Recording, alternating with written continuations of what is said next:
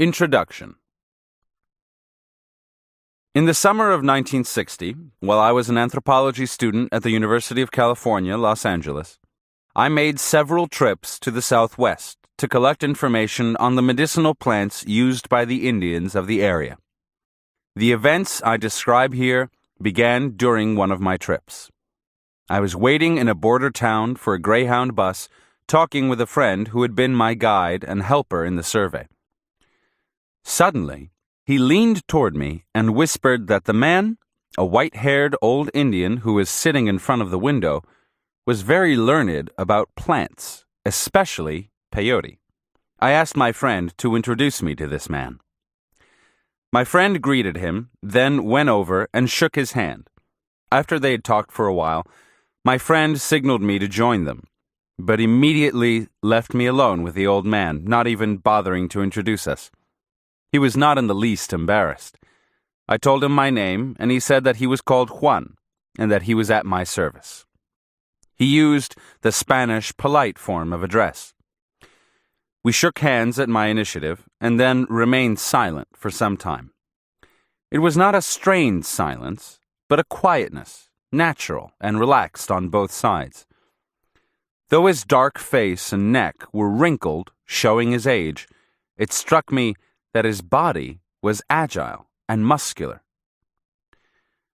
I then told him that I was interested in obtaining information about medicinal plants. Although in truth I was almost totally ignorant about peyote, I found myself pretending that I knew a great deal, and even suggesting that it might be to his advantage to talk with me. As I rattled on, he nodded slowly and looked at me, but said nothing. I avoided his eyes, and we finished by standing, the two of us, in dead silence. Finally, after what seemed a very long time, Don Juan got up and looked out of the window. His bus had come. He said goodbye and left the station. I was annoyed at having talked nonsense to him, and it being seen through by those remarkable eyes. When my friend returned, he tried to console me for my failure to learn anything from Don Juan. He explained that the old man was often silent or noncommittal, but the disturbing effect of this first encounter was not so easily dispelled. I made a point of finding out where Don Juan lived, and later visited him several times. On each visit, I tried to lead him to discuss peyote, but without success. We became, nonetheless, very good friends, and my scientific investigation was forgotten, or was at least redirected into channels that were worlds apart from my original intention.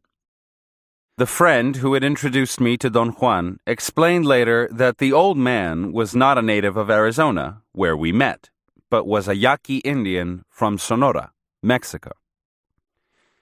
At first, I saw Don Juan simply as a rather peculiar man who knew a great deal about peyote and who spoke Spanish remarkably well.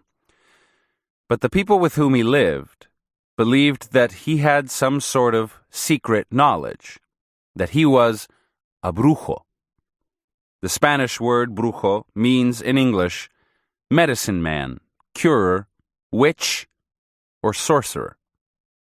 It connotes essentially a person who has extraordinary and usually evil powers. I had known Don Juan for a whole year before he took me into his confidence. One day, he explained that he possessed a certain knowledge that he had learned from a teacher, a benefactor, as he called him, who had directed him in a kind of apprenticeship. Don Juan had, in turn, chosen me to serve as his apprentice, but he warned me that I would have to make a very deep commitment, and that the training was long and arduous. In describing his teacher, Don Juan used the word diablero. Later, I learned that diablero is a term used only by the Sonoran Indians. It refers to an evil person who practices black sorcery and is capable of transforming himself into an animal, a bird, a dog, a coyote, or any other creature.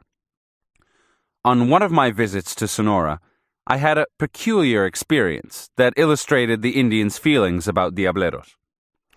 I was driving at night in the company of 2 Indian friends when I saw an animal that seemed to be a dog crossing the highway.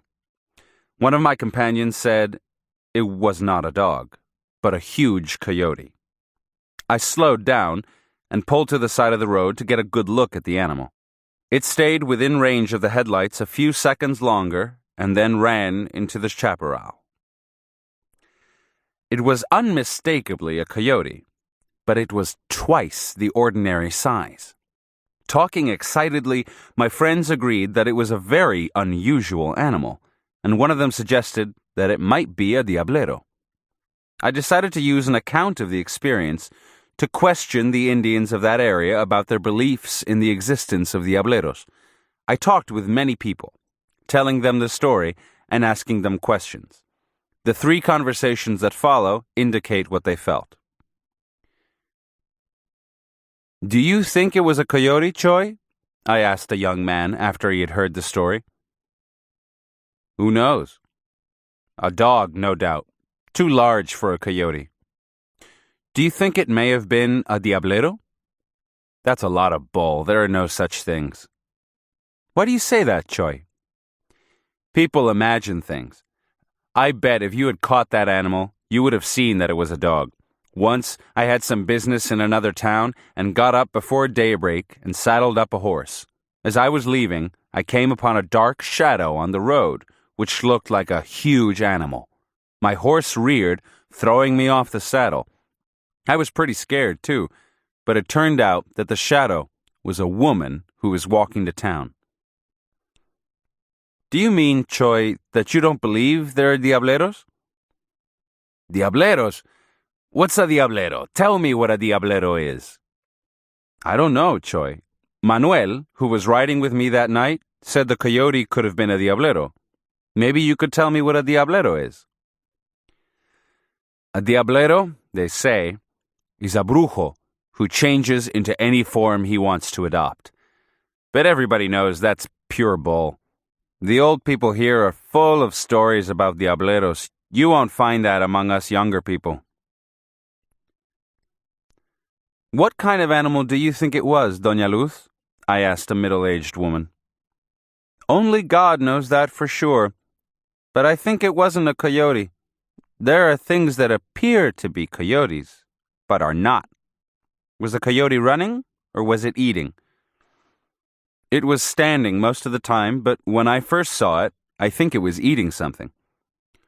"Are you sure it wasn't carrying something in its mouth?" "Perhaps it was, but tell me, would that make any difference?" "Yes, it would. If it was carrying something in its mouth, it wasn't a coyote." "What was it then?" "It was a man or a woman." "What do you call such people, Doña Luz?" She didn't answer. I questioned her for a while longer, but without success. Finally, she said she didn't know. I asked her if such people were called diableros, and she answered that diablero was one of the names given to them. "Do you know any diableros?" I asked. "I knew one woman," she replied. "She was killed. It happened when I was a little girl.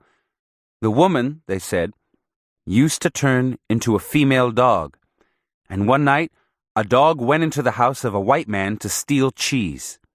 The white man killed the dog with a shotgun, and at the very moment the dog died in the house of the white man, the woman died in her own hut. Her kin got together and went to the white man and demanded payment. The white man paid good money for having killed her." "How could they demand payment if it was only a dog he killed?" "They said that the white man knew it wasn't a dog because other people were with him and they all saw that the dog stood up on its legs like a man and reached for the cheese, which was on a tray hanging from the roof. The men were waiting for the thief because the white man's cheese was being stolen every night, so the man killed the thief, knowing it wasn't a dog." "Are there any diableros nowadays, Doña Luz?" "Such things are very secret. They say there are no more diableros, but I doubt it, because one member of a diablero's family has to learn what the diablero knows. Diableros have their own laws, and one of them is that a diablero has to teach his secrets to one of his kin. What do you think the animal was, Genaro? I asked a very old man. A dog from one of the ranchos of that area. What else? It could have been a diablero. A diablero? You're crazy. There are no diableros. Do you mean that there are none today, or that there never were any? At one time there were, yes. It's common knowledge. Everybody knows that. But the people were very afraid of them and had them all killed. Who killed them, Genaro? All the people of the tribe. The last diablero I knew about was S. He killed dozens, maybe even hundreds of people with his sorcery. We couldn't put up with that, and the people got together and took him by surprise one night and burned him alive. How long ago was that, Genaro? In 1942. Did you see it yourself? No, but people still talk about it. They say that there were no ashes left, even though the stake was made of fresh wood. All that was left at the end was a huge pool of grease. Although Don Juan categorized his benefactor as a diablero, he never mentioned the place where he had acquired his knowledge, nor did he identify his teacher.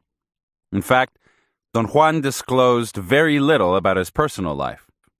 All he said was that he had been born in the Southwest in 1891, that he had spent nearly all his life in Mexico, that in 1900 his family was exiled by the Mexican government to central Mexico, along with thousands of other Sonoran Indians, and that he had lived in central and southern Mexico until 1940. Thus, as Don Juan had traveled a great deal, his knowledge may have been the product of many influences. And although he regarded himself as an Indian from Sonora, I wasn't sure whether to place the context of his knowledge totally in the culture of the Sonoran Indians. But it's not my intention here to determine his precise cultural milieu. I began to serve my apprenticeship to Don Juan in June 1961. Prior to that time, I'd seen him on various occasions, but always in the capacity of an anthropological observer.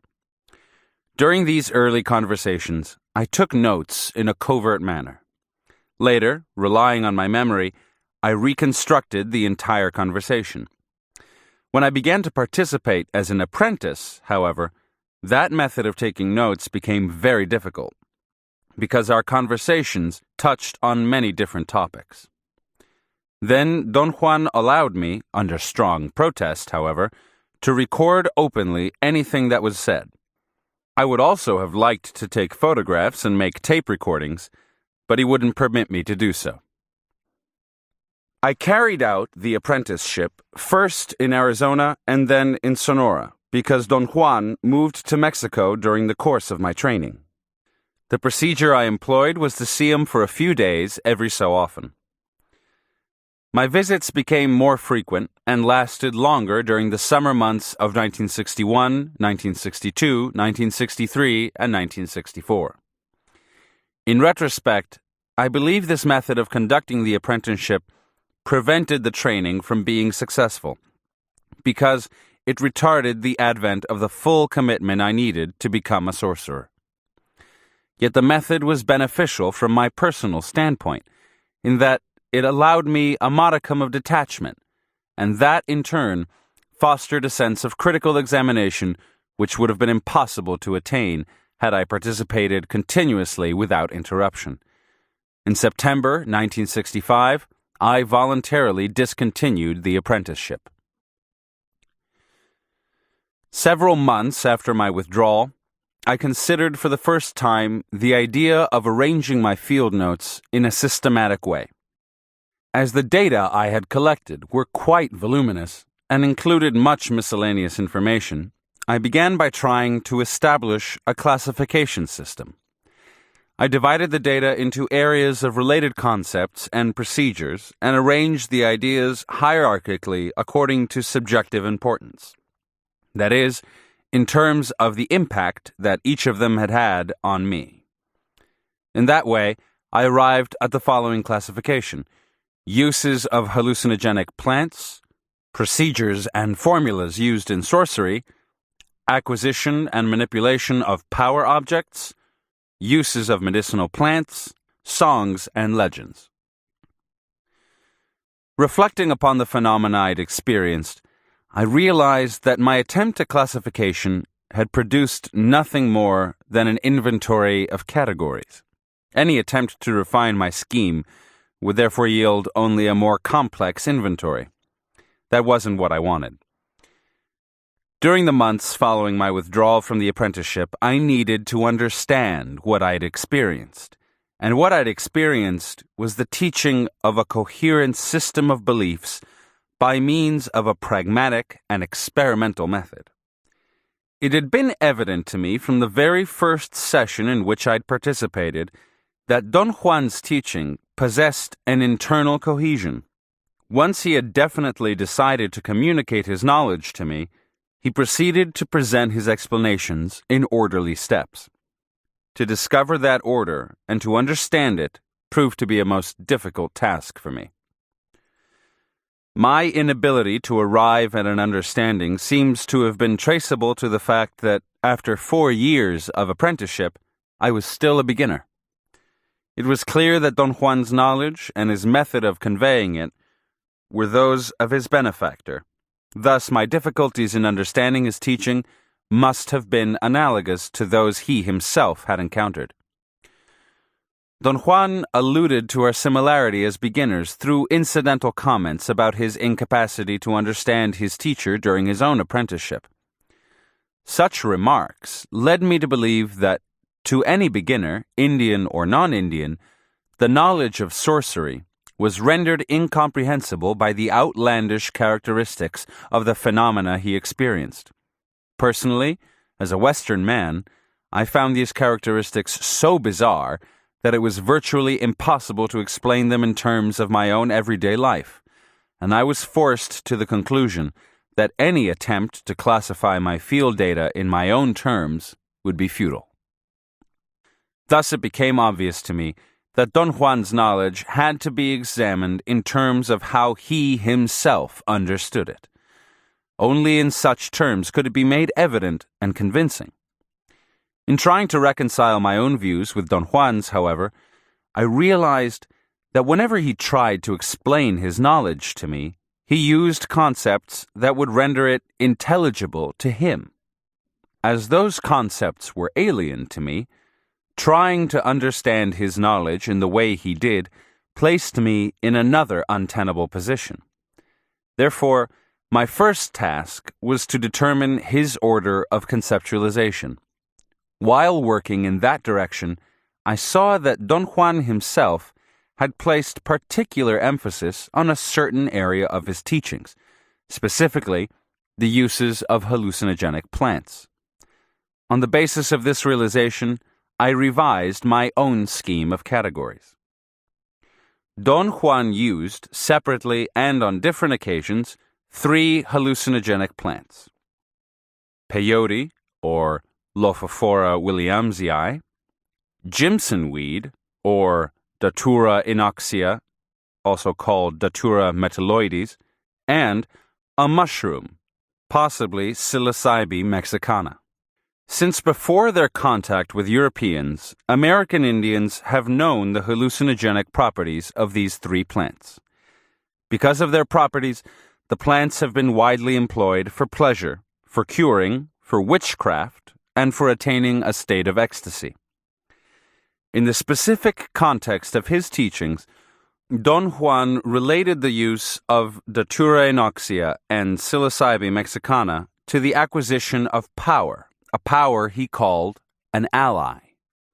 He related the use of Lophophora williamsii to the acquisition of wisdom, or the knowledge of the right way to live. The importance of the plants was, for Don Juan, their capacity to produce stages of peculiar perception in a human being.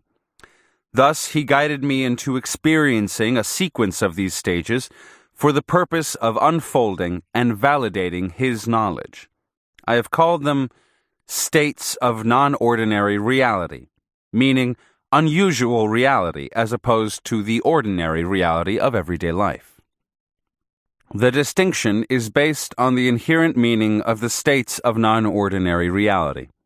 In the context of Don Juan's knowledge, they were considered as real, although their reality was differentiated from ordinary reality. Don Juan believed the states of non-ordinary reality to be the only form of pragmatic learning and the only means of acquiring power. He conveyed the impression that other parts of his teachings were incidental to the acquisition of power. This point of view permeated Don Juan's attitude toward everything not directly connected with the states of non-ordinary reality. Throughout my field notes, there are scattered references to the way Don Juan felt. For example, in one conversation, he suggested that some objects have a certain amount of power in themselves. Although he himself had no respect for power objects, he said they were frequently used as aids by lesser brujos. I often asked him about such objects, but he seemed totally uninterested in discussing them. When the topic was raised again on another occasion, however, he reluctantly consented to talk about them. "There are certain objects that are permeated with power," he said. "There are scores of such objects which are fostered by powerful men with the aid of friendly spirits. These objects are tools, not ordinary tools, but tools of death. Yet they are only instruments. They have no power to teach. Properly speaking, they are in the realm of war, objects designed for strife. They are made to kill, to be hurled." "What kind of objects are they, Don Juan?" "They are not really objects. Rather, they are types of power." "How can one get those types of power, Don Juan?" "That depends on the kind of object you want." "How many kinds are there?" "As I have already said, there are scores of them. Anything can be a power object." "Well, which are the most powerful, then?" "The power of an object depends on its owner, on the kind of man he is. A power object fostered by a lesser brujo is almost a joke. On the other hand, a strong, powerful brujo gives his strength to his tools." "Which power objects are the most common, then? Which ones do most brujos prefer?" "There are no preferences. They are all power objects, all just the same." "Do you have any yourself, Don Juan?" He didn't answer. He just looked at me and laughed. He remained quiet for a long time, and I thought my questions were annoying him. "There are limitations on those types of powers," he went on. "But such a point is, I'm sure, incomprehensible to you. It has taken me nearly a lifetime to understand that, by itself, an ally can reveal all the secrets of these lesser powers, rendering them rather childish. I had tools like that at one time, when I was very young." "What power objects did you have?" "Maíz pinto, crystals, and feathers." "What is maíz pinto, Don Juan?" "It's a small kernel of corn which has a streak of red color in its middle." "Is it a single kernel?" "No. A brujo owns 48 kernels." "What do the kernels do, Don Juan?" "Each one of them can kill a man by entering into his body." "How does a kernel enter into a human body?" "It is a power object, and its power consists, among other things, in entering into the body." "What does it do when it enters into the body?" "It immerses itself in the body. It settles on the chest or on the intestines. The man becomes ill, and unless the brujo who is tending him is stronger than the bewitcher, he will die within 3 months from the moment the kernel entered into his body." "Is there any way of curing him?" "The only way is to suck the kernel out, but very few brujos would dare to do that. A brujo may succeed in sucking the kernel out, but unless he is powerful enough to repel it, it will get inside him and will kill him instead. But how does a kernel manage to enter into someone's body? To explain that, I must tell you about corn witchcraft, which is one of the most powerful witchcrafts I know. The witchcraft is done by two kernels. One of them is put inside a fresh bud of a yellow flower. The flower is then set on a spot where it will come into contact with the victim, the road on which he walks every day, or any place where he is habitually present. As soon as the victim steps on the kernel or touches it in any way, the witchcraft is done. The kernel immerses itself in the body. What happens to the kernel after the man has touched it? All its power goes inside the man, and the kernel is free. It becomes just another kernel. It may be left at the site of the witchcraft, or it may be swept away. It doesn't matter. It's better to sweep it away into the underbrush, where a bird will eat it. Can a bird eat it before the man touches it? No. No bird is that stupid, I assure you. The birds stay away from it. Don Juan then described a very complex procedure by which such power kernels can be obtained. You must bear in mind that Maíz Pinto is merely an instrument, not an ally, he said. Once you make that distinction, you will have no problem, but if you consider such tools to be supreme, you will be a fool. Are the power objects as powerful as an ally? I asked.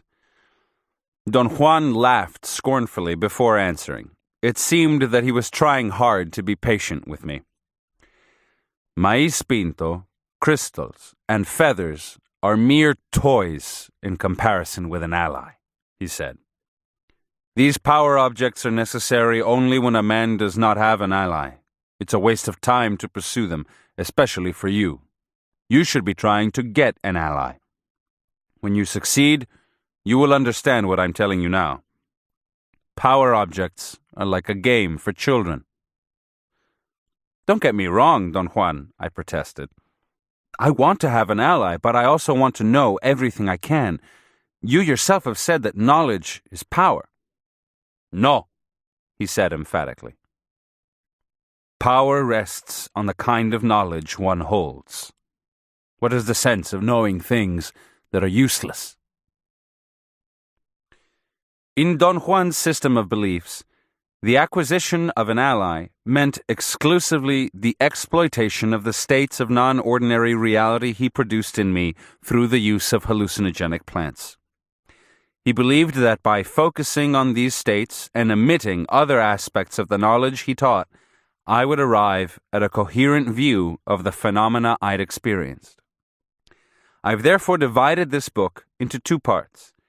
In the first part, I present selections from my field notes dealing with the states of non-ordinary reality I underwent during my apprenticeship. As I've arranged my notes to fit the continuity of the narrative, they're not always in proper chronological sequence. I never wrote my description of a state of non-ordinary reality until several days after I'd experienced it, waiting until I was able to treat it calmly and objectively. My conversations with Don Juan, however, were taken down as they occurred, immediately after each state of non-ordinary reality.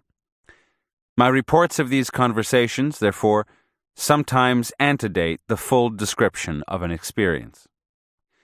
My field notes disclose the subjective version of what I perceived while undergoing the experience. That version is presented here just as I narrated it to Don Juan, who demanded a complete and faithful recollection of every detail and a full recounting of each experience. At the time of recording these experiences, I added incidental details in an attempt to recapture the total setting of each state of non-ordinary reality. I wanted to describe the emotional impact I had experienced as completely as possible. My field notes also reveal the content of Don Juan's system of beliefs. I have condensed long pages of questions and answers between Don Juan and myself in order to avoid reproducing the repetitiveness of conversation. But as I also want to reflect accurately the overall mood of our exchanges, I've deleted only dialogue that contributed nothing to my understanding of his way of knowledge. The information Don Juan gave me about his way of knowledge was always sporadic, and for every spurt on his part, there were hours of probing on mine. Nevertheless, there were innumerable occasions on which he freely expounded his knowledge. In the second part of this book, I present a structural analysis drawn exclusively from the data reported in the first part. Through my analysis, I seek to support the following contentions. Number 1, Don Juan presented his teachings as a system of logical thought. Number 2, the system made sense only if examined in the light of its structural units. And number 3, the system was devised to guide an apprentice to a level of conceptualization which explained the order of the phenomena he had experienced. Part 1. The Teachings. Chapter 1. My notes on my first session with Don Juan are dated June 23, 1961. That was the occasion when the teachings began.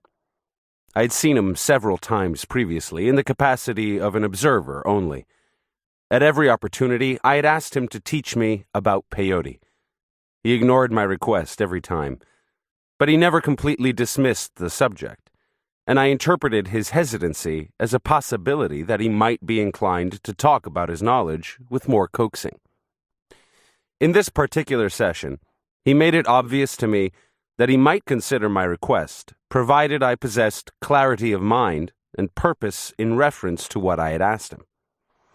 It was impossible for me to fulfill such a condition, for I had asked him to teach me about peyote only as a means of establishing a link of communication with him.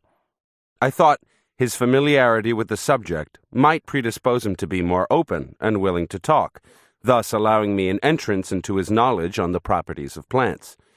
He had interpreted my request literally, however, and was concerned about my purpose in wishing to learn about peyote. Friday, June 23, 1961. Would you teach me about peyote, Don Juan? Why would you like to undertake such learning? I really would like to know about it. Is not just to want to know a good reason? No. You must search in your heart and find out why a young man like you wants to undertake such a task of learning. Why did you learn about it yourself, Don Juan? Why do you ask that? Maybe we both have the same reasons. I doubt that. I am an Indian. We don't have the same paths. The only reason I have is that I want to learn about it, just to know. But I assure you, Don Juan, my intentions are not bad. I believe you. I've smoked you. I beg your pardon? It doesn't matter now. I know your intentions. Do you mean you saw through me? You could put it that way. Will you teach me then? No. Is it because I'm not an Indian? No. It's because you don't know your heart. What's important is that you know exactly why you want to involve yourself. Learning about mezcalito is a most serious act. If you were an Indian, your desire alone would be sufficient. Very few Indians have such a desire. Sunday, June 25th, 1961. I stayed with Don Juan all afternoon on Friday. I was going to leave about 7 p.m. We were sitting on the porch in front of his house, and I decided to ask him once more about the teaching. It was almost a routine question, and I expected him to refuse again.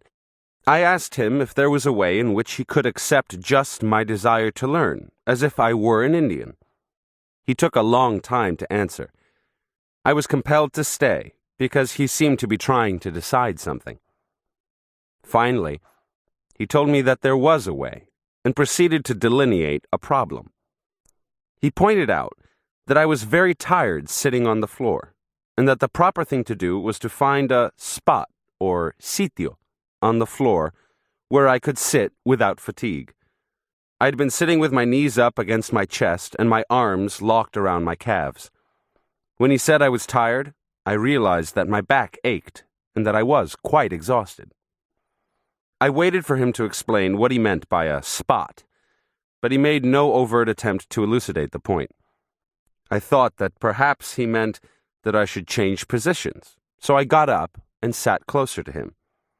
He protested my movement and clearly emphasized that a spot meant a place where a man could feel naturally happy and strong.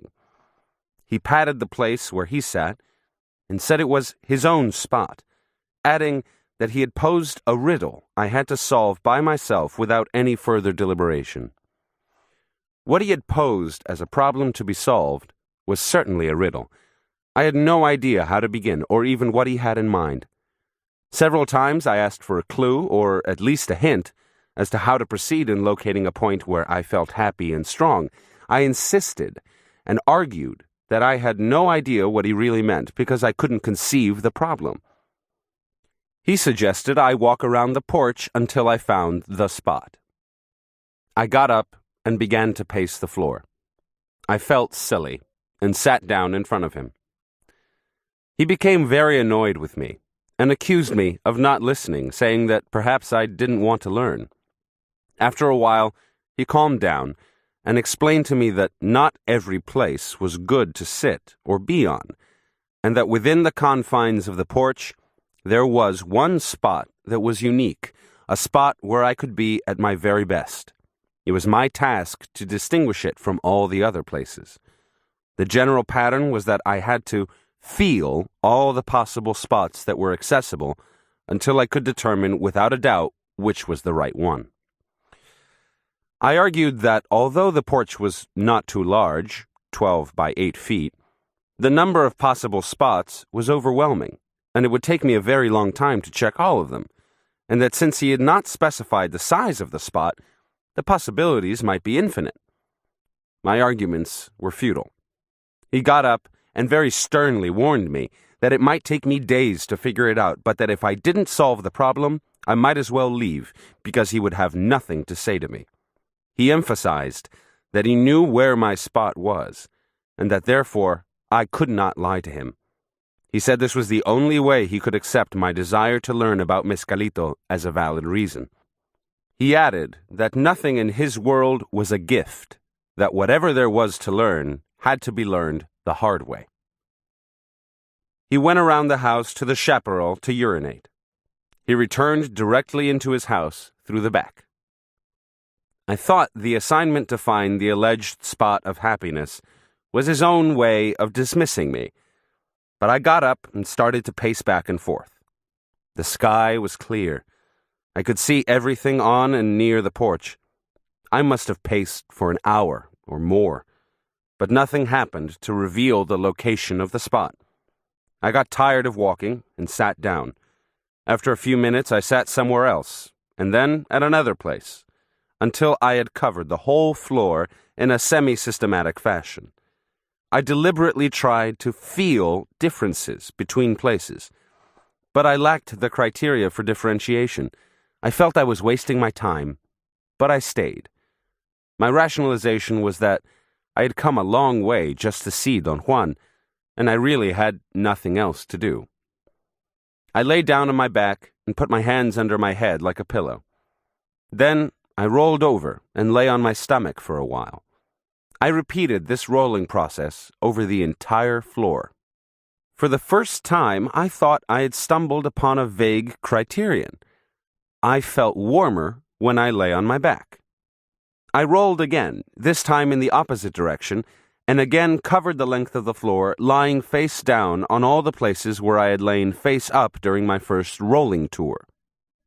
I experienced the same warm and cold sensations, depending on my position, but there was no difference between spots. Then an idea occurred to me, which I thought to be brilliant. Don Juan's spot. I sat there, and then lay face down at first and later on my back. but the place was just like all the others. I stood up. I had had enough. I wanted to say goodbye to Don Juan, but I was embarrassed to wake him up. I looked at my watch. It was 2:00 in the morning. I had been rolling for 6 hours. At that moment, Don Juan came out and went around the house to the chaparral. He came back and stood at the door. I felt utterly dejected, and I wanted to say something nasty to him and leave. But I realized that it wasn't his fault, that it was my own choice to go through all that nonsense. I told him I'd failed. I'd been rolling on his floor like an idiot all night and still couldn't make any sense of his riddle.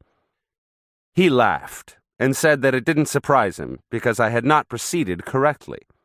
I hadn't been using my eyes. That was true, yet I was very sure he'd said to feel the difference.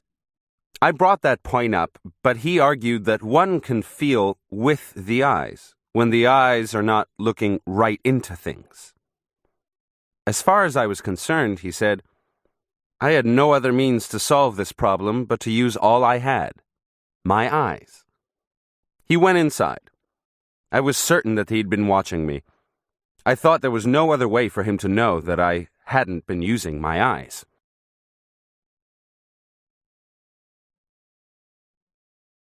I began to roll again, because that was the most comfortable procedure.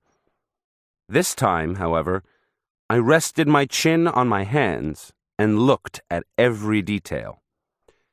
After an interval, the darkness around me changed.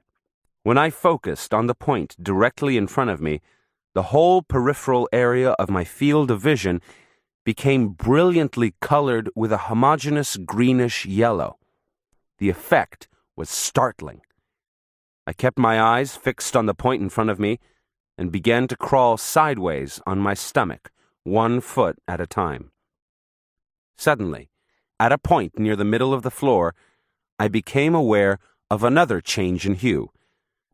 At a place to my right, still in the periphery of my field of vision, the greenish yellow became intensely purple. I concentrated my attention on it. The purple faded into a pale but still brilliant color, which remained steady for the time I kept my attention on it. I marked the place with my jacket and called Don Juan. He came out to the porch. I was truly excited. I'd actually seen the change in hues. He seemed unimpressed, but told me to sit on the spot and report to him what kind of feeling I had. I sat down and then lay on my back. He stood by me and asked me repeatedly how I felt, but I didn't feel anything different. For about 15 minutes, I tried to feel or to see a difference, while Don Juan stood by me patiently. I felt disgusted. I had a metallic taste in my mouth. Suddenly, I developed a headache. I was about to get sick. The thought of my nonsensical endeavors irritated me to a point of fury. I got up. Don Juan must have noticed my profound frustration. He didn't laugh, but very seriously stated that I had to be inflexible with myself if I wanted to learn. Only 2 choices were open to me, he said. Either to quit and go home, in which case I would never learn, or to solve the riddle. He went inside again. I wanted to leave immediately, but I was too tired to drive. Besides, perceiving the hues had been so startling that I was sure it was a criterion of some sort, and perhaps there were other changes to be detected.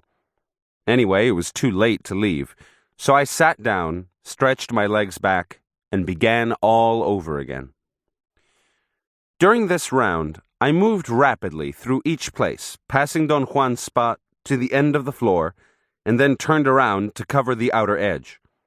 When I reached the center, I realized that another change in coloration was taking place, again on the edge of my field of vision. The uniform chartreuse I was seeing all over the area turned, at one spot to my right, into a sharp verdigris.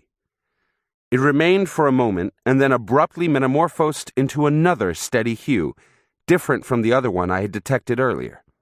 I took off one of my shoes and marked the point, and kept on rolling until I had covered the floor in all possible directions, No other change of coloration took place. I came back to the point marked with my shoe and examined it. It was located 5 to 6 feet away from the spot marked by my jacket in a southeasterly direction. There was a large rock next to it. I lay down there for quite some time trying to find clues, looking at every detail, but I didn't feel anything different. I decided to try the other spot. I quickly pivoted on my knees and was about to lie down on my jacket when I felt an unusual apprehension. It was more like a physical sensation of something actually pushing on my stomach. I jumped up and retreated in one movement. The hair on my neck pricked up. My legs had arched slightly, my trunk was bent forward, and my arms stuck out in front of me rigidly with my fingers contracted like a claw. I took notice of my strange posture, and my fright increased. I walked back involuntarily and sat down on the rock next to my shoe. From the rock, I slumped to the floor.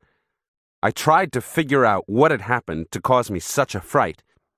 I thought it must have been the fatigue I was experiencing. It was nearly daytime. I felt silly and embarrassed, yet I had no way to explain what had frightened me, nor had I figured out what Don Juan wanted. I decided to give it one last try.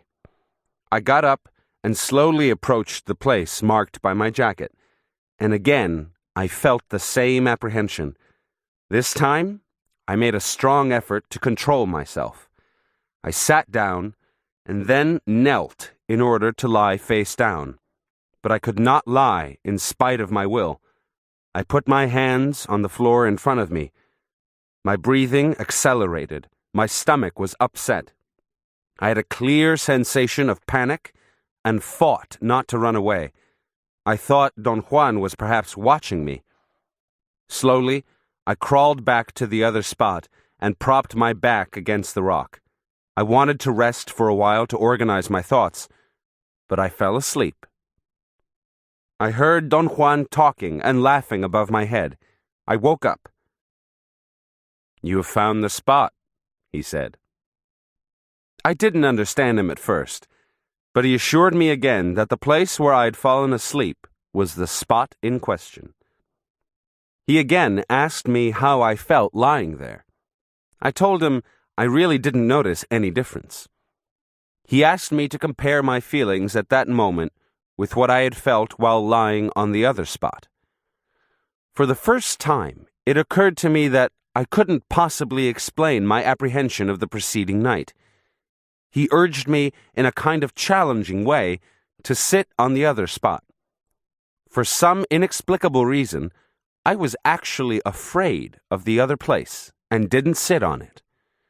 He asserted that only a fool could fail to see the difference. I asked him if each of the two spots had a special name.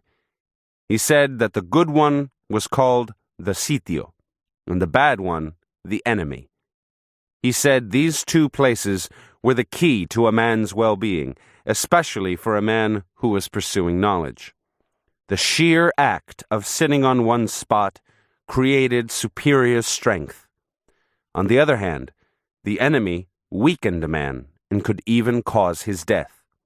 He said I had replenished my energy, which I had spent lavishly the night before, by taking a nap on my spot. He also said that the colors I had seen in association with each specific spot had the same overall effect, either of giving strength or of curtailing it. I asked him if there were other spots for me like the two I had found, and how I should go about finding them. He said that many places in the world would be comparable to those two, and that the best way to find them was by detecting their respective colors. It wasn't clear to me whether or not I had solved the problem, and in fact, I wasn't even convinced that there had been a problem. I couldn't avoid feeling that the whole experience was forced and arbitrary. I was certain that Don Juan had watched me all night, and then proceeded to humor me by saying that wherever I had fallen asleep was the place I was looking for. Yet I failed to see a logical reason for such an act, and when he challenged me to sit on the other spot, I couldn't do it. There was a strange cleavage between my pragmatic experience of fearing the other spot and my rational deliberations about the total event. Don Juan, on the other hand, was very sure I had succeeded, and acting in accordance with my success, let me know he was going to teach me about peyote. "You asked me to teach you about mezcalito," he said. "I wanted to find out if you had enough backbone to meet him face to face. Mezcalito is not something to make fun of. You must have command over your resources. Now I know I can take your desire alone as a good reason to learn." "You really are going to teach me about peyote?" "I prefer to call him mezcalito. Do the same." "When are you going to start?" "It's not so simple as that. You must be ready first." "I think I'm ready." "This is not a joke. You must wait until there is no doubt, and then you will meet him." "Do I have to prepare myself?" "No. You simply have to wait. You may give up the whole idea after a while. You get tired easily. Last night, you were ready to quit as soon as it got difficult. Mezcalito requires a very serious intent." Chapter 2. Monday, August 7th, 1961. I arrived at Don Juan's house in Arizona about 7 o'clock on Friday night. 5 other Indians were sitting with him on the porch of his house. I greeted him and sat waiting for them to say something. After a formal silence, one of the men got up, walked over to me, and said, "Buenas noches." I stood up and answered, "Buenas noches." Then all the other men got up and came to me, and we all mumbled "Buenas noches," and shook hands, either by barely touching one another's fingertips or by holding the hand for an instant and then dropping it quite abruptly. We all sat down again. They seemed to be rather shy, at a loss for words, although they all spoke Spanish. It must have been about 7:30 when suddenly they all got up and walked toward the back of the house. Nobody had said a word for a long time. Don Juan signaled me to follow, and we all got inside an old pickup truck parked there. I sat in the back with Don Juan and 2 younger men. There were no cushions or benches, and the metal floor was painfully hard, especially when we left the highway and got onto a dirt road. Don Juan whispered that we were going to the house of one of his friends who had 7 mezcalitos for me. I asked him, "Don't you have any of them yourself, Don Juan?" "I do, but I couldn't offer them to you. You see, someone else has to do this." "Can you tell me why?" "Perhaps you're not agreeable to him, and he won't like you, and then you'll never be able to know him with affection, as one should, and our friendship will be broken." "Why wouldn't he like me? I've never done anything to him." "You don't have to do anything to be liked or disliked. He either takes you or throws you away." "But if he doesn't take me, isn't there anything I can do to make him like me?" The other 2 men seemed to have overheard my question and laughed. "No, I can't think of anything one can do," Don Juan said. He turned half away from me, and I couldn't talk to him anymore. We must have driven for at least an hour before we stopped in front of a small house. It was quite dark, and after the driver had turned off the headlights, I could make out only the vague contour of the building. A young woman, a Mexican, judging by her speech inflection, was yelling at a dog to make him stop barking. We got out of the truck and walked into the house. The men mumbled "Buenas noches" as they went by her. She answered back and went on yelling at the dog. The room was large and was stacked up with a multitude of objects. A dim light from a very small electric bulb rendered the scene quite gloomy. There were quite a few chairs with broken legs and sagging seats leaning against the walls. 3 of the men sat down on a couch, which was the largest single piece of furniture in the room. It was very old and had sagged down all the way to the floor. In the dim light, it seemed to be red and dirty. The rest of us sat in chairs. We sat in silence for a long time. One of the men suddenly got up and went into another room. He was perhaps in his 50s, dark, tall, and husky.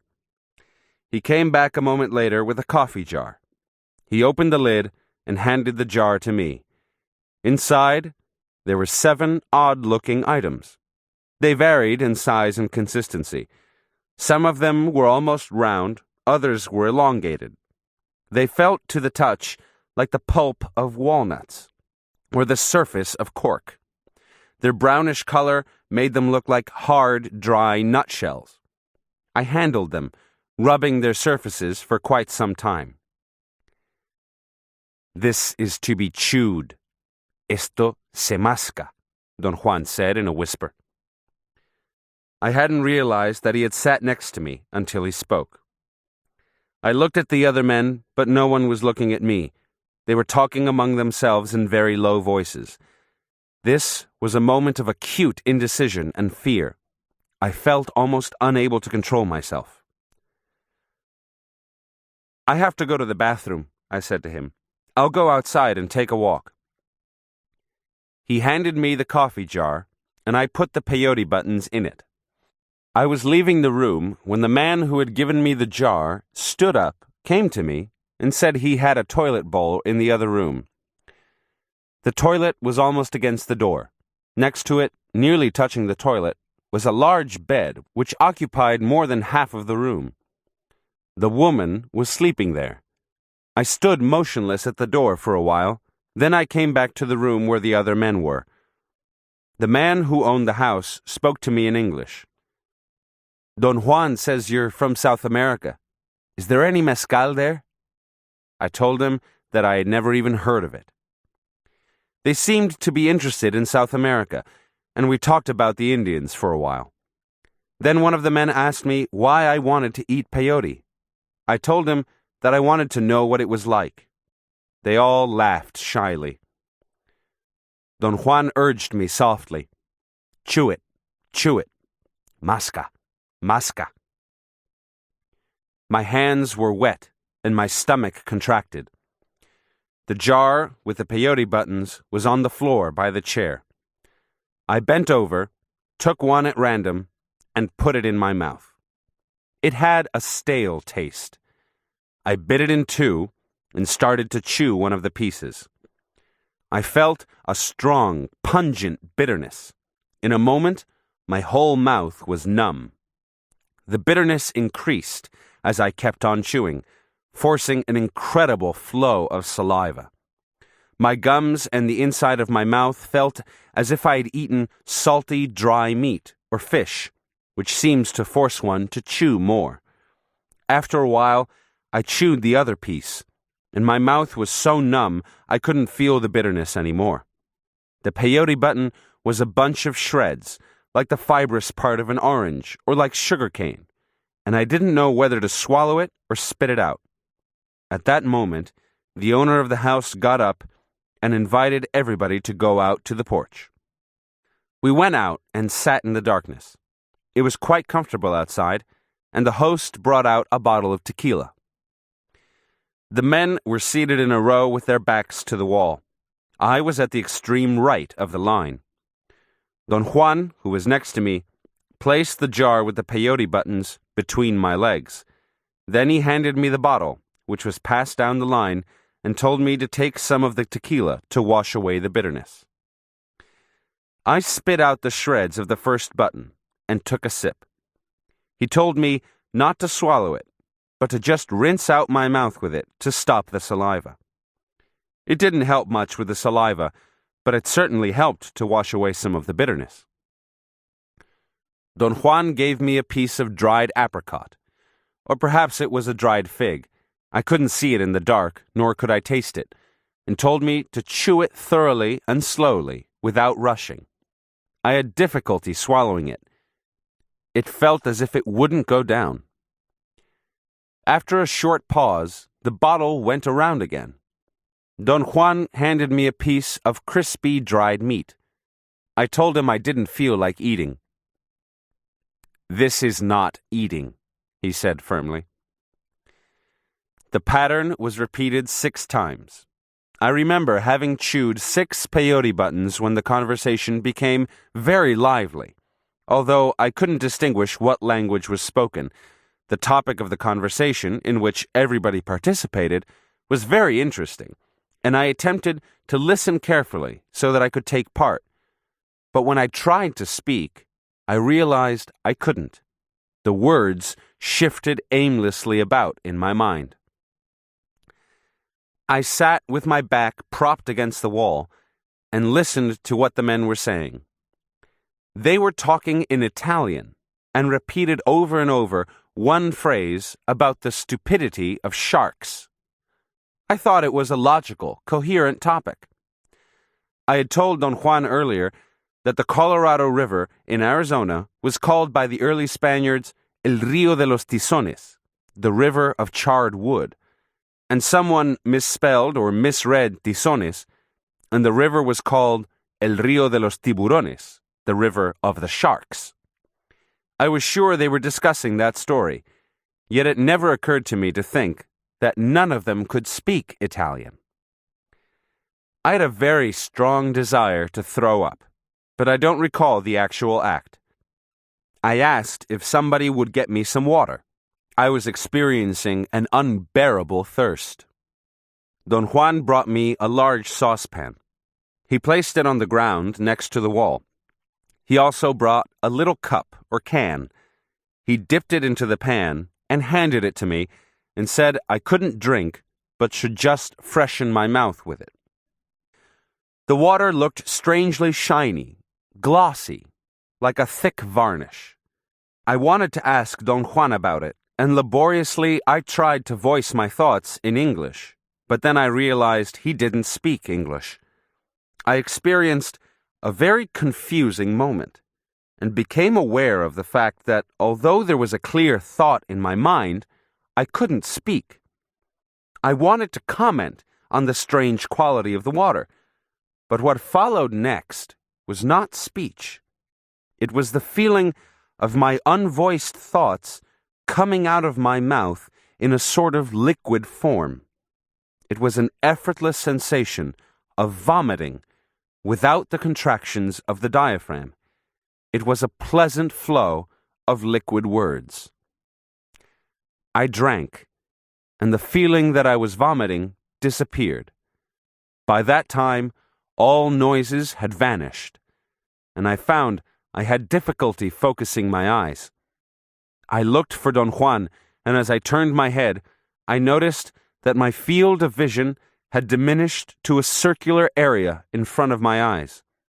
This feeling was neither frightening nor discomforting, but quite to the contrary. It was a novelty.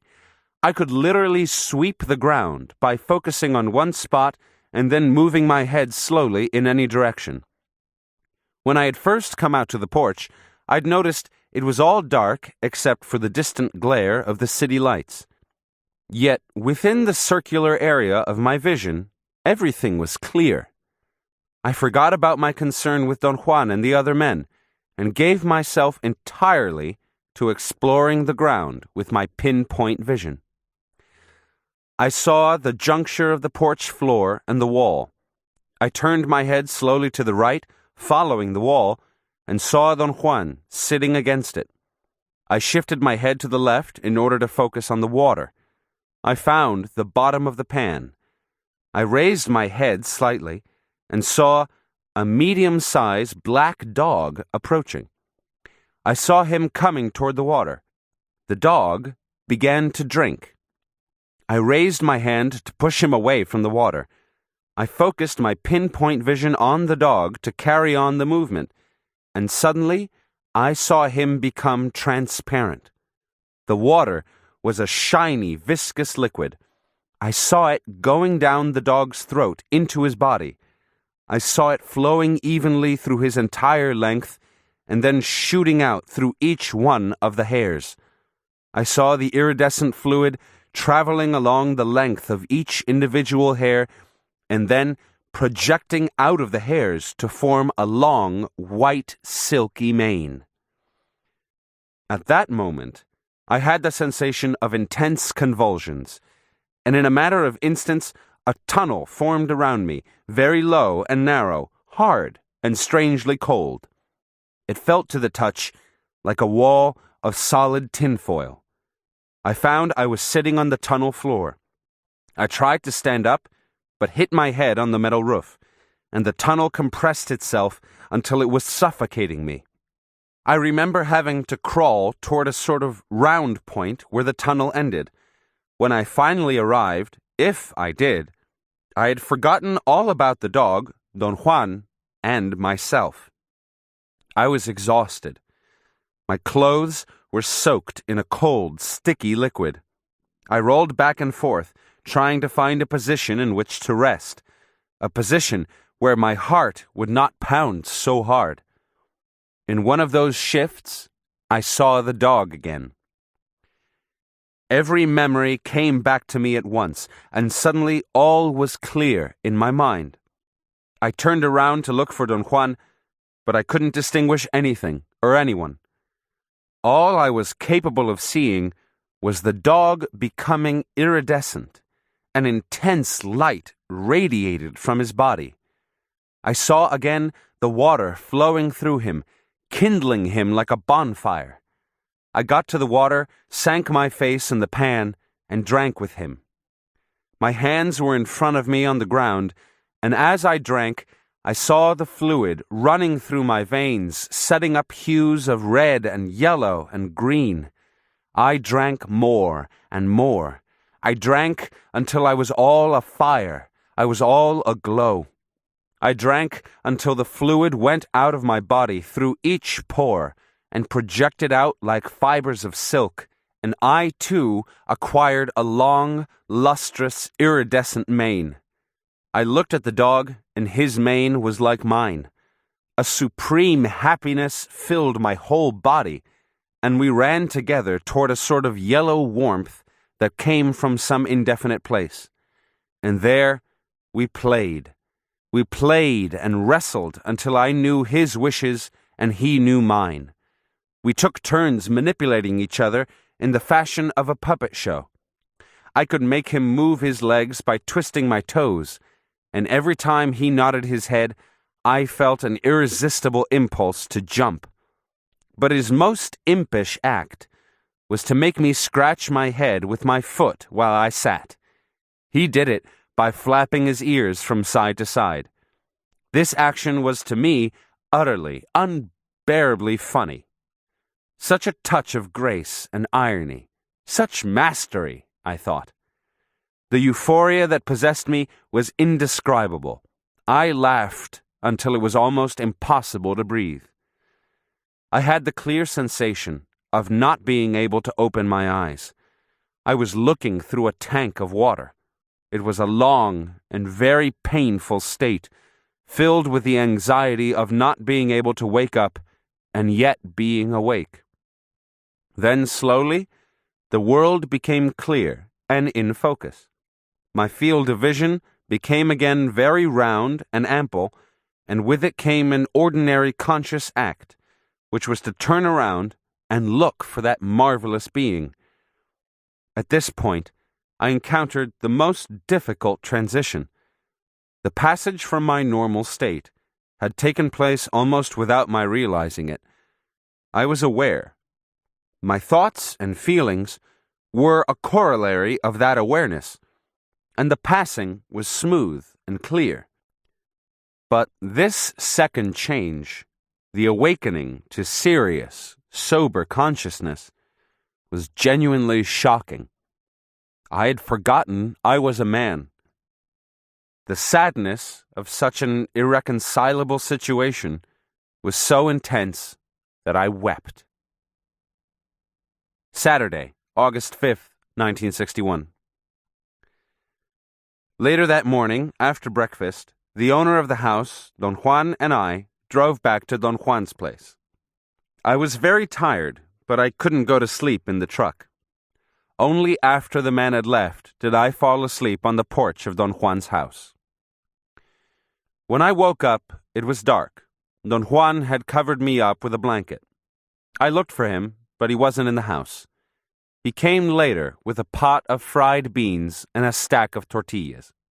I was extremely hungry. After we'd finished eating and were resting, he asked me to tell him all that had happened to me the night before. I related my experience in great detail and as accurately as possible. When I finished, he nodded his head and said, "I think you're fine. It's difficult for me to explain now how and why, but I think it went all right for you. You see, sometimes he is playful, like a child. At other times, he is terrible, fearsome.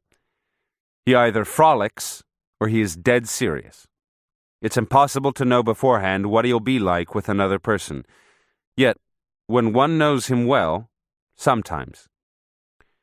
You played with him tonight. You're the only person I know who's had such an encounter." "In what way does my experience differ from that of others?" "You're not an Indian. Therefore, it is hard for me to figure out what is what. Yet he either takes people or rejects them, regardless of whether they are Indians or not. That I know. I've seen numbers of them. I also know that he frolics. He makes some people laugh. But never have I seen him play with anyone." "Can you tell me now, Don Juan, how does peyote protect—" He didn't let me finish. Vigorously, he touched me on the shoulder. "Don't you ever name him that way. You haven't seen enough of him yet to know him." "How does Mescalito protect people?" "He advises. He answers whatever questions you ask." "Then Mescalito is real? I mean, he's something you can see?" He seemed to be baffled by my question. He looked at me with a sort of blank expression. "What I mean to say is that Mescalito—" "I heard what you said. Didn't you see him last night?" I wanted to say that I saw only a dog, but I noticed his bewildered look. "Then you think what I saw last night was him?" He looked at me with contempt. He chuckled, shook his head as though he couldn't believe it, and in a very belligerent tone he added, "¿A poco crees que era tu mamá?" "Don't tell me you believe it was your mama." He paused before saying mama because what he meant to say was tu chingada madre, an idiom used as a disrespectful allusion to the other party's mother. The word mama was so incongruous that we both laughed for a long time. Then I realized he had fallen asleep and hadn't answered my question. Sunday, August 6th, 1961.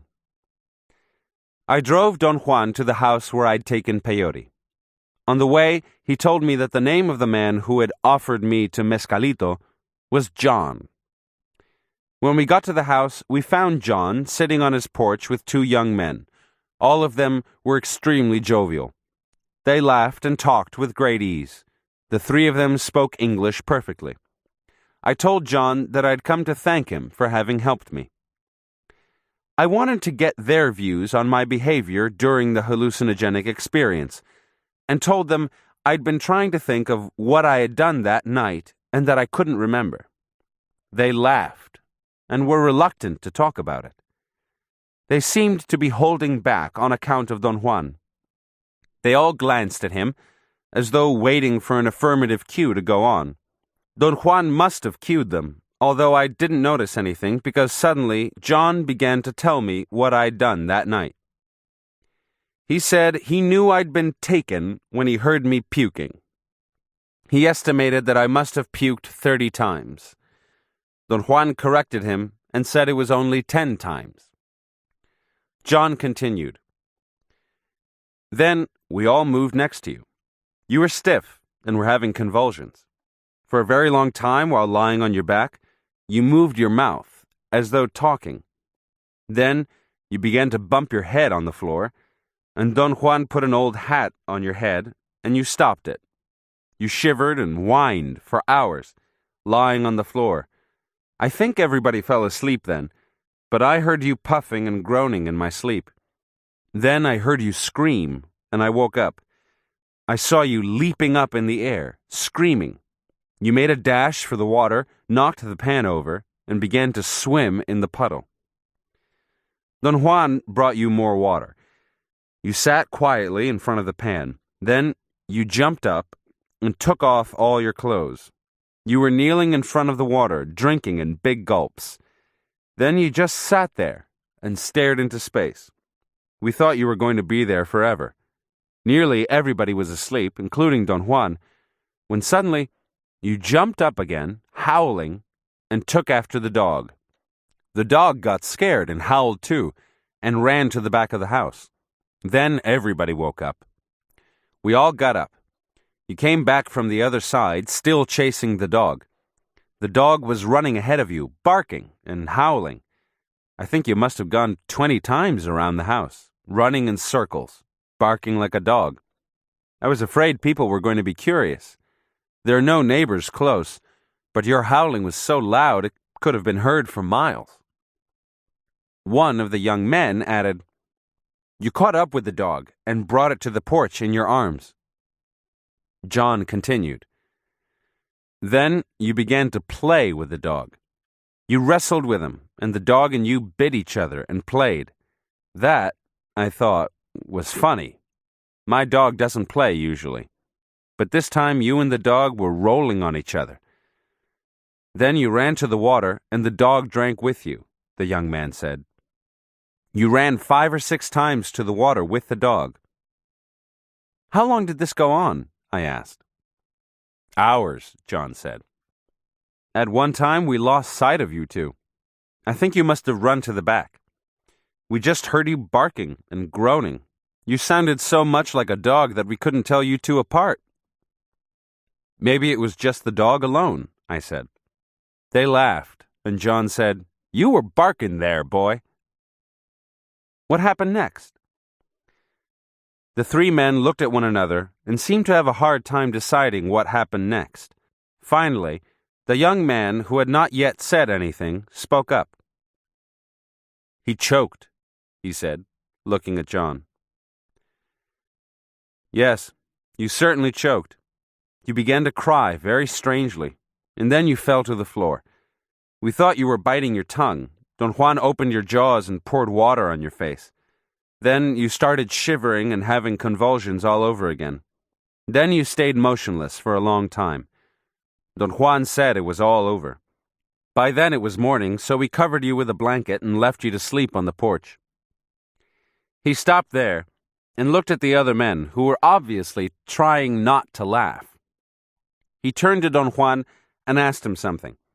Don Juan smiled and answered the question. John turned to me and said, "We left you here on the porch because we were afraid you were going to piss all over the rooms."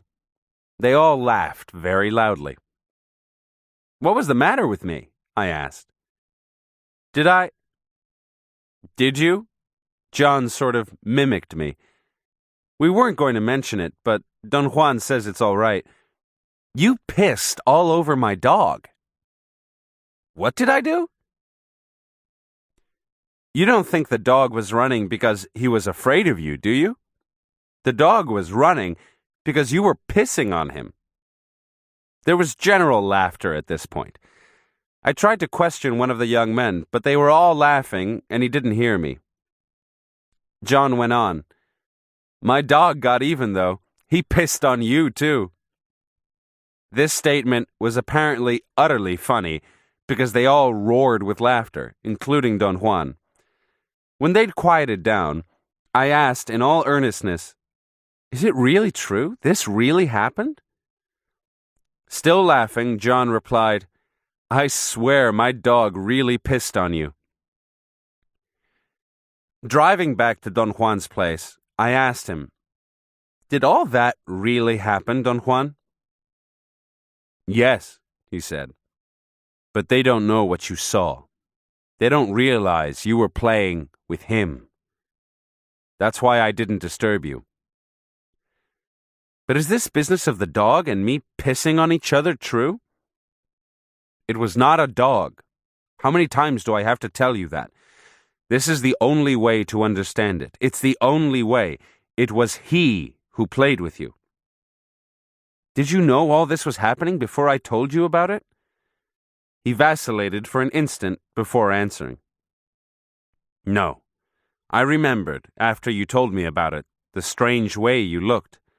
I just suspected you were doing fine because you didn't seem scared. Did the dog really play with me, as they say? God damn it, it was not a dog. Thursday, August 17th, 1961. I told Don Juan how I felt about my experience. From the point of view of my intended work, it had been a disastrous event. I said I didn't care for another similar encounter with Mescalito. I agreed that everything that had happened to me had been more than interesting, but added that nothing in it could really move me towards seeking it again. I seriously believed that I wasn't constructed for that type of endeavor. Peyote had produced in me, as a post-reaction, a strange kind of physical discomfort. It was an indefinite fear or unhappiness, a melancholy of some sort, which I couldn't define exactly, and I didn't find that state noble in any way. Don Juan laughed and said, "You're beginning to learn." "This type of learning is not for me. I'm not made for it, Don Juan." "You always exaggerate." "This isn't exaggeration. It is. The only trouble is that you exaggerate the bad points only." "There are no good points so far as I am concerned. All I know is that it makes me afraid." "There's nothing wrong with being afraid. When you fear, you see things in a different way." "But I don't care about seeing things in a different way, Don Juan. I think I'm going to leave the learning about Mescalito alone. I can't handle it, Don Juan. This is really a bad situation for me." "Of course it's bad, even for me. You're not the only one who's baffled." "Why should you be baffled, Don Juan?" "I've been thinking about what I saw the other night. Mescalito actually played with you. That baffled me, because it was an indication, an omen." "What kind of an indication, Don Juan?" "Mescalito was pointing you out to me." "What for?" "It wasn't clear to me then, but now it is. He meant you were the chosen man, or escogido. Mescalito pointed you out to me, and by doing that, he told me you were the chosen man." "Do you mean I was chosen among others for some task or something of the sort?" "No. What I mean is, Mescalito told me you could be the man I'm looking for." "When did he tell you that, Don Juan?" "By playing with you, he told me that. This makes you the chosen man for me." "What does it mean to be the chosen man?" "There are some secrets I know. Tengo secretos. I have secrets I won't be able to reveal to anyone unless I find my chosen man. The other night when I saw you playing with Mescalito, it was clear to me you were that man. But you're not an Indian. How baffling." "But what does it mean to me, Don Juan? What do I have to do?" "I've made up my mind, and I'm going to teach you the secrets that make up the lot of a man of knowledge." "Do you mean the secrets about Mescalito?" "Yes, but those are not all the secrets I know. There are others, of a different kind, which I would like to give to someone. I had a teacher myself, a benefactor, and I also became his chosen man upon performing a certain feat. He taught me all I know." I asked him again what this new role would require of me.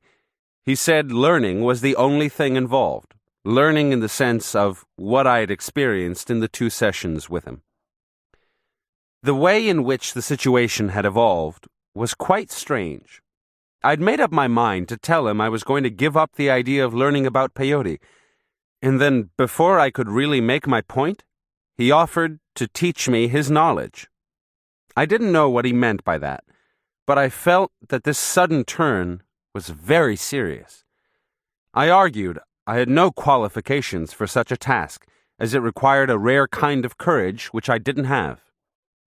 I told him that my bent of character was to talk about acts others performed. I wanted to hear his views and opinions about everything. I told him I could be happy if I could sit there and listen to him talk for days. To me, that would be learning. He listened without interrupting me. I talked for a long time. Then he said, "All this is very easy to understand.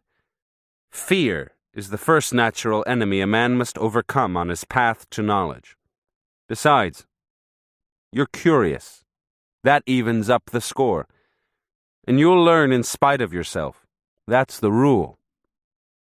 I protested for a while longer, trying to dissuade him, but he seemed to be convinced there was nothing else I could do but learn. "You're not thinking in the proper order," he said. "Mescalito actually played with you. That's the point to think about. Why don't you dwell on that instead of on your fear?" Was it so unusual? "You are the only person I have ever seen playing with him. You're not used to this kind of life. Therefore, the indications, omens, bypass you. Yet you're a serious person, but your seriousness is attached to what you do, not to what goes on outside you. You dwell upon yourself too much. That's the trouble, and that produces a terrible fatigue." "But what else can anyone do, Don Juan?" "Seek and see the marvels all around you. You'll get tired of looking at yourself alone, and that fatigue will make you deaf and blind to everything else." "You have a point, Don Juan, but how can I change?" "Think about the wonder of Mescalito playing with you. Think about nothing else. The rest will come to you of itself." Sunday, August 20th, 1961. Last night, Don Juan proceeded to usher me into the realm of his knowledge. We sat in front of his house, in the dark. Suddenly, after a long silence, he began to talk. He said he was going to advise me with the same words his own benefactor had used the first day he took him as his apprentice. Don Juan had apparently memorized the words, for he repeated them several times to make sure I didn't miss any. "A man goes to knowledge as he goes to war, wide awake, with fear, with respect, and with absolute assurance. Going to knowledge or going to war in any other manner is a mistake, and whoever makes it will live to regret his steps." I asked him why it was so, and he said that when a man has fulfilled those 4 requisites, there are no mistakes for which he will have to account. Under such conditions, his acts lose the blundering quality of a fool's acts. If such a man fails or suffers a defeat, he'll have lost only a battle, and there will be no pitiful regrets over that. Then he said he intended to teach me about an ally, in the very same way his own benefactor had taught him. He put strong emphasis on the words "very same way," repeating the phrase several times. "An ally," he said, "is a power a man can bring into his life to help him, advise him, and give him the strength necessary to perform acts, whether big or small, right or wrong. This ally is necessary to enhance a man's life, guide his acts, and further his knowledge. In fact, an ally is the indispensable aid to knowing." Don Juan said this with great conviction and force. He seemed to choose his words carefully. He repeated the following sentence 4 times. "An ally will make you see and understand things about which no human being could possibly enlighten you." Is an ally something like a guardian spirit? It is neither a guardian nor a spirit. It is an aid. Is Mescalito your ally? No. Mescalito is another kind of power, a unique power, a protector, a teacher. What makes Mescalito different from an ally? He can't be tamed and used as an ally is tamed and used. Mescalito is outside oneself. He chooses to show himself in many forms to whoever stands in front of him, regardless of whether that person is a brujo or a farm boy. Don Juan spoke with deep fervor about Mescalito's being the teacher of the proper way to live. I asked him how Mescalito taught the proper way of life, and Don Juan replied that Mescalito showed how to live. How does he show it? I asked. He has many ways of showing it. Sometimes he shows it on his hand, or on the rocks, or the trees, or just in front of you. Is it like a picture in front of you? No. It is a teaching in front of you. Does Mescalito talk to the person? Yes, but not in words. How does he talk then? He talks differently to every man. I felt my questions were annoying him. I didn't ask any more. He went on explaining that there were no exact steps to knowing Mescalito. Therefore, no one could teach about him except Mescalito himself. This quality made him a unique power. He was not the same for every man. On the other hand, the acquiring of an ally required, Don Juan said, the most precise teaching and the following of stages or steps without a single deviation. There are many such ally powers in the world, he said, but he was familiar with only 2 of them, and he was going to lead me to them and their secrets, but it was up to me to choose one of them, for I could only have one. His benefactor's ally was in La Hierba del Diablo, or devil's weed, he said, but he personally didn't like it, even though his benefactor had taught him its secrets. His own ally was in the humito, or the little smoke, he said, but he didn't elaborate on the nature of the smoke. I asked him about it. He remained quiet. After a long pause, I asked him, what kind of a power is an ally? It is an aid, I have already told you. How does it aid? An ally is a power capable of carrying a man beyond the boundaries of himself. This is how an ally can reveal matters no human being could. But Mescalito also takes you out of the boundaries of yourself. Doesn't that make him an ally? No. Mescalito takes you out of yourself to teach you. An ally takes you out to give you power. I asked him to explain this point to me in more detail, or to describe the difference in effect between the 2. He looked at me for a long time and laughed. He said that learning through conversation was not only a waste, but stupidity, because learning was the most difficult task a man could undertake.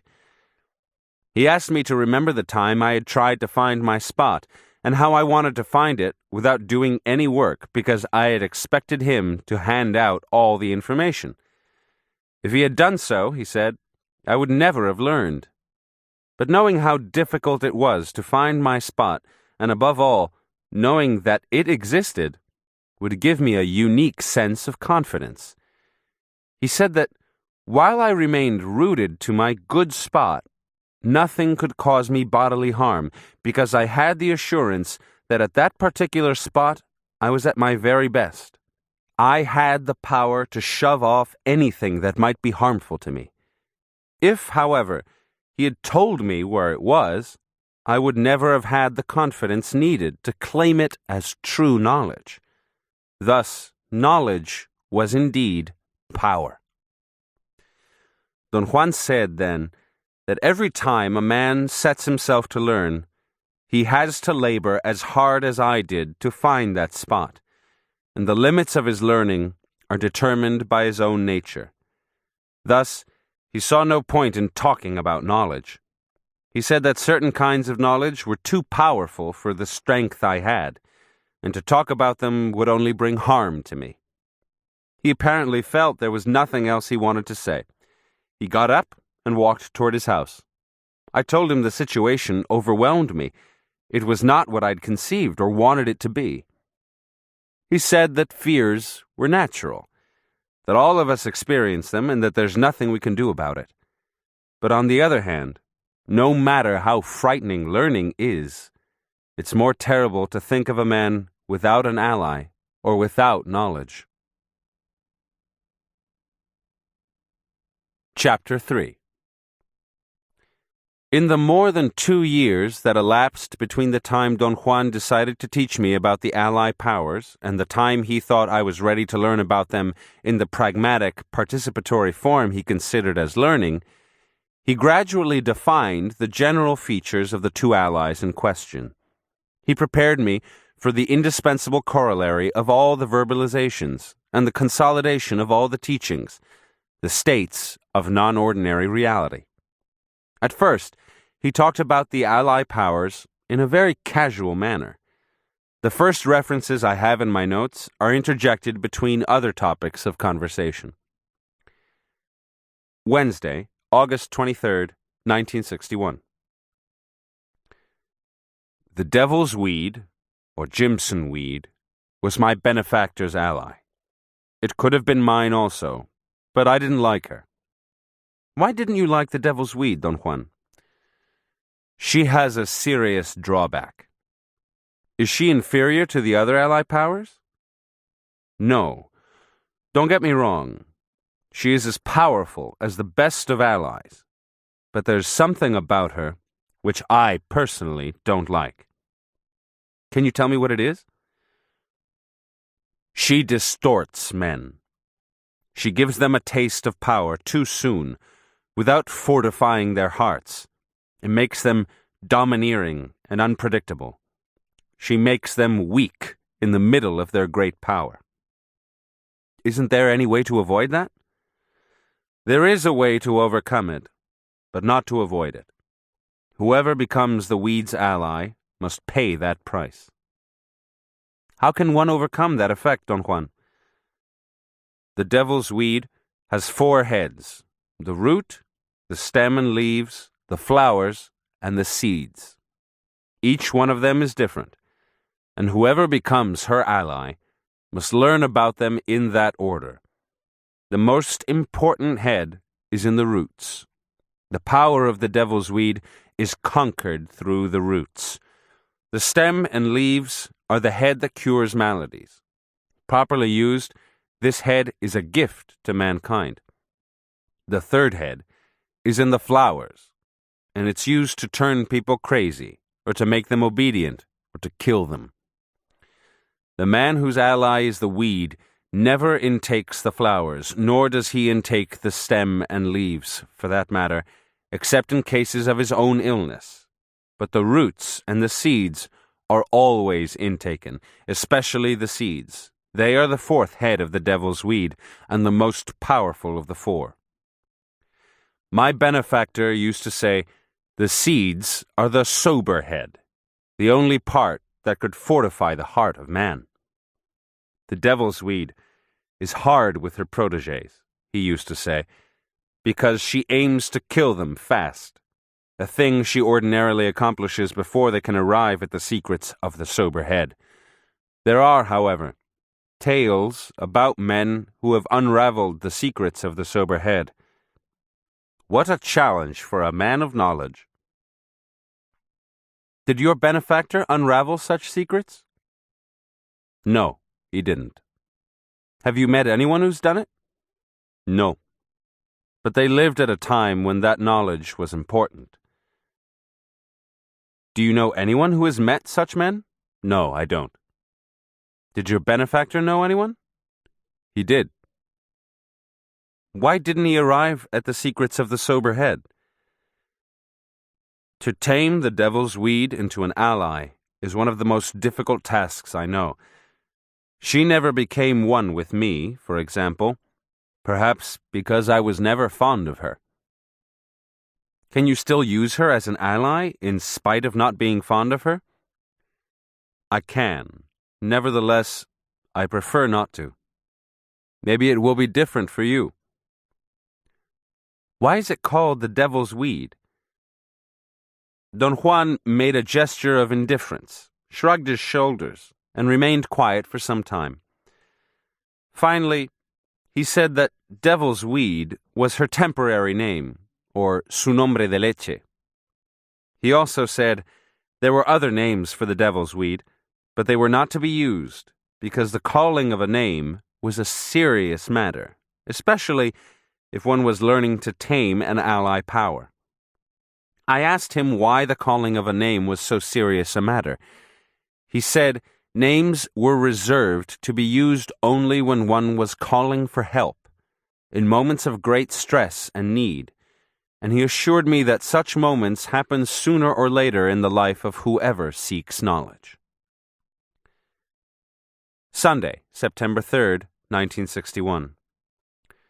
Today, during the afternoon, Don Juan collected 2 datura plants from the field. Quite unexpectedly, he brought the subject of the devil's weed into our conversation and then asked me to go with him to the hills and look for one. We drove to the nearby mountains. I got a shovel out of the trunk and walked into one of the canyons.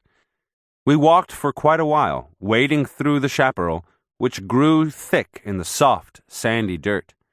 He stopped next to a small plant with dark green leaves and big, whitish, bell-shaped flowers. "This one," he said.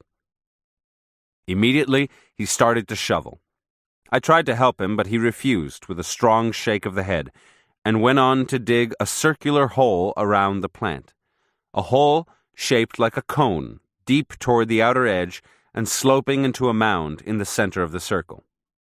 When he stopped digging, he knelt close to the stem and with his fingers cleared the soft dirt around it, uncovering about 4 inches of a big, tuberous, forked root, whose width contrasted markedly with the width of the stem, which was frail in comparison. Don Juan looked at me and said the plant was a male because the root forked out from the exact point where it joined the stem. Then he stood up and started to walk away, looking for something. "What are you looking for, Don Juan?" "I want to find a stick." I began to look around, but he stopped me. "Not you. You sit over there." He pointed to some rocks 20 feet away. "I will find it." He came back after a while with a long, dry branch. Using it as a digging stick, he loosened the dirt carefully along the 2 diverging branches of the root. He cleaned around them to a depth of approximately 2 feet. As he dug deeper, the dirt became so hard-packed that it was practically impossible to penetrate it with the stick. He came to a halt and sat down to catch his breath. I sat next to him. We didn't talk for a long time. "Why don't you dig it out with a shovel?" I asked.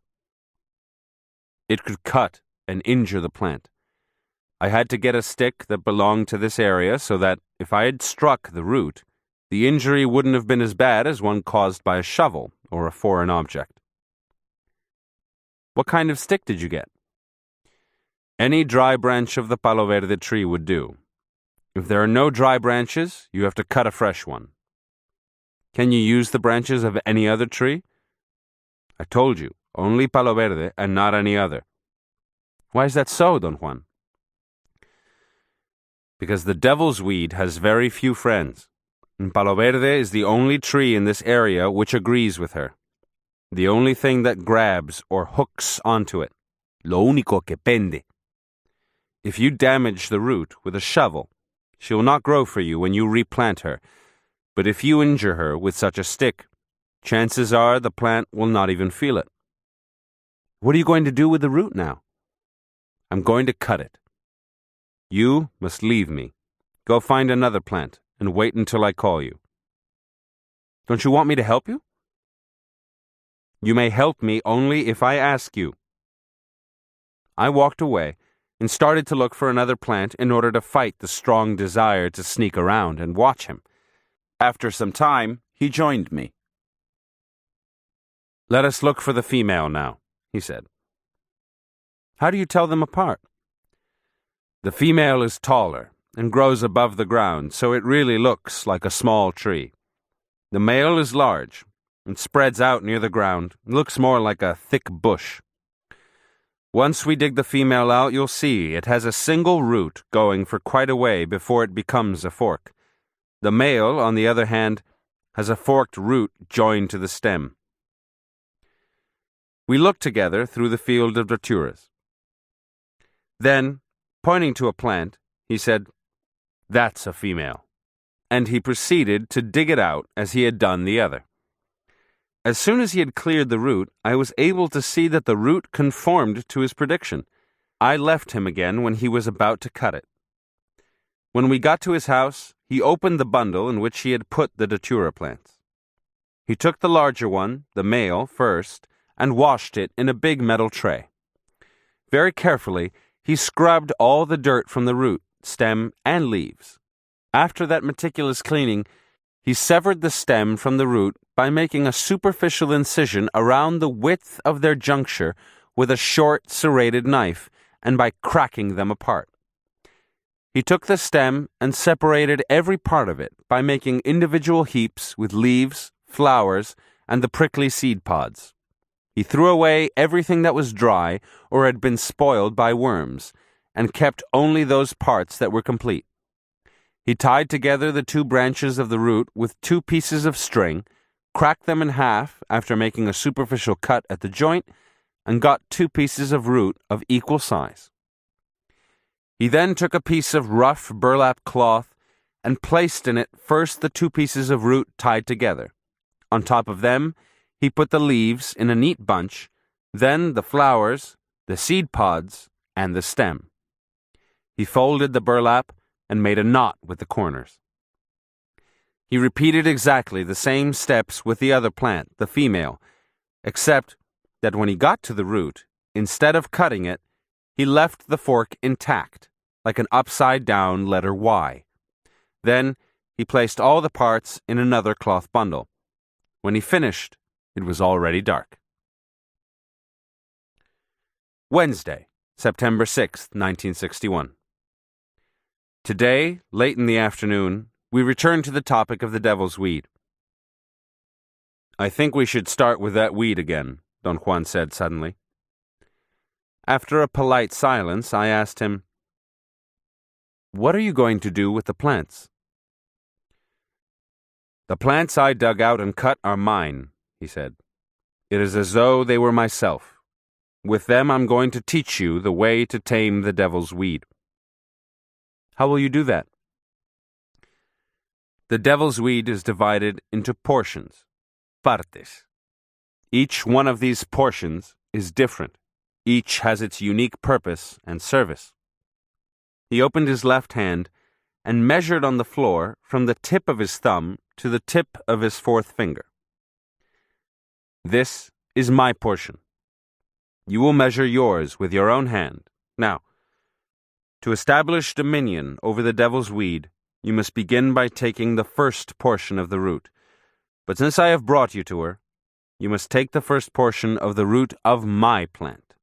I have measured it for you, so it is really my portion that you must take at the beginning."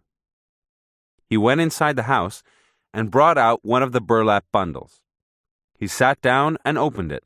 I noticed it was the male plant. I also noticed there was only 1 piece of root.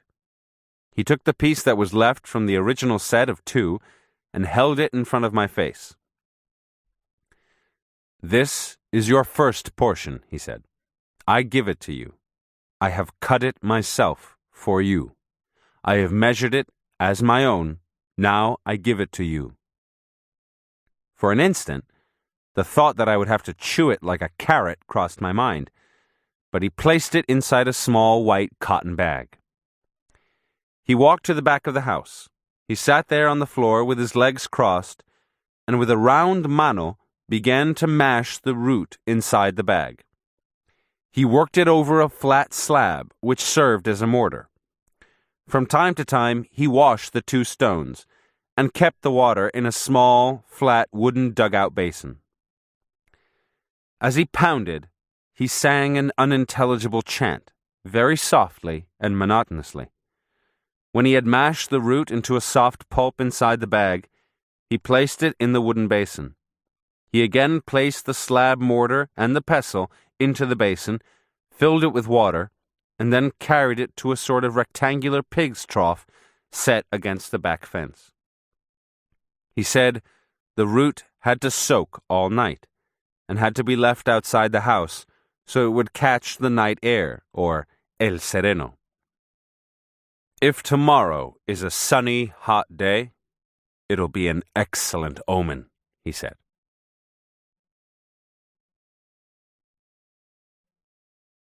Sunday, September 10th, 1961. Thursday, September 7th, was a very clear and hot day.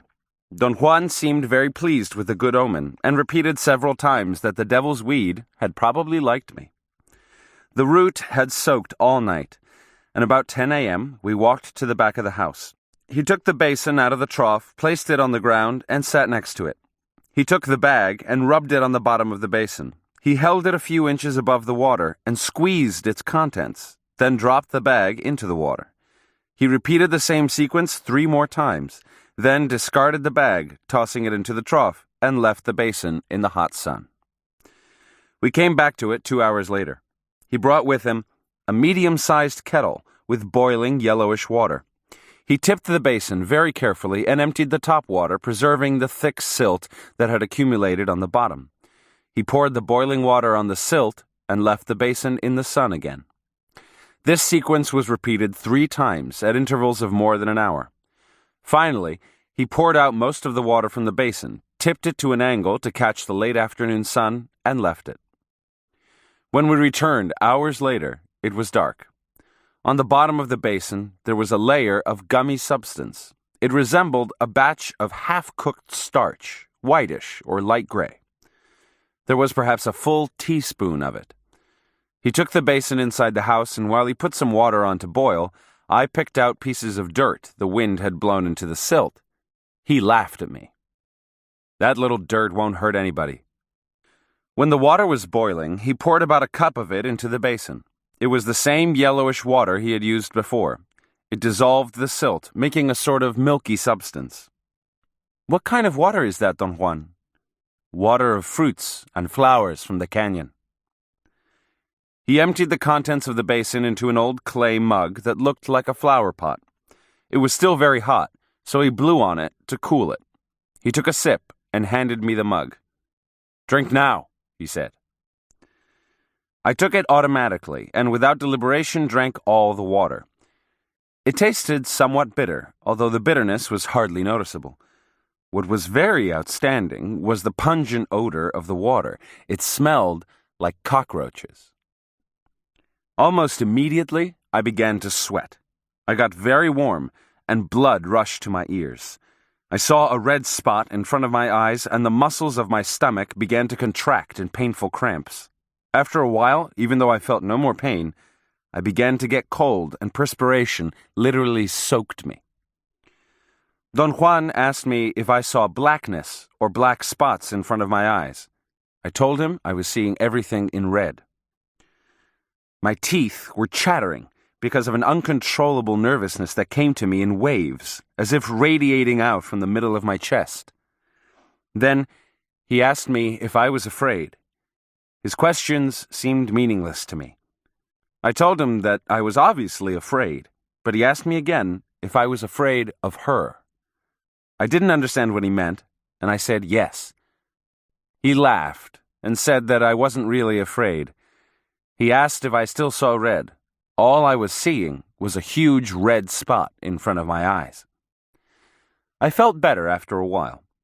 Gradually, the nervous spasms disappeared, leaving only an aching, pleasant tiredness and an intense desire to sleep. I couldn't keep my eyes open, although I could still hear Don Juan's voice.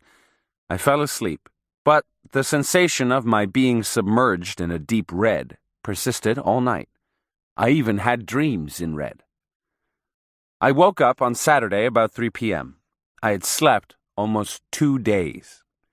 I had a mild headache and an upset stomach and very sharp, intermittent pains in my intestines.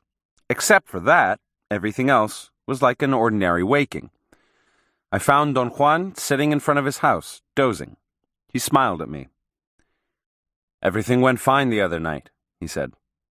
"You saw red, and that's all that's important." "What would have happened if I hadn't seen red?" "You would have seen black, and that's a bad sign." "Why is it bad?" "When a man sees black, it means he's not made for the devil's weed, and he vomits his entrails out, all green and black." "Would he die?" "I don't think anyone would die, but he would be sick for a long time." "What happens to those who see red?" "They don't vomit, and the root gives them an effect of pleasure, which means they are strong and of a violent nature, something that the weed likes. That's the way she entices. The only bad point is that men end up as slaves to the devil's weed in return for the power she gives them. But those are matters over which we have no control. Man lives only to learn, and if he learns, it's because that is the nature of his lot, for good or bad." "What shall I do next, Don Juan?" "Next, you must plant a shoot, un brote, that I have cut from the other half of the first portion of the root. You took half of it the other night, and now the other half must be put into the ground. It has to grow and seed before you can undertake the real task of taming the plant." "How will I tame her?" "The devil's weed is tamed through the root. Step by step, you must learn the secrets of each portion of the root. You must intake them in order to learn the secrets and conquer the power." "Are the different portions prepared in the same way you did the first one?" "No. Each portion is different." "What are the specific effects of each portion?" "I already said each teaches a different form of power. What you took the other night is nothing yet. Anyone can do that. But only the brujo can take the deeper portions. I can't tell you what they do because I don't know yet whether she will take you. We must wait." "When will you tell me then?" "Whenever your plant has grown and seeded." "If the first portion can be taken by anyone, what's it used for?" "In a diluted form, it is good for all the matters of manhood, old people who have lost their vigor, or young men who are seeking adventures, or even women who want passion." "You said the root is used for power only, but I see it's used for other matters besides power. Am I correct?" He looked at me for a very long time, with a steadfast gaze that embarrassed me. I felt my question had made him angry, but I couldn't understand why. "The weed is used only for power," he finally said in a dry, stern tone. "The man who wants his vigor back, the young people who seek to endure fatigue and hunger, the man who wants to kill another man, a woman who wants to be in heat, they all desire power. And the weed will give it to them. Do you feel you like her?" he asked after a pause. "I feel a strange vigor," I said, and it was true. I had noticed it on awakening, and I felt it then. It was a very peculiar sensation of discomfort or frustration. My whole body moved and stretched with unusual lightness and strength. My arms and legs itched. My shoulders seemed to swell. The muscles of my back and neck made me feel like pushing or rubbing against trees. I felt I could demolish a wall by ramming it. We didn't speak anymore. We sat on the porch for a while. I noticed that Don Juan was falling asleep. He nodded a couple of times. Then he simply stretched his legs, lay on the floor with his hands behind his head, and went to sleep. I got up and went to the back of the house, where I burned up my extra physical energy by clearing away the debris. I remembered his mentioning that he would like me to help him clean up at the back of his house. Later, when he woke up and came to the back, I was more relaxed. We sat down to eat, and in the course of the meal, he asked me 3 times how I felt. Since this was a rarity, I finally asked, "Why do you worry about how I feel, Don Juan? Do you expect me to have a bad reaction from drinking the juice?" He laughed. I thought he was acting like a mischievous boy who's set up a prank and checks from time to time for the results. Still laughing, he said, "You don't look sick. A while ago, you even talked rough to me." "I did not, Don Juan," I protested.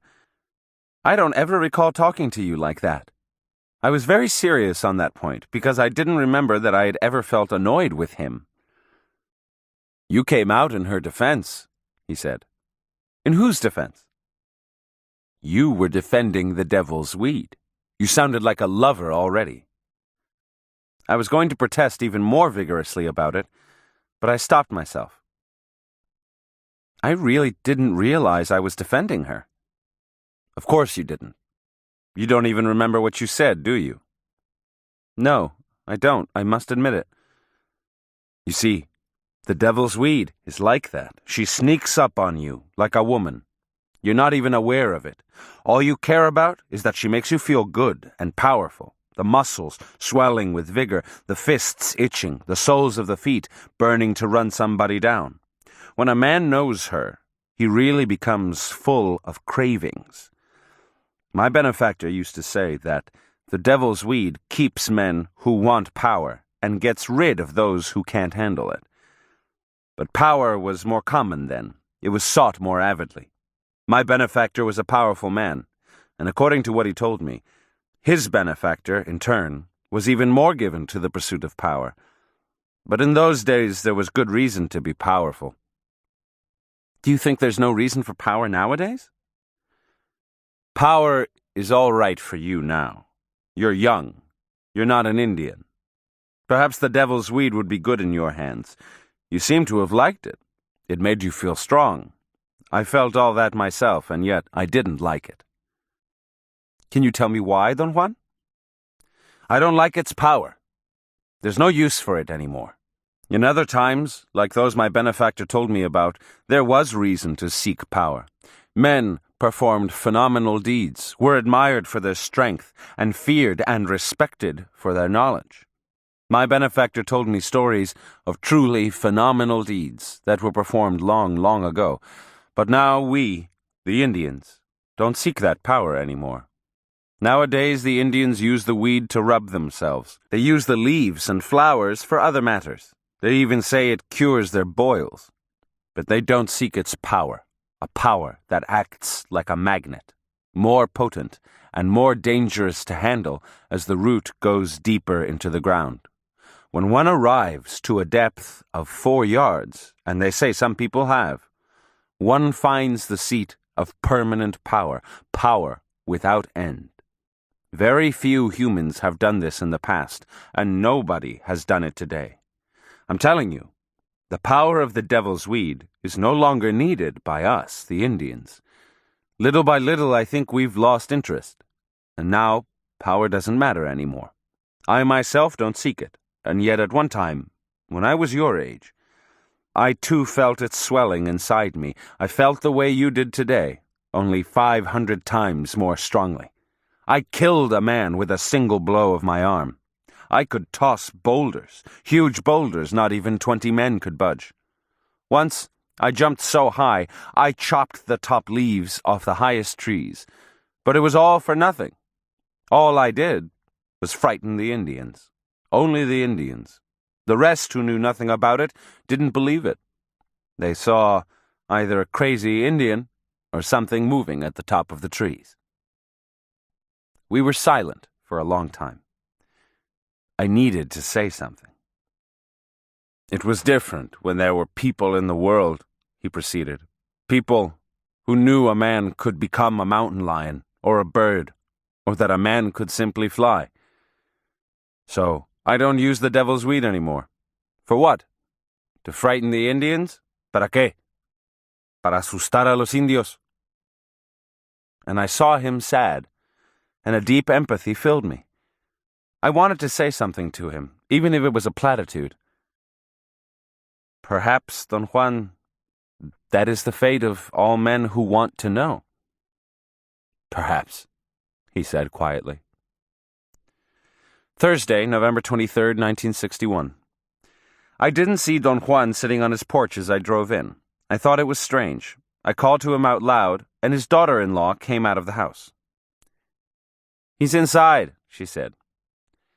I found he had dislocated his ankle several weeks before. He'd made his own cast by soaking strips of cloth in a mush made with cactus and powdered bone. The strips, wrapped tightly around his ankle, had dried into a light, streamlined cast. It had the hardness of plaster, but not its bulkiness. "How did it happen?" I asked. His daughter-in-law, a Mexican woman from Yucatan who was tending him, answered me. "It was an accident. He fell and nearly broke his foot." Don Juan laughed and waited until the woman had left the house before answering. "Accident, my eye. I have an enemy nearby, a woman, La Catalina. She pushed me during a moment of weakness and I fell." "Why did she do that?" "She wanted to kill me, that's why." "Was she here with you?" "Yes." "Why did you let her in?" "I didn't. She flew in." "I beg your pardon?"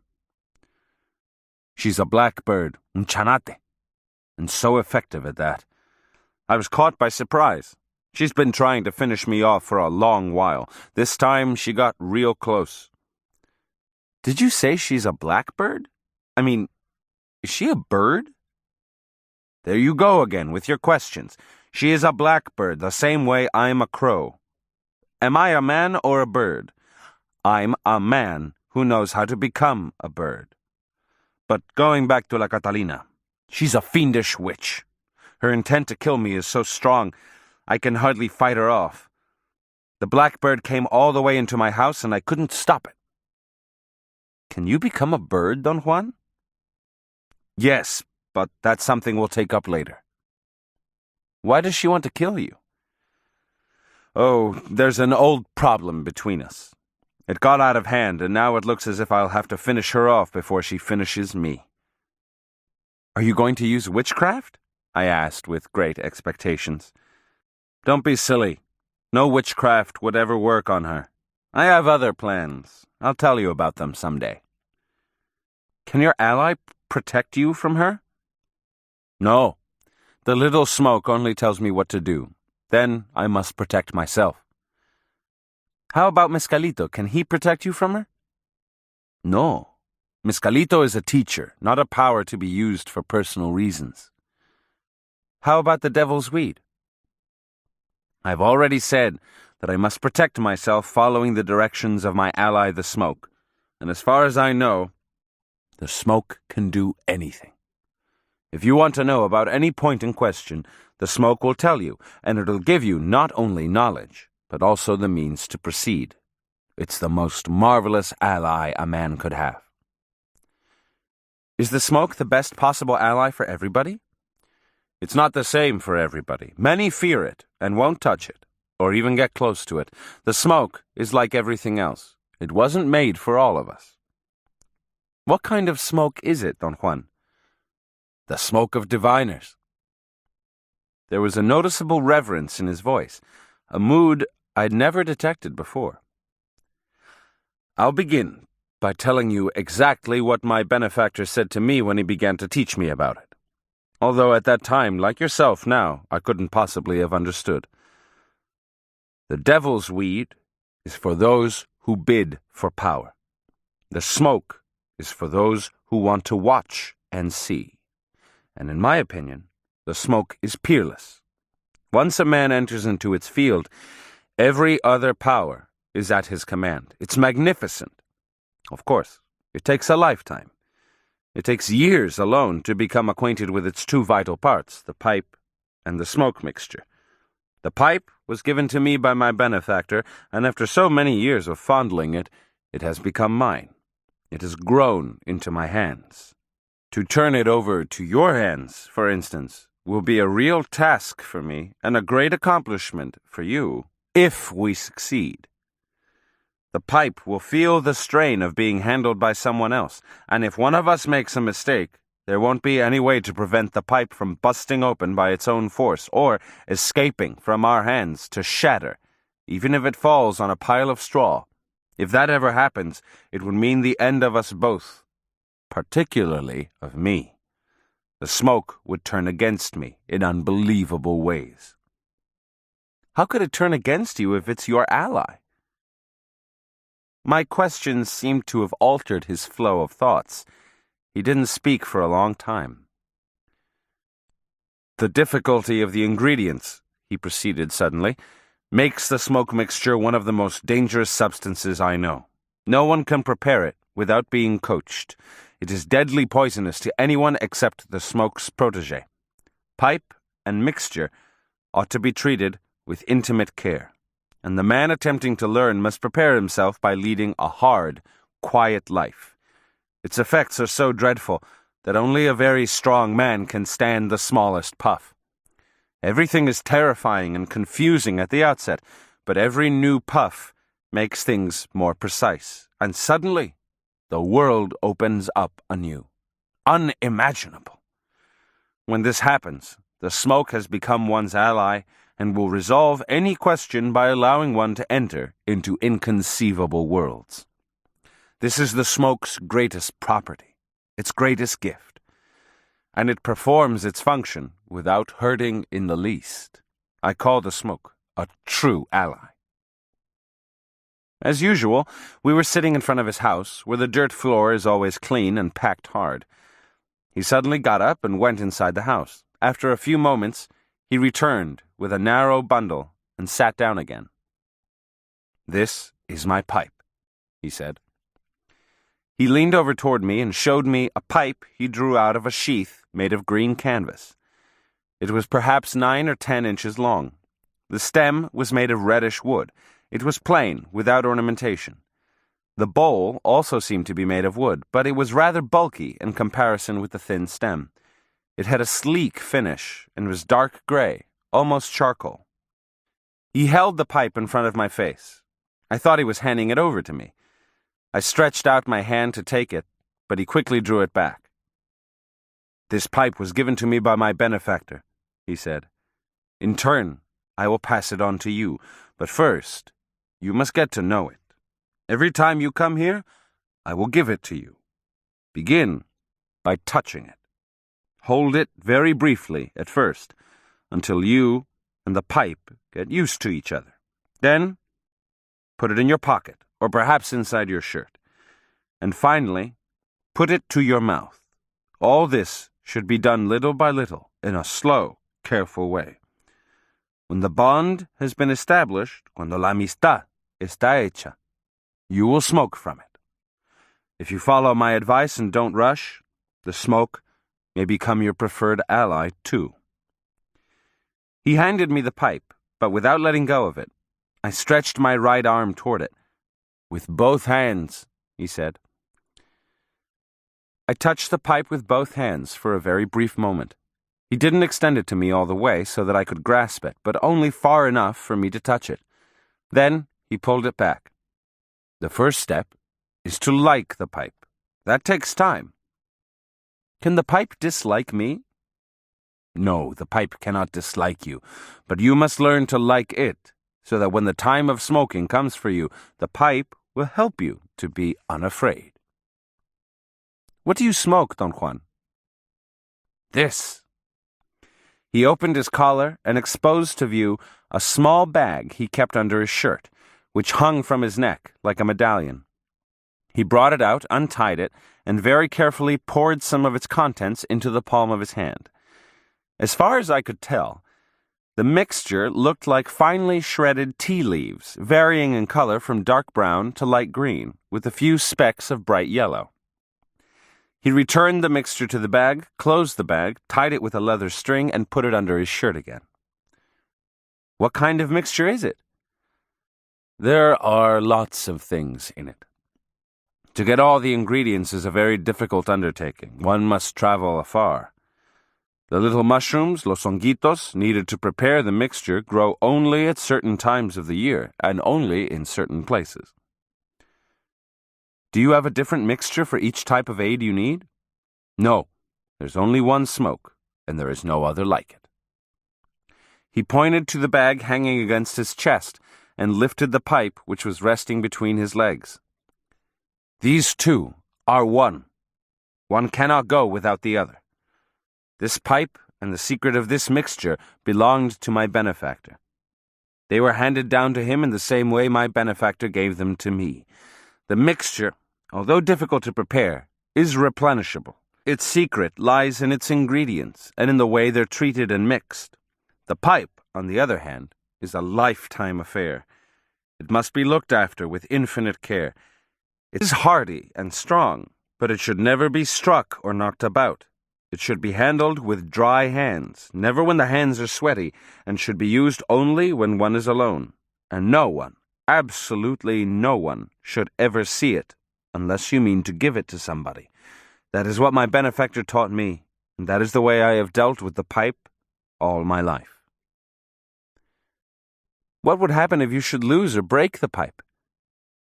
He shook his head very slowly and looked at me. I would die. Are all the sorcerers' pipes like yours? Not all of them have pipes like mine, but I know some men who do. Can you yourself make a pipe like this one, Don Juan? I insisted. Suppose you didn't have it. How could you give me one if you wanted to do so? If I didn't have the pipe, I could not, nor would I, want to give one. I would give you something else instead. He seemed to be somehow cross at me. He placed this pipe very carefully inside the sheath, which must have been lined with a soft material, because the pipe, which fitted tightly, slid in very smoothly. He went inside the house to put his pipe away. Are you angry at me, Don Juan? I asked when he returned. He seemed surprised at my question. No, I'm never angry at anybody. No human being can do anything important enough for that. You get angry at people when you feel that their acts are important. I don't feel that way any longer. Tuesday, December 26, 1961. The specific time to replant the shoot, as Don Juan called the root, was not set, although it was supposed to be the next step in taming the plant power. I arrived at Don Juan's house on Saturday, December 23rd, early in the afternoon. We sat in silence for some time, as usual. The day was warm and cloudy. It had been months since he had given me the first portion. It's time to return the weed to the earth, he said suddenly. But first, I'm going to fix a protection for you. You'll keep it and guard it, and it is for you alone to see. Since I'm going to fix it, I will also see it. That is not good, because, as I told you, I am not fond of the devil's weed. We are not one. But my memory will not live long. I'm too old. You must keep it from the eyes of others, however, for so long as their memory of having seen it lasts, the power of the protection is harmed. He went into his room and pulled 3 burlap bundles out from under an old straw mat. He came back to the porch and sat down. After a long silence, he opened one bundle. It was the female datura he had collected with me. All the leaves, flowers, and seed pods that he had stacked up before were dry. He took the long piece of root shaped like the letter Y and tied the bundle again. The root had dried and shriveled, and the bars of the fork had become more widely separated and more contorted. He put the root on his lap, opened his leather pouch, and pulled out his knife. He held the dry root in front of me. This part is for the head, he said, and made the first incision on the tail of the Y, which in an upside-down position resembled the shape of a man with his legs spread out. This is for the heart, he said, and cut close to the joint of the Y. Next, he chopped the tips of the root, leaving about 3 inches of wood on each bar of the Y. Then, slowly and patiently, he carved the shape of a man. The root was dry and fibrous. In order to carve it, Don Juan made 2 incisions and peeled the fibers between them to the depth of the cuts. Nevertheless, when he came to details, he chiseled the wood, as when he shaped the arms and the hands. The final product was a wiry figurine of a man, arms folded over the chest and hands in a clasping position. Don Juan got up and walked to a blue agave growing in front of the house, next to the porch. He took the hard thorn of one of the center pulpy leaves, bent it, and rotated it 3 or 4 times. The circular motion almost detached it from the leaf. It hung loose. He bit on it, or rather, he held it between his teeth and yanked it out. The thorn came out from the pulp, bringing with it a bunch of long thread-like fibers, attached to the woody part like a white tail 2 feet long. Still holding the thorn between his teeth, Don Juan twisted the fibers together between the palms of his hands and made a string, which he wrapped around the figurine's legs to bring them together. He encircled the lower part of the body until the string was all used up. Then, very skillfully, he worked the thorn like an awl inside the front part of the body under the folded arms until the sharp tip emerged as though popping out of the figurine's hands. He used his teeth again and, by pulling gently, brought the thorn nearly all the way out. It looked like a long spear protruding from the figure's chest. Without looking at the figure anymore, Don Juan placed it inside his leather pouch. He seemed exhausted from the effort. He lay down on the floor and fell asleep. It was already dark when he woke up. We ate the groceries I had brought him and sat on the porch for a while longer. Then Don Juan walked to the back of the house carrying the 3 burlap bundles. He cut twigs and dry branches and started a fire. We sat in front of it comfortably, and he opened all 3 bundles. Besides the one containing the dry pieces of the female plant, there was another with all that was left of the male plant, and a third, bulky one, containing green, freshly cut pieces of datura. Don Juan went to the pig's trough and came back with a stone mortar, a very deep one that looked more like a pot whose bottom ended in a soft curve. He made a shallow hole and set the mortar firmly on the ground. He put more dry twigs on the fire, then took the 2 bundles with the dry pieces of male and female plants and emptied them into the mortar all at once. He shook the burlap to make sure that all the debris had fallen into the mortar. From the 3rd bundle, he extracted 2 fresh pieces of datura root. "I'm going to prepare them just for you," he said. "What kind of preparation is it, Don Juan?" "One of these pieces comes from a male plant, the other from a female plant. This is the only time the 2 plants should be put together. The pieces come from a depth of 1 yard. He mashed them inside the mortar with even strokes of the pestle. As he did so, he chanted in a low voice, which sounded like a rhythmless, monotonous hum. The words were unintelligible to me. He was absorbed in his task. When the roots were completely mashed, he took some datura leaves from the bundle. They were clean and freshly cut, and all were intact and free of wormholes and cuts. He dropped them into the mortar one at a time. He took a handful of datura flowers and dropped them also into the mortar in the same deliberate manner. I counted 14 of each. Then he got a bunch of fresh, green seed pods which had all their spikes and were not open. I couldn't count them because he dropped them into the mortar all at once, but I assumed that there were also 14 of them. He added 3 stems of datura without any leaves. They were dark red and clean, and seemed to have belonged to large plants, judging by their multiple ramifications. After all these items had been put into the mortar, he mashed them to a pulp with the same even strokes. At a certain moment, he tipped the mortar over, and with his hand scooped the mixture into an old pot. He stretched out his hand to me, and I thought he wanted me to dry it. Instead, he took my left hand and with a very fast motion separated the middle and 4th fingers as far as he could. Then, with the point of his knife, he stabbed me right in between the 2 fingers and ripped downward on the skin of the 4th finger. He acted with so much skill and speed that when I jerked my hand away, it was deeply cut, and the blood was flowing abundantly. He grabbed my hand again, placed it over the pot, and squeezed it to force more blood out. My arm got numb. I was in a state of shock, strangely cold and rigid, with an oppressive sensation in my chest and ears. I felt I was sliding down on my seat. I was fainting. He let go my hand and stirred the contents of the pot. When I recovered from the shock, I was really angry with him. It took me quite some time to regain my composure. He set up 3 stones around the fire and placed the pot on top of them. To all the ingredients, he added something that I took to be a big chunk of carpenter's glue and a pot of water, and let all that boil. Datura plants have, by themselves, a very peculiar odor. Combined with the carpenter's glue, which gave off a strong odor when the mixture began to boil, they created so pungent a vapor that I had to fight not to vomit. The mix boiled for a long time as we sat there motionless in front of it. At times, when the wind blew the vapor in my direction, the stench enveloped me, and I held my breath in an effort to avoid it.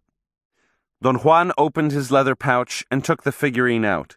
He handed it to me carefully and told me to place it inside the pot without burning my hands. I let it slip gently into the boiling mush. He got out his knife, and for a second I thought he was going to slash me again. Instead, he pushed the figurine with the tip of the knife and sank it. He watched the mush boil for a while longer, and then began to clean the mortar. I helped him. When we'd finished, he set the mortar and pestle against the fence. We went inside the house, and the pot was left on the stones all night. The next morning, at dawn, Don Juan instructed me to pull the figurine out of the glue and hang it from the roof facing the east to dry in the sun. At noon, it was as stiff as a wire. The heat had sealed the glue, and the green color of the leaves had mixed with it. The figurine had a glossy, eerie finish.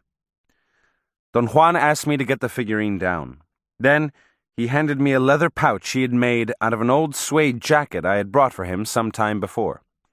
The pouch looked like the one he owned himself. The only difference was that his was made of soft brown leather.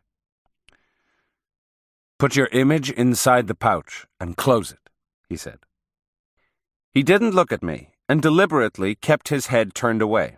Once I had the figurine inside the pouch, he gave me a carrying net and told me to put the clay pot inside the net.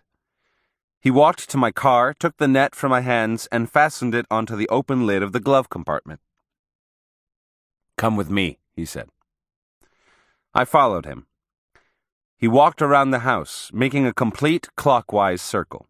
He stopped at the porch and circled the house again, this time going counterclockwise and again returning to the porch.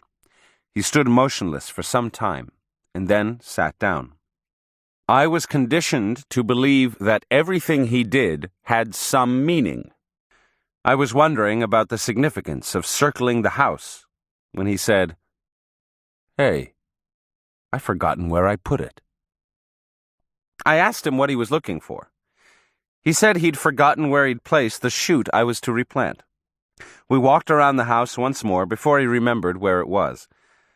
He showed me a small glass jar on a piece of board nailed to the wall below the roof. The jar contained the other half of the first portion of the datura root. The shoot had an incipient growth of leaves at its top end. The jar contained a small amount of water, but no soil. "Why doesn't it have any soil?" I asked.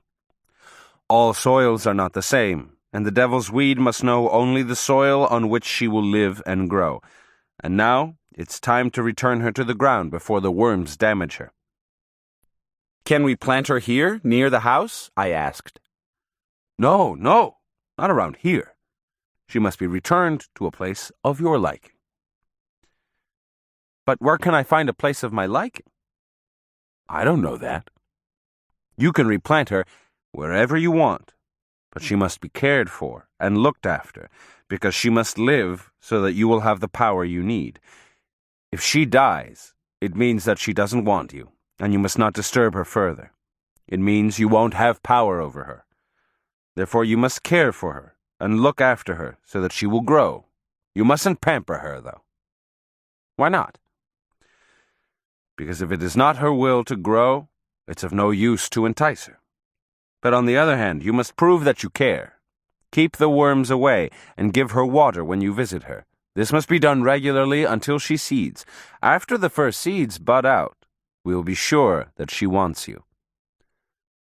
"But Don Juan, it's not possible for me to look after the root the way you wish." "If you want her power, you must do it. There's no other way." Can you take care of her for me while I'm not here, Don Juan? No, not I. I can't do that. Each one must nourish his own shoot.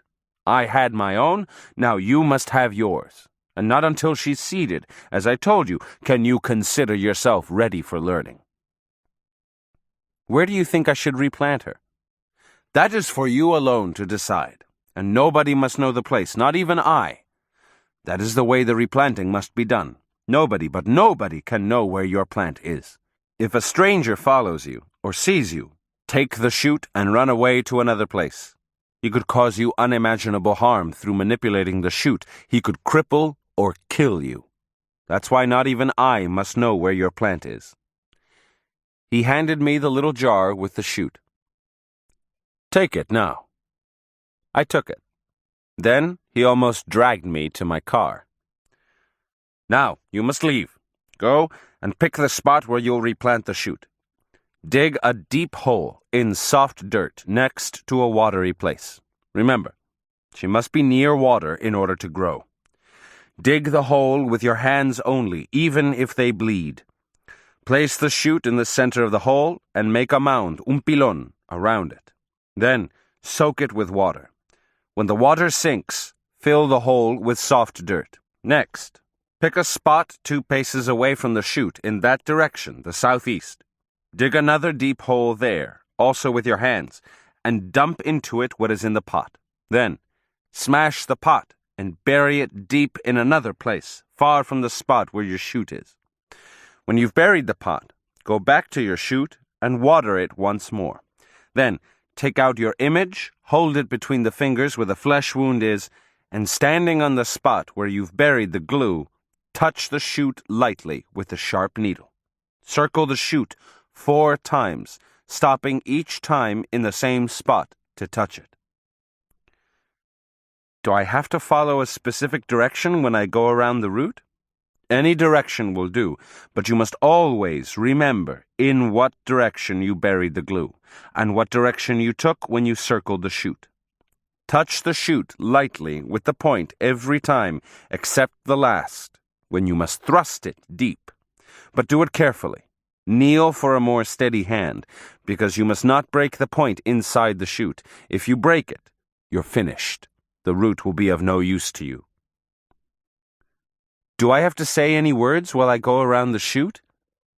No, I will do that for you. Saturday, January 27th, 1962. As soon as I got to his house this morning, Don Juan told me he was going to show me how to prepare the smoke mixture. We walked to the hills and went quite a way into one of the canyons. He stopped next to a tall, slender bush whose color contrasted markedly with that of the surrounding vegetation.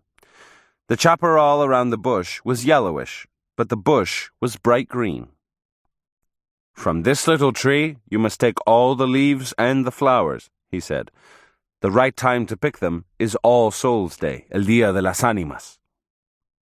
He took out his knife and chopped off the end of a thin branch. He chose another similar branch and also chopped off its tip. He repeated this operation until he had a handful of branch tips. Then he sat down on the ground. Look here, he said. I have cut all the branches above the fork made by 2 or more leaves and the stem. Do you see? They're all the same. I've used only the tip of each branch, where the leaves are fresh and tender. Now, we must look for a shaded place. We walked until he seemed to have found what he was looking for. He took a long string from his pocket and tied it to the trunk and the lower branches of 2 bushes, making a kind of clothesline on which he hung the branch tips upside down. He arranged them along the string in a neat fashion. Hooked by the fork between the leaves and the stem, they resembled a long row of green horsemen. One must see that the leaves dry in the shade, he said. The place must be secluded and difficult to get to. That way, the leaves are protected. They must be left to dry in a place where it would be almost impossible to find them. After they've dried, they must be put in a bundle and sealed. He picked up the leaves from the string and threw them into the nearby shrubs. Apparently, he had intended only to show me the procedure. We continued walking, and he picked 3 different flowers, saying they were part of the ingredients and were supposed to be gathered at the same time. But the flowers had to be put in separate clay pots and dried in darkness. A lid had to be placed on each pot so the flowers would turn moldy inside the container. He said the function of the leaves and the flowers was to sweeten the smoke mixture. We came out of the canyon and walked toward the riverbed. After a long detour, we returned to his house. Late in the evening, we sat in his own room, a thing he rarely allowed me to do, and he told me about the final ingredient of the mixture, the mushrooms. The real secret of the mixture lies in the mushrooms, he said. They are the most difficult ingredient to collect. The trip to the place where they grow is long and dangerous, and to select the right variety is even more perilous.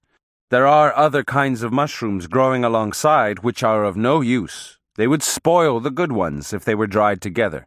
It takes time to know the mushrooms well in order not to make a mistake. Serious harm will result from using the wrong kind, harm to the man and to the pipe. I know of men who have dropped dead from using the foul smoke. As soon as the mushrooms are picked, they're put inside a gourd, so there's no way to recheck them. You see, they have to be torn to shreds in order to make them go through the narrow neck of the gourd. How can one prevent a mistake? By being careful and knowing how to choose. I told you, it is difficult. Not everybody can tame the smoke. Most people don't even make the attempt. How long do you keep the mushrooms inside the gourd? For a year. All the other ingredients are also sealed for a year. Then, equal parts of them are measured and ground separately into a very fine powder. The little mushrooms don't have to be ground because they become a very fine dust by themselves. All one needs to do is to mash the chunks. 4 parts of mushrooms are added to 1 part of all the other ingredients together. Then, they're all mixed and put into a bag like mine. He pointed to the little sack hanging under his shirt. Then all the ingredients are gathered again, and after they've been put to dry, you are ready to smoke the mixture you've just prepared. In your own case, you will smoke next year. And the year after that, the mixture will be all yours because you will have gathered it by yourself. The first time you smoke, I will light the pipe for you. You will smoke all the mixture in the bowl and wait. The smoke will come. You will feel it. It will set you free to see anything you want to see. Properly speaking, it is a matchless ally. But whoever seeks it must have an intent and a will beyond reproach. He needs them, because he has to intend and will his return, or the smoke will not let him come back. Second, he must intend and will to remember whatever the smoke allowed him to see. Otherwise, it will be nothing more than a piece of fog in his mind. Saturday, April 8th, 1962. In our conversations, Don Juan consistently used or referred to the phrase, man of knowledge, but never explained what he meant by it. I asked him about it. A man of knowledge is one who has followed truthfully the hardships of learning, he said. A man who has, without rushing or without faltering, gone as far as he can in unraveling the secrets of power and knowledge. Can anyone be a man of knowledge? No, not anyone. Then what must a man do to become a man of knowledge? He must challenge and defeat his 4 natural enemies. Will he be a man of knowledge after defeating these 4 enemies? Yes, a man can call himself a man of knowledge only if he's capable of defeating all 4 of them. Then, can anybody who defeats these enemies be a man of knowledge? Anybody who defeats them becomes a man of knowledge. But are there any special requirements a man must fulfill before fighting with these enemies? No. Anyone can try to become a man of knowledge. Very few men actually succeed, but that is only natural. The enemies a man encounters on the path of learning to become a man of knowledge are truly formidable. Most men succumb to them. What kind of enemies are they, Don Juan? He refused to talk about the enemies. He said it would be a long time before the subject would make any sense to me. I tried to keep the topic alive and asked him if he thought I could become a man of knowledge. He said no man could possibly tell that for sure. But I insisted on knowing if there were any clues he could use to determine whether or not I had a chance of becoming a man of knowledge. He said it would depend on my battle against the 4 enemies, whether I could defeat them or would be defeated by them, but it was impossible to foretell the outcome of that fight. I asked him if he could use witchcraft or divination to see the outcome of the battle. He flatly stated that the results of the struggle could not be foreseen by any means, because becoming a man of knowledge was a temporary thing. When I asked him to explain this point, he replied, "To be a man of knowledge has no permanence. One is never a man of knowledge, not really. Rather, one becomes a man of knowledge for a very brief instant, after defeating the 4 natural enemies." "You must tell me, Don Juan, what kind of enemies they are." He didn't answer. I insisted again, but he dropped the subject and started to talk about something else. Sunday, April 15th, 1962. As I was getting ready to leave, I decided to ask him once more about the enemies of a man of knowledge. I argued that I couldn't return for some time, and it would be a good idea to write down what he had to say and then think about it while I was away. He hesitated for a while, but then began to talk. When a man starts to learn, he is never clear about his objectives. His purpose is faulty. His intent is vague. He hopes for rewards that will never materialize, for he knows nothing of the hardships of learning. He slowly begins to learn, bit by bit at first, then in big chunks, and his thoughts soon clash. What he learns is never what he pictured or imagined, and so he begins to be afraid. Learning is never what one expects. Every step of learning is a new task, and the fear the man is experiencing begins to mount mercilessly, unyieldingly. His purpose becomes a battlefield. And thus he has stumbled upon the first of his natural enemies, fear. A terrible enemy, treacherous and difficult to overcome.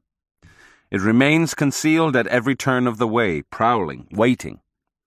And if the man, terrified in its presence, runs away, his enemy will have put an end to his quest. What will happen to the man if he runs away in fear? Nothing happens to him, except that he will never learn. He will never become a man of knowledge. He will perhaps be a bully, or a harmless, scared man. At any rate, he will be a defeated man.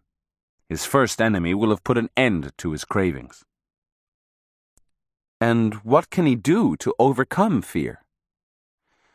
The answer is very simple. He must not run away. He must defy his fear, and in spite of it, he must take the next step in learning, and the next, and the next. He must be fully afraid, and yet he must not stop. That is the rule. And a moment will come when his first enemy retreats. The man begins to feel sure of himself. His intent becomes stronger. Learning is no longer a terrifying task. When this joyful moment comes, the man can say without hesitation that he has defeated his first natural enemy. Does it happen at once, Don Juan, or little by little? It happens little by little, and yet the fear is vanquished suddenly and fast. But won't the man be afraid again if something new happens to him? No. Once a man has vanquished fear, he's free from it for the rest of his life, because instead of fear, he has acquired clarity. a clarity of mind which erases fear. By then, a man knows his desires. He knows how to satisfy those desires. He can anticipate the new steps of learning, and a sharp clarity surrounds everything. The man feels that nothing is concealed, and thus he has encountered his second enemy, clarity. That clarity of mind, which is so hard to obtain, dispels fear, but also blinds. It forces the man never to doubt himself. It gives him the assurance he can do anything he pleases, for he sees clearly into everything. And he is courageous because he is clear, and he stops at nothing because he is clear. But all that is a mistake. It is like something incomplete. If the man yields to this make-believe power, he has succumbed to his second enemy and will fumble with learning. He will rush when he should be patient, or he will be patient when he should rush, and he will fumble with learning until he winds up incapable of learning anything more. What becomes of a man who is defeated in that way, Don Juan? Does he die as a result? No, he doesn't die. His second enemy has just stopped him cold from trying to become a man of knowledge. Instead, the man may turn into a buoyant warrior or a clown. Yet the clarity for which he is paid so dearly will never change to darkness and fear again. He will be clear as long as he lives, but he will no longer learn or yearn for anything. But what does he have to do to avoid being defeated? He must do what he did with fear. He must defy his clarity and use it only to see, and wait patiently and measure carefully before taking new steps. He must think, above all, that his clarity is almost a mistake.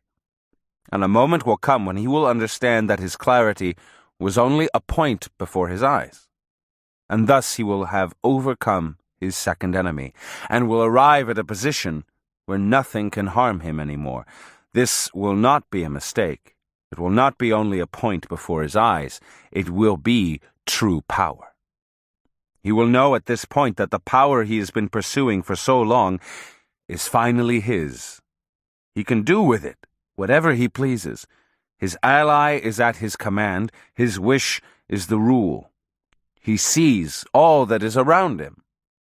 But he has also come across his third enemy, power. Power is the strongest of all enemies, and naturally the easiest thing to do is to give in. After all, the man is truly invincible. He commands. He begins by taking calculated risks and ends in making rules because he is a master. A man at this stage hardly notices his third enemy closing in on him, and suddenly, without knowing, he will certainly have lost the battle. His enemy will have turned him into a cruel, capricious man. Will he lose his power? No, he will never lose his clarity or his power. What then will distinguish him from a man of knowledge? A man who is defeated by power dies without really knowing how to handle it. Power is only a burden upon his fate. Such a man has no command over himself, and cannot tell when or how to use his power. Is the defeat by any of these enemies a final defeat? Of course it is final. Once one of these enemies overpowers a man, there's nothing he can do. Is it possible, for instance, that the man who is defeated by power may see his error and mend his ways? No. Once a man gives in, he is through. But what if he's temporarily blinded by power and then refuses it? That means his battle is still on. That means he's still trying to become a man of knowledge. A man is defeated only when he no longer tries and abandons himself. But then, Don Juan, it is possible that a man may abandon himself to fear for years, but finally conquer it. No, that is not true. If he gives in to fear, he will never conquer it because he will shy away from learning and never try again.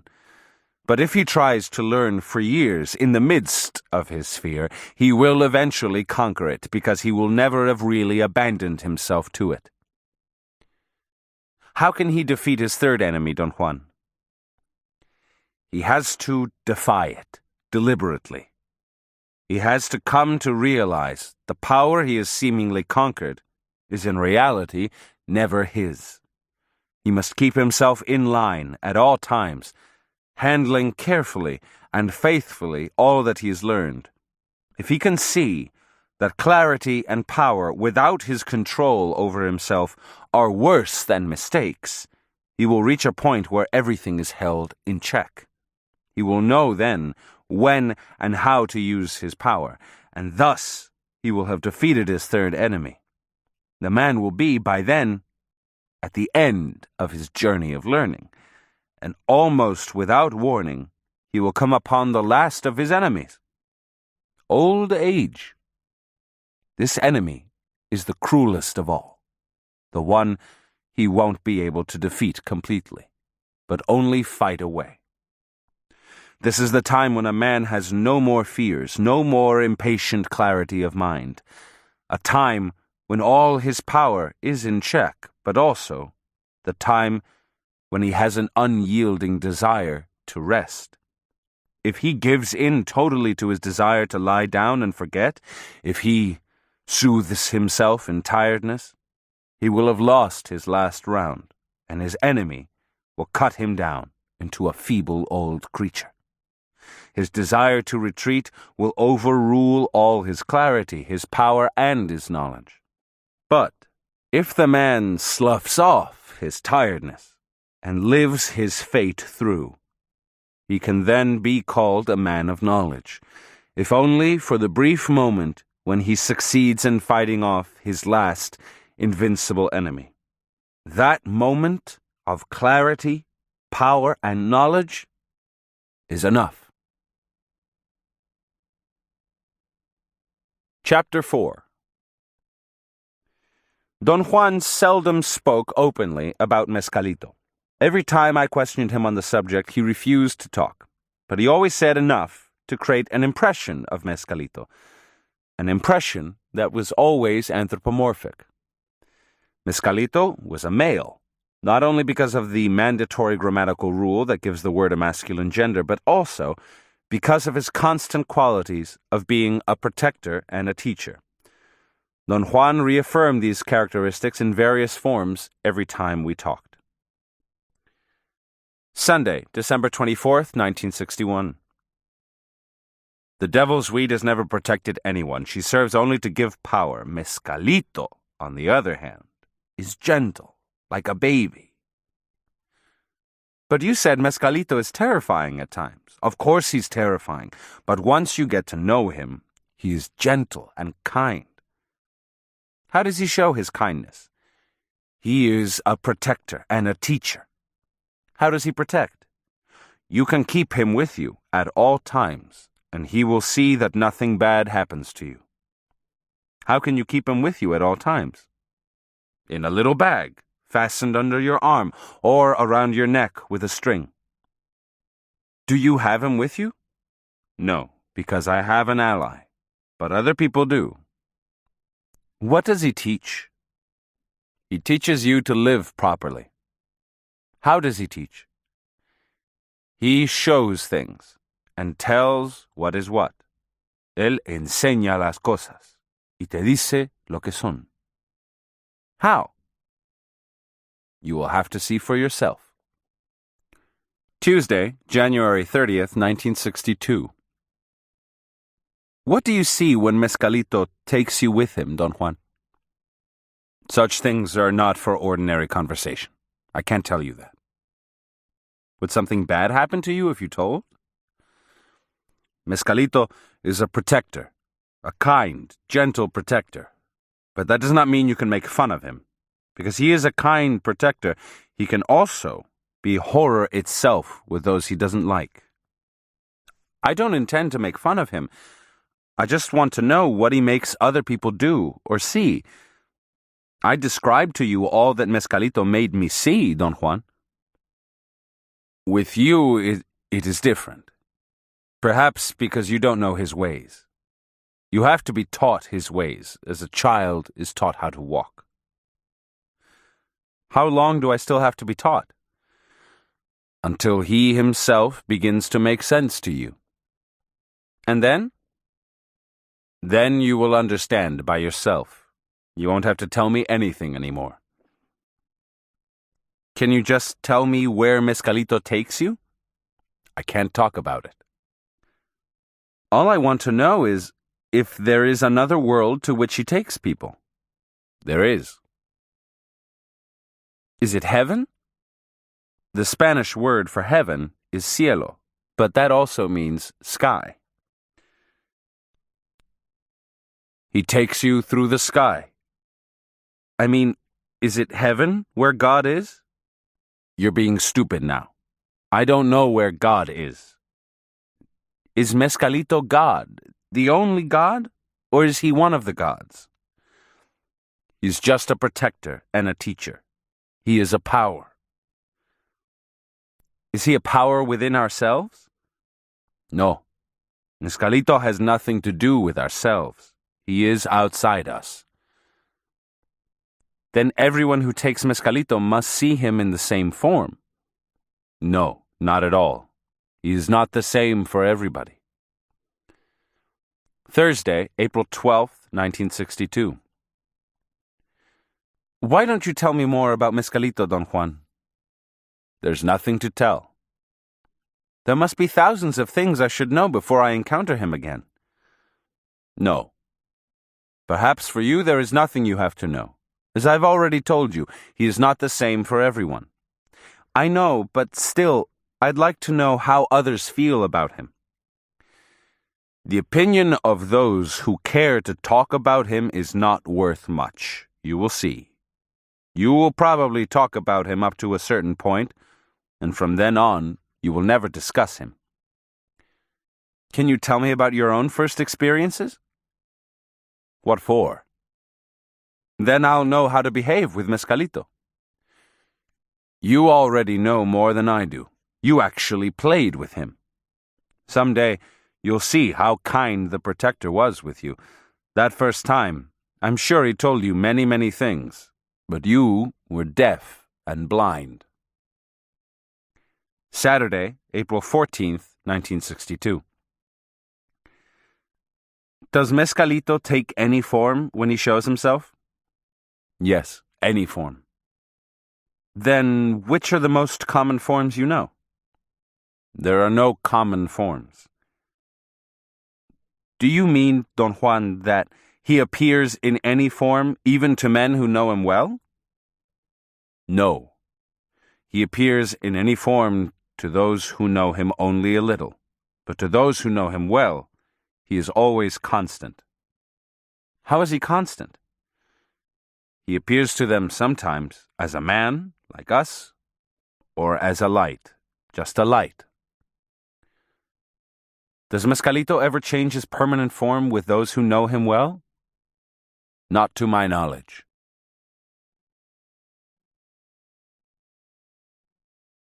Friday, July 6th, 1962. Don Juan and I started on a trip late in the afternoon of Saturday, June 23rd. He said we were going to look for honguitos, the mushrooms, in the state of Chihuahua. He said it was going to be a long, hard trip. He was right. We arrived in a little mining town in northern Chihuahua at 10 p.m. on Wednesday, June 27th. We walked from the place I had parked the car at the outskirts of town to the house of his friends, a Tarahumara Indian, and his wife. We slept there. The next morning, the man woke us up around 5. He brought us gruel and beans. He sat and talked to Don Juan while we ate, but he said nothing concerning our trip. After breakfast, the man put water into my canteen and 2 sweet rolls into my knapsack. Don Juan handed me the canteen, fixed the knapsack with a cord over his shoulders, thanked the man for his courtesies, and turning to me, said, "It is time to go." We walked on the dirt road for about a mile. From there, we cut through the fields, and in 2 hours, we were at the foot of the hills south of town. We climbed the gentle slopes in a southwesterly direction. When we reached the steeper inclines, Don Juan changed directions, and we followed a high valley to the east. Despite his advanced age, Don Juan kept up a pace so incredibly fast that by midday I was completely exhausted. We sat down, and he opened the bread sack. "You can eat all of it if you want," he said. "How about you?" "I'm not hungry, and we won't need this food later on." I was very tired and hungry, and took him up on his offer. I felt this was a good time to talk about the purpose of our trip, and quite casually I asked, "Do you think we're going to stay here for a long time?" "We are here to gather some mezcalito. We will stay until tomorrow." "Where is mezcalito?" "All around us."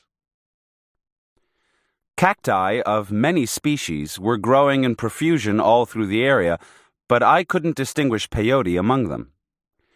We started to hike again, and by 3 o'clock we came to a long, narrow valley with steep side hills.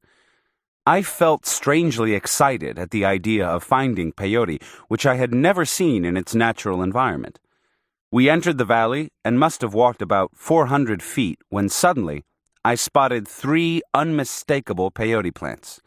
They were in a cluster a few inches above the ground in front of me, to the left of the path.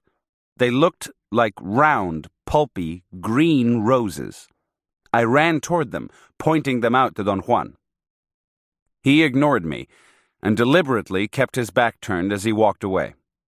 I knew I had done the wrong thing, and for the rest of the afternoon we walked in silence, moving slowly on the flat valley floor, which was covered with small, sharp-edged rocks. We moved among the cacti, disturbing crowds of lizards, and at times a solitary bird, and I passed scores of peyote plants without saying a word. At 6 o'clock, we were at the bottom of the mountains that marked the end of the valley. We climbed to a ledge. Don Juan dropped his sack and sat down. I was hungry again, but we had no food left. I suggested that we pick up the mezcalito and head back for town. He looked annoyed and made a smacking sound with his lips. He said we were going to spend the night there. We sat quietly. There was a rock wall to the left, and to the right was the valley we had just crossed. It extended for quite a distance, and seemed to be wider than, and not so flat as I had thought. Viewed from the spot where I sat, it was full of small hills and protuberances. "Tomorrow we will start walking back," Don Juan said, without looking at me, and pointing to the valley. "We will work our way back and pick him as we cross the field. That is, we will pick him only when he is in our way. He will find us, and not the other way around. He will find us, if he wants to." Don Juan rested his back against the rock wall and, with his head turned to his side, continued talking as though another person were there besides myself. "One more thing. Only I can pick him. You will perhaps carry the bag or walk ahead of me, I don't know yet. But tomorrow you will not point at him as you did today." "I'm sorry, Don Juan." "It's all right. You didn't know." "Did your benefactor teach you all this about Mezcalito?" "No. Nobody's taught me about him. It was the protector himself who was my teacher." "Then Mezcalito is like a person to whom you can talk?" "No, he isn't." "How does he teach, then?" He remained silent for a while. "Remember the time when you played with him? You understood what he meant, didn't you?" "I did." "That's the way he teaches. You didn't know it then, but if you'd paid attention to him, he would have talked to you." "When?" "When you saw him for the first time." He seemed to be very annoyed by my questioning. I told him I had to ask all these questions because I wanted to find out all I could. "Don't ask me," he smiled maliciously. "Ask him. The next time you see him, ask him everything you want to know." "Then Mezcalito is like a person you can talk." He didn't let me finish. He turned away, picked up the canteen, stepped down from the ledge, and disappeared around the rock. I didn't want to be alone there, and even though he hadn't asked me to go along, I followed him. We walked for about 500 feet to a small creek.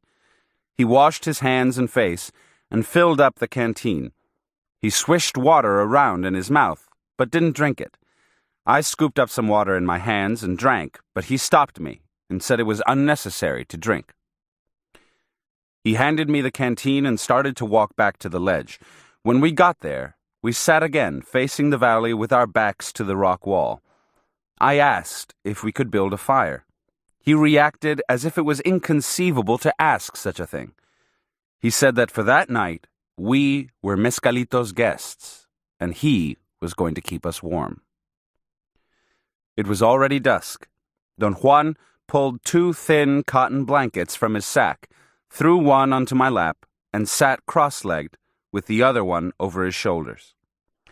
Below us, the valley was dark, with its edges already diffused in the evening mist. Don Juan sat motionless, facing the peyote field. A steady wind blew on my face. "The twilight is the crack between the worlds," he said softly, without turning to me. I didn't ask what he meant. My eyes became tired. Suddenly, I felt elated. I had a strange, overpowering desire to weep. I lay on my stomach. The rock floor was hard and uncomfortable, and I had to change my position every few minutes. Finally, I sat up and crossed my legs, putting the blanket over my shoulders.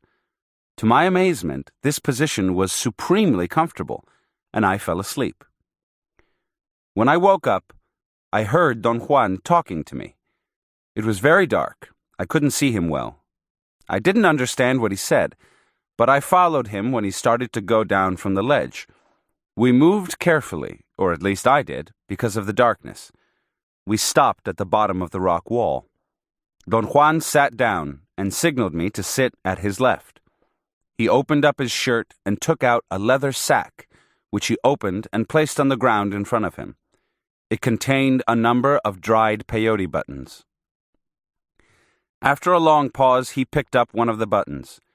He held it in his right hand, rubbing it several times between the thumb and the first finger, as he chanted softly. Suddenly, he let out a tremendous cry. "Aye!" It was weird, unexpected. It terrified me. Vaguely, I saw him place the peyote button in his mouth and begin to chew it. After a moment, he picked up the whole sack, leaned toward me, and told me in a whisper to take the sack, pick out one mezcalito, put the sack in front of us again, and then do exactly as he did. I picked a peyote button and rubbed it as he had done. Meanwhile, he chanted, swaying back and forth. I tried to put the button into my mouth several times, but I felt embarrassed to cry out. Then, as in a dream, an unbelievable shriek came out of me. "Ahuyi!" For a moment, I thought it was someone else. Again, I felt the effects of nervous shock in my stomach. I was falling backward. I was fainting. I put the peyote button into my mouth and chewed it. After a while, Don Juan picked up another from the sack. I was relieved to see that he put it into his mouth after a short chant. He passed the sack to me, and I placed it in front of us again after taking one button. This cycle went on 5 times before I noticed any thirst. I picked up the canteen to drink, but Don Juan told me just to wash my mouth and not to drink, or I would vomit. I swished the water around in my mouth repeatedly. At a certain moment, drinking was a formidable temptation, and I swallowed a bit of water. Immediately, my stomach began to convulse. I expected to have a painless and effortless flowing of liquid from my mouth, as had happened during my first experience with peyote. But to my surprise, I had only the ordinary sensation of vomiting. It didn't last long, however. Don Juan picked up another button and handed me the sack, and the cycle was renewed and repeated until I had chewed 14 buttons.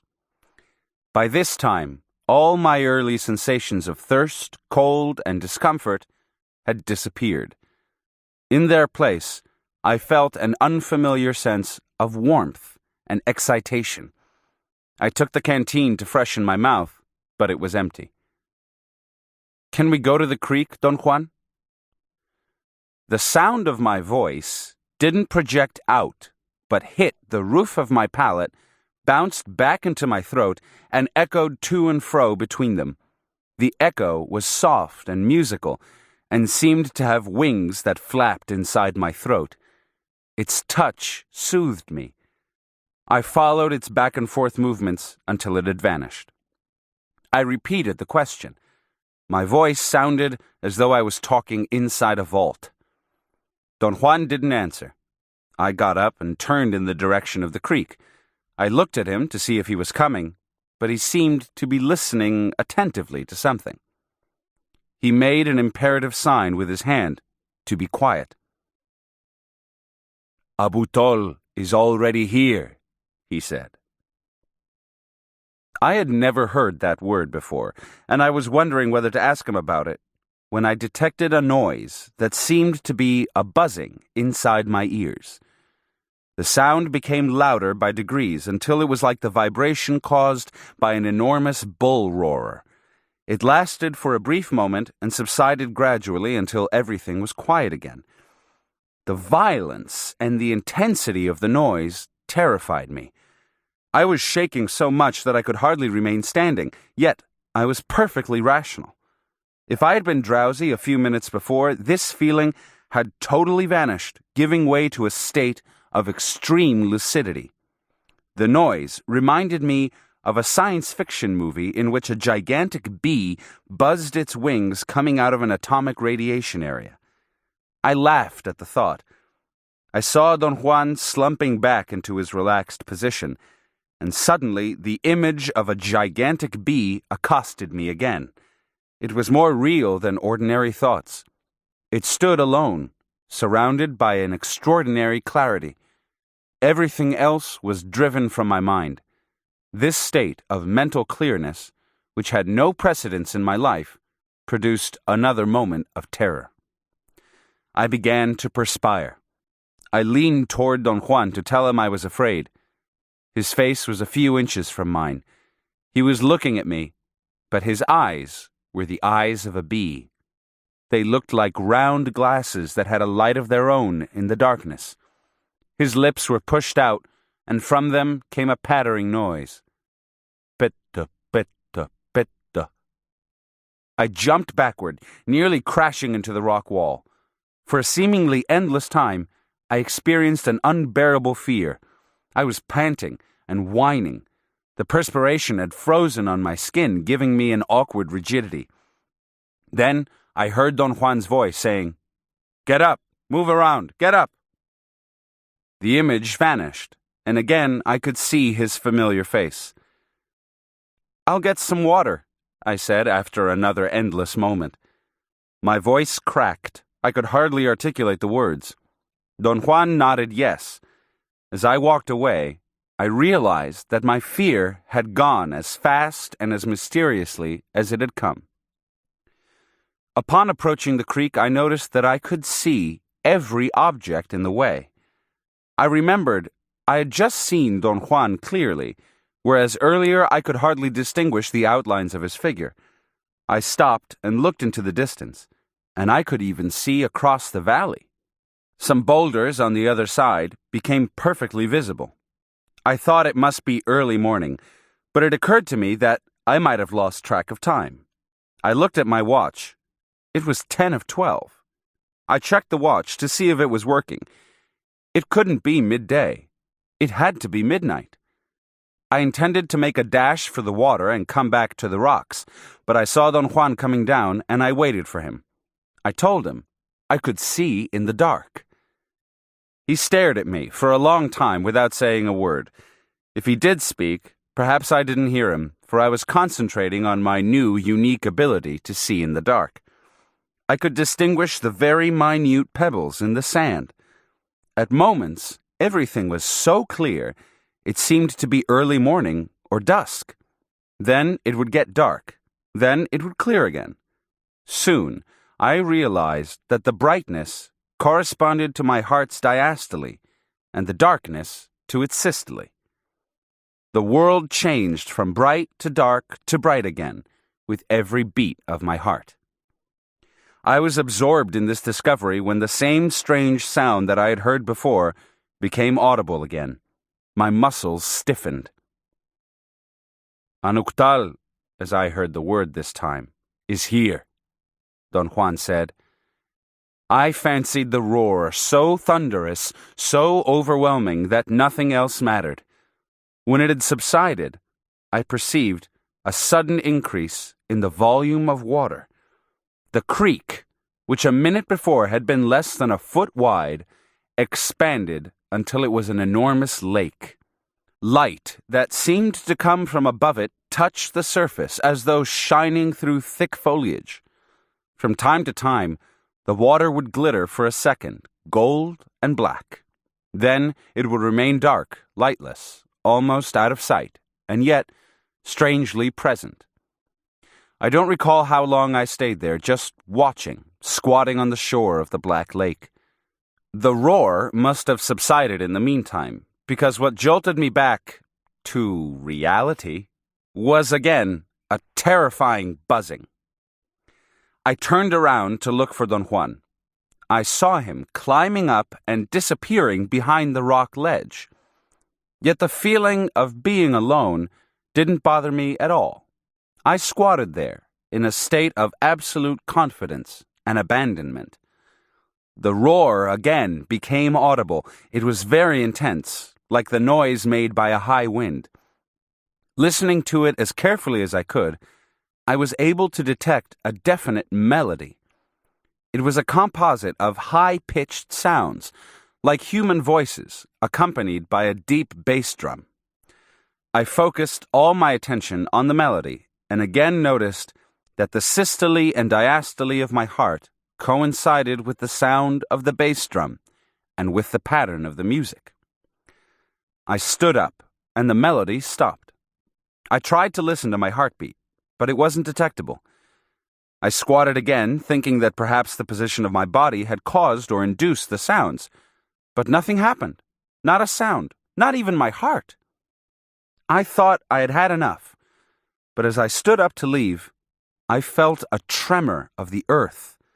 The ground under my feet was shaking. I was losing my balance. I fell backward and remained on my back while the earth shook violently. I tried to grab a rock or a plant, but something was sliding under me. I jumped up, stood for a moment, and fell down again. The ground on which I sat was moving, sliding into the water like a raft. I remained motionless, stunned by a terror that was, like everything else, unique, uninterrupted, and absolute. I moved through the water of the Black Lake, perched on a piece of soil that looked like an earthen log. I had the feeling I was going in a southerly direction, transported by the current. I could see the water moving and swirling around. It felt cold and oddly heavy to the touch. I fancied it alive. There were no distinguishable shores or landmarks, and I can't recall the thoughts or the feelings that must have come to me during this trip. After what seemed like hours of drifting, my raft made a right-angle turn to the left, the east. It continued to slide on the water for a very short distance and unexpectedly rammed against something. The impact threw me forward. I closed my eyes and felt a sharp pain as my knees and my outstretched arms hit the ground. After a moment, I looked up. I was lying on the dirt. It was as though my earthen log had merged with the land. I sat up and turned around. The water was receding. It moved backward like a wave in reverse until it disappeared. I sat there for a long time, trying to collect my thoughts and resolve all that had happened into a coherent unit. My entire body ached. My throat felt like an open sore. I had bitten my lips when I landed. I stood up. The wind made me realize I was cold, My clothes were wet.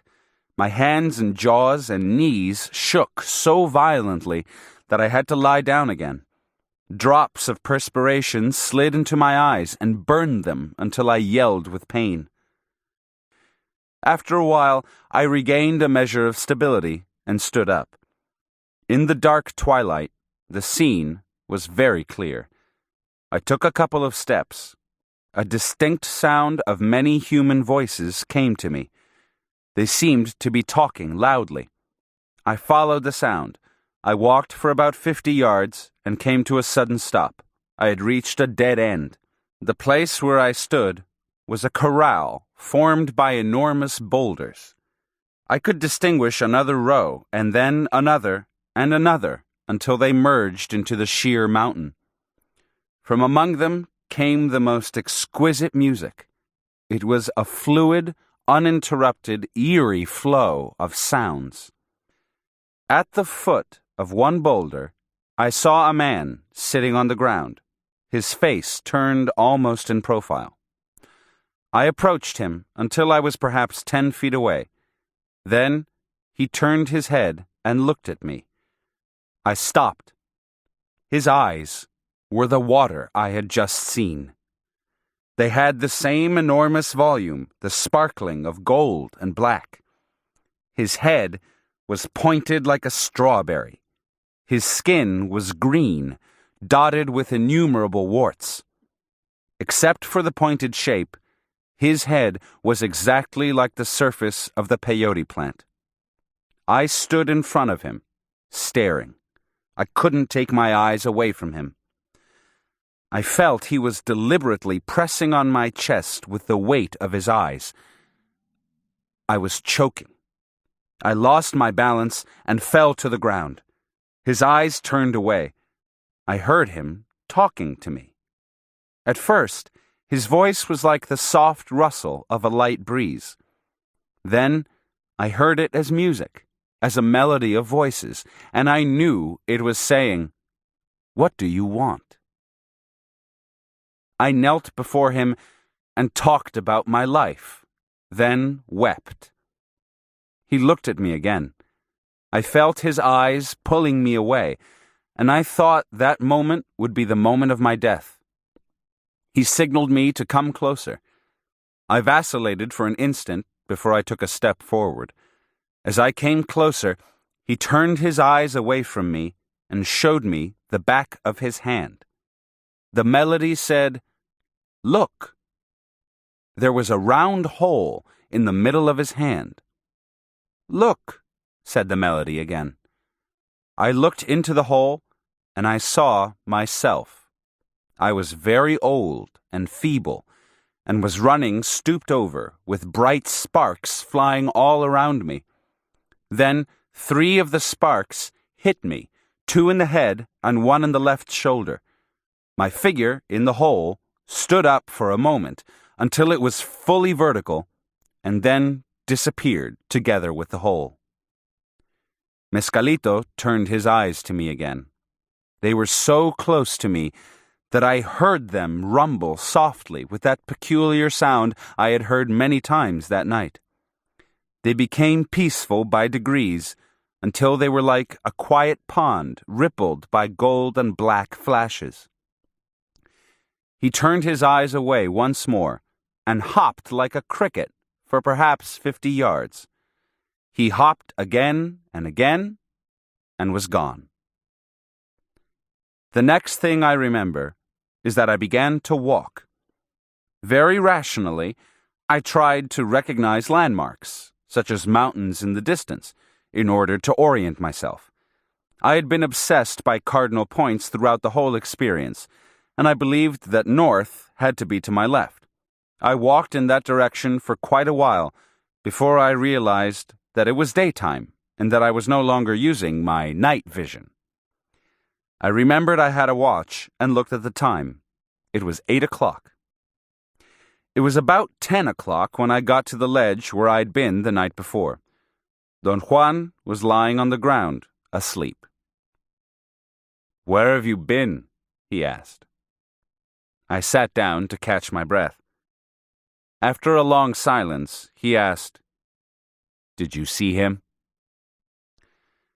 I began to narrate to him the sequence of my experiences from the beginning, but he interrupted me, saying that all that mattered was whether I had seen him or not. He asked how close to me Mescalito was. I told him I had nearly touched him. That part of my story interested him. He listened attentively to every detail without comment, interrupting only to ask questions about the form of the entity I had seen, its disposition, and other details about it. It was about noon when Don Juan seemed to have had enough of my story. He stood up and strapped a canvas bag to my chest. He told me to walk behind him and said he was going to cut Mescalito loose, and I had to receive him in my hands and place him inside the bag gently. We drank some water and started to walk. When we reached the edge of the valley, he seemed to hesitate for a moment before deciding which direction to take. Once he had made his choice, we walked in a straight line. Every time we came to a peyote plant, he squatted in front of it and very gently cut off the top with his short, serrated knife. He made an incision level with the ground and sprinkled the wound, as he called it, with pure sulfur powder, which he carried in a leather sack. He held the fresh button in his left hand and spread the powder with his right hand. Then he stood up and handed me the button, which I received with both hands, as he had prescribed, and placed inside the bag. "Stand erect, and don't let the bag touch the ground or the bushes or anything else," he said repeatedly, as though he thought I would forget. We collected 65 buttons. When the bag was completely filled, he put it on my back and strapped a new one to my chest. By the time we had crossed the plateau, we had 2 full sacks containing 110 peyote buttons. The bags were so heavy and bulky that I could hardly walk under their weight and volume. Don Juan whispered to me that the bags were heavy because Mescalito wanted to return to the ground. He said it was the sadness of leaving his abode which made Mescalito heavy. My real chore was not to let the bags touch the ground, because if I did, Mescalito would never allow me to take him again. At one particular moment, the pressure of the straps on my shoulders became unbearable. Something was exerting tremendous force in order to pull me down. I felt very apprehensive. I noticed that I had started to walk faster, almost at a run. I was, in a way, trotting behind Don Juan. Suddenly, the weight on my back and chest diminished. The load became spongy and light. I ran freely to catch up with Don Juan, who was ahead of me. I told him I didn't feel the weight any longer. He explained that we had already left Mescalito's abode. Tuesday, July 3rd, 1962. "I think Mescalito has almost accepted you," Don Juan said. "Why do you say he's almost accepted me, Don Juan?" "He didn't kill you, or even harm you. He gave you a good fright, but not a really bad one. If he had not accepted you at all, he would have appeared to you as monstrous and full of wrath. Some people have learned the meaning of horror upon encountering him and not being accepted by him." "If he's so terrible, why didn't you tell me about it before you took me to the field?" "You don't have the courage to seek him deliberately. I thought it would be better if you didn't know." "But I might have died, Don Juan." "Yes, you might have. But I was certain it was going to be all right for you. He played with you once. He didn't harm you. I thought he would also have compassion for you this time." I asked him if he really thought Mescalito had had compassion for me. The experience had been terrifying. I felt that I'd nearly died of fright. He said Mescalito had been most kind to me. He had showed me a scene that was an answer to a question. Don Juan said Mescalito had given me a lesson. I asked him what the lesson was and what it meant. He said it would be impossible to answer that question because I had been too afraid to know exactly what I had asked Mezcalito. Don Juan probed my memory as to what I had said to Mezcalito before he showed me the scene on his hand, but I couldn't remember. All I remembered was my falling on my knees and confessing my sins to him. Don Juan seemed uninterested in talking about it anymore. I asked him, "Can you teach me the words to the songs you chanted?" "No, I can't. Those words are my own.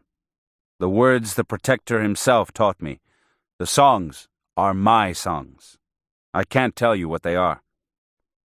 "Why can't you tell me, Don Juan?" "Because these songs are a link between the Protector and myself. I'm sure someday he will teach you your own songs.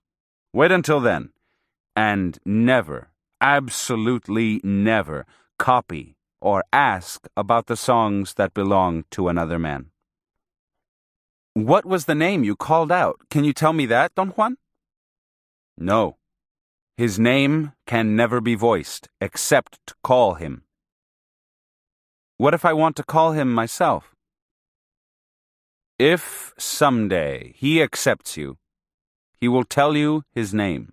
That name will be for you alone to use, either to call him loudly or to say quietly to yourself.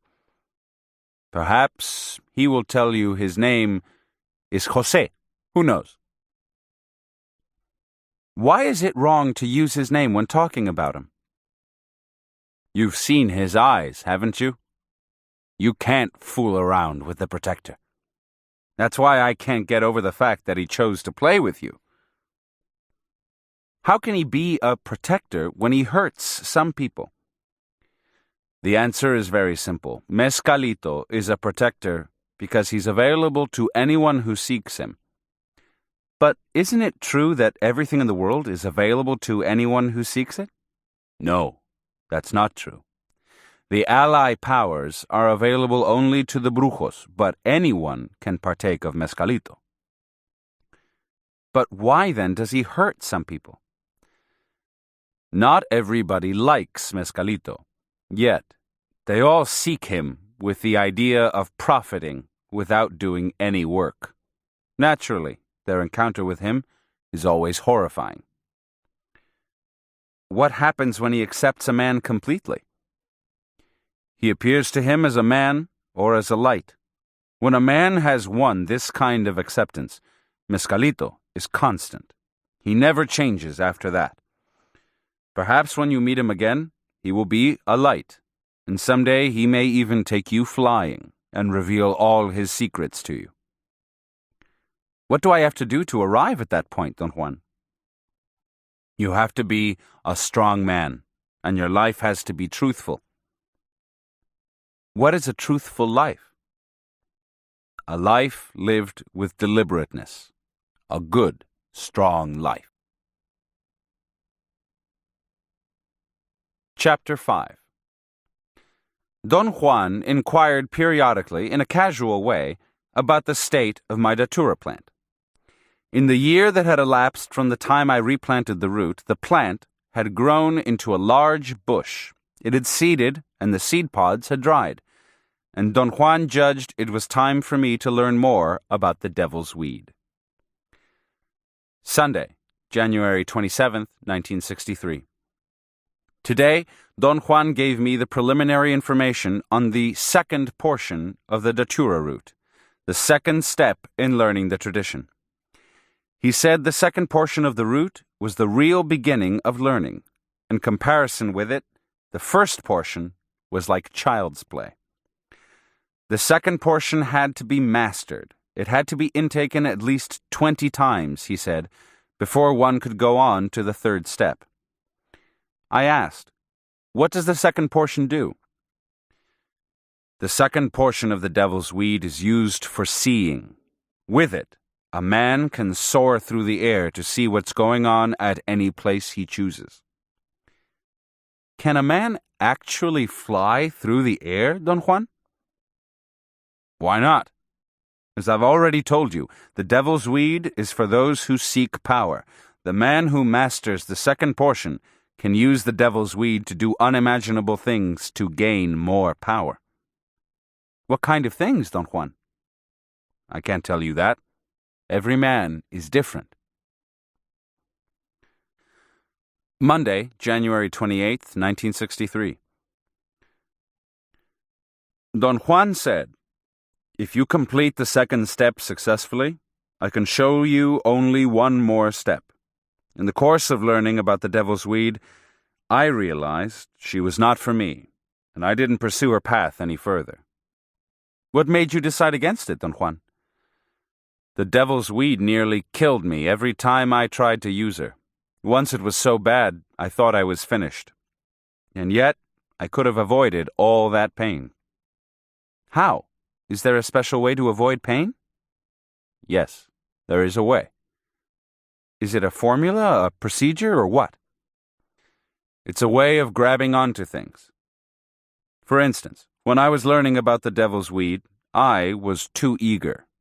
I grabbed onto things the way kids grab onto candy. A devil's weed is only one of a million paths. Anything is one of a million paths. Un camino entre cantidades de caminos. Therefore, you must always keep in mind that a path is only a path. If you feel you shouldn't follow it, you mustn't stay with it under any conditions. To have such clarity, you must lead a disciplined life. Only then will you know that any path is only a path, and there is no affront to oneself or to others in dropping it if that is what your heart tells you to do. But your decision to keep on the path or to leave it must be free of fear or ambition. I warn you. Look at every path closely and deliberately. Try it as many times as you think necessary. Then ask yourself, and yourself alone, one question. This question is one that only a very old man asks. My benefactor told me about it once when I was young, and my blood was too vigorous for me to understand it. Now I do understand it. I will tell you what it is. Does this path have a heart? All paths are the same. They lead nowhere. They are paths going through the bush or into the bush. In my own life, I could say I have traversed long, long paths, but I am not anywhere. My benefactor's question has meaning now. Does this path have a heart? If it does, the path is good. If it doesn't, it's of no use. Both paths lead nowhere, but one has a heart. The other doesn't. One makes for a joyful journey.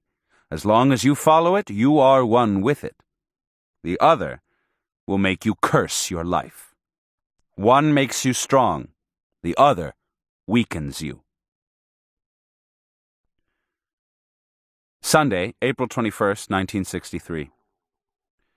On Tuesday afternoon, April 16th, Don Juan and I went to the hills where his datura plants are. He asked me to leave him alone there and wait for him in the car. He returned nearly 3 hours later, carrying a package wrapped in red cloth. As we started to drive back to his house, he pointed to the bundle and said it was his last gift for me. I asked if he meant he wasn't going to teach me anymore. He explained that he was referring to the fact that I had a plant fully mature and would no longer need his plants. Late in the afternoon, we sat in his room. He brought out a smoothly finished mortar and pestle. The bowl of the mortar was about 6 inches in diameter. He untied a large package full of small bundles, selected 2 of them, and placed them on a straw mat by my side. Then he added 4 more bundles of the same size from the pack he had carried home. He said they were seeds, and I had to grind them into a fine powder. He opened the first bundle and poured some of its contents into the mortar. The seeds were dried, round, and caramel yellow in color. I began working with the pestle. After a while, he corrected me. He told me to push the pestle against one side of the mortar first, and then slide it across the bottom and up against the other side. I asked what he was going to do with the powder. He didn't want to talk about it. The first batch of seeds was extremely hard to grind. It took me 4 hours to finish the job. My back ached because of the position in which I'd been sitting. I lay down and wanted to go to sleep right there, but Don Juan opened the next bag and poured some of the contents into the mortar. The seeds this time were slightly darker than the first ones and were lumped together. The rest of the bag's contents was a sort of powder made of very small, round, dark granules. I wanted something to eat, but Don Juan said that if I wished to learn, I had to follow the rule, and the rule was that I could only drink a little water while learning the secrets of the second portion. The third bag contained a handful of live black grain weevils, and in the last bag were some fresh white seeds, almost mushy soft, but fibrous and difficult to grind into a fine paste as he expected me to do. After I had finished grinding the contents of the 4 bags, Don Juan measured 2 cups of a greenish water, poured it into a clay pot, and put the pot on the fire. When the water was boiling, he added the first batch of powdered seeds. He stirred it with a long pointed piece of wood, or bone, which he carried in his leather pouch. As soon as the water boiled again, he added the other substances one by one, following the same procedure. Then he added 1 more cup of the same water and let the mixture simmer over a low fire. Then he told me it was time to mash the root. He carefully extracted a long piece of datura root from the bundle he had carried home. The root was about 16 inches long. It was thick, perhaps 1.5 inches in diameter. He said it was the second portion, and again, he had measured the second portion himself, because it was still his root. He said the next time I tried the devil's weed, I would have to measure my own root. He pushed the big mortar toward me, and I proceeded to pound the root in exactly the same way he had mashed the first portion. He directed me through the same steps, and again we left the mashed root soaking in water, exposed to the night air. By that time the boiling mixture had solidified in the clay pot. Don Juan took the pot from the fire, placed it inside a hanging net, and hooked it to a beam in the middle of the room. About 8 o'clock in the morning of April 17th, Don Juan and I began to leach the root extract with water. It was a clear, sunny day, and Don Juan interpreted the fine weather as an omen that the devil's weed liked me. He said that with me around, he could remember only how bad she had been with him. The procedure we followed in leaching the root extract was the same I had observed for the first portion. By late afternoon, after pouring out the top water for the 8th time, there was a spoonful of a yellowish substance in the bottom of the bowl. We returned to his room, where there were still 2 little sacks he hadn't touched. He opened one, slid his hand inside, and wrinkled the open end around his wrist with the other hand. He seemed to be holding something, judging by the way his hand moved inside the bag. Suddenly, with a swift movement, he peeled the bag off his hand like a glove, turning it inside out, and shoved his hand close to my face. He was holding a lizard. Its head was a few inches from my eyes. There was something strange about the lizard's mouth. I gazed at it for a moment and then recoiled involuntarily. The lizard's mouth was sewed up with rude stitches. Don Juan ordered me to hold the lizard in my left hand. I clutched it. It wriggled against my palm. I felt nauseated. My hands began to perspire. He took the last bag, and repeating the same motions, he extracted another lizard. He also held it close to my face. I saw that its eyelids were sewed together.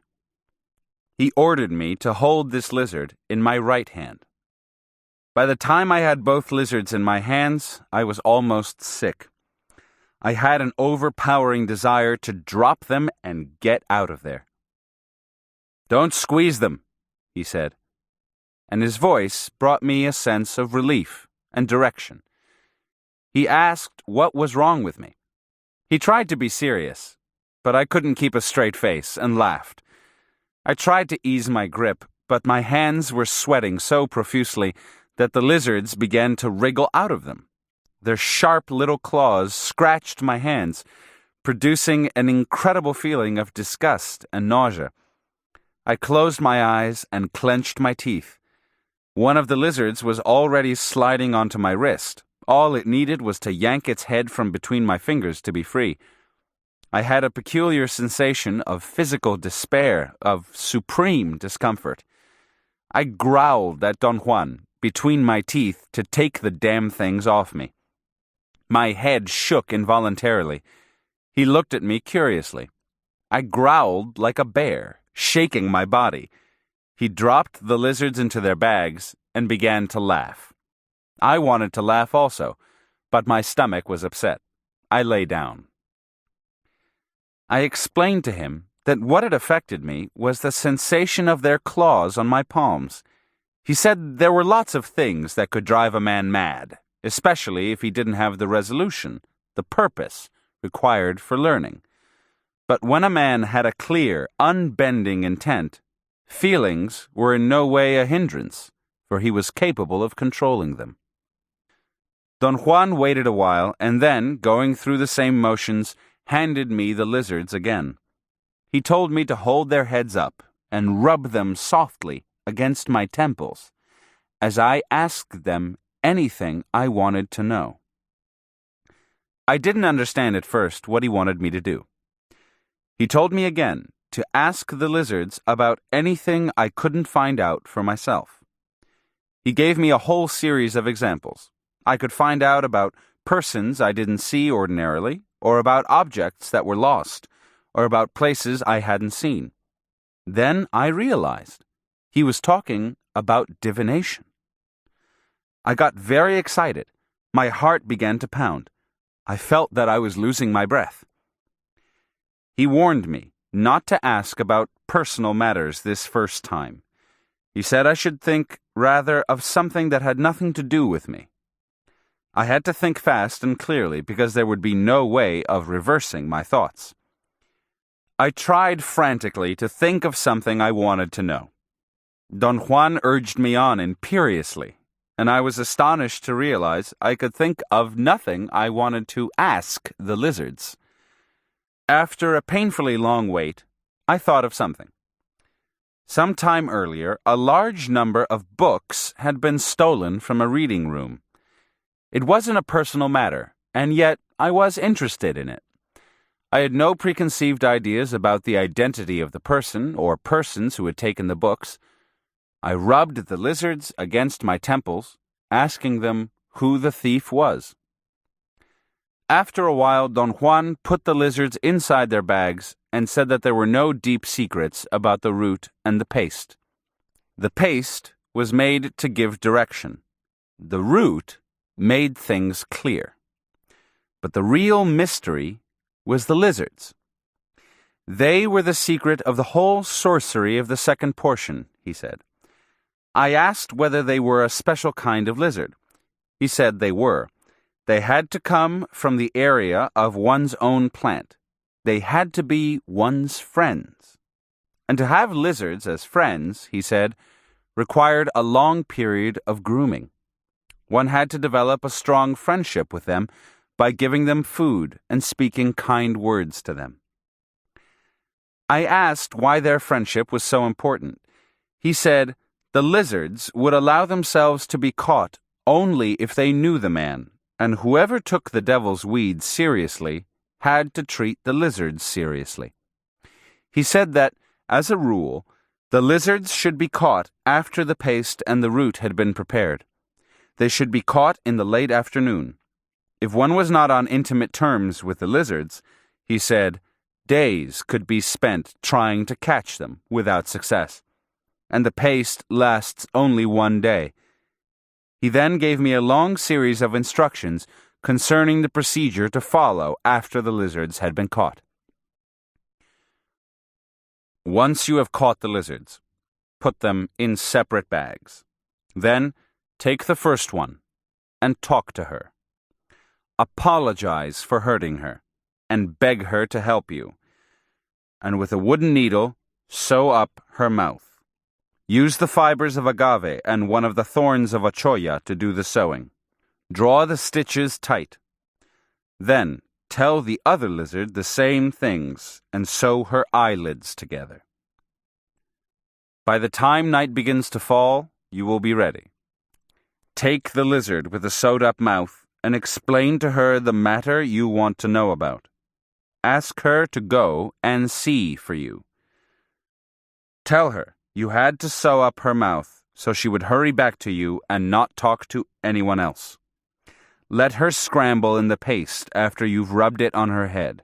Then put her on the ground. If she goes in the direction of your good fortune, the sorcery will be successful and easy. If she goes in the opposite direction, it will be unsuccessful. If the lizard moves toward you, toward the south, you can expect more than ordinary good luck. But if she moves away from you, to the north, the sorcery will be terribly difficult. You may even die. So if she moves away from you, that is a good time to quit. At this point, you can make the decision to quit. If you do, you will lose your capacity to command the lizards. But that is better than losing your life. On the other hand, you may decide to go ahead with the sorcery in spite of my warning. If you do, the next step is to take the other lizard and tell her to listen to her sister's story, and then describe it to you.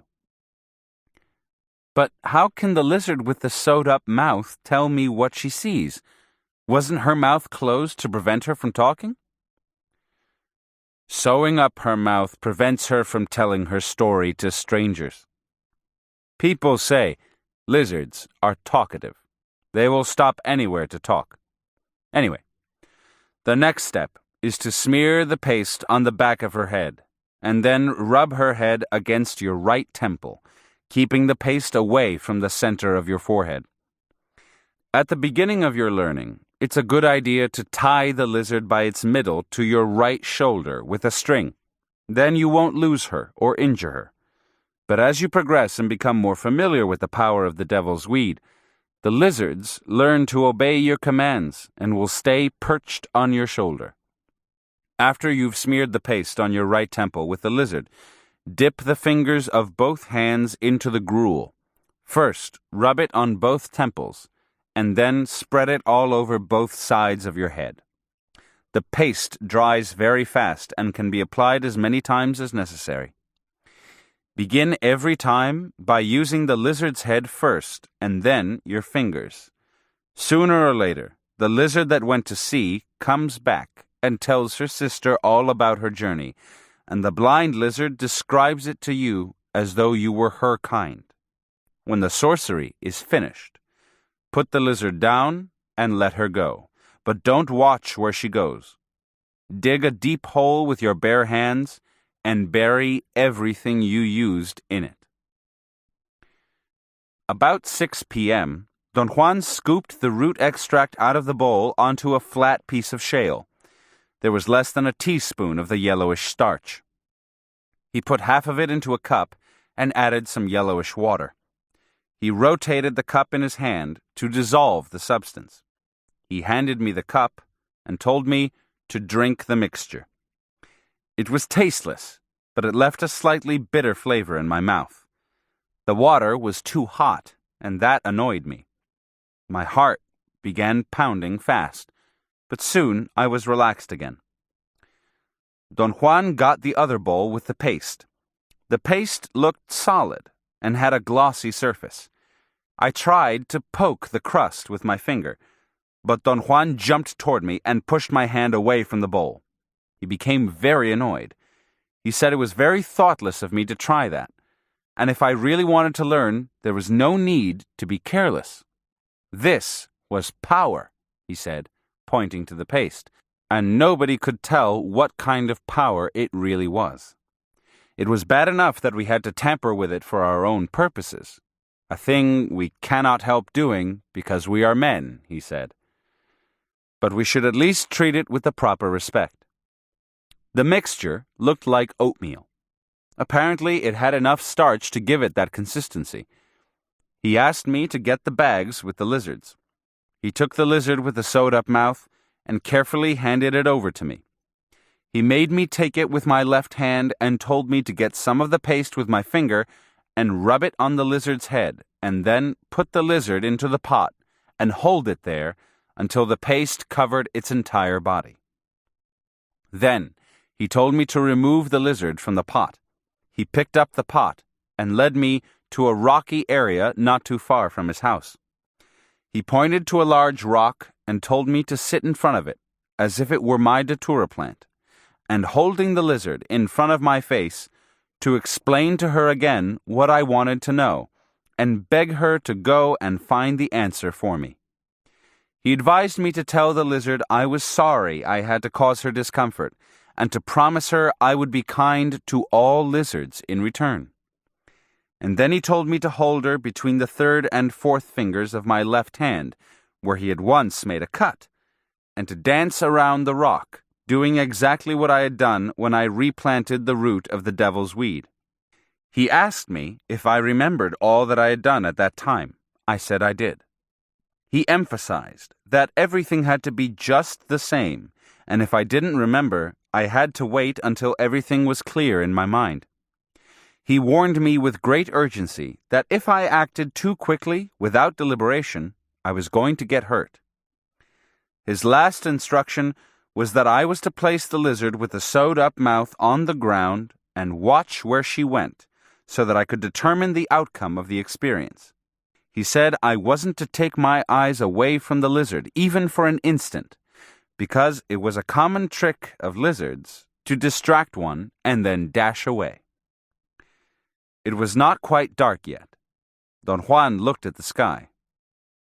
"I will leave you alone," he said, and walked away. I followed all his instructions and then placed the lizard on the ground. The lizard stood motionless where I'd put it. Then it looked at me and ran to the rocks toward the east and disappeared among them. I sat on the ground in front of the rock, as though I were facing my plant. A profound sadness overtook me. I wondered about the lizard with its sewed-up mouth. I thought of its strange journey and of how it looked at me before it ran away. It was a weird thought, an annoying projection. In my own way, I too was a lizard, undergoing another strange journey. My fate was, perhaps, only to see. At that moment, I felt that I would never be able to tell what I had seen. It was very dark by then. I could hardly see the rocks in front of me. I thought of Don Juan's words. The twilight. There's the crack between the worlds. After long hesitation, I began to follow the steps prescribed. The paste, though it looked like oatmeal, didn't feel like oatmeal. It was very smooth and cold. It had a peculiar, pungent smell. It produced a sensation of coolness on the skin and dried quickly. I rubbed my temples 11 times without noticing any effect. I tried very carefully to take account of any change in perception or mood, for I didn't even know what to anticipate. As a matter of fact, I couldn't conceive the nature of the experience, and kept on searching for clues. The paste had dried up and scaled off my temples.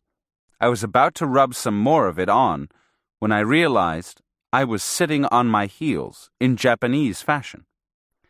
I had been sitting cross-legged and didn't recall changing positions. It took some time to realize fully that I was sitting on the floor in a sort of cloister with high arches. I thought they were brick arches, but upon examining them, I saw they were stone. This transition was very difficult. It came so suddenly that I wasn't ready to follow. My perception of the elements of the vision was diffused, as if I were dreaming. Yet the components didn't change. They remained steady, and I could stop alongside any one of them and actually examine it. The vision was not so clear or so real as one induced by peyote. It had a misty character, an intensely pleasing pastel quality. I wondered whether I could get up or not, and the next thing I noticed was that I had moved. I was at the top of a stairway, and H, a friend of mine, was standing at the bottom. Her eyes were feverish. There was a mad glare in them. She laughed aloud and with such intensity that she was terrifying. She began coming up the stairs. I wanted to run away or take cover because she'd been off her rocker once. That was the thought that came to my mind. I hid behind a column, and she went by me without looking. She's going on a long trip now, was another thought that occurred to me then. And finally, the last thought I remembered was, she laughs every time she's ready to crack up. Suddenly, the scene became very clear. It was no longer like a dream. It was like an ordinary scene, but I seemed to be looking at it through window glass. I tried to touch a column, but all I sensed was that I couldn't move. Yet I knew I could stay as long as I wanted, viewing the scene. I was in it, and yet I wasn't part of it. I experienced a barrage of rational thoughts and arguments. I was, so far as I could judge, in an ordinary state of sober consciousness. Every element belonged in the realm of my normal processes. And yet, I knew it wasn't an ordinary state. The scene changed abruptly. It was nighttime. I was in the hall of a building. The darkness inside the building made me aware that in the earlier scene the sunlight had been beautifully clear, yet it had been so commonplace that I didn't notice it at the time. As I looked further into the new vision, I saw a young man coming out of a room carrying a large knapsack on his shoulders. I didn't know who he was, although I had seen him once or twice. He walked by me and went down the stairs. By then, I had forgotten my apprehension, my rational dilemmas.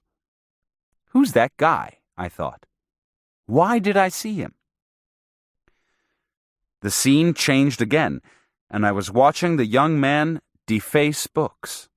He glued some of the pages together, erased markings, and so on. Then I saw him arranging the books neatly in a wooden crate. There was a pile of crates. They weren't in his room, but in a storage place. Other images came to my mind, but they weren't clear. The scene became foggy. I had a sensation of spinning. Don Juan shook me by the shoulders, and I woke up. He helped me to stand, and we walked back to his house. It had been 3.5 hours from the moment I began rubbing the paste on my temples to the time I woke up. But the visionary state couldn't have lasted more than 10 minutes. I had no ill effects whatsoever. I was just hungry and sleepy. Thursday, April 18th, 1963. Don Juan asked me last night to describe my recent experience, but I was too sleepy to talk about it. I couldn't concentrate. Today, as soon as I woke up, he asked me again. Who told you this girl H had been off her rocker? He asked when I finished my story. Nobody. It was just one of the thoughts I had. Do you think they were your thoughts? I told him they were my thoughts, although I had no reason to think that H had been sick. They were strange thoughts. They seemed to pop up in my mind from nowhere. He looked at me inquisitively. I asked him if he didn't believe me. He laughed and said that it was my routine to be careless with my acts. What did I do wrong, Don Juan? You should have listened to the lizards. How should I have listened? The little lizard on your shoulder was describing to you everything her sister was seeing. She was talking to you. She was telling you everything, and you paid no attention. Instead, you believed the lizard's words were your own thoughts. But they were my own thoughts, Don Juan. They were not. That is the nature of this sorcery. Actually, the vision is to be listened to rather than looked at. The same thing happened to me. I was about to warn you when I remembered my benefactor had not warned me. Was your experience like mine, Don Juan? No. Mine was a hellish journey. I nearly died. Why was it hellish? Maybe because the devil's weed didn't like me. Or because I wasn't clear about what I wanted to ask. Like you yesterday. You must have had that girl in mind when you asked the question about the books. I can't remember it. The lizards are never wrong. They take every thought as a question. The lizard came back and told you things about H no one will ever be able to understand, because not even you know what your thoughts were. How about the other vision I had? Your thoughts must have been steady when you asked that question, and that is the way this sorcery should be conducted, with clarity. Do you mean the vision of the girl is not to be taken seriously? How can it be taken seriously if you don't know what questions the little lizards were answering? Would it be more clear to the lizard if one asked only one question? Yes, that would be clearer, if you could hold one thought steadily. But what would happen, Don Juan, if the one question wasn't a simple one? As long as your thought is steady, and doesn't go into other things, it's clear to the little lizards, and then their answer is clear to you. Can one ask more questions of the lizards as one goes along in the vision? No. The vision is to look at whatever the lizards are telling you. That is why I said it's a vision to hear more than a vision to see. That is why I asked you to deal with impersonal matters. Usually, when the question is about people, your longing to touch them or talk to them is too strong, and the lizard will stop talking, and the sorcery will be dispelled. You should know much more than you do now before trying to see things that concern you personally. Next time, you must listen carefully. I'm sure the lizards told you many, many things, but you weren't listening. Friday, April 19th, 1963. What were all the things I ground for the paste, Don Juan? Seeds of the devil's weed and the weevils that live off the seeds. The measure is 1 handful of each. He cupped his right hand to show me how much. I asked him what would happen if one element was used by itself, without the others. He said that such a procedure would only antagonize the devil's weed and the lizards. You must not antagonize the lizards, he said. For the next day, during the late afternoon, you must return to the site of your plant. Speak to all lizards and ask the 2 that helped you in the sorcery to come out again. Search all over until it is quite dark. If you can't find them, you must try it once more the next day. If you're strong, you will find both of them, and then you have to eat them right there, and you will be endowed forever with the capacity to see the unknown. You will never need to catch lizards again to practice this sorcery. They will live inside you from then on. What do I do if I find only one of them? If you find only one of them, you must let her go at the end of your search. If you find her the first day, don't keep her, hoping you'll catch the other one the next day. That will only spoil your friendship with them. What happens if I can't find them at all? I think that would be the best thing for you. It implies that you must catch 2 lizards every time you want their help, but it also implies that you are free. What do you mean, free? free from being the slave of the devil's weed. If the lizards are to live inside you, the devil's weed will never let you go. Is that bad? Of course it's bad. She will cut you off from everything else. You'll have to spend your life grooming her as an ally. She is possessive. Once she dominates you, there is only one way to go, her way. What if I find that the lizards are dead? If you find one or both of them dead, you must not attempt to do this sorcery for some time. Lay off for a while. I think this is all I need to tell you. What I've told you is the rule. Whenever you practice this sorcery by yourself, you must follow all the steps I've described while you sit in front of your plant. One more thing. You must not eat or drink until the sorcery is finished. Chapter 6.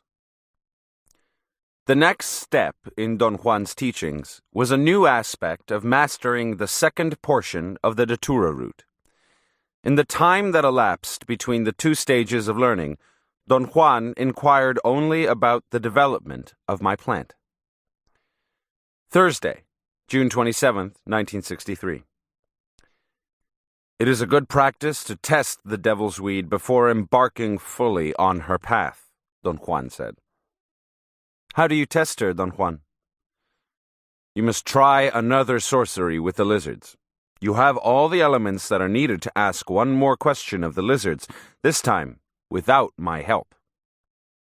Is it very necessary that I do this sorcery, Don Juan?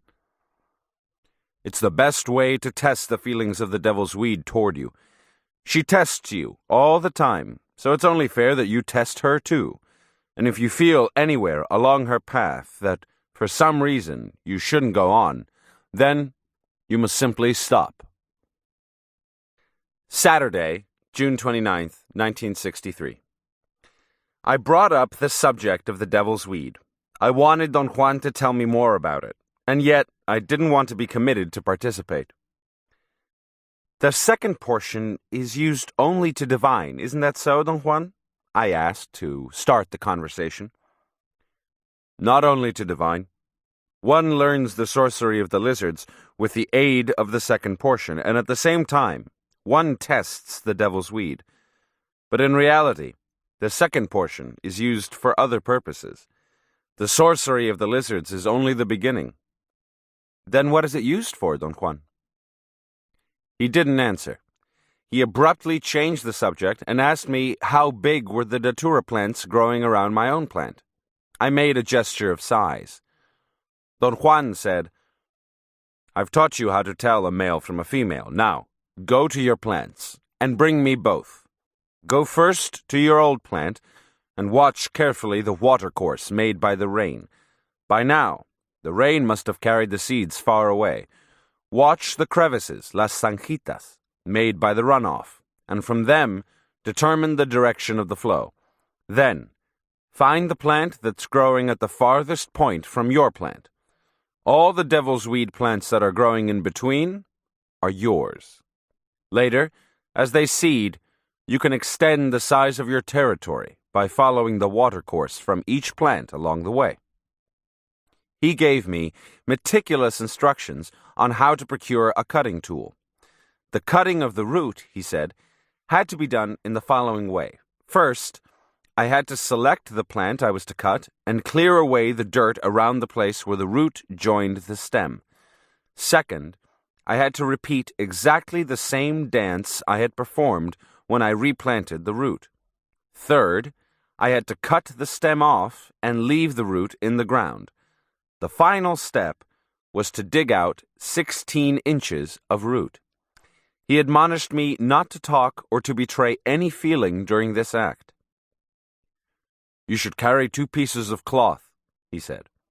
Spread them on the ground and place the plants on them. Then, cut the plants into parts and stack them up.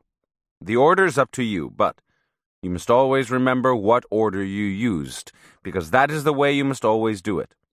Bring the plants to me as soon as you have them.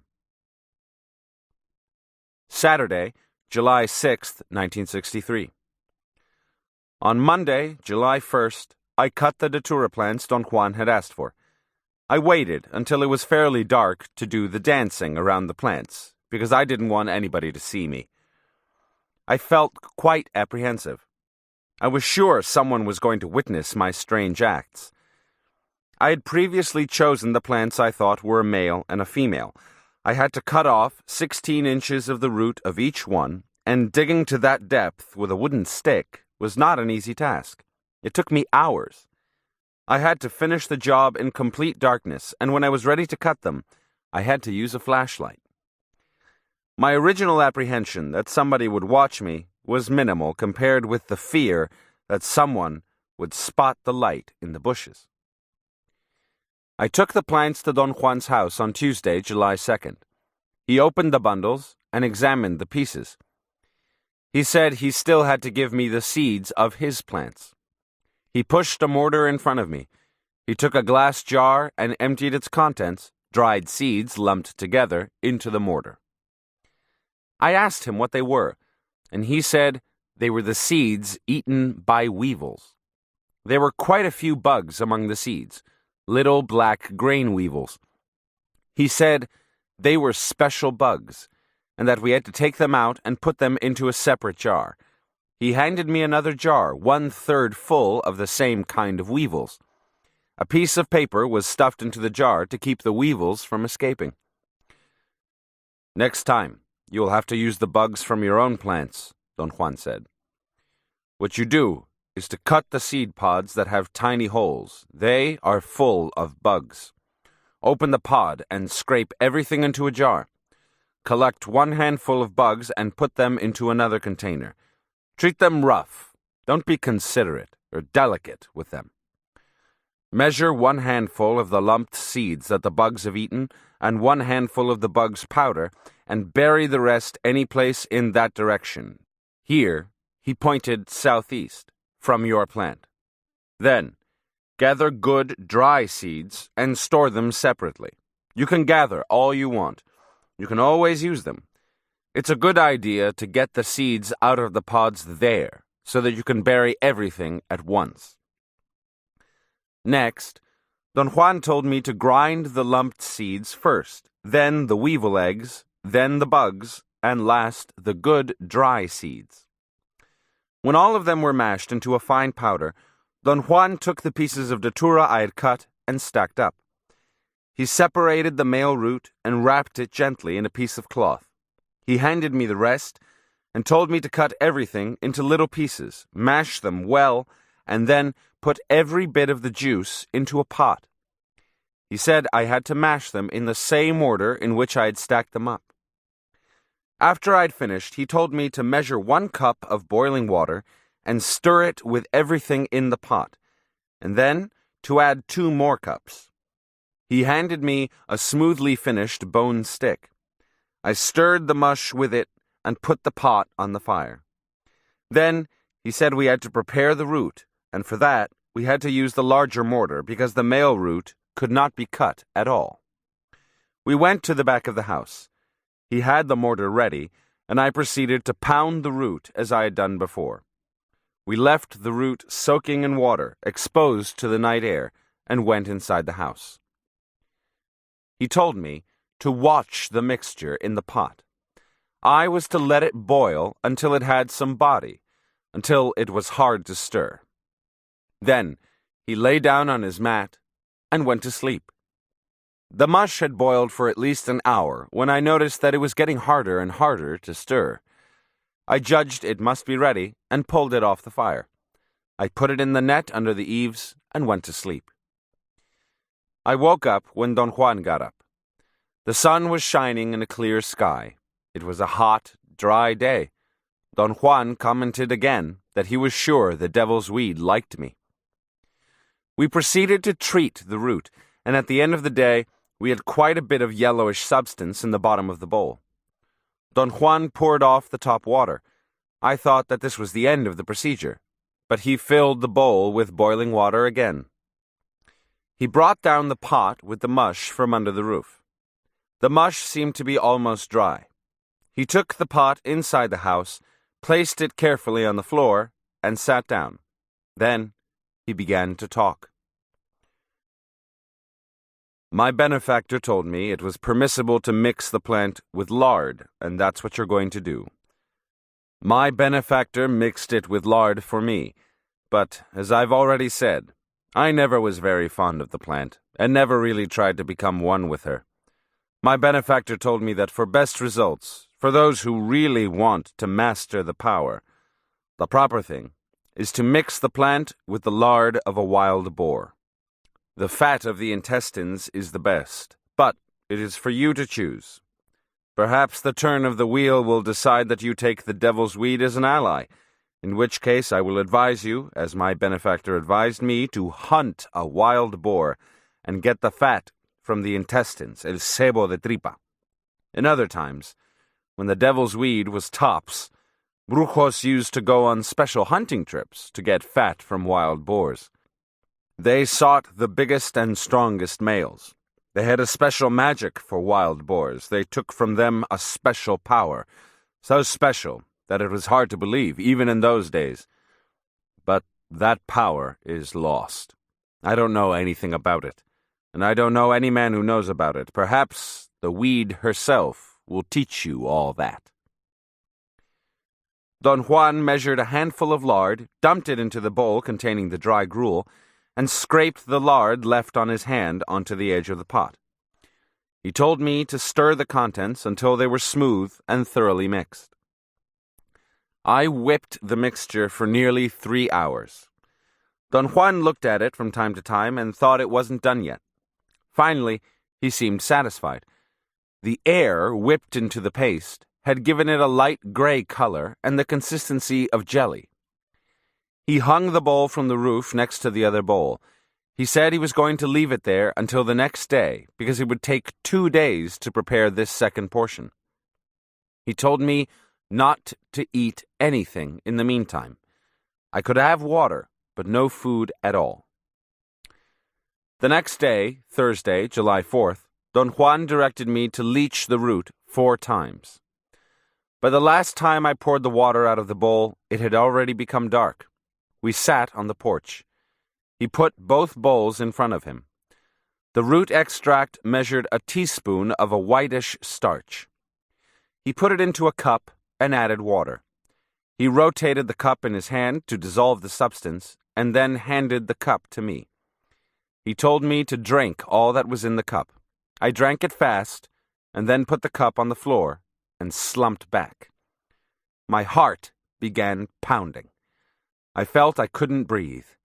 Don Juan ordered me, matter-of-factly, to take off all my clothes. I asked him why, and he said I had to rub myself with the paste.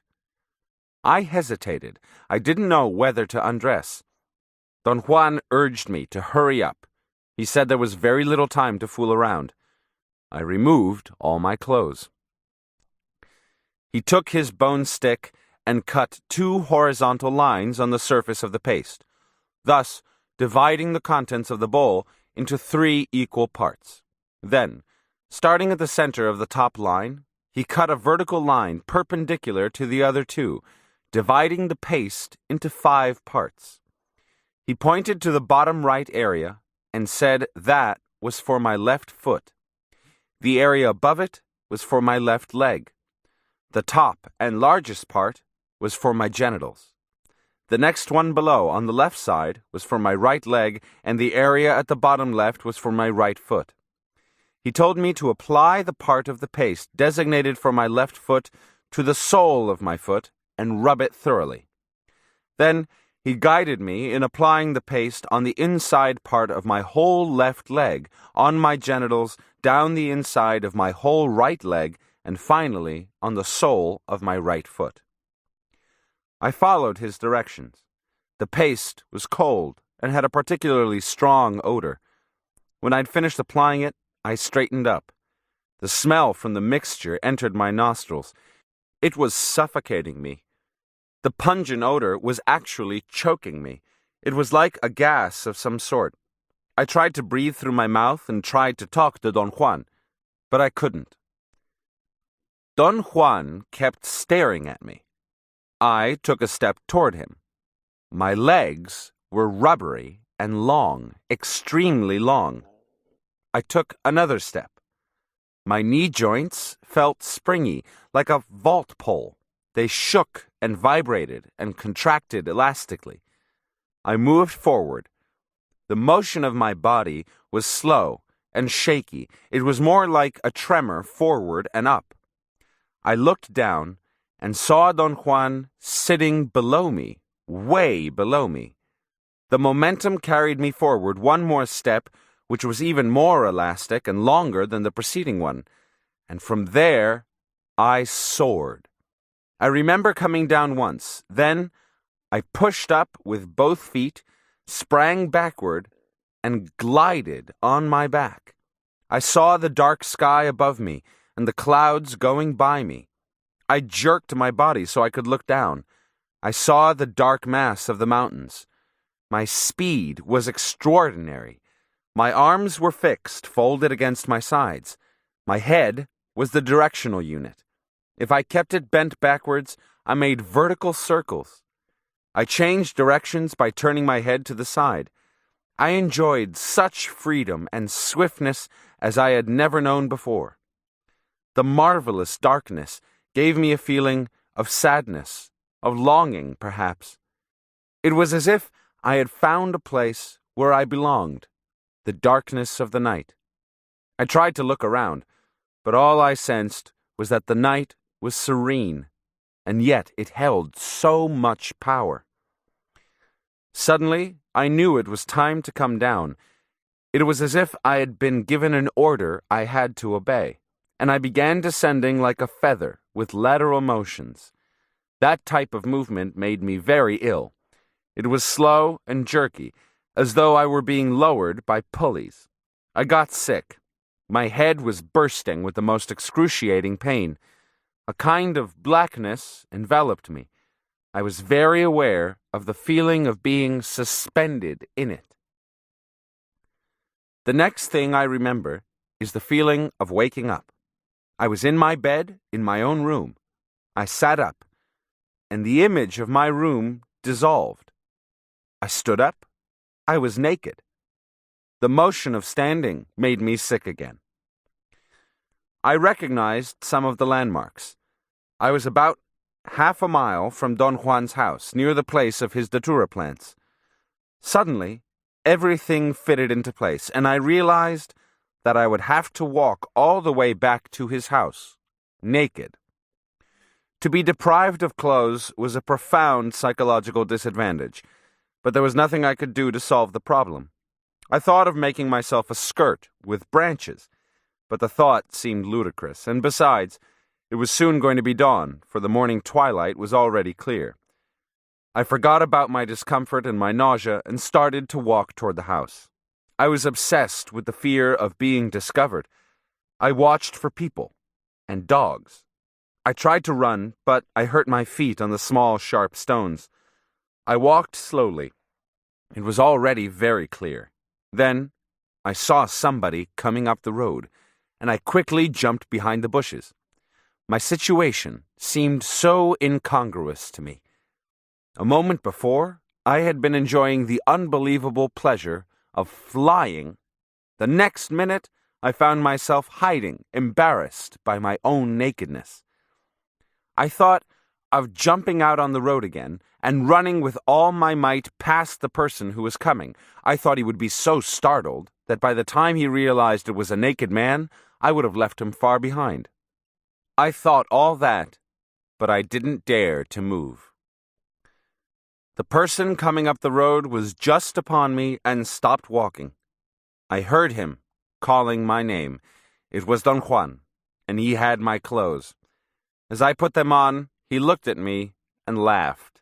He laughed so hard that I wound up laughing too.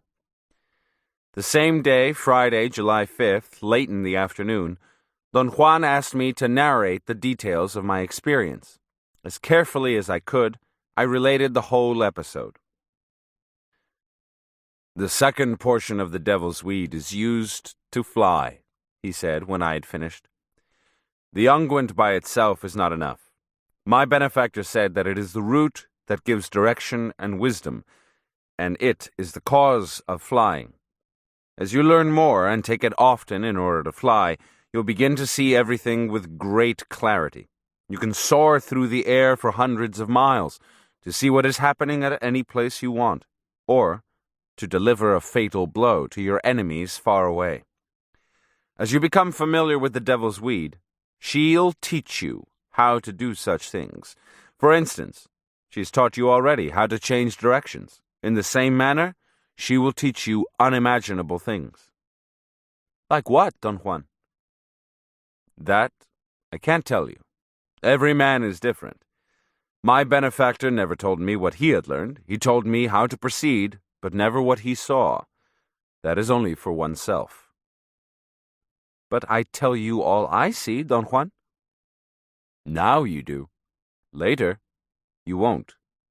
The next time you take the devil's weed, you'll do it by yourself, around your own plants, because that's where you will land, around your plants.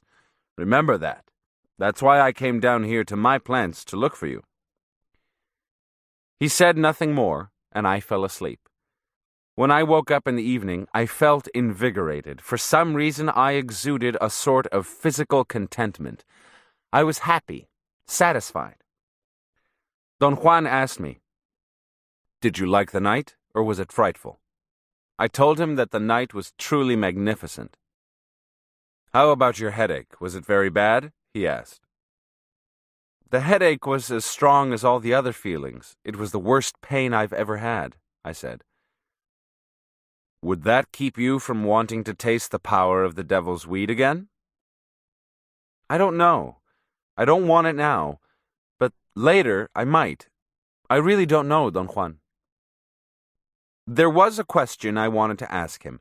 I knew he was going to evade it, so I waited for him to mention the subject. I waited all day. Finally, before I left that evening, I had to ask him, "Did I really fly, Don Juan?" "That is what you told me. Didn't you?" "I know, Don Juan. I mean, did my body fly? Did I take off like a bird?" "You always ask me questions I can't answer. You flew. That's what the second portion of the devil's weed is for. As you take more of it, you will learn how to fly perfectly. It's not a simple matter. A man flies with the help of the second portion of the devil's weed. That is all I can tell you. What you want to know makes no sense. Birds fly like birds, and a man who has taken the devil's weed flies as such. El enyerbado vuela así." "As birds do? Así como los pájaros?" "No. He flies as a man who has taken the weed." "No, así como los enyerbados." "Then I didn't really fly, Don Juan. I flew in my imagination, in my mind alone. Where was my body?" "In the bushes," he replied cuttingly, but immediately broke into laughter again. "The trouble with you is that you understand things in only one way. You don't think a man flies, and yet a brujo can move 1,000 miles in 1 second to see what's going on. He can deliver a blow to his enemies long distances away. So, does he or doesn't he fly?" "You see, Don Juan, you and I are differently oriented. Suppose, for the sake of argument, one of my fellow students had been here with me when I took the devil's weed. Would he have been able to see me flying?" "There you go again with your questions about what would happen if. It's useless to talk that way. If your friend, or anybody else, takes the second portion of the weed, all he can do is fly. Now, if he had simply watched you, he might have seen you flying, or he might not. That depends on the man. But what I mean, Don Juan, is that if you and I look at a bird and see it fly, we agree that it is flying. But if two of my friends had seen me flying as I did last night, would they have agreed that I was flying?" "Well, they might have." You agree that birds fly because you've seen them flying. Flying is a common thing with birds. But you will not agree on other things birds do because you've never seen birds doing them. If your friends knew about men flying with the devil's weed, then they would agree. Let's put it another way, Don Juan. What I meant to say is that if I had tied myself to a rock with a heavy chain, I would have flown just the same because my body had nothing to do with my flying. Don Juan looked at me incredulously. If you tie yourself to a rock, he said, I'm afraid you'll have to fly holding the rock with its heavy chain. Chapter 7. Collecting the ingredients and preparing them for the smoke mixture formed a yearly cycle. The first year, Don Juan taught me the procedure. In December of 1962, the second year, when the cycle was renewed, Don Juan merely directed me. I collected the ingredients myself, prepared them, and put them away until the next year. In December 1963, a new cycle started for the third time. Don Juan then showed me how to combine the dried ingredients I had collected and prepared the year before. He put the smoking mixture into a small leather bag, and we set out once again to collect the different components for the following year. Don Juan seldom mentioned the little smoke during the year that elapsed between the two gatherings. Every time I went to see him, however, he gave me his pipe to hold, and the procedure of getting familiar with the pipe developed in the way he had described. He put the pipe in my hands very gradually. He demanded absolute and careful concentration on that action and gave me very explicit directions. Any fumbling with the pipe would inevitably result in his or my death, he said.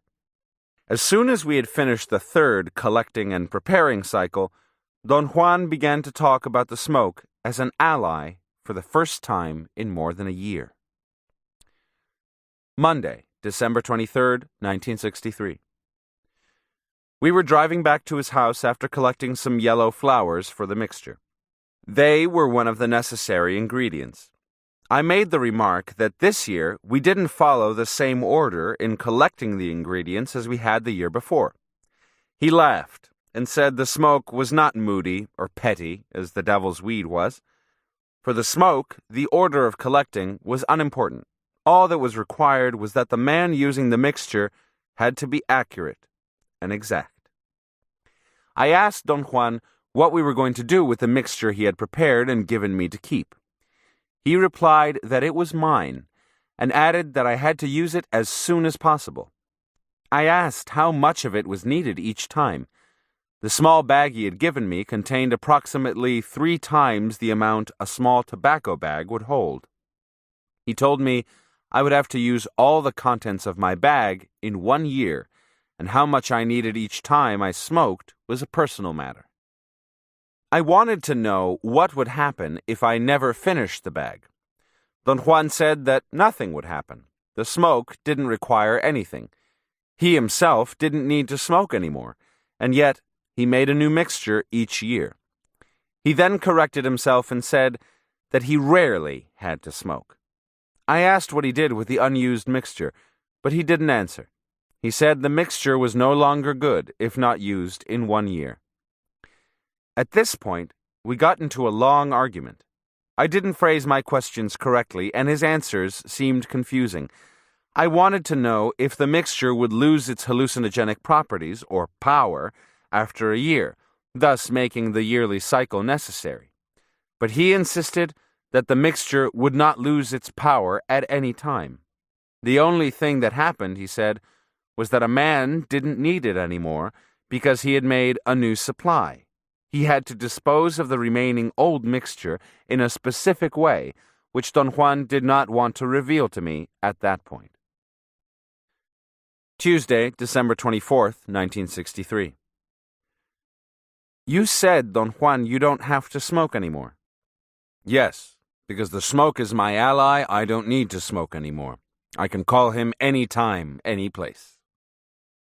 Do you mean he comes to you even if you don't smoke? I mean, I go to him freely. Will I be able to do that too? If you succeed in getting him as your ally, you will. Tuesday, December 31st, 1963. On Thursday, December 26th, I had my first experience with Don Juan's ally, the smoke. All day, I drove him around and did chores for him. We returned to his house in the late afternoon. I mentioned that we had had nothing to eat all day. He was completely unconcerned over that. Instead, he began to tell me it was imperative for me to become familiar with the smoke. He said I had to experience it myself to realize how important it was as an ally. Without giving me an opportunity to say anything, Don Juan told me he was going to light his pipe for me right then. I tried to dissuade him, arguing that I didn't believe I was ready.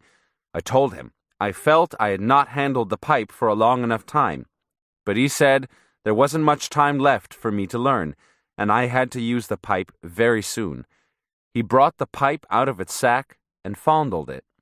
I sat on the floor next to him and frantically tried to get sick and pass out, to do anything to put off this unavoidable step. The room was almost dark. Don Juan had lighted the kerosene lamp and placed it in a corner. Usually, the lamp kept the room in a relaxing semi-darkness, its yellowish light always soothing. This time, however, the light seemed dim and unusually red. It was unnerving. He untied his small bag of mixture without removing it from the cord fastened around his neck. He brought the pipe close to him, put it inside his shirt, and poured some of the mixture into the bowl. He made me watch the procedure, pointing out that if some of the mixture spilled, it would fall inside his shirt. Don Juan filled 3/4 of the bowl, then tied the bag with one hand while holding the pipe in the other. He picked up a small clay dish, handed it to me, and asked me to get some small charcoals from the fire outside. I went to the back of the house and scooped a bunch of charcoals from the adobe stove. I hurried back to his room. I felt deep anxiety. It was like a premonition. I sat next to Don Juan and gave him the dish. He looked at it and calmly said the charcoals were too big. He wanted smaller ones that would fit inside the pipe bowl. I went back to the stove and got some. He took the new dish of charcoals and put it before him. He was sitting with his legs crossed and tucked under him. He glanced at me out of the corner of his eye and leaned forward until his chin nearly touched the charcoals. He held the pipe in his left hand, and with an extremely swift movement of his right hand, picked up a burning piece of charcoal and put it into the bowl of the pipe. Then he sat up straight and, holding the pipe with both hands, put it to his mouth and puffed 3 times. He stretched his arms to me and told me in a forceful whisper to take the pipe with both hands and smoke. The thought of refusing the pipe and running away crossed my mind for an instant, but Don Juan demanded again, still in a whisper, that I take the pipe and smoke. I looked at him. His eyes were fixed on me, but his stare was friendly, concerned. It was clear that I had made the choice a long time before. There was no alternative but to do what he said. I took the pipe and nearly dropped it. It was hot. I put it to my mouth with extreme care because I imagined its heat would be intolerable on my lips. But I felt no heat at all. Don Juan told me to inhale. The smoke flowed into my mouth and seemed to circulate there. It was heavy. I felt as though I had a mouthful of dough. The simile occurred to me, although I had never had a mouthful of dough. The smoke was also like menthol, and the inside of my mouth suddenly became cold. It was a refreshing sensation. Again, I heard Don Juan whispering. I felt the smoke seep inside my body freely, almost without my control. I needed no more urging from Don Juan. Mechanically, I kept inhaling. Suddenly, Don Juan leaned over and took the pipe from my hands. He tapped the ashes gently on the dish with the charcoals, then he wet his finger with saliva and rotated it inside the bowl to clean its sides. He blew through the stem repeatedly. I saw him put the pipe back into its sheath. His actions held my interest. When he'd finished cleaning the pipe and putting it away, he stared at me, and I realized for the first time that my whole body was numb, mentholated. My face felt heavy, and my jaws hurt. I couldn't keep my mouth closed, but there was no saliva flow. My mouth was burning dry, and yet I wasn't thirsty. I began to sense an unusual heat all over my head, a cold heat. My breath seemed to cut my nostrils and upper lip every time I exhaled, but it didn't burn. It hurt like a piece of ice. Don Juan sat next to me, to my right, and without moving, held the pipe sheath against the floor as though keeping it down by force. My hands were heavy. My arms sagged, pulling my shoulders down. My nose was running. I wiped it with the back of my hand, and my upper lip was rubbed off. I wiped my face, and all the flesh was wiped off. I was melting. I felt as if my flesh was actually melting. I jumped to my feet and tried to grab hold of something, anything, with which to support myself. I was experiencing a terror I had never felt before. I held onto a pole that Don Juan keeps stuck on the floor in the center of his room. I stood there for a moment, then I turned to look at him. He was still sitting motionless, holding his pipe, staring at me. My breath was painfully hot or cold. It was choking me. I bent my head forward to rest it on the pole, but apparently I missed it, and my head kept on moving downward beyond the point where the pole was. I stopped when I was nearly down to the floor. I pulled myself up. The pole was there, in front of my eyes. I tried again to rest my head on it. I tried to control myself and to be aware, and kept my eyes open as I leaned forward to touch the pole with my forehead. It was a few inches from my eyes, but as I put my head against it, I had the queerest feeling that I was going right through it. In a desperate search for a rational explanation, I concluded that my eyes were distorting depth, and that the pole must have been 10 feet away, even though I saw it directly in front of my face. I then conceived a logical, rational way to check the position of the pole. I began moving sideways around it, one little step at a time. My argument was that in walking around the pole in that way, I couldn't possibly make a circle more than 5 feet in diameter. If the pole was really 10 feet away from me or beyond my reach, a moment would come when I would have my back to it. I trusted that at that moment the pole would vanish, because in reality it would be behind me. I then proceeded to circle the pole, but it remained in front of my eyes as I went around it.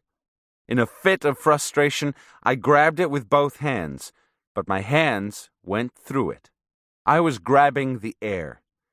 I carefully calculated the distance between the pole and myself. I figured it must be 3 feet.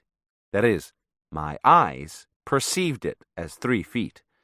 I played for a moment with the perception of depth by moving my head from one side to the other, focusing each eye in turn on the pole and then on the background. According to my way of judging depth, the pole was unmistakably before me, possibly 3 feet away. Stretching out my arms to protect my head, I charged with all my strength. The sensation was the same. I went through the pole.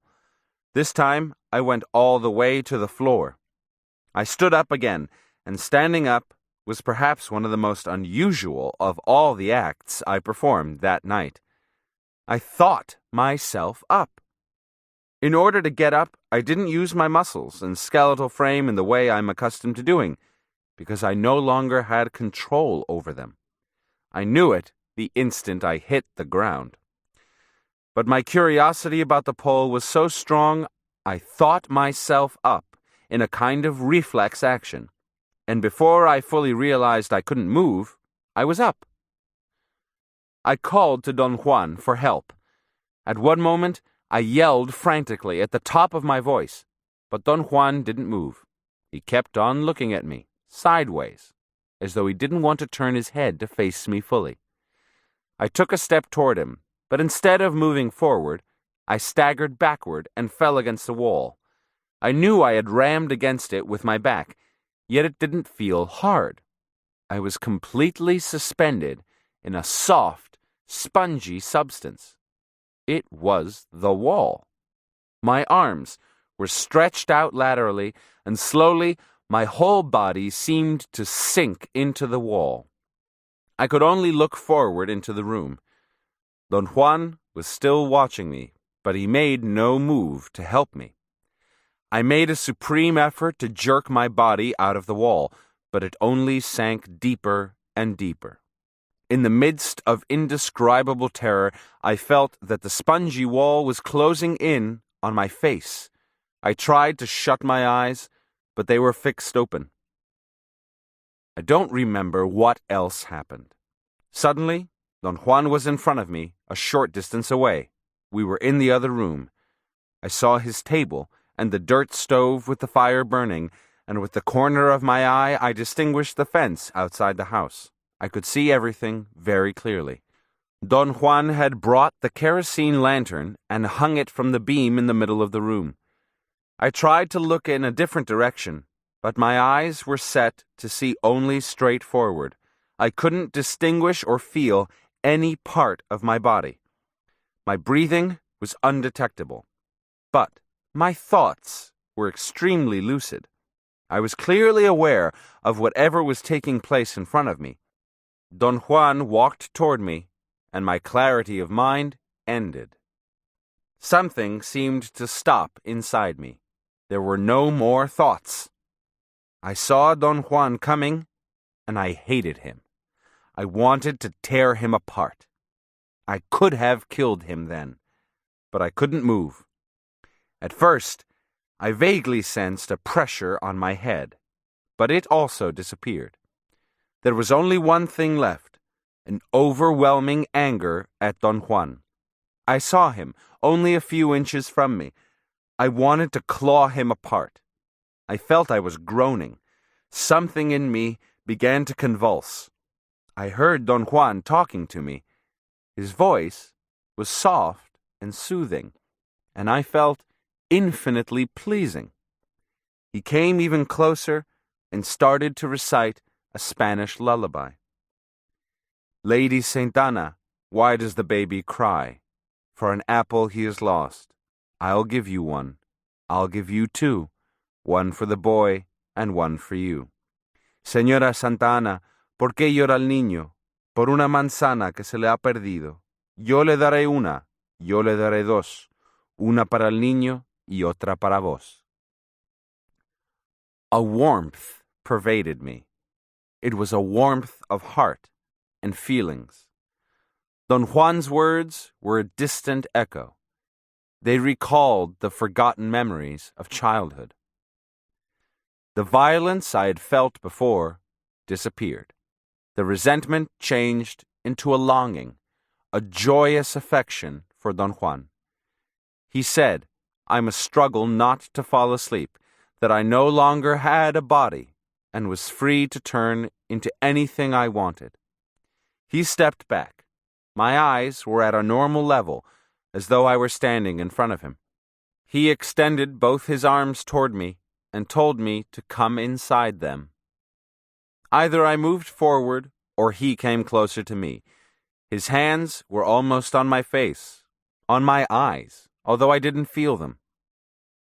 "Get inside my chest," I heard him say. I felt I was engulfing him. It was the same sensation of the sponginess of the wall. Then I could hear only his voice commanding me to look and see. I couldn't distinguish him anymore. My eyes were apparently open, for I saw flashes of light on a red field. It was as though I was looking at a light through my closed eyelids. Then my thoughts were turned on again. They came back in a fast barrage of images, faces, scenery, scenes without any coherence popped up and disappeared. It was like a fast dream in which images overlap and change. Then the thoughts began to diminish in number and intensity, and soon they were gone again. There was only an awareness of affection, of being happy. I couldn't distinguish any shapes or light. All of a sudden, I was pulled up. I distinctly felt I was being lifted. And I was free, moving with tremendous lightness and speed in water or air. I swam like an eel. I contorted and twisted and soared up and down at will.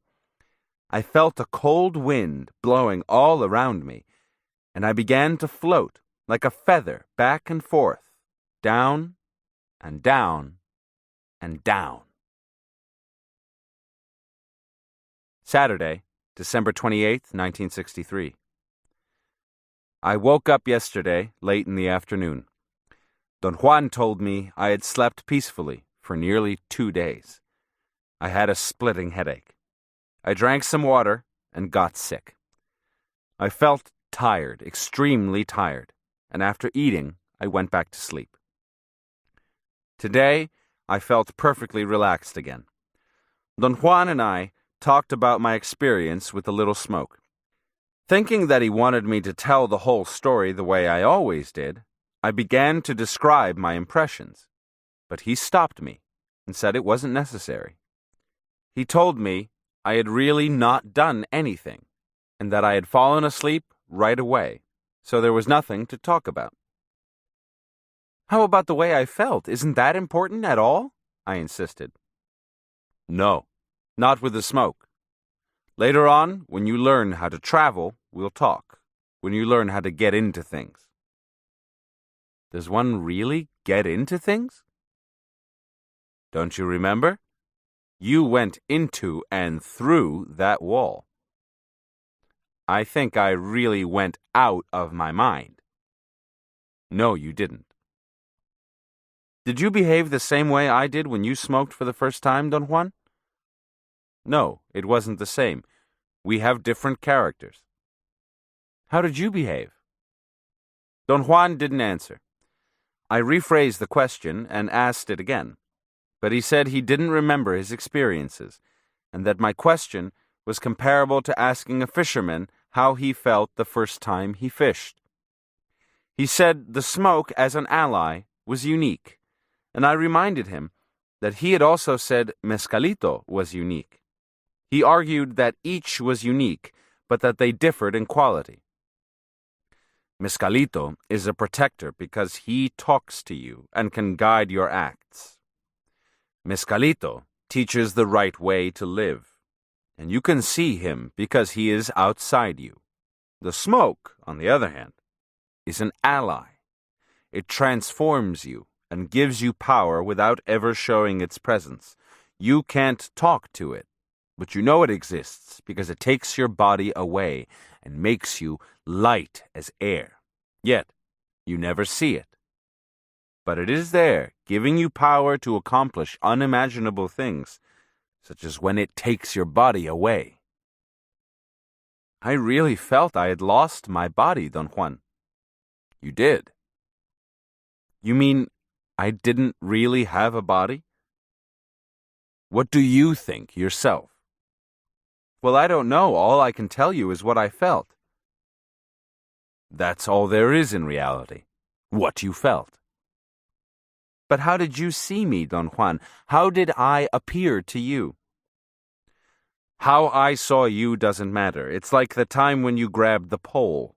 You felt it wasn't there, and you went around it to make sure it was there.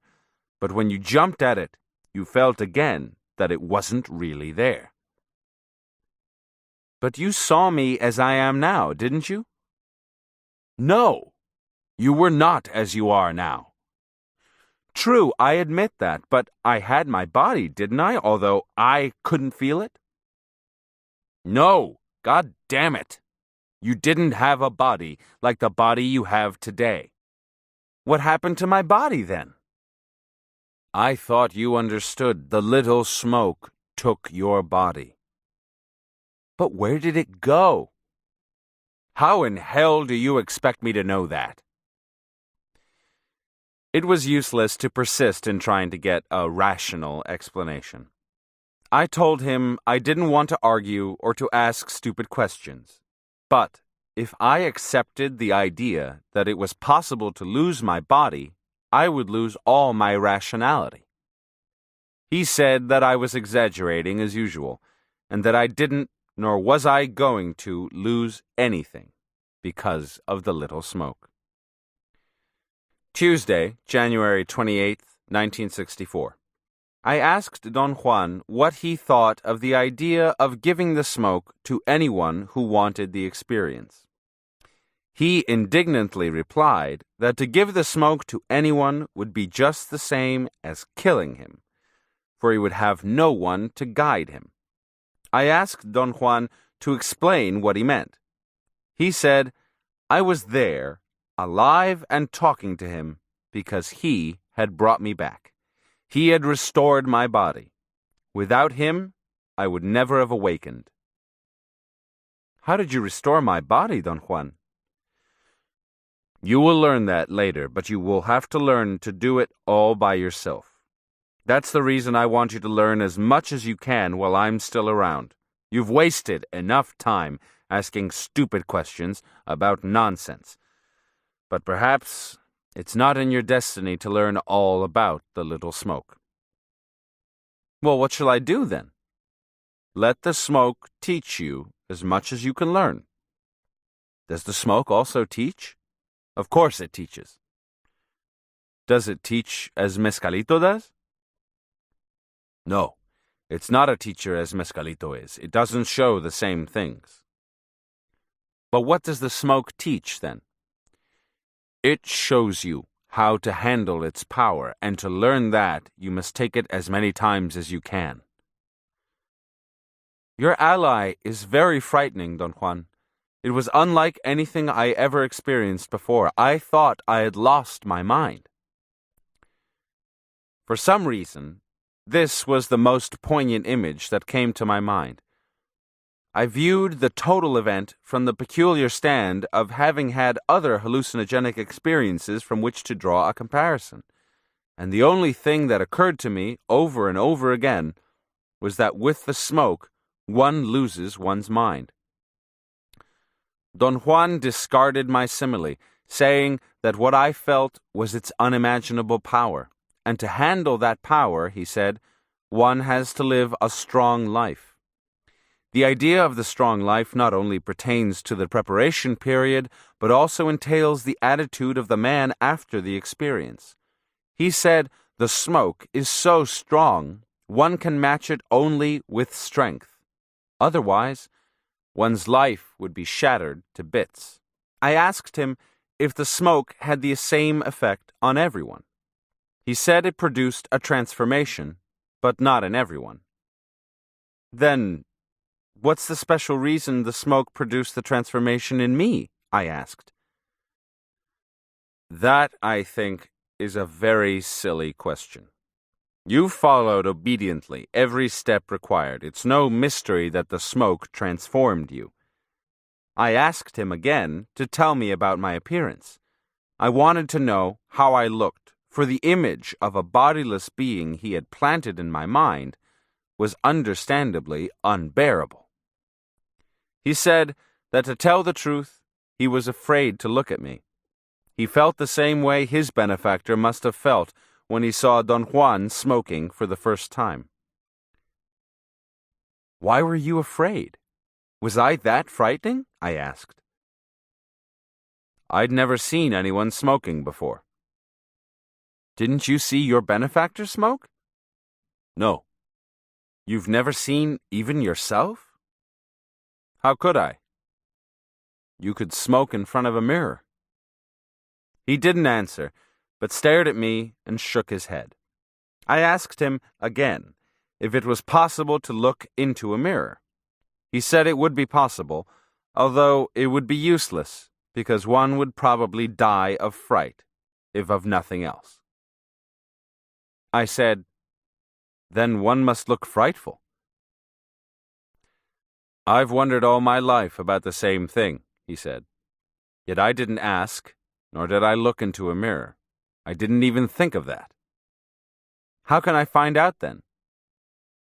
You'll have to wait, the same way I did, until you give the smoke to someone else, if you ever master it, of course. Then you'll see how a man looks. That is the rule. What would happen if I smoked in front of a camera and took a picture of myself?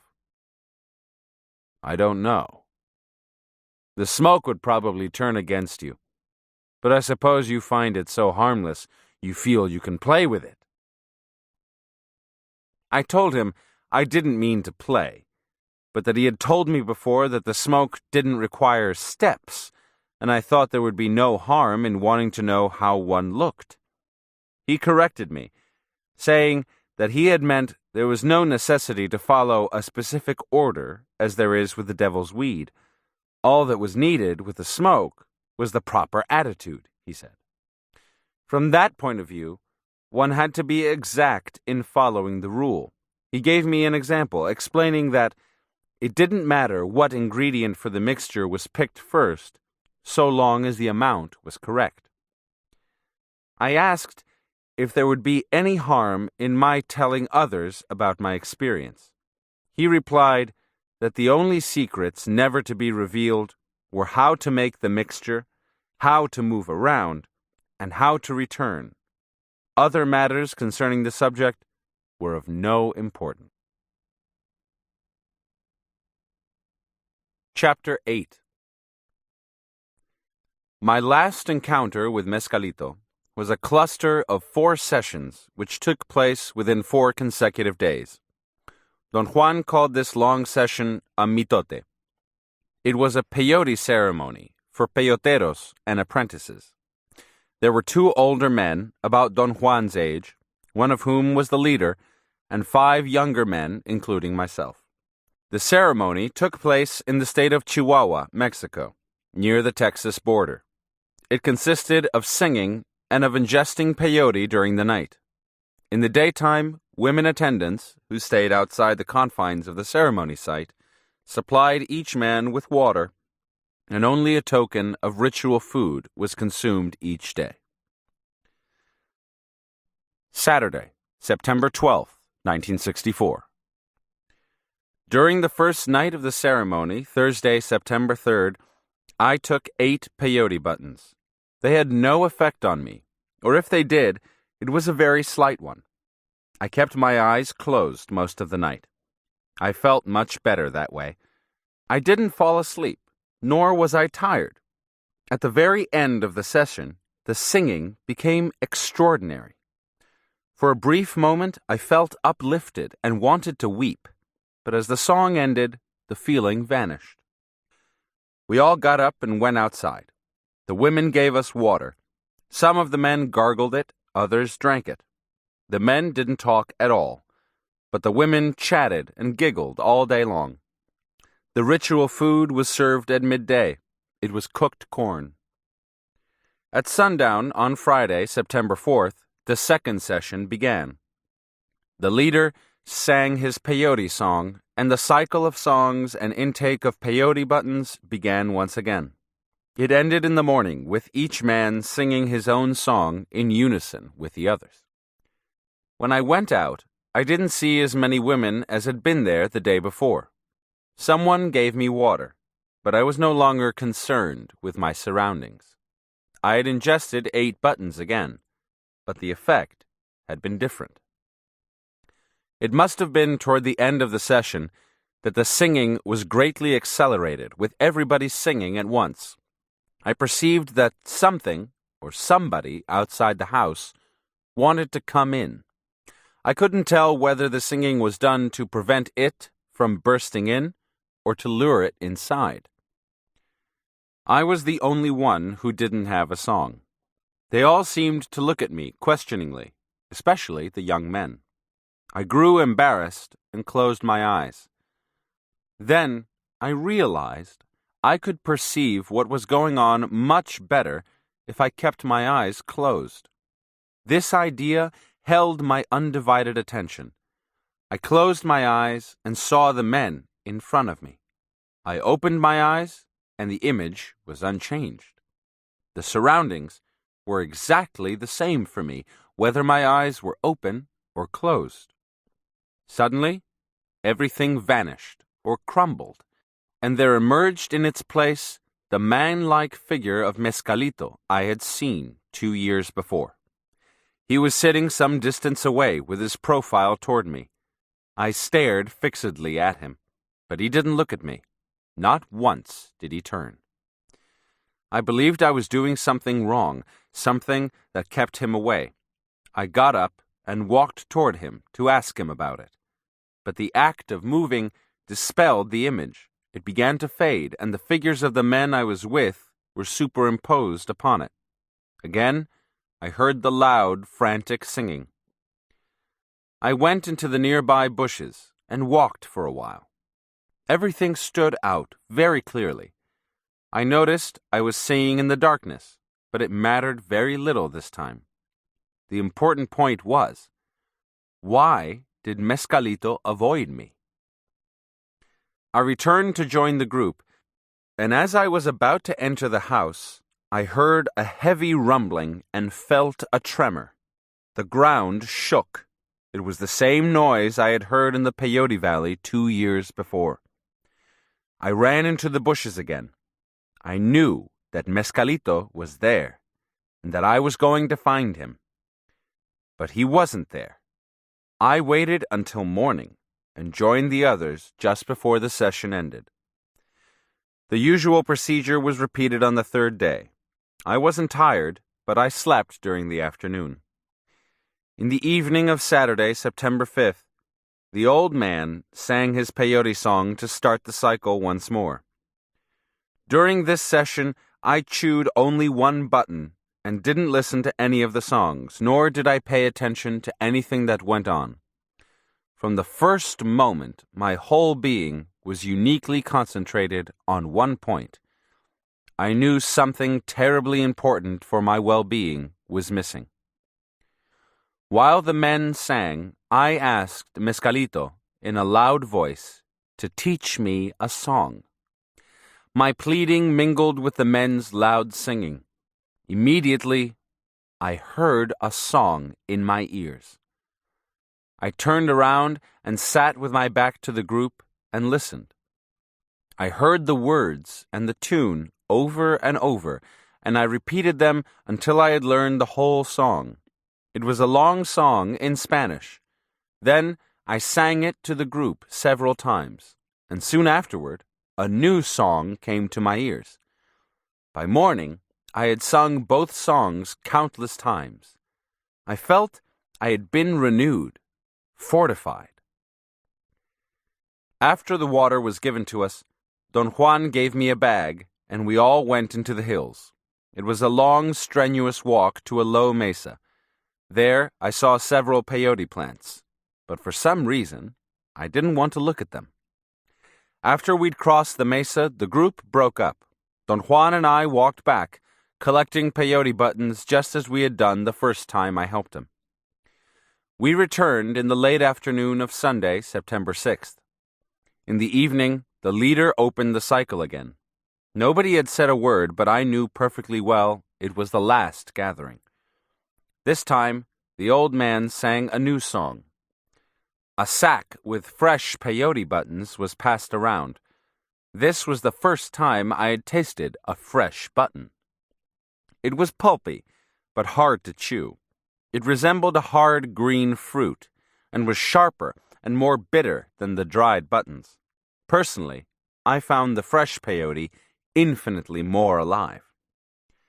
I chewed 14 buttons. I counted them carefully. I didn't finish the last one, for I heard the familiar rumble that marked the presence of Mescalito. Everybody sang frantically, and I knew that Don Juan and everybody else had actually heard the noise. I refused to think that their reaction was a response to a cue given by one of them merely to deceive me. At that moment, I felt a great surge of wisdom engulfing me. A conjecture I had played with for 3 years turned then into a certainty. It had taken me 3 years to realize, or rather to find out, that whatever is contained in the cactus Lophophora williamsii had nothing to do with me in order to exist as an entity. It existed by itself, out there, at large. I knew it then. I sang feverishly until I could no longer voice the words. I felt as if my songs were inside my body, shaking me uncontrollably. I needed to go out and find Mescalito, or I would explode. I walked toward the peyote field. I kept on singing my songs. I knew they were individually mine, the unquestionable proof of my singleness. I sensed each one of my steps. They resounded on the ground. Their echo produced the indescribable euphoria of being a man. Each one of the peyote plants on the field shone with a bluish, scintillating light. One plant had a very bright light. I sat in front of it and sang my songs to it. As I sang, Mescalito came out of the plant, the same man-like figure I had seen before. He looked at me.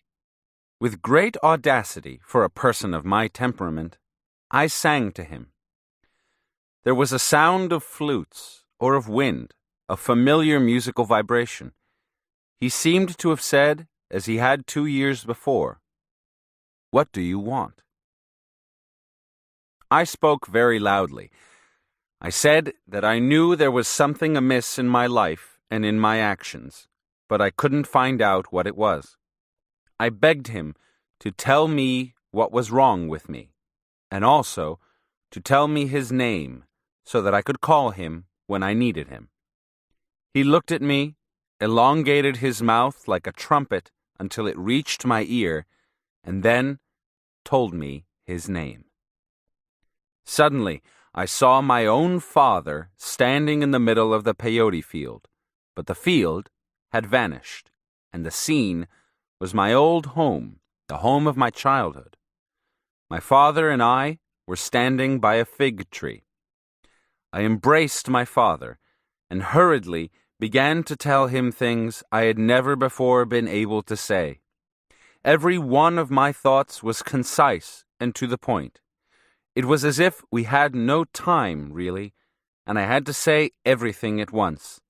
I said staggering things about my feelings toward him, things I would never have been able to voice under ordinary circumstances. My father didn't speak. He just listened, and then was pulled or sucked away. I was alone again. I wept with remorse and sadness.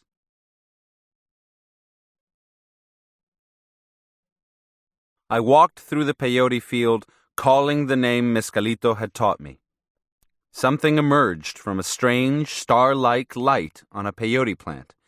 It was a long, shiny object, a stick of light the size of a man. For a moment, it illuminated the whole field with an intense yellowish or amber light. Then it lit up the whole sky above, creating a portentous, marvelous sight. I thought I would go blind if I kept on looking. I covered my eyes and buried my head in my arms. I had a clear notion that Mescalito told me to eat one more peyote button. I thought, I can't do that because I have no knife to cut it.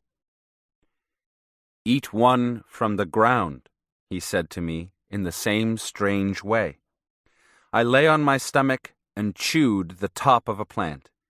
It kindled me. It filled every corner of my body with warmth and directness. Everything was alive. Everything had exquisite and intricate detail, and yet everything was so simple. I was everywhere.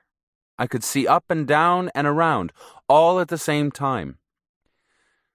This particular feeling lasted long enough for me to become aware of it. Then it changed into an oppressive terror that didn't come upon me abruptly, but somehow swiftly. At first, my marvelous world of silence was jolted by sharp noises, but I wasn't concerned. Then, the noises became louder and were uninterrupted, as if they were closing in on me, and gradually I lost the feeling of floating in a world undifferentiated, indifferent, and beautiful. The noises became gigantic steps.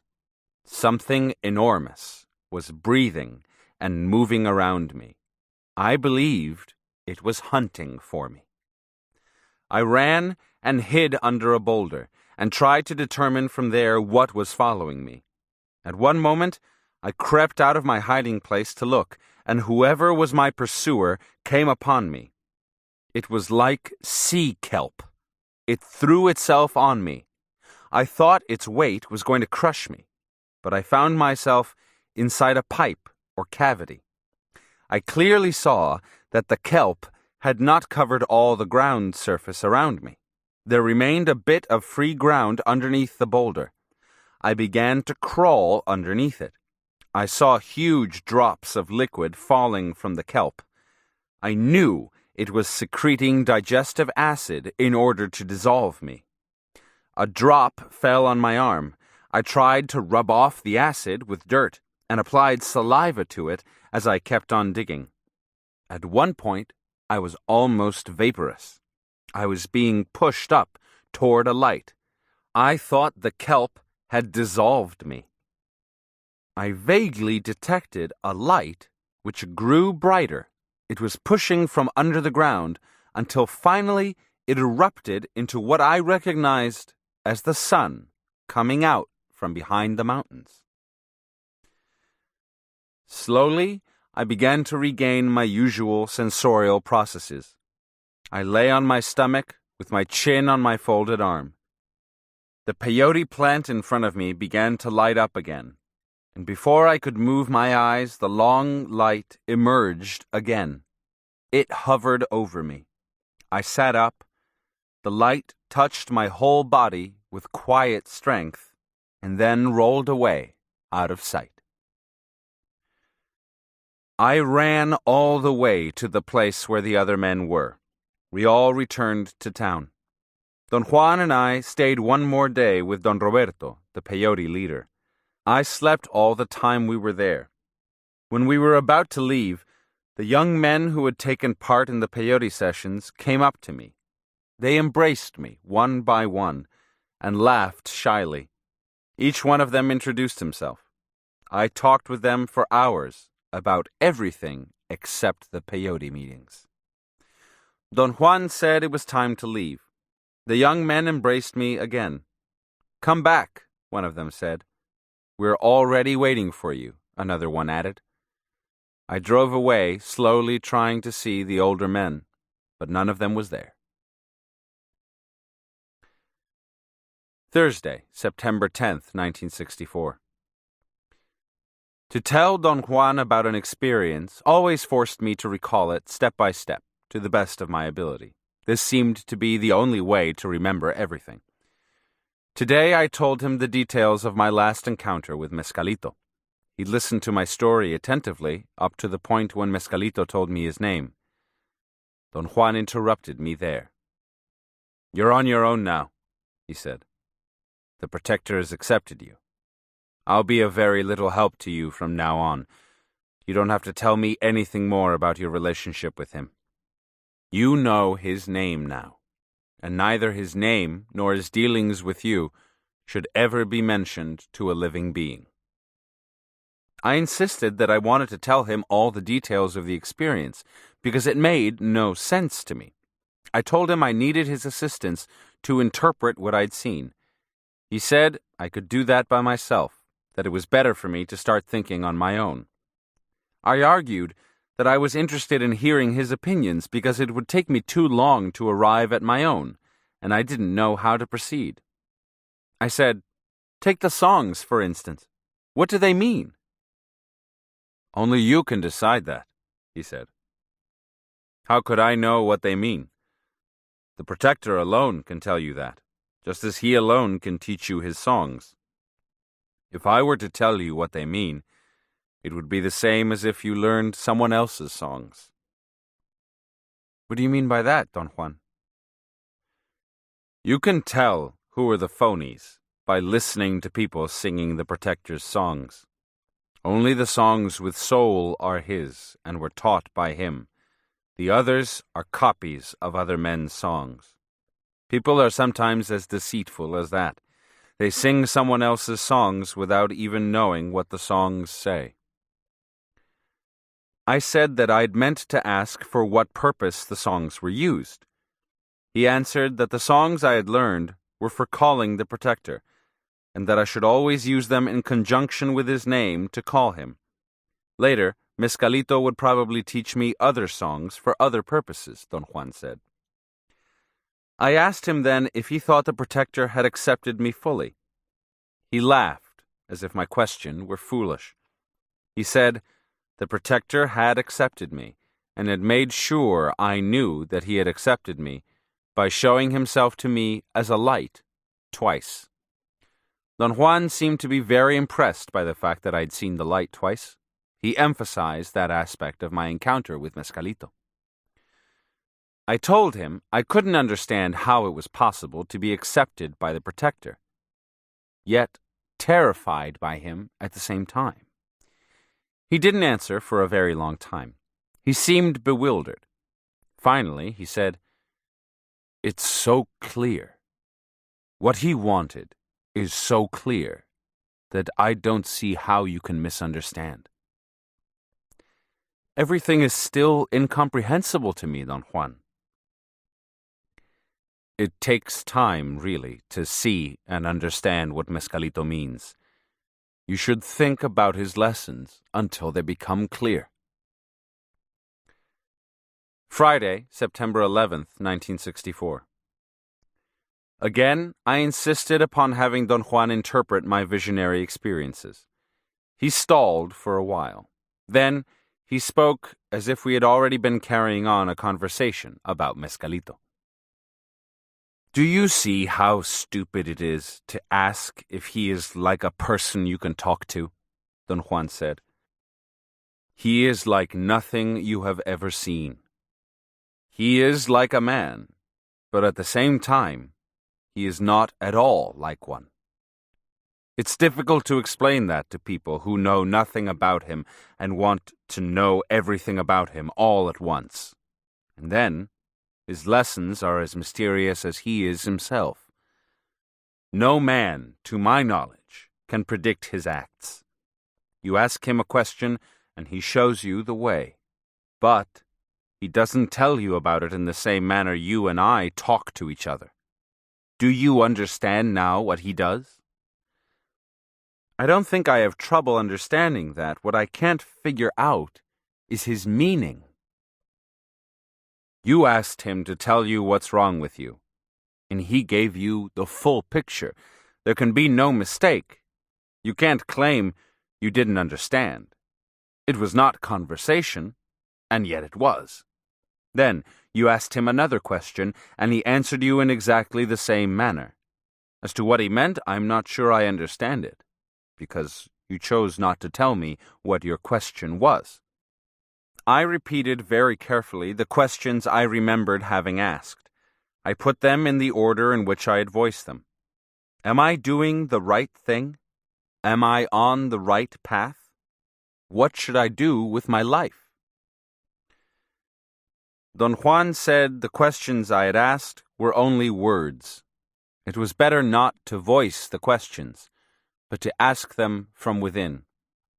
He told me the protector meant to give me a lesson, and to prove that he meant to give me a lesson and not to scare me away, he showed himself as a light twice. I said I still couldn't understand why Mescalito terrorized me if he had accepted me. I reminded Don Juan that, according to his statements, to be accepted by Mescalito implied that his form was constant and didn't shift from bliss to nightmare. Don Juan laughed at me again and said that if I would think about the question I had had in my heart when I talked to Mescalito, then I myself would understand the lesson. To think about the question I had had in my heart was a difficult problem. I told Don Juan I had had many things in mind. When I asked if I was on the right path, I meant, do I have one foot in each of two worlds? Which world is the right one? What course should my life take? Don Juan listened to my explanations and concluded that I didn't have a clear view of the world, and that the protector had given me a beautifully clear lesson. He said, "You think there are two worlds for you, two paths, but there is only one. The protector showed you this with unbelievable clarity. The only world available to you is the world of men, and that world you cannot choose to leave. You are a man. The protector showed you the world of happiness where there is no difference between things because there is no one there to ask about the difference. But that is not the world of men. The protector shook you out of it and showed you how a man thinks and fights. That is the world of man. And to be a man is to be condemned to that world.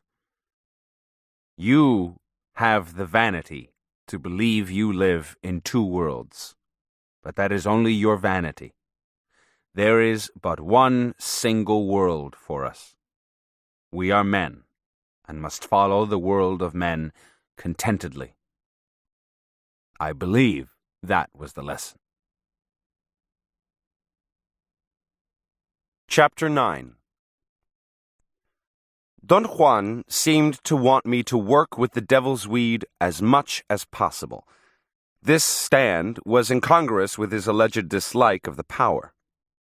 He explained himself by saying that the time when I had to smoke again was near, and by then I ought to have developed a better knowledge of the power of the devil's weed. He suggested repeatedly that I should at least test the devil's weed with one more sorcery with the lizards. I played with the idea for a long time. Don Juan's urgency increased dramatically until I felt obliged to heed his demand, and one day I made up my mind to divine about some stolen objects. Monday, December 28th, 1964. On Saturday, December 19th, I cut the datura root. I waited until it was fairly dark to do my dancing around the plant. I prepared the root extract during the night, and on Sunday, about 6 a.m., I went to the site of my datura. I sat in front of the plant. I had taken careful notes on Don Juan's teachings about the procedure. I read my notes again and realized I didn't have to grind the seeds there. Somehow, just being in front of the plant gave me a rare kind of emotional stability, a clarity of thought, or a power to concentrate on my actions which I ordinarily lacked. I followed all the instructions meticulously, calculating my time so that the paste and the root were ready by late afternoon. About 5 o'clock, I was busy trying to catch a pair of lizards. For an hour and a half I tried every method I could think of, but I failed in every attempt. I was sitting in front of the datura plant, trying to figure out an expedient way of accomplishing my purpose, when I suddenly remembered that Don Juan had said the lizards had to be talked to. At first I felt ludicrous talking to the lizards. It was like being embarrassed by talking in front of an audience. The feeling soon vanished, and I went on talking. It was almost dark. I lifted a rock. A lizard was under it. It had the appearance of being numb.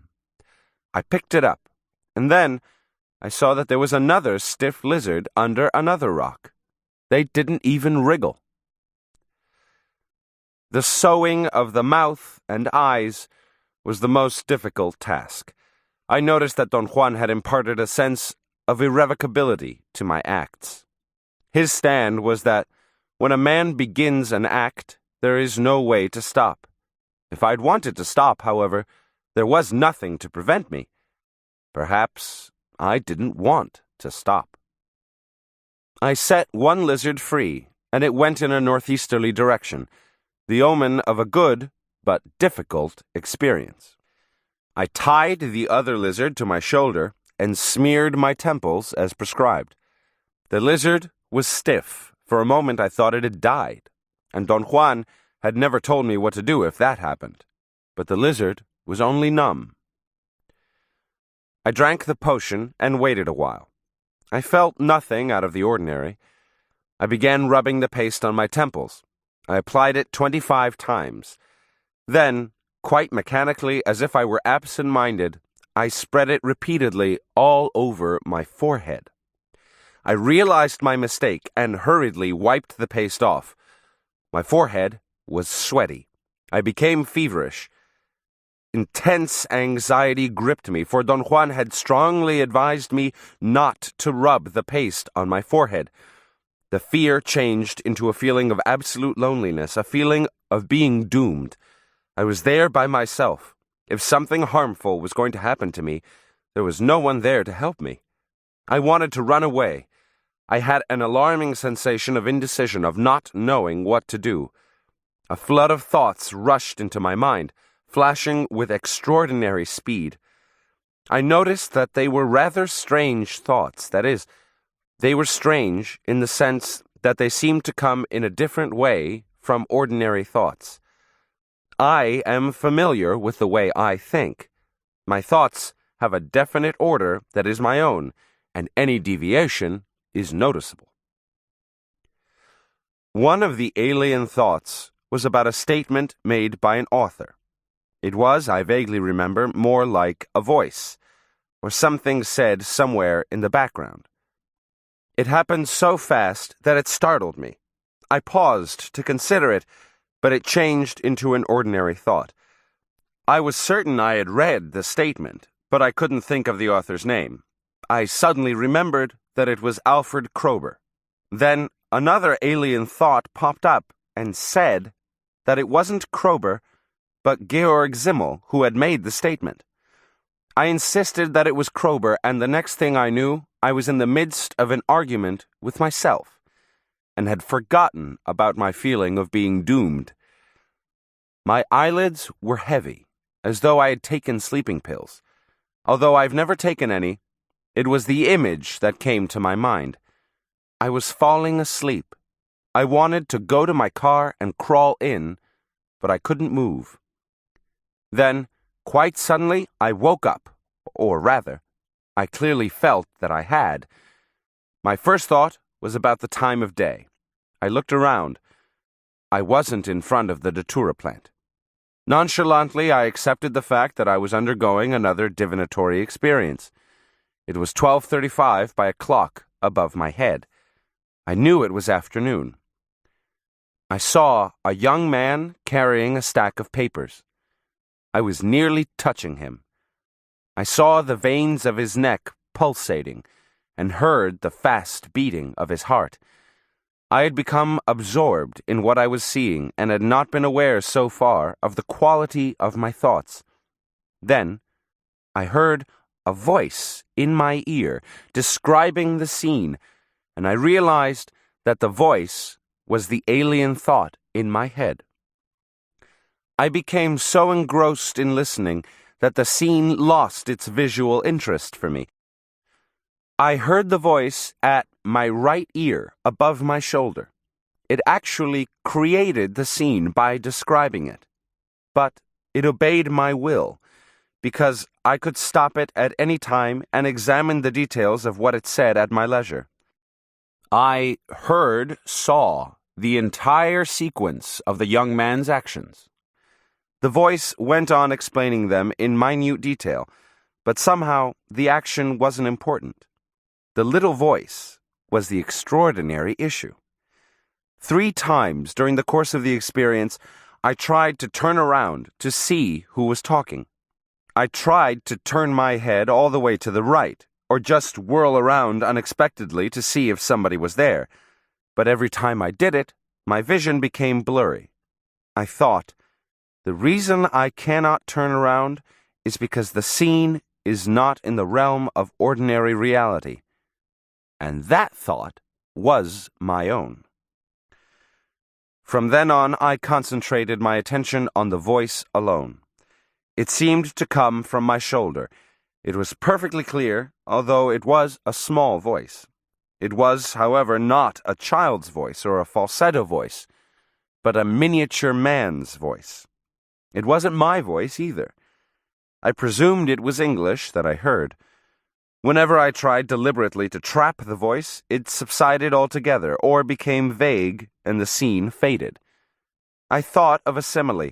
The voice was like the image created by dust particles in the eyelashes, or the blood vessels in the cornea of the eye, a worm-like shape that can be seen as long as one isn't looking at it directly. But the moment one tries to look at it, it shifts out of sight with the movement of the eyeball. I became totally disinterested in the action. As I listened, the voice became more complex. What I thought to be a voice was more like something whispering thoughts into my ear. But that wasn't accurate. Something was thinking for me. The thoughts were outside myself. I knew that was so, because I could hold my own thoughts and the thoughts of the other at the same time. At one point, the voice created scenes acted out by the young man, which had nothing to do with my original question about the lost objects. The young man performed very complex acts. The action had become important again, and I paid no more attention to the voice. I began to lose patience. I wanted to stop. How can I end this? I thought. The voice in my ear said I should go back to the canyon. I asked how, and the voice answered that I should think of my plant. I thought of my plant. Usually, I sat in front of it. I had done it so many times that it was quite easy for me to visualize it. I believed that seeing it as I did at that moment was another hallucination, but the voice said I was back. I strained to listen. There was only silence. The datura plant in front of me seemed as real as everything else I had seen, but I could touch it. I could move around. I stood up and walked toward my car. The effort exhausted me, and I sat down and closed my eyes. I felt dizzy and wanted to vomit. There was a buzzing in my ears. Something slid on my chest. It was the lizard. I remembered Don Juan's admonition about setting it free. I went back to the plant and untied the lizard. I didn't want to see whether it was dead or alive. I broke the clay pot with the paste and kicked some dirt over it. I got into my car and fell asleep. Thursday, December 24th, 1964. Today, I narrated the whole experience to Don Juan.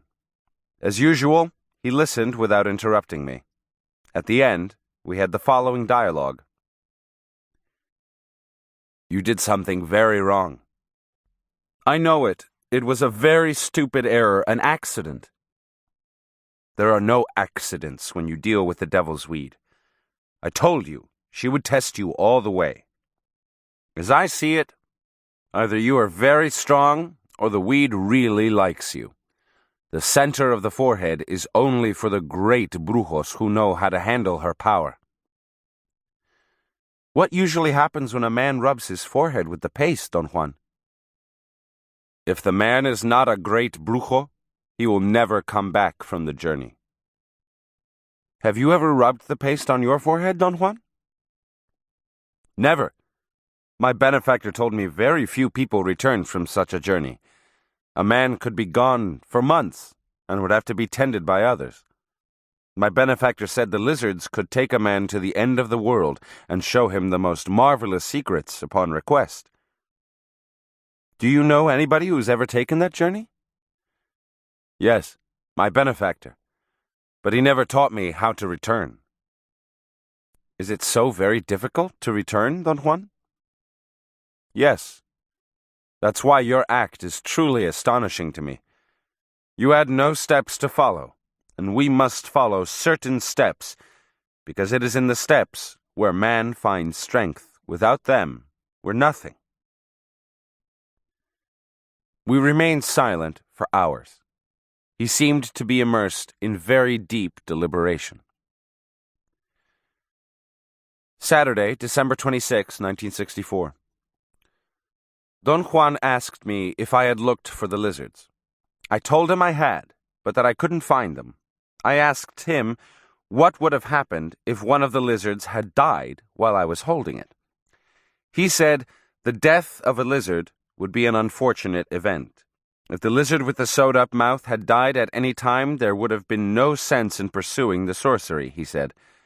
It would also have meant that the lizards had withdrawn their friendship, and I would have had to give up learning about the devil's weed for a long time. How long, Don Juan? I asked. 2 years or more. What would have happened if the other lizard had died? If the second lizard had died, you would have been in real danger. You would have been alone, without a guide. If she died before you started the sorcery, you could have stopped it. But if you had stopped it, you would also have to give up the devil's weed, for good.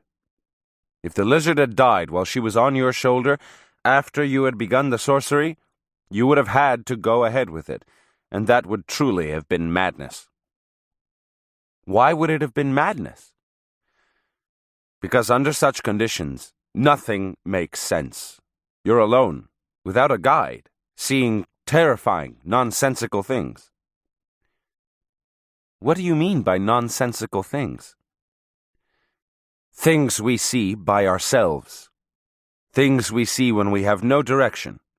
It means the devil's weed is trying to get rid of you, finally pushing you away. Do you know anyone who ever experienced that? Yes, I did. Without the wisdom of the lizards, I went mad. What did you see, Don Juan? A bunch of nonsense. What else could I have seen without direction? Monday, December 28, 1964. You told me, Don Juan, that the devil's weed tests men. What did you mean by that? The devil's weed is like a woman, and like a woman she flatters men. She sets traps for them at every turn. She did it to you when she forced you to rub the paste on your forehead. She will try it again, and you'll probably fall for it. I warn you against it. Don't take her with passion. The devil's weed is only one path to the secrets of a man of knowledge. There are other paths, but her trap is to make you believe that hers is the only way. I say it is useless to waste your life on one path, especially if that path has no heart. How do you know when a path has no heart, Don Juan? Before you embark on it, you ask the question, does this path have a heart? If the answer is no, you will know it, and then you must choose another path. But how will I know whether a path has a heart or not? Anybody would know that. The trouble is, nobody asks the question. When a man finally realizes that he's taken a path without a heart, the path is ready to kill him. At that point, very few men can stop to deliberate and leave the path. How should I proceed to ask the question properly, Don Juan? Just ask it. I mean, Is there a proper method so I wouldn't lie to myself and believe the answer is yes when it's really no? Why would you lie? Perhaps because at the moment the path is pleasant and enjoyable. That's nonsense.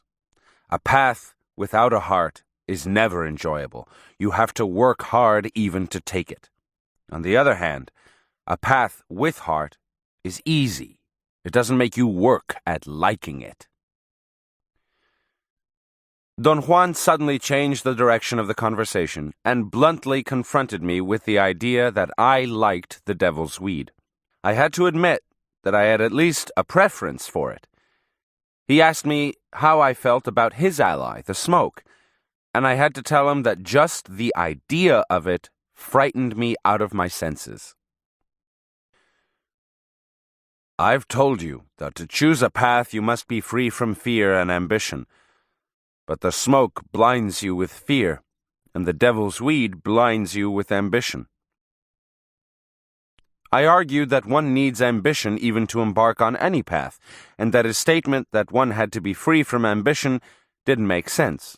A person has to have ambition in order to learn. The desire to learn is not ambition, he said.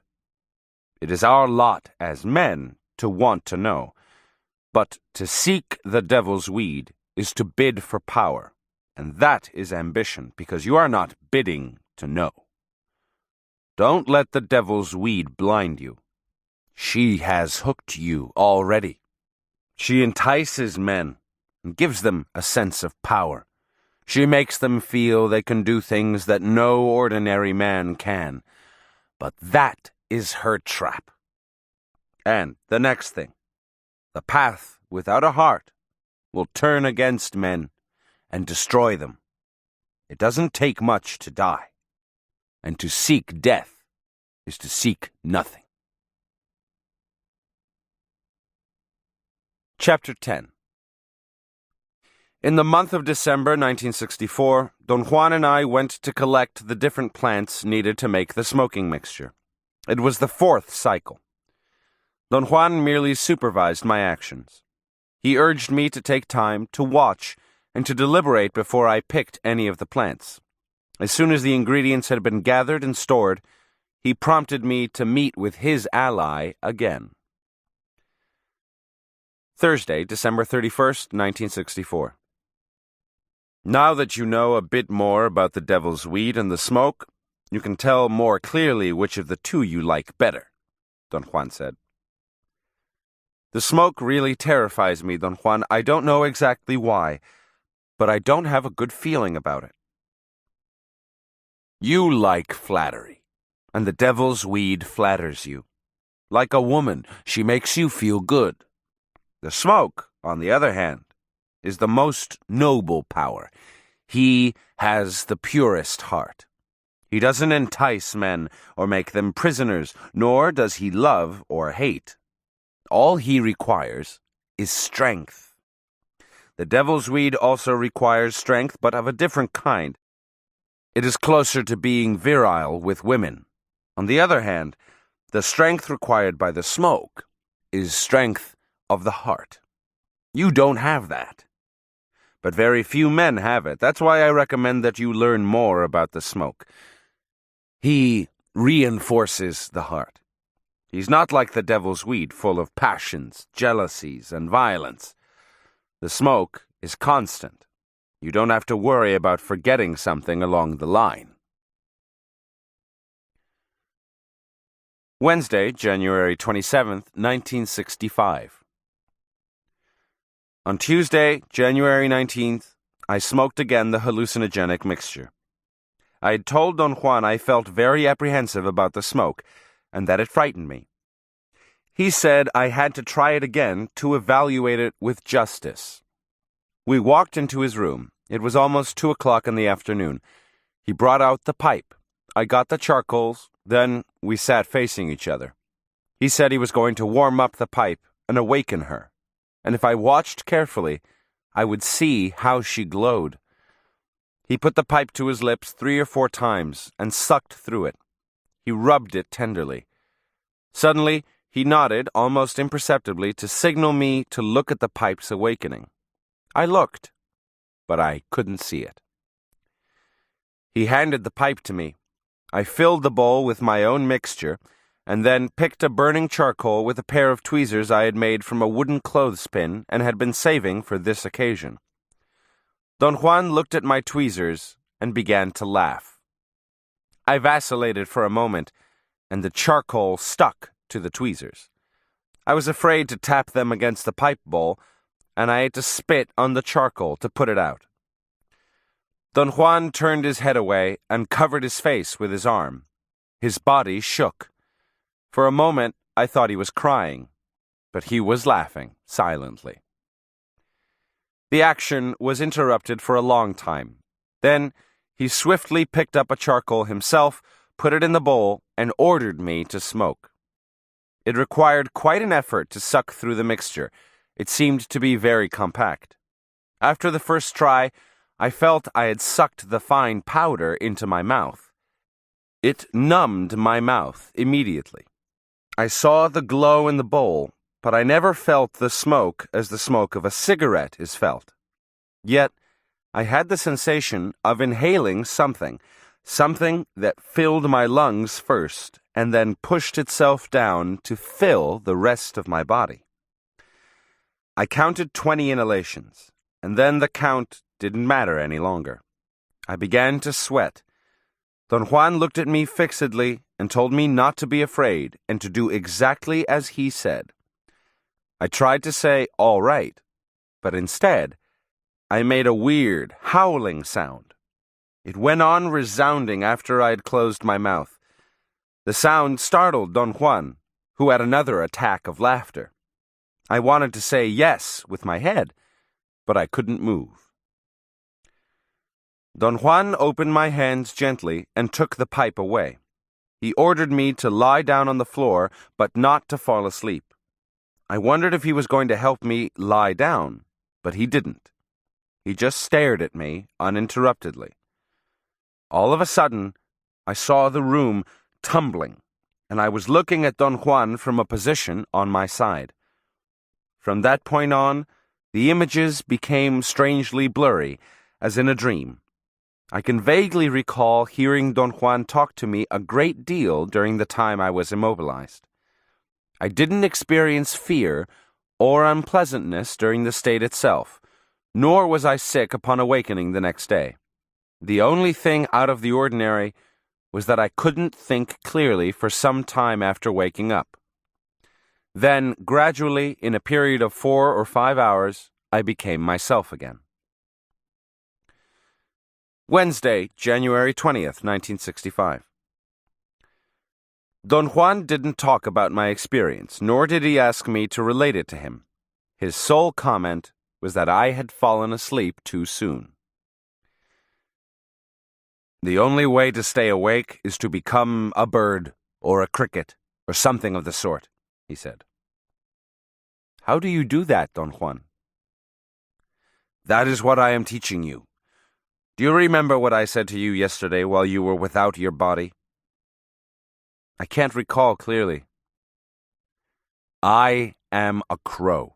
I am teaching you how to become a crow. When you learn that, you will stay awake and you will move freely. Otherwise, you will always be glued to the ground wherever you fall. Sunday, February 7th, 1965. My second attempt with the smoke took place about midday on Sunday, January 31st. I woke up the following day in the early evening. I had the sensation of possessing an unusual power to recollect whatever Don Juan had said to me during the experience. His words were imprinted on my mind. I kept on hearing them with extraordinary clarity and persistence. During this attempt, another fact became obvious to me. My entire body had become numb soon after I began to swallow the fine powder, which got into my mouth every time I sucked the pipe.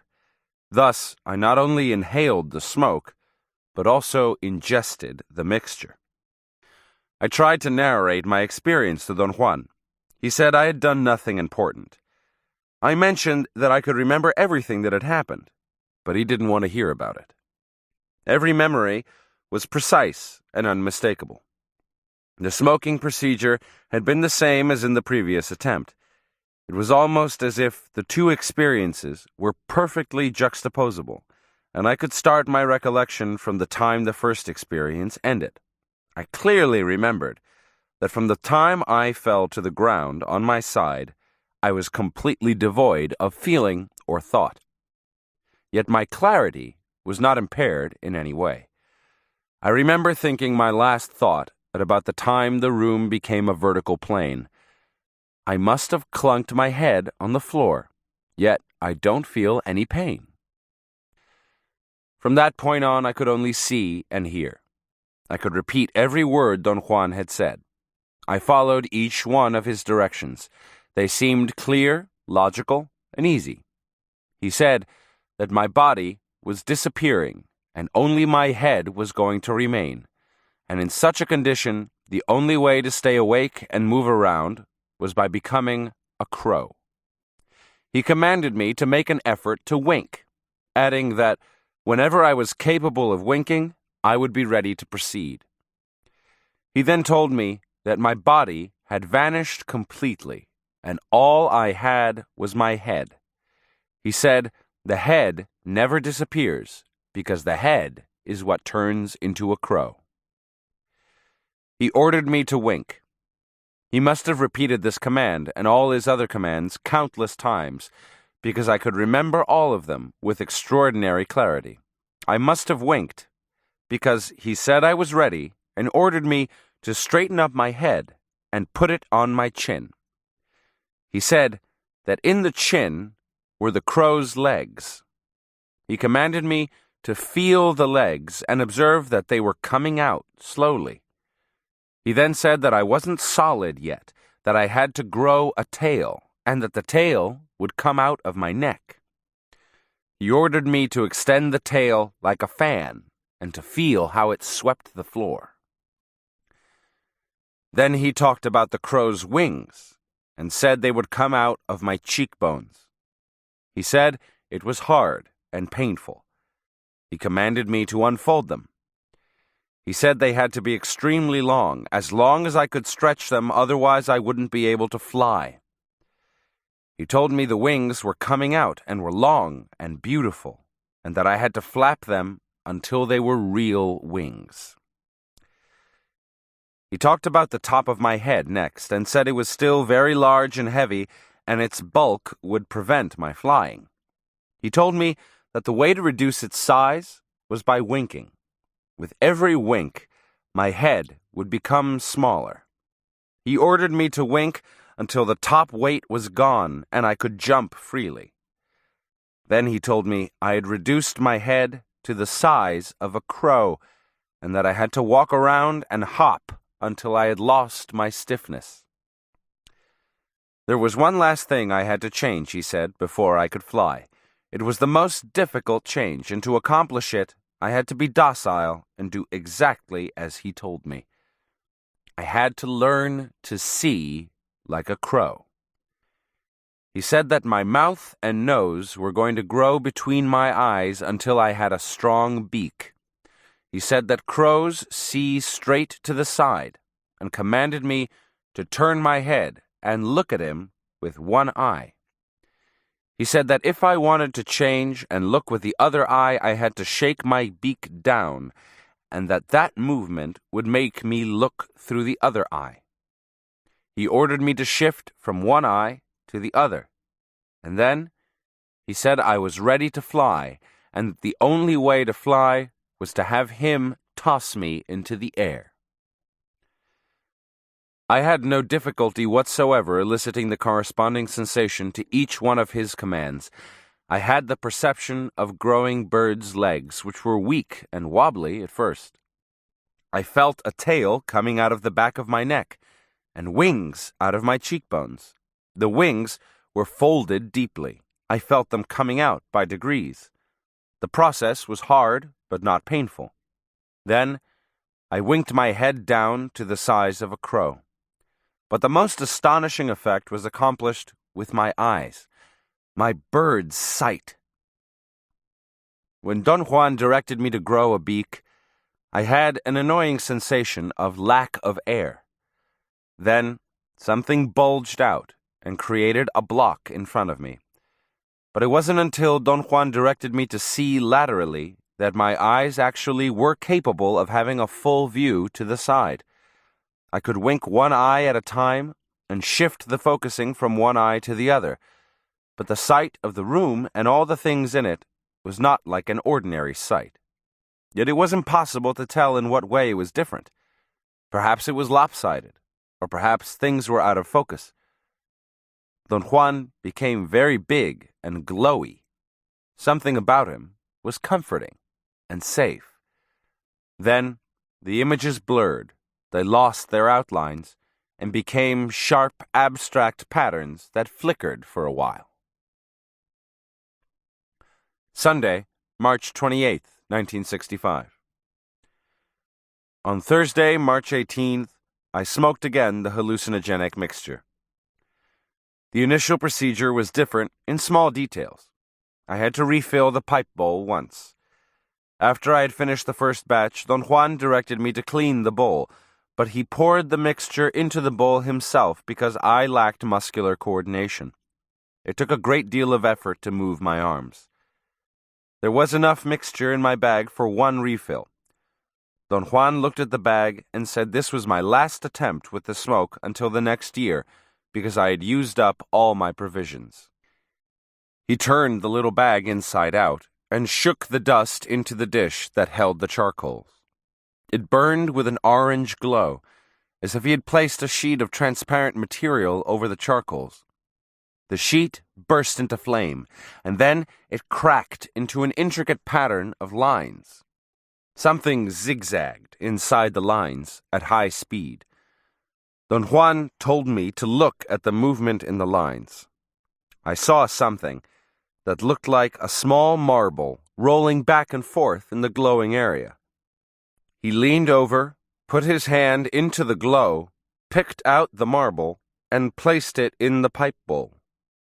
He ordered me to take a puff. I had a clear impression that he had put the small ball into the pipe so that I would inhale it.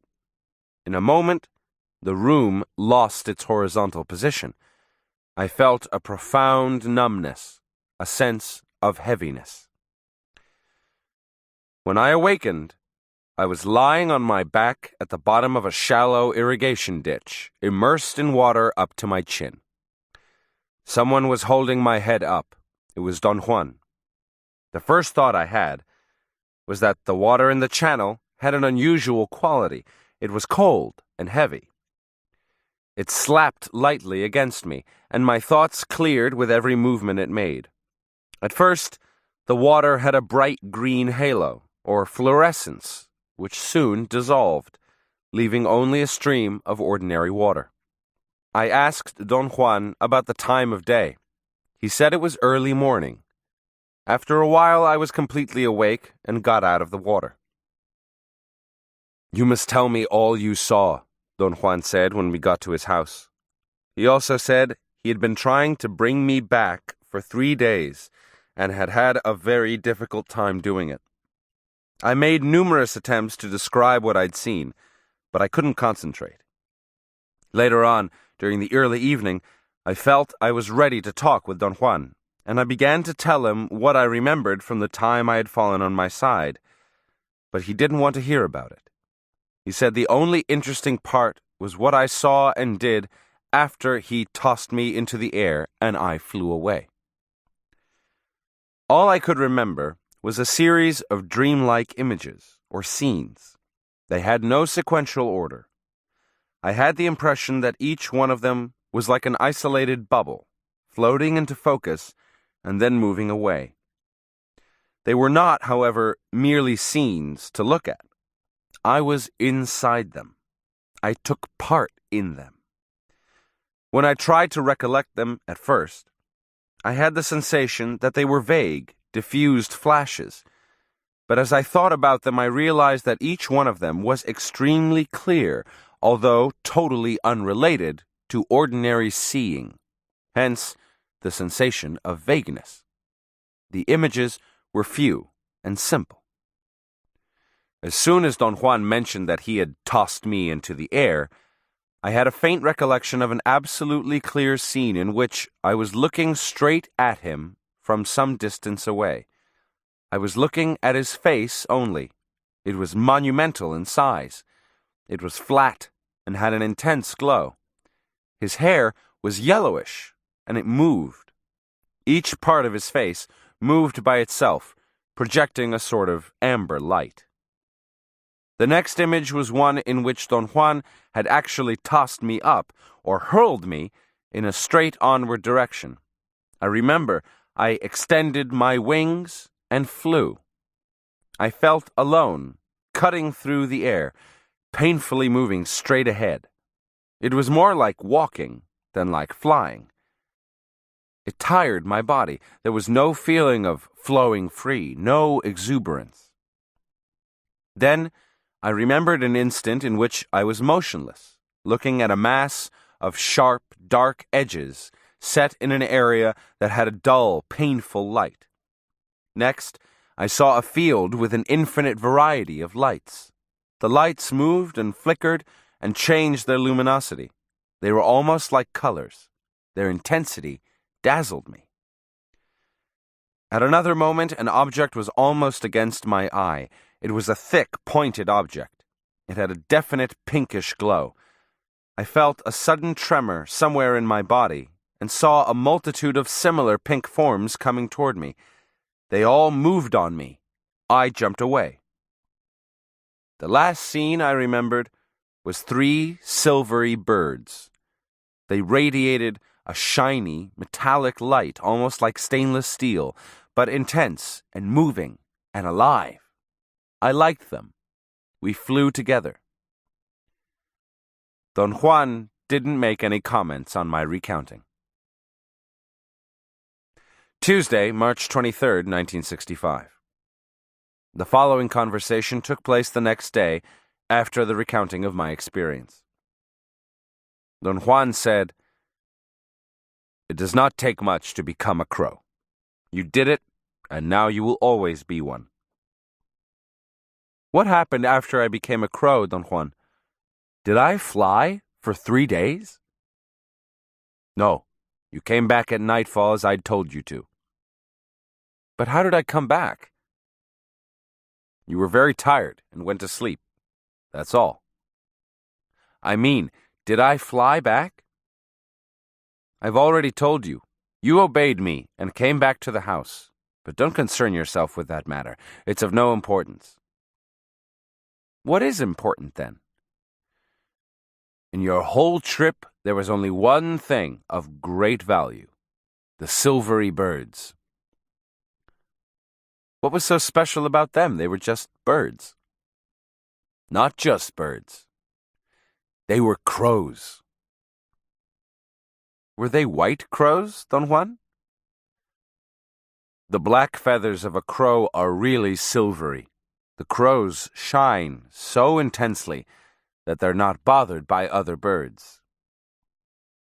"Why did their feathers look silvery?" "Because you were seeing as a crow sees. A bird that looks dark to us looks white to a crow. The white pigeons, for instance, are pink or bluish to a crow. Seagulls are yellow. Now, try to remember how you joined them." I thought about it, but the birds were a dim, disassociated image which had no continuity. I told him I could remember only that I felt I had flown with them. He asked me whether I had joined them in the air or on the ground, but I couldn't possibly answer that. He became almost angry with me. He demanded that I think about it. He said, "All this will not mean a damn. It will only be a mad dream unless you remember correctly." I strained myself to recollect, but I could not. Saturday, April 3rd, 1965. Today, I thought of another image in my dream about the silvery birds. I remembered seeing a dark mass with myriads of pinholes. In fact, The mass was a dark cluster of little holes. I don't know why I thought it was soft. As I was looking at it, 3 birds flew straight at me. One of them made a noise. Then all 3 of them were next to me on the ground. I described the image to Don Juan. He asked me from what direction the birds had come. I said I couldn't possibly determine that. He became quite impatient and accused me of being inflexible in my thinking. He said I could very well remember if I tried to, and that I was afraid to let myself become less rigid. He said that I was thinking in terms of men and crows, and that I was neither a man nor a crow at the time that I wanted to recollect. He asked me to remember what the crow had said to me. I tried to think about it, but my mind played on scores of other things instead. I couldn't concentrate. Sunday, April 4th, 1965. I took a long hike today. It got quite dark before I reached Don Juan's house. I was thinking about the crows when suddenly a very strange thought crossed my mind. It was more like an impression or a feeling than a thought. The bird that had made the noise said they were coming from the north and were going south, and when we met again, they would be coming the same way. I told Don Juan what I had thought up, or maybe remembered. He said, "Don't think about whether you remembered it or made it up. Such thoughts fit men only. They do not fit crows, especially those you saw, for they are the emissaries of your fate. You are already a crow. You will never change that. From now on, the crows will tell you with their flight about every turn of your fate. In which direction did you fly with them?" "I couldn't know that, Don Juan." "If you think properly, you will remember. Sit on the floor and tell me the position in which you were when the birds flew to you. Close your eyes and make a line on the floor." I followed his suggestion and determined the point. "Don't open your eyes yet," he proceeded. "In which direction did you all fly in relation to that point?" I made another mark on the ground. Taking these points of orientation as a reference, Don Juan interpreted the different patterns of flight the crows would observe to foretell my personal future or fate. He set up the 4 points of the compass as the axis of the crow's flight. I asked him whether the crows always followed the cardinal points to tell a man's fate. He said that the orientation was mine alone. Whatever the crows did in my first meeting with them was of crucial importance. He insisted on my recalling every detail, for the message and the pattern of the emissaries were an individual, personalized matter. There was one more thing he insisted I should remember, and that was the time of day when the emissaries left me. He asked me to think of the difference in the light around me between the time when I began to fly and the time when the silvery birds flew with me. When I first had the sensation of painful flight, it was dark. But when I saw the birds, everything was reddish, light red, or perhaps orange. He said, "That means it was late in the day. The sun wasn't down yet. When it is completely dark, a crow is blind with whiteness, and not with darkness the way we are at night. This indication of the time places your last emissaries at the end of the day. They will call you, and as they fly above your head, they will become silvery white.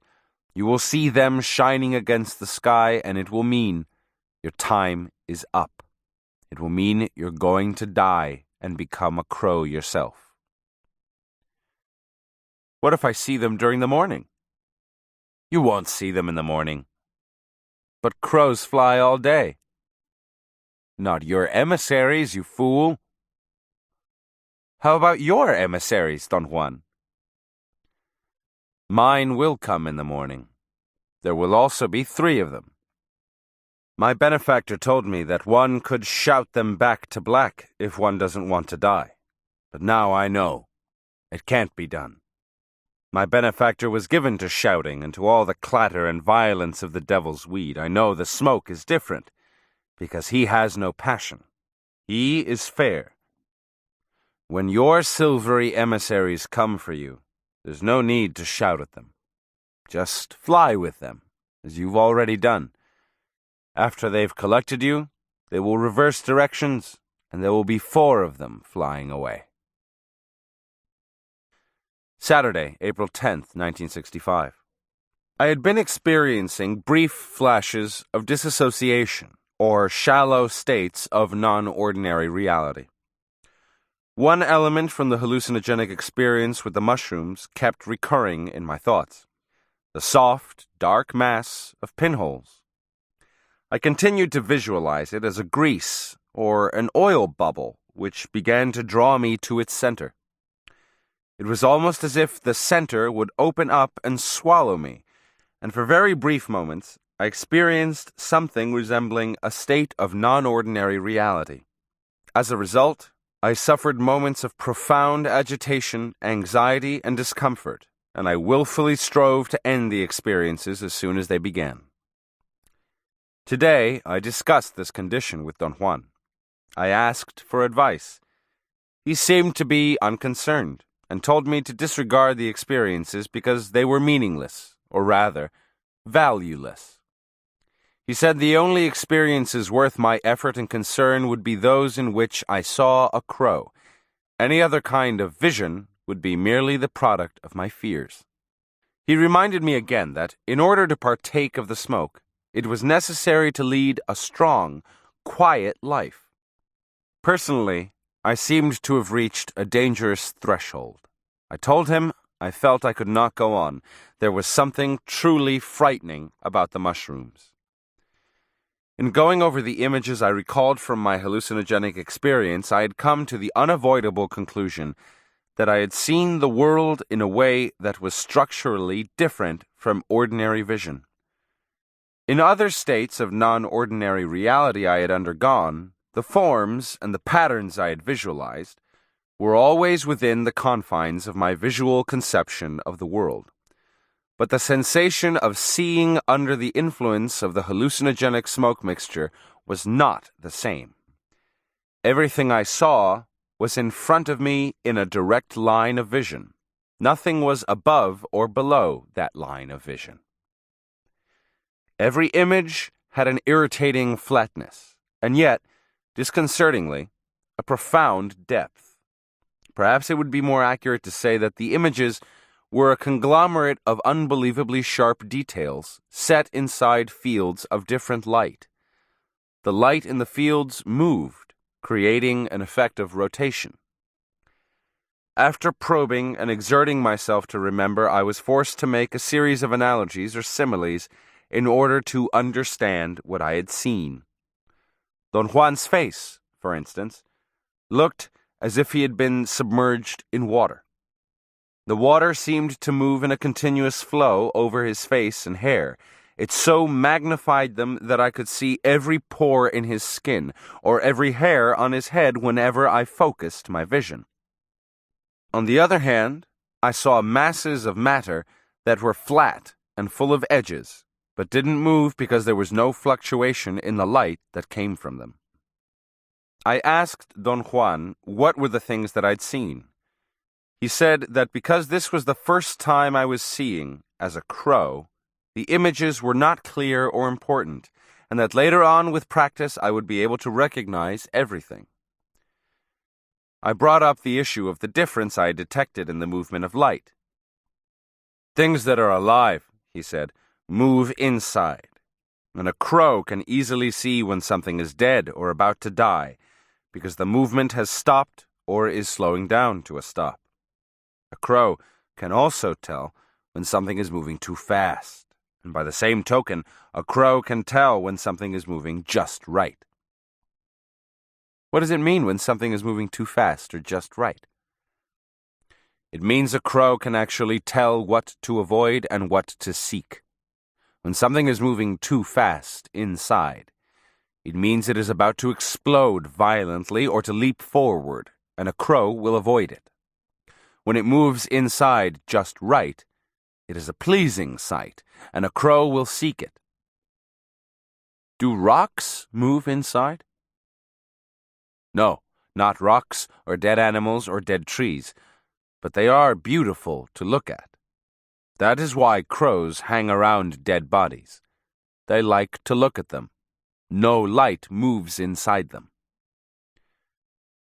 But when the flesh rots, doesn't it change or move? Yes, but that is a different movement. What a crow sees then is millions of things moving inside the flesh with a light of their own, and that is what a crow likes to see. It is truly an unforgettable sight. Have you seen it yourself, Don Juan? Anybody who learns to become a crow can see it. You will see it yourself. At this point, I asked Don Juan the unavoidable question. Did I really become a crow? I mean, would anyone seeing me have thought I was an ordinary crow? No. You can't think that way when dealing with the power of the Allies. Such questions make no sense. And yet, to become a crow is the simplest of all matters. It is almost like frolicking. It has little usefulness. As I've already told you, the smoke is not for those who seek power. It is only for those who crave to see. I learned to become a crow because these birds are the most effective of all. No other birds bother them, except perhaps larger, hungry eagles. But crows fly in groups and can defend themselves. Men don't bother crows either, and that is an important point. Any man can distinguish a large eagle, especially an unusual eagle, or any other large, unusual bird. But who cares about a crow? A crow is safe. It's ideal in size and nature. It can go safely into any place without attracting attention. On the other hand, it is possible to become a lion or a bear, but that is rather dangerous. Such a creature is too large. It takes too much energy to become one. One can also become a cricket or a lizard or even an ant. But that's even more dangerous because large animals prey on small creatures. I argued that what he was saying meant that one really changed into a crow or a cricket or anything else. But he insisted I was misunderstanding. It takes a very long time to learn to be a proper crow, he said. But you didn't change, nor did you stop being a man. There is something else. Can you tell me what the something else is, Don Juan? Perhaps by now you know it yourself. Maybe if you weren't so afraid of becoming mad or of losing your body, you would understand this marvelous secret. But perhaps you must wait until you lose your fear to understand what I mean. Chapter 11. The last event I recorded in my field notes took place in September 1965. It was the last of Don Juan's teachings. I called it a special state of non-ordinary reality because it wasn't the product of any of the plants I had used before. It seemed that Don Juan elicited it by means of a careful manipulation of cues about himself. That is to say, he behaved in front of me in so skillful a manner that he created the clear and sustained impression that he was not really himself, but someone impersonating him. As a result, I experienced a profound sense of conflict. I wanted to believe it was Don Juan, and yet I couldn't be sure of it. The concomitant of the conflict was a conscious terror, so acute that it impaired my health for several weeks. Afterward, I thought it would have been wise to end my apprenticeship then. I've never been a participant since that time, yet Don Juan has not ceased to consider me an apprentice. He's regarded my withdrawal only as a necessary period of recapitulation, another step of learning, which may last indefinitely. Since that time, however, he has never expounded on his knowledge. I wrote the detailed account of my last experience almost a month after it happened, although I had already written copious notes on its salient points on the following day during the hours of great emotional agitation which preceded the highest point of my terror. Friday, October 29th, 1965. On Thursday, September 30th, 1965, I went to see Don Juan. The brief, shallow states of non-ordinary reality had been persisting in spite of my deliberate attempts to end them or slough them off, as Don Juan had suggested. I felt that my condition was getting worse, for the duration of such states was increasing. I became sharply aware of the noise of airplanes. The sound of their motors going overhead would unavoidably catch my attention and fix it to the point where I felt I was following the plane as if I were inside it or flying with it. This sensation was very annoying. My inability to shake it off produced a deep anxiety in me. Don Juan, after listening attentively to all the details, concluded that I was suffering from a loss of soul. I told him I had been having these hallucinations ever since the time I had smoked the mushrooms, but he insisted they were a new development. He said that earlier I had been afraid and had just dreamed nonsensical things, but that now I was truly bewitched. The proof was that the noise of the flying airplanes could carry me away. Ordinarily, he said, the noise of a brook or a river can trap a bewitched man who has lost his soul and carry him away to his death. He then asked me to describe all my activities during the time prior to experiencing the hallucinations. I listed all the activities I could remember, and from my account, he deduced the place where I had lost my soul. Don Juan seemed to be overly preoccupied, a state that was quite unusual for him. This naturally increased my apprehension.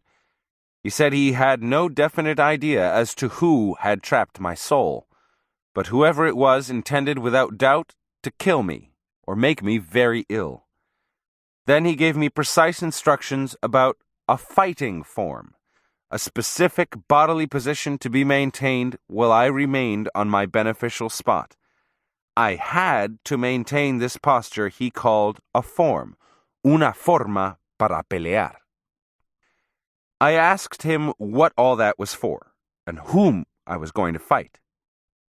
He replied that he was going away to see who had taken my soul, and to find out if it was possible to get it back.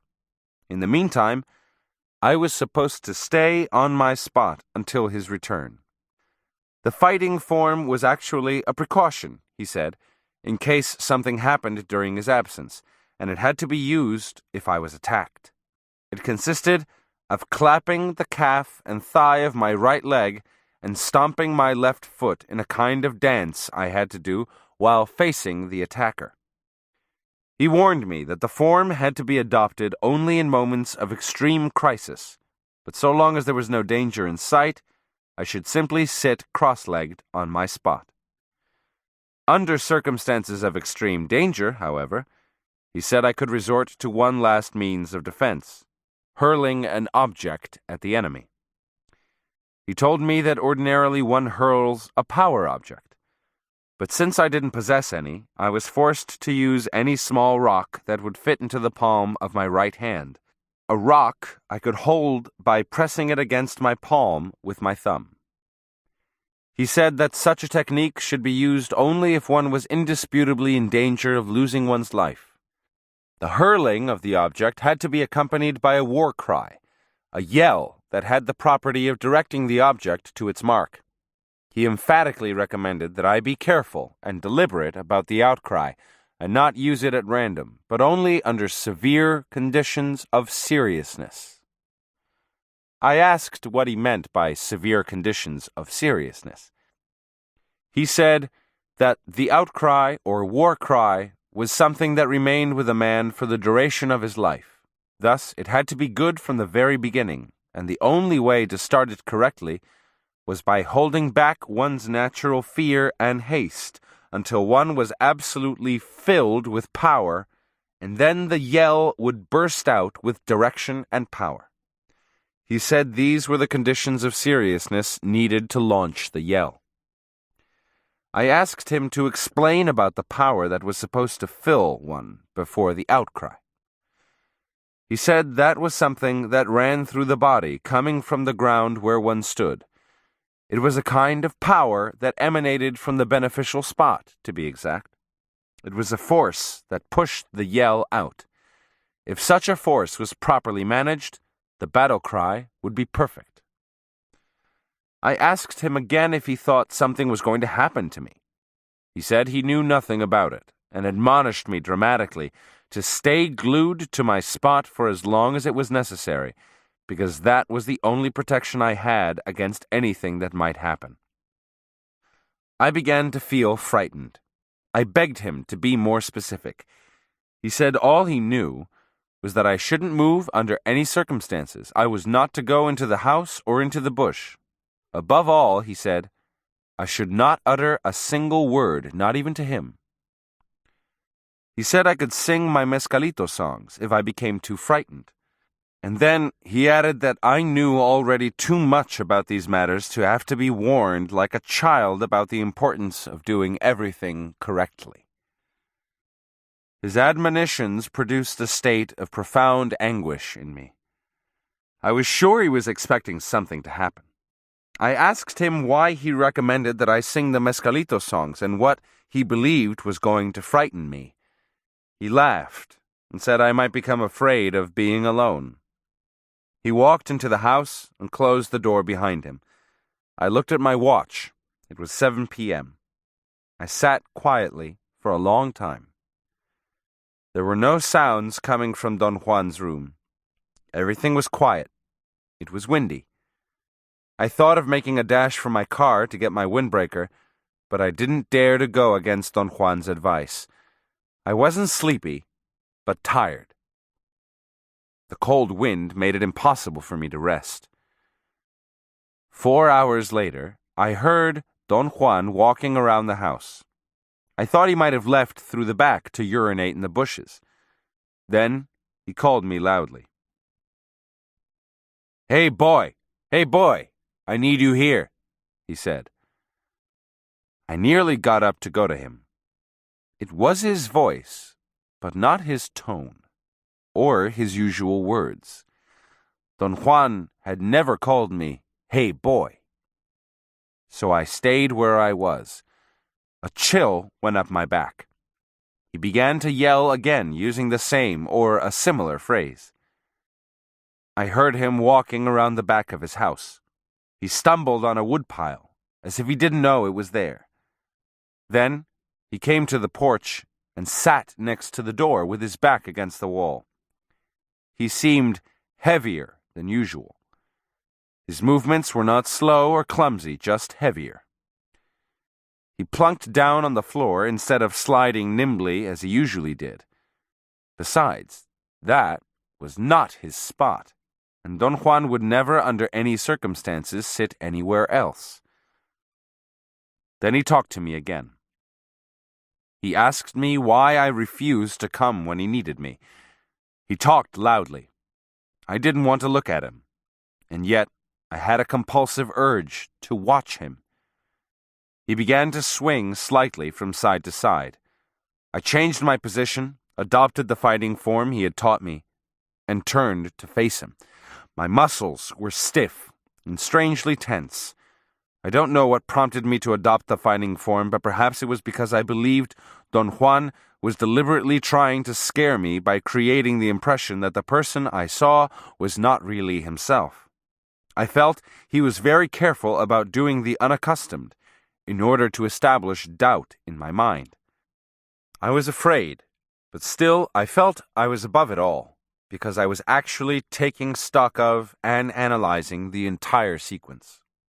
At that point, Don Juan got up. His motions were utterly unfamiliar. He brought his arms in front of his body and pushed himself up, lifting his backside first. Then he grabbed the door and straightened out the top part of his body. I was amazed about how deeply familiar I was with his movements, and what an awesome feeling he had created by letting me see a Don Juan who did not move like Don Juan. He took a couple of steps toward me. He held the lower part of his back with both hands, as if he were trying to straighten up, or as if he were in pain. He whined and puffed. His nose seemed to be all stuffed up. He said he was going to take me with him and ordered me to get up and follow him. He walked toward the west side of the house. I shifted my position to face him. He turned to me. I didn't move from my spot. I was glued to it. He bellowed, "Hey, boy, I told you to come with me. If you don't come, I'll drag you." He walked toward me. I began beating my calf and thigh and dancing fast. He got to the edge of the porch in front of me and nearly touched me. Frantically, I prepared my body to adopt the hurling position, but he changed directions and moved away from me, toward the bushes to my left. At one moment, as he was walking away, he turned suddenly, but I was facing him. He went out of sight. I retained the fighting posture for a while longer, but as I didn't see him anymore, I sat cross-legged again with my back to the rock. By then, I was really frightened. I wanted to run away, yet that thought terrified me even more.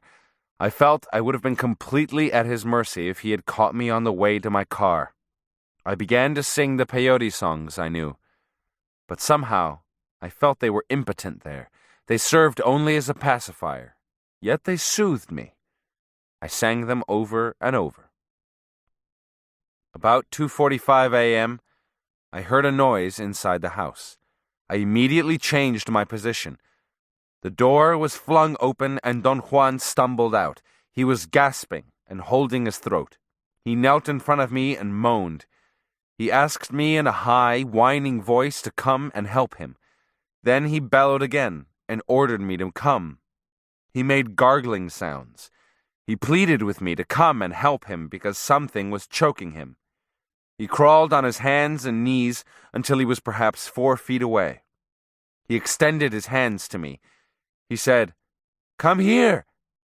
Then he got up. His arms were extended toward me. He seemed ready to grab me. I stomped my foot on the ground and clapped my calf and my thigh. I was beside myself with fear. He stopped and walked to the side of the house and into the bushes. I shifted my position to face him. Then I sat down again. I didn't want to sing anymore. My energy seemed to be waning. My entire body ached. All my muscles were stiff and painfully contracted. I didn't know what to think. I couldn't make up my mind whether to be angry at Don Juan or not. I thought of jumping him, but somehow I knew he would have cut me down like a bug. I really wanted to cry. I experienced a profound despair. The thought that Don Juan was going all the way out to frighten me made me feel like weeping. I was incapable of finding a reason for his tremendous display of histrionics. His movements were so artful that I became confused. It wasn't as if he was trying to move like a woman. It was as if a woman was trying to move like Don Juan. I had the impression that she was really trying to walk and move with Don Juan's deliberation, but was too heavy and didn't have the nimbleness of Don Juan. Whoever it was in front of me created the impression of being a younger, heavy woman trying to imitate the slow movements of an agile old man. These thoughts threw me into a state of panic. A cricket began to call loudly, very close to me. I noticed the richness of its tone. I fancied it to have a baritone voice. The call started to fade away. Suddenly, my whole body jerked.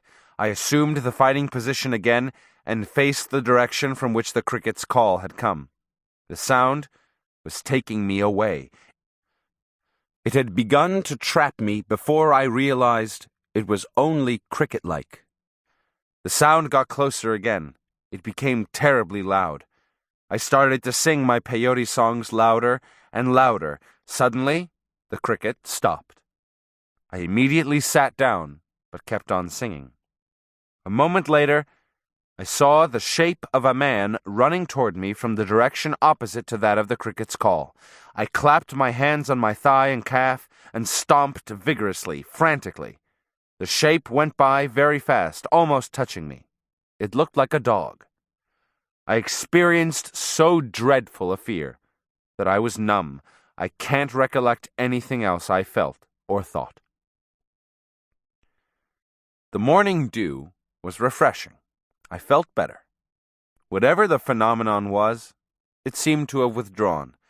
It was 5:48 a.m. when Don Juan opened the door quietly and came out. He stretched his arms, yawning, and glanced at me. He took 2 steps toward me, prolonging his yawning. I saw his eyes looking through half-closed eyelids. I jumped up. I knew then that whoever or whatever was in front of me was not Don Juan. I took a small, sharp-edged rock from the ground. It was next to my right hand. I didn't look at it. I just held it by pressing it with my thumb against my extended fingers. I adopted the form Don Juan had taught me.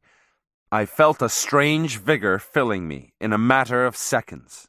Then I yelled and hurled the rock at him. I thought it was a magnificent outcry. At that moment, I didn't care whether I lived or died. I felt the cry was awesome in its potency. It was piercing and prolonged, and it actually directed my aim. The figure in front wobbled and shrieked and staggered to the side of the house and into the bushes again. It took me hours to calm down. I couldn't sit anymore. I kept on trotting in the same place. I had to breathe through my mouth to take in enough air. At 11 a.m., Don Juan came out again. I was going to jump up, but the movements were his.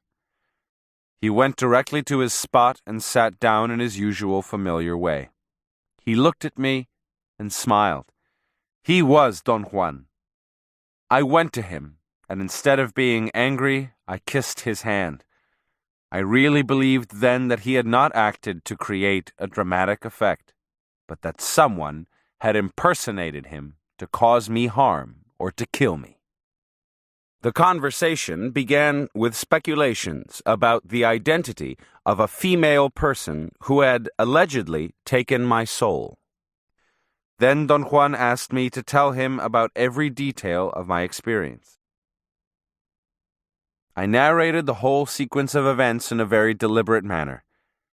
He laughed all the way, as if it were a joke. When I'd finished, he said, "You did fine. You won the battle for your soul. But this matter's more serious than I thought. Your life wasn't worth 2 hoots last night. It's fortunate you learned something in the past. Had you not had a little training, you'd be dead by now, because whoever you saw last night meant to finish you off." How is it possible, Don Juan, that she could take your form? Very simple. She is a diablera, and has a good helper on the other side, but she wasn't too good in assuming my likeness, and you caught on to her trick. Is a helper on the other side the same as an ally? No. A helper is the aid of a diablero. A helper is a spirit that lives on the other side of the world and helps a diablero to cause sickness and pain. It helps him to kill. Can a diablero also have an ally, Don Juan? It is the diableros who have the allies. But before a diablero can tame an ally, he usually has a helper to aid him in his tasks. How about the woman who took your form, Don Juan? Does she have only a helper and not an ally? I don't know whether she has an ally or not. Some people don't like the power of an ally and prefer a helper. To tame an ally is hard work. It's easier to get a helper on the other side. Do you think I could get a helper? To know that, you have to learn much more. We're again at the beginning, almost as on the first day you came over and asked me to tell you about Mezcalito, and I could not, because you would not have understood. The other side is the world of Diableros. I think it would be best to tell you my own feelings in the same way my benefactor told me his. He was a Diablero and a warrior. His life was inclined toward the force and the violence of the world. But I am neither of them. That is my nature. You have seen my world from the start. As to showing you the world of my benefactor, I can only put you at the door, and you will have to decide for yourself. You will have to learn about it by your effort alone. I must admit now that I made a mistake. It is much better, I see now, to start the way I did, myself. Then it is easier to realize how simple and yet how profound the difference is. A Diablero is a Diablero, and a warrior is a warrior. Or a man can be both. There are enough people who are both. But a man who only traverses the paths of life is everything. Today, I am neither a warrior nor a Diablero. For me, there is only the traveling on the paths that have a heart. On any path that may have a heart. There I travel, and the only worthwhile challenge for me is to traverse its full length. And there I travel, looking, breathlessly.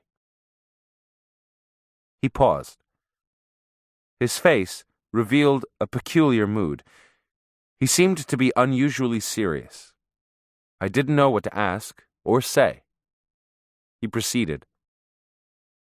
The particular thing to learn is how to get to the crack between the worlds and how to enter the other world. There is a crack between the two worlds, the world of the Diableros and the world of living men. There is a place where the two worlds overlap. The crack is there. It opens and closes like a door in the wind. To get there, a man must exercise his will. He must, I should say, develop an indomitable desire for it, a single-minded dedication. But he must do it without the help of any power or any man. The man, by himself, must ponder and wish up to a moment in which his body is ready to undergo the journey.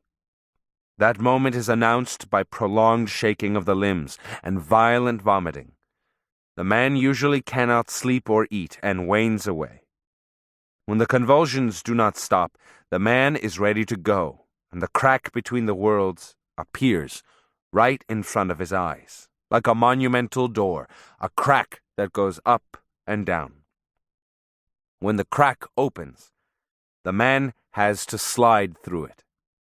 It is hard to see on the other side of the boundary. It is windy, like a sandstorm. The wind whirls around. The man must then walk in any direction.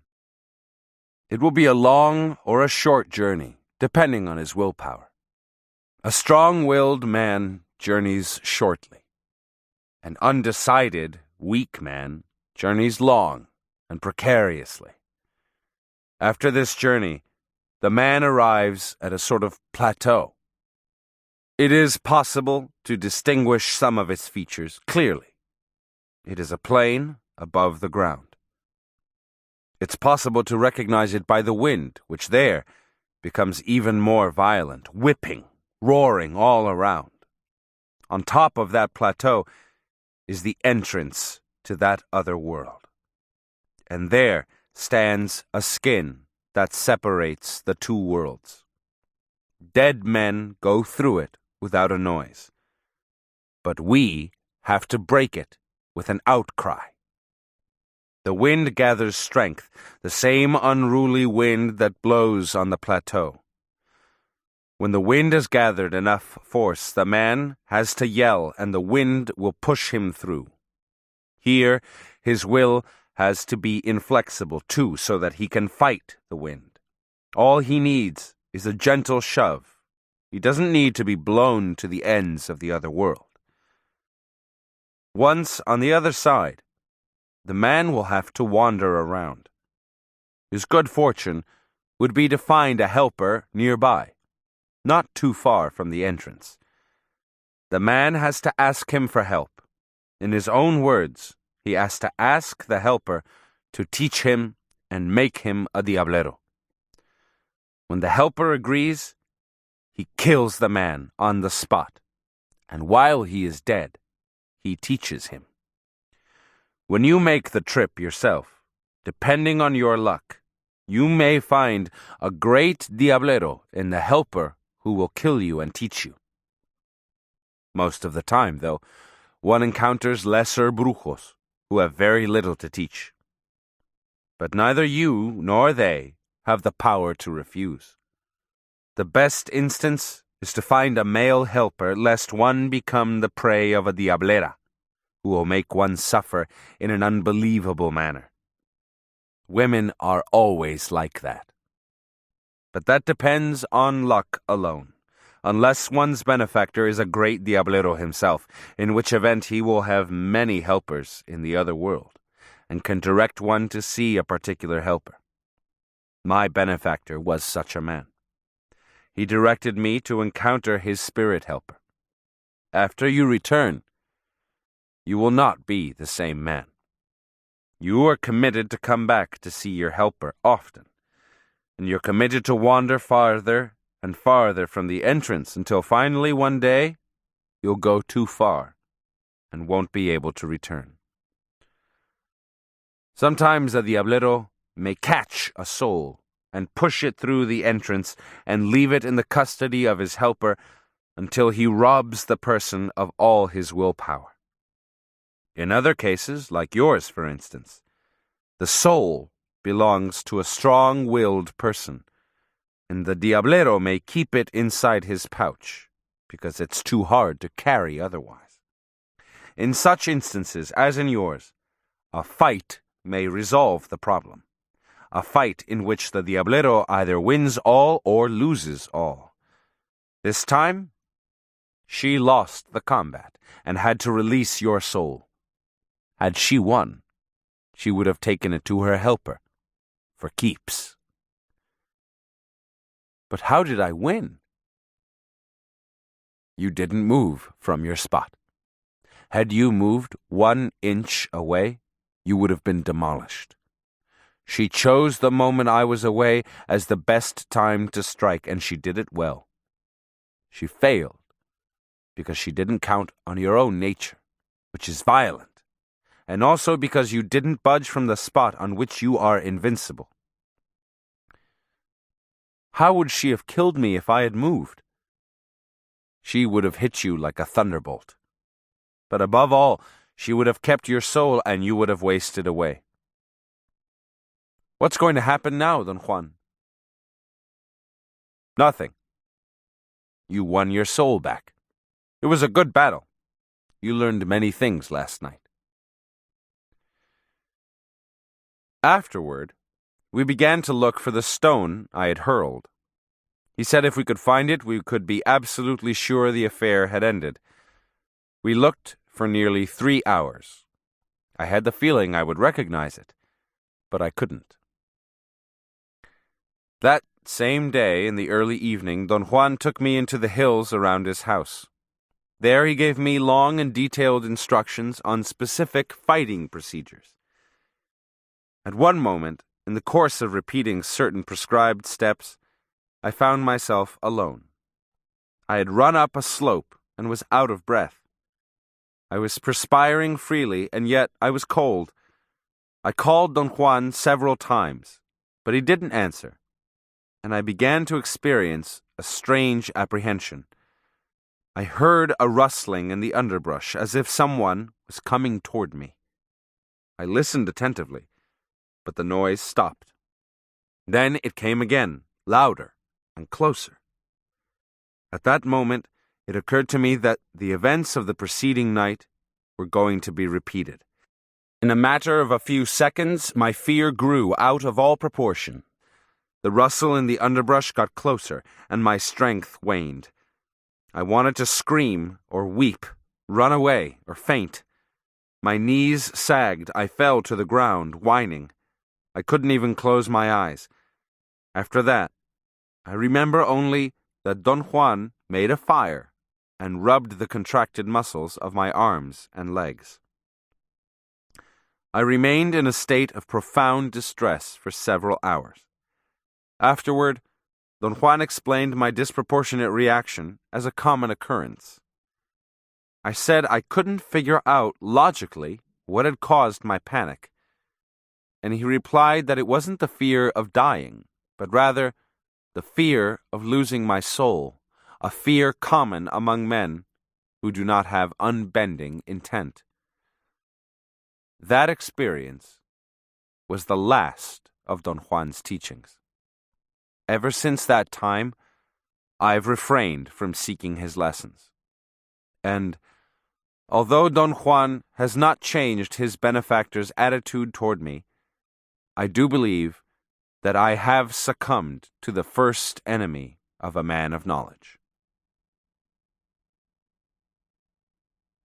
Part 2. A Structural Analysis. The following structural scheme, abstracted from the data on the states of non-ordinary reality presented in the foregoing part of this work, is conceived as an attempt to disclose the internal cohesion and the cogency of Don Juan's teachings. The structure, as I assess it, is composed of 4 concepts which are the main units. 1. The man of knowledge. 2. A man of knowledge had an ally. 3. An ally had a rule. And 4. The rule was corroborated by special consensus. These 4 units are in turn composed of a number of subsidiary ideas.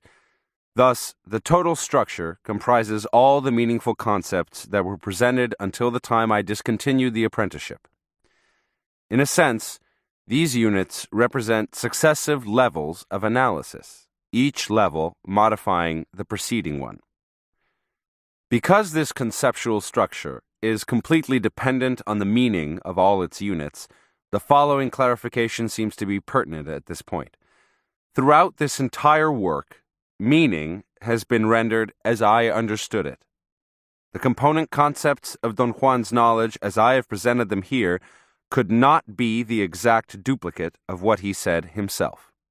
In spite of all the effort I've put forth to render these concepts as faithfully as possible, their meaning has been deflected by my own attempts to classify them.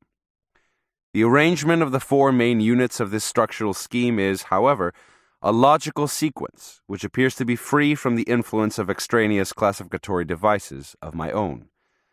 But insofar as the component ideas of each main unit are concerned, it's been impossible to discard my personal influence. At certain points, extraneous classificatory items are necessary in order to render the phenomena understandable. And, if such a task was to be accomplished here, it had to be done by zigzagging back and forth from the alleged meanings and classificatory scheme of the teacher to the meanings and classificatory devices of the apprentice. The operative order, the first unit. Man of knowledge. At a very early stage of my apprenticeship, Don Juan made the statement that the goal of his teaching was to show how to become a man of knowledge. I use that statement as a point of departure. It is obvious that to become a man of knowledge was an operational goal. And it is also obvious that every part of Don Juan's orderly teachings was geared to fulfill that goal in one way or another. My line of reasoning here is that under the circumstances, man of knowledge being an operational goal must have been indispensable to explaining some operative order. Then, it is justifiable to conclude that in order to understand that operative order, one has to understand its objective, man of knowledge. After having established man of knowledge as the first structural unit, it was possible for me to arrange with assurance the following 7 concepts as its proper components. 1. To become a man of knowledge was a matter of learning. 2. A man of knowledge had unbending intent. 3. A man of knowledge had clarity of mind. 4. To become a man of knowledge was a matter of strenuous labor. 5. A man of knowledge was a warrior. 6. To become a man of knowledge was an unceasing process. And 7. A man of knowledge had an ally. These 7 concepts were themes. They ran through the teachings, determining the character of Don Juan's entire knowledge. Inasmuch as the operational goal of his teachings was to produce a man of knowledge, everything he taught was imbued with the specific characteristics of each of the 7 themes. Together, they construed the concept man of knowledge as a way of conducting oneself, a way of behaving that was the end result of a long and hazardous training. Man of knowledge, however, was not a guide to behavior, but a set of principles encompassing all the unordinary circumstances pertinent to the knowledge being taught. Each one of the 7 themes was composed, in turn, of various other concepts, which covered their different facets. From Don Juan's statements, it was possible to assume that a man of knowledge could be a diablero, that is, a black sorcerer. He stated that his teacher was a diablero, and so was he in the past, although he had ceased to be concerned with certain aspects of the practice of sorcery. Since the goal of his teaching was to show how to become a man of knowledge, and since his knowledge consisted of being a diablero, there may have been an inherent connection between man of knowledge and diablero. Although Don Juan never used the 2 terms interchangeably, the likelihood that they were connected raised the possibility that man of knowledge, with its 7 themes and their component concepts, covered, theoretically, all the circumstances that might have arisen in the course of becoming a diablero. To become a man of knowledge was a matter of learning. The first theme made it implicit that learning was the only possible way of becoming a man of knowledge, and that, in turn, implied the act of making a resolute effort to achieve an end.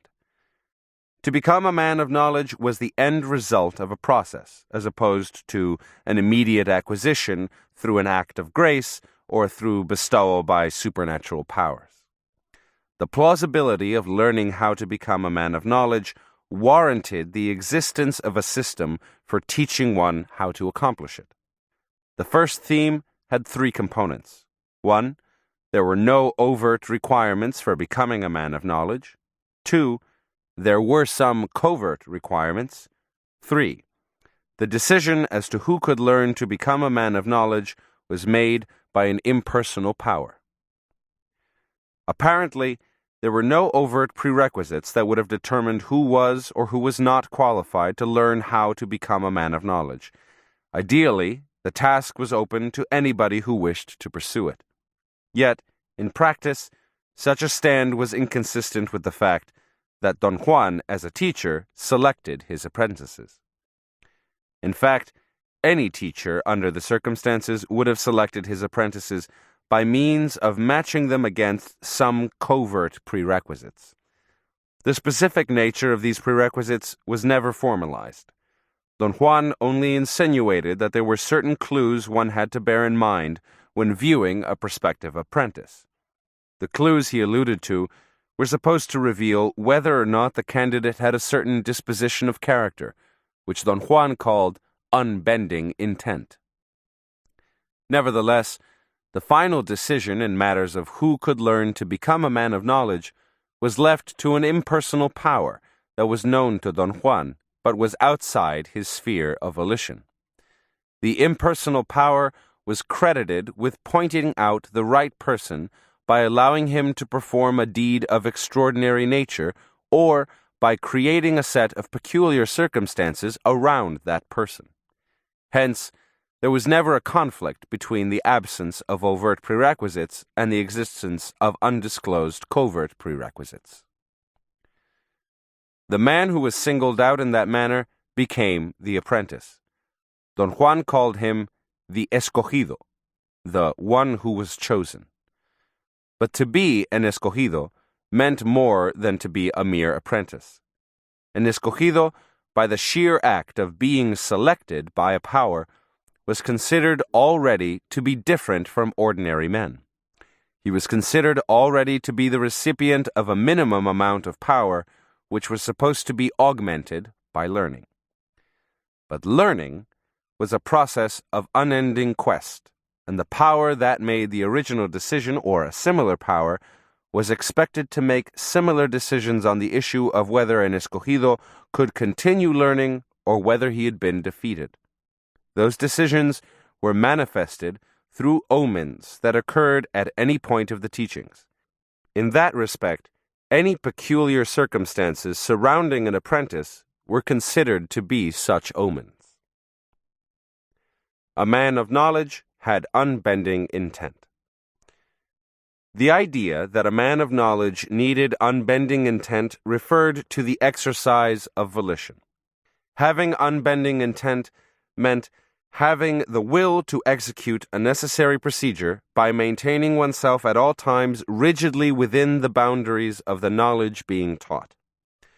A man of knowledge needed a rigid will in order to endure the obligatory quality that every act possessed when it was performed in the context of his knowledge. The obligatory quality of all the acts performed in such a context, and their being inflexible and predetermined, were no doubt unpleasant to any man, for which reason a modicum of unbending intent was sought as the only covert requirement needed by a prospective apprentice. Unbending intent was composed of 1. Frugality, 2. Soundness of judgment, and 3. Lack of freedom to innovate. A man of knowledge needed frugality because the majority of the obligatory acts dealt with instances or with elements that were either outside the boundaries of ordinary everyday life or were not customary in ordinary activity, and the man who had to act in accordance with them needed an extraordinary effort every time he took action. It was implicit that one could have been capable of such an extraordinary effort only by being frugal with any other activity that did not deal directly with such predetermined actions. Since all acts were predetermined and obligatory, a man of knowledge needed soundness of judgment. This concept did not imply common sense, but did imply the capacity to assess the circumstances surrounding any need to act. A guide for such an assessment was provided by bringing together, as rationales, all the parts of the teachings which were at one's command at the given moment in which any action had to be carried out. Thus, the guide was always changing as more parts were learned, yet it was always implied the conviction that any obligatory act one may have had to perform was, in fact, the most appropriate under the circumstances. Because all acts were pre-established and compulsory, having to carry them out meant lack of freedom to innovate. Don Juan's system of imparting knowledge was so well established that there was no possibility of altering it in any way. A man of knowledge had clarity of mind. Clarity of mind was the theme that provided a sense of direction. The fact that all acts were predetermined meant that one's orientation within the knowledge being taught was equally predetermined. As a consequence, clarity of mind supplied only a sense of direction. It reaffirmed continuously the validity of the course being taken through the component ideas of 1. Freedom to seek a path, 2. Knowledge of the specific purpose, and 3. Being fluid. It was believed that one had freedom to seek a path. Having the freedom to choose was not incongruous with the lack of freedom to innovate. These two ideas were not in opposition, nor did they interfere with each other. Freedom to seek a path referred to the liberty to choose among different possibilities of action, which were equally effective and usable. The criterion for choosing was the advantage of one possibility over others, based on one's preference. As a matter of fact, the freedom to choose a path imparted a sense of direction through the expression of personal inclinations. Another way to create a sense of direction was through the idea that there was a specific purpose for every action performed in the context of the knowledge being taught. Therefore, a man of knowledge needed clarity of mind in order to match his own specific reasons for acting within the specific purpose of every action. The knowledge of the specific purpose of every action was the guide he used to judge the circumstances surrounding any need to act. Another facet of clarity of mind was the idea that a man of knowledge, in order to reinforce the performance of his obligatory actions, needed to assemble all the resources that the teachings had placed at his command. This was the idea of being fluid.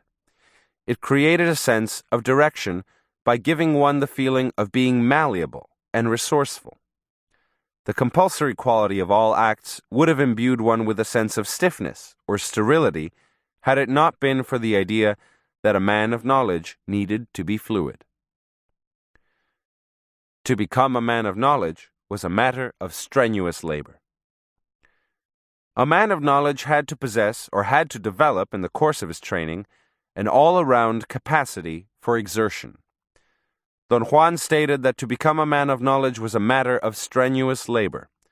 Strenuous labor denoted a capacity, 1, to put forth dramatic exertion, 2, to achieve efficacy, and 3, to meet challenge. In the path of a man of knowledge, drama was undoubtedly the outstanding single issue, and a special type of exertion was needed for responding to circumstances that required dramatic exploitation. That is to say, a man of knowledge needed dramatic exertion. Taking Don Juan's behavior as an example, at first glance it may have seemed that his dramatic exertion was only his own idiosyncratic preference for histrionics. Yet his dramatic exertion was always much more than acting. It was rather a profound state of belief. He imparted through dramatic exertion the peculiar quality of finality to all the acts he performed. As a consequence, then, his acts were set on a stage in which death was one of the main protagonists. It was implicit that death was a real possibility in the course of learning because of the inherently dangerous nature of the items with which a man of knowledge dealt. Then, it was logical that the dramatic exertion created by the conviction that death was a ubiquitous player was more than histrionics. Exertion entailed not only drama, but also the need of efficacy. Exertion had to be effective. It had to possess the quality of being properly channeled, of being suitable. The idea of impending death created not only the drama needed for overall emphasis, but also the conviction that every action involved a struggle for survival. The conviction that annihilation would result if one's exertion did not meet the requirement of being efficacious. Exertion also entailed the idea of challenge, that is, the act of testing whether and proving that one was capable of performing a proper act within the rigorous boundaries of the knowledge being taught. A man of knowledge was a warrior. The existence of a man of knowledge was an unceasing struggle, and the idea that he was a warrior, leading a warrior's life, provided one with the means for achieving emotional stability. The idea of a man at war encompassed 4 concepts. 1. A man of knowledge had to have respect. 2. He had to have fear. 3. He had to be wide awake. 4. He had to be self-confident. Hence, To be a warrior was a form of self-discipline which emphasized individual accomplishment. Yet it was a stand in which personal interests were reduced to a minimum, as in most instances personal interest was incompatible with the rigor needed to perform any predetermined obligatory act. A man of knowledge, in his role of warrior, was obligated to have an attitude of deferential regard for the items with which he dealt. He had to imbue everything related to his knowledge with profound respect in order to place everything in a meaningful perspective. Having respect was equivalent to having assessed one's insignificant resources when facing the unknown. If one remained in that frame of thought, the idea of respect was logically extended to include oneself, for one was as unknown as the unknown itself. The exercise of so sobering a feeling of respect transformed the apprenticeship of this specific knowledge, which may otherwise have appeared to be absurd, into a very rational alternative. Another necessity of a warrior's life was the need to experience and carefully to evaluate the sensation of fear. The ideal was that, in spite of fear, one had to proceed with the course of one's acts. Fear was supposed to be conquered, and there was an alleged time in the life of a man of knowledge when it was vanquished. But first, one had to be conscious of being afraid and duly to evaluate that sensation. Don Juan asserted that one was capable of conquering fear only by facing it. As a warrior, a man of knowledge also needed to be wide awake. A man at war had to be on the alert in order to be cognizant of most of the factors pertinent to the two mandatory aspects of awareness. 1, awareness of intent, and 2, awareness of the expected flux. Awareness of intent was the act of being cognizant of the factors involved in the relationship between the specific purpose of any obligatory act and one's own specific purpose for acting. Since all the obligatory acts had a definite purpose, a man of knowledge had to be wide awake. That is, he needed to be capable at all times of matching the definite purpose of every obligatory act with the definite reason that he had in mind for desiring to act. A man of knowledge, by being aware of that relationship, was also capable of being cognizant of what was believed to be the expected flux. What I have called here the awareness of the expected flux referred to the certainty that one was capable of detecting at all times the important variables involved in the relationship between the specific purpose of every act and one's specific reason for acting. By being aware of the expected flux, one was supposed to detect the most subtle changes. That deliberate awareness of changes accounted for the recognition and interpretation of omens and of other unordinary events. The last aspect of the idea of a warrior's behavior was the need for self-confidence, that is, the assurance that the specific purpose of an act one may have chosen to perform was the only plausible alternative for one's own specific reasons for acting. Without self-confidence, one would have been incapable of fulfilling one of the most important aspects of the teachings, the capacity to claim knowledge as power. To become a man of knowledge was an unceasing process. Being a man of knowledge was not a condition entailing permanency. There was never the certainty that, by carrying out the predetermined steps of the knowledge being taught, one would become a man of knowledge. It was implicit that the function of the steps was only to show how to become a man of knowledge. Thus, becoming a man of knowledge was a task that could not be fully achieved. Rather, it was an unceasing process comprising 1, the idea that one had to renew the quest of becoming a man of knowledge, 2, the idea of one's impermanency, and 3, the idea that one had to follow the path with heart. The constant renewal of the quest of becoming a man of knowledge was expressed in the theme of the 4 symbolic enemies encountered on the path of learning: fear, clarity, power, and old age. Renewing the quest implied the gaining and the maintenance of control over oneself. A true man of knowledge was expected to battle each of the 4 enemies in succession until the last moment of his life, in order to keep himself actively engaged in becoming a man of knowledge. Yet, despite the truthful renewal of the quest, the odds were inevitably against man. He would succumb to his last symbolic enemy. This was the idea of impermanency.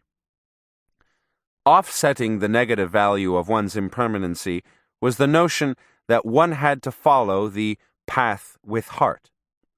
The path with heart was a metaphorical way of asserting that, in spite of being impermanent, one still had to proceed, and had to be capable of finding satisfaction and personal fulfillment in the act of choosing the most amenable alternative and identifying oneself completely with it. Don Juan synthesized the rationale of his whole knowledge in the metaphor that the important thing for him was to find a path with heart and then travel its length, meaning that the identification with the amenable alternative was enough for him. The journey by itself was sufficient. Any hope of arriving at a permanent position was outside the boundaries of his knowledge. The second unit. A man of knowledge had an ally. The idea that a man of knowledge had an ally was the most important of the 7 component themes, for it was the only one that was indispensable to explaining what a man of knowledge was. In Don Juan's classificatory scheme, a man of knowledge had an ally, whereas the average man did not, and having an ally was what made him different from ordinary men. Don Juan described an ally as being a power capable of transporting a man beyond the boundaries of himself. That is, an ally was a power that allowed one to transcend the realm of ordinary reality. Consequently, to have an ally implied having power, and the fact that a man of knowledge had an ally was by itself proof that the operational goal of the teachings had been fulfilled. Since that goal was to show how to become a man of knowledge, and since a man of knowledge was one who had an ally, another way of describing the operational goal of Don Juan's teachings was to say that they also showed how to obtain an ally. The concept man of knowledge, as a sorcerer's philosophical frame, had meaning for anyone who wanted to live within that frame, only insofar as he had an ally. I have classified this last component theme of man of knowledge as the second main structural unit because of its indispensability for explaining what a man of knowledge was. In Don Juan's teachings, there were 2 allies. The first was contained in the datura plants commonly known as Jimson weed. Don Juan called that ally by one of the Spanish names of the plant, hierba del diablo, devil's weed. According to him, any species of datura was the container of the ally. Yet every sorcerer had to grow a patch of one species which he called his own, not only in the sense that the plants were his private property, but in the sense that they were personally identified with him. Don Juan's own plants belonged to the species Inoxia. There seemed to be no correlation, however, between the fact and differences that may have existed between the 2 species of datura accessible to him.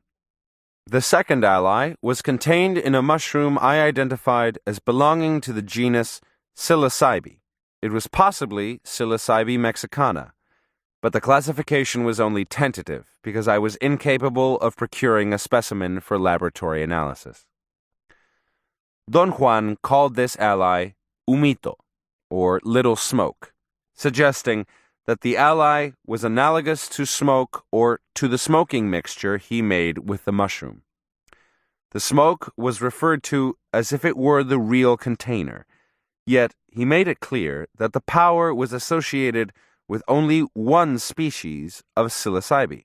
Thus, special care was needed at the time of collecting in order not to confuse it with any of a dozen other species of the same genus which grew in the same area.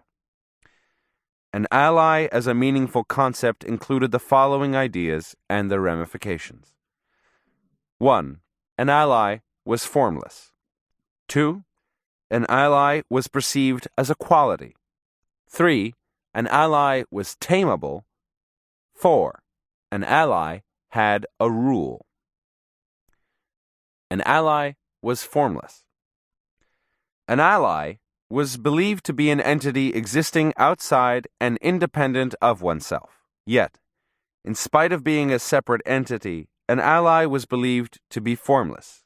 I have established formlessness as a condition that is the opposite of having definite form, a distinction made in view of the fact that there were other powers similar to an ally which had a definitely perceivable form. An ally's condition of formlessness meant that it did not possess a distinct or a vaguely defined or even a recognizable form, and such a condition implied that an ally was not visible at any time. An ally was perceived as a quality. A sequel to an ally's formlessness was another condition expressed in the idea that an ally was perceived only as a quality of the senses. That is to say, since an ally was formless, its presence was noticed only by its effects on the sorcerer. Don Juan classified some of those effects as having anthropomorphic qualities.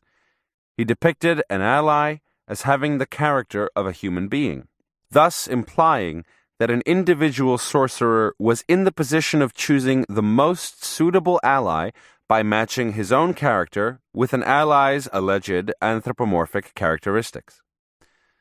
The two allies involved in the teachings were presented by Don Juan as having a set of antithetical qualities. Don Juan categorized the ally contained in Datura Inoxia as having two qualities. It was woman-like, and it was a giver of superfluous power. He thought these two qualities were thoroughly undesirable.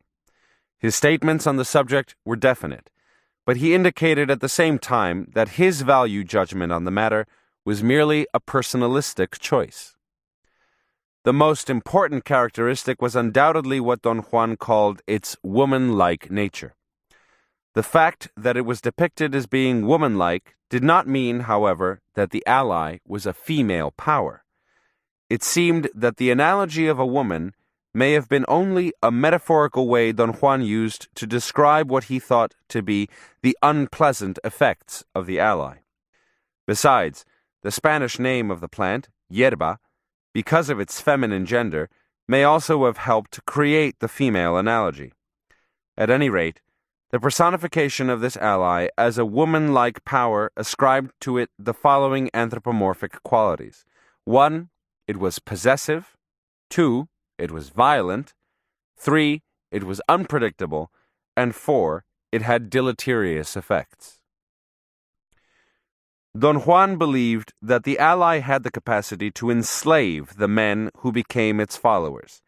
He explained this capacity as the quality of being possessive, which he correlated with a woman's character. The ally possessed its followers by bestowing power on them, by creating a feeling of dependency, and by giving them physical strength and well-being. This ally was also believed to be violent. Its woman-like violence was expressed in its forcing its followers to engage in disruptive acts of brute force, and this specific characteristic made it best suited for men of fierce natures who wanted to find in violence a key to personal power. Another woman-like characteristic was unpredictability. For Don Juan it meant that the ally's effects were never consistent. Rather, they were supposed to change erratically, and there was no discernible way of predicting them. The ally's inconsistency was to be counteracted by the sorcerer's meticulous and dramatic care of every detail of its handling. Any unfavorable term that was accountable as a result of error or mishandling was explained as a result of the ally's woman-like unpredictability. Because of its possessiveness, violence, and unpredictability, this ally was thought to have an overall deleterious effect on the character of its followers. Don Juan believed that the ally willfully strove to transmit its woman-like characteristics, and that its effort to do so actually succeeded. But alongside its woman-like nature, this ally had another facet which was also perceived as a quality. It was a giver of superfluous power. Don Juan was very emphatic on this point, and he stressed that as a generous giver of power, the ally was unsurpassable. It was purported to furnish its followers with physical strength, a feeling of audacity, and the prowess to perform extraordinary deeds. In Don Juan's judgment, however, so exorbitant a power was superfluous. He stated that, for himself at least, there was no need of it anymore. Nevertheless, he presented it as a strong incentive for a prospective man of knowledge, should the latter have a natural inclination to seek power. Don Juan's idiosyncratic point of view was that the ally contained in psilocybe mexicana, on the other hand, had the most adequate and most valuable characteristics. 1, it was male-like, and 2, it was a giver of ecstasy. He depicted this ally as being the antithesis of the one contained in datura plants. He considered it to be male-like, manly. Its condition of masculinity seemed to be analogous to the female-like condition of the other ally. That is, it was not a male power, but Don Juan classified its effects in terms of what he considered to be manly behavior. In this instance, too, the masculine gender of the Spanish word humito may have suggested the analogy to a male power. The anthropomorphic qualities of this ally, which Don Juan judged to be proper to a man, were the following. 1, it was dispassionate. 2, it was gentle. 3, it was predictable. And 4, it had beneficial effects. Don Juan's idea of the dispassionate nature of the ally was expressed in the belief that it was fair, that it never actually demanded extravagant acts from its followers. It never made men its slaves because it didn't bestow easy power on them. On the contrary, humito was hard but just with its followers. The fact that the ally didn't elicit overt violent behavior made it gentle. It was supposed to induce a sensation of bodilessness, and thus Don Juan presented it as being calm, gentle, and a giver of peace. It was also predictable. Don Juan described its effects on all its individual followers and in the successive experiences of any single man as being constant. In other words, its effects didn't vary, or, if they did, they were so similar that they were counted as being the same. As a consequence of being dispassionate, gentle, and predictable, this ally was thought to have another manly characteristic, a beneficial effect on the character of its followers. Humito's manliness was supposed to create a very rare condition of emotional stability in them. Don Juan believed that under the ally's guidance, one would temper one's heart and acquire balance. A corollary of all the ally's manly characteristics was believed to be a capacity to give ecstasy. This other facet of its nature was perceived also as a quality. Humito was credited with removing the body of its followers, thus allowing them to execute specialized forms of activity pertinent to a state of bodilessness. And Don Juan maintained that those specialized forms of activity led unavoidably to a condition of ecstasy. The ally contained in the psilocybe was said to be ideal for men whose natures predisposed them to seek contemplation.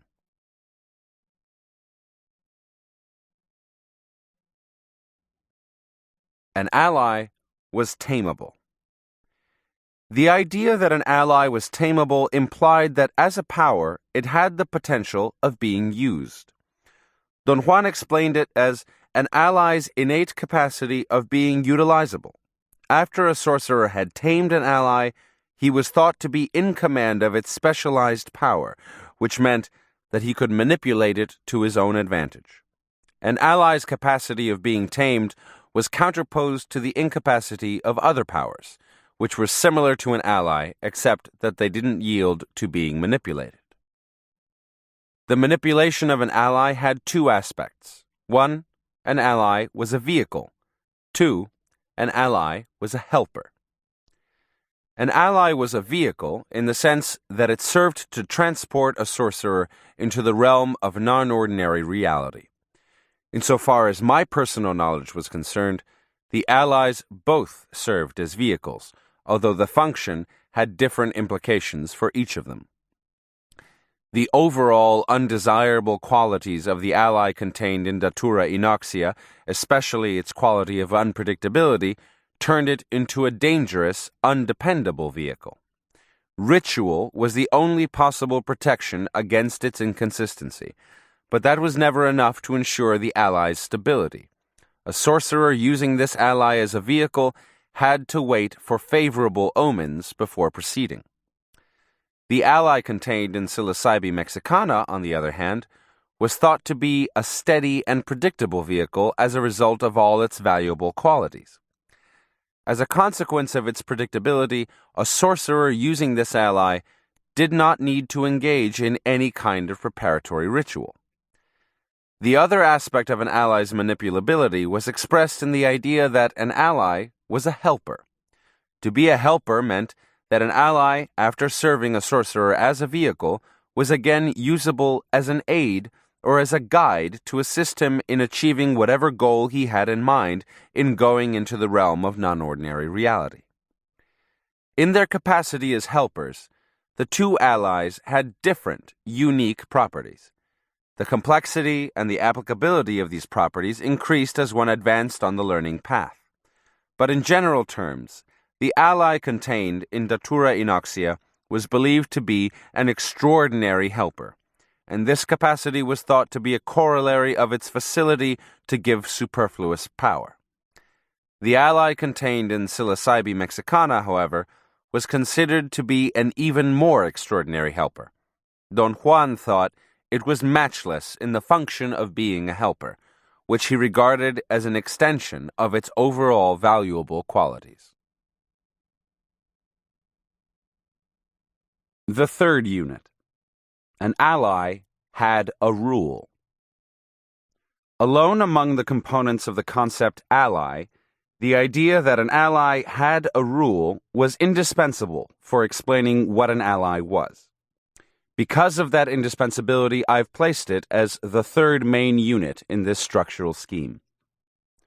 The rule, which Don Juan called also the law, was the rigid organizing concept regulating all the actions that had to be executed and the behavior that had to be observed throughout the process of handling an ally. The rule was transmitted verbally from teacher to apprentice, ideally without alteration, through the sustained interaction between them. The rule was thus more than a body of regulations. It was, rather, a series of outlines of activity governing the course to be followed in the process of manipulating an ally. Undoubtedly, many elements would have fulfilled Don Juan's definition of an ally as a power capable of transporting a man beyond the boundaries of himself. Anyone accepting that definition could reasonably have conceived that anything possessing such a capability would be an ally, and logically, even bodily conditions produced by hunger, fatigue, illness, and the like could have served as allies, for they might have possessed the capacity of transporting a man beyond the realm of ordinary reality. But the idea that an ally had a rule eliminated all these possibilities. An ally was a power that had a rule. All the other possibilities could not be considered as allies because they had no rule. As a concept, the rule comprehended the following ideas and their various components. 1. The rule was inflexible. 2. The rule was non-cumulative. 3. The rule was corroborated in ordinary reality. 4. The rule was corroborated in non-ordinary reality. And 5. The rule was corroborated by special consensus. The rule was inflexible. The outlines of activity forming the body of the rule were unavoidable steps that one had to follow in order to achieve the operational goal of the teachings. This compulsory quality of the rule was rendered in the idea that it was inflexible. The inflexibility of the rule was intimately related to the idea of efficacy. Dramatic exertion created an incessant battle for survival, and under those conditions, only the most effective act that one could perform would ensure one's survival. As individualistic points of reference were not permitted, the rule prescribed the actions constituting the only alternative for survival. Thus, the rule had to be inflexible. It had to require a definite compliance to its dictum. Compliance with the rule, however, was not absolute. In the course of teachings, I recorded one instance in which its inflexibility was cancelled out. Don Juan explained that example of deviation as a special favor stemming from direct intervention of an ally. In this instance, owing to my unintentional error in handling the ally contained in Datura Inoxia, the rule had been breached.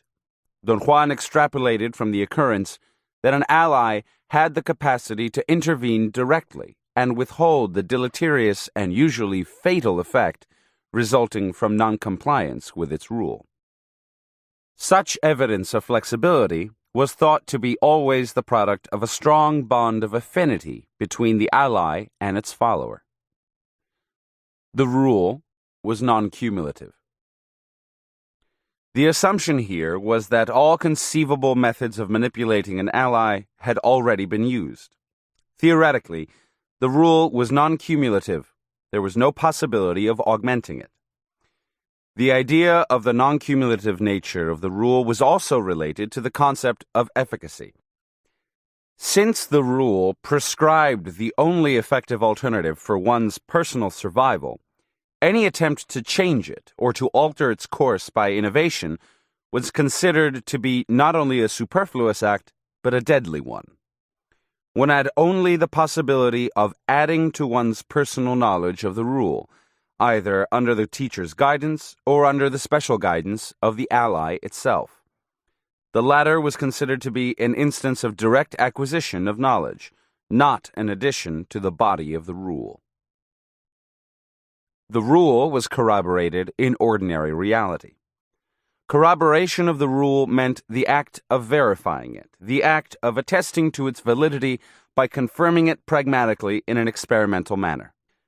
Because the rule dealt with situations of ordinary and of non-ordinary reality, its corroboration took place in both areas.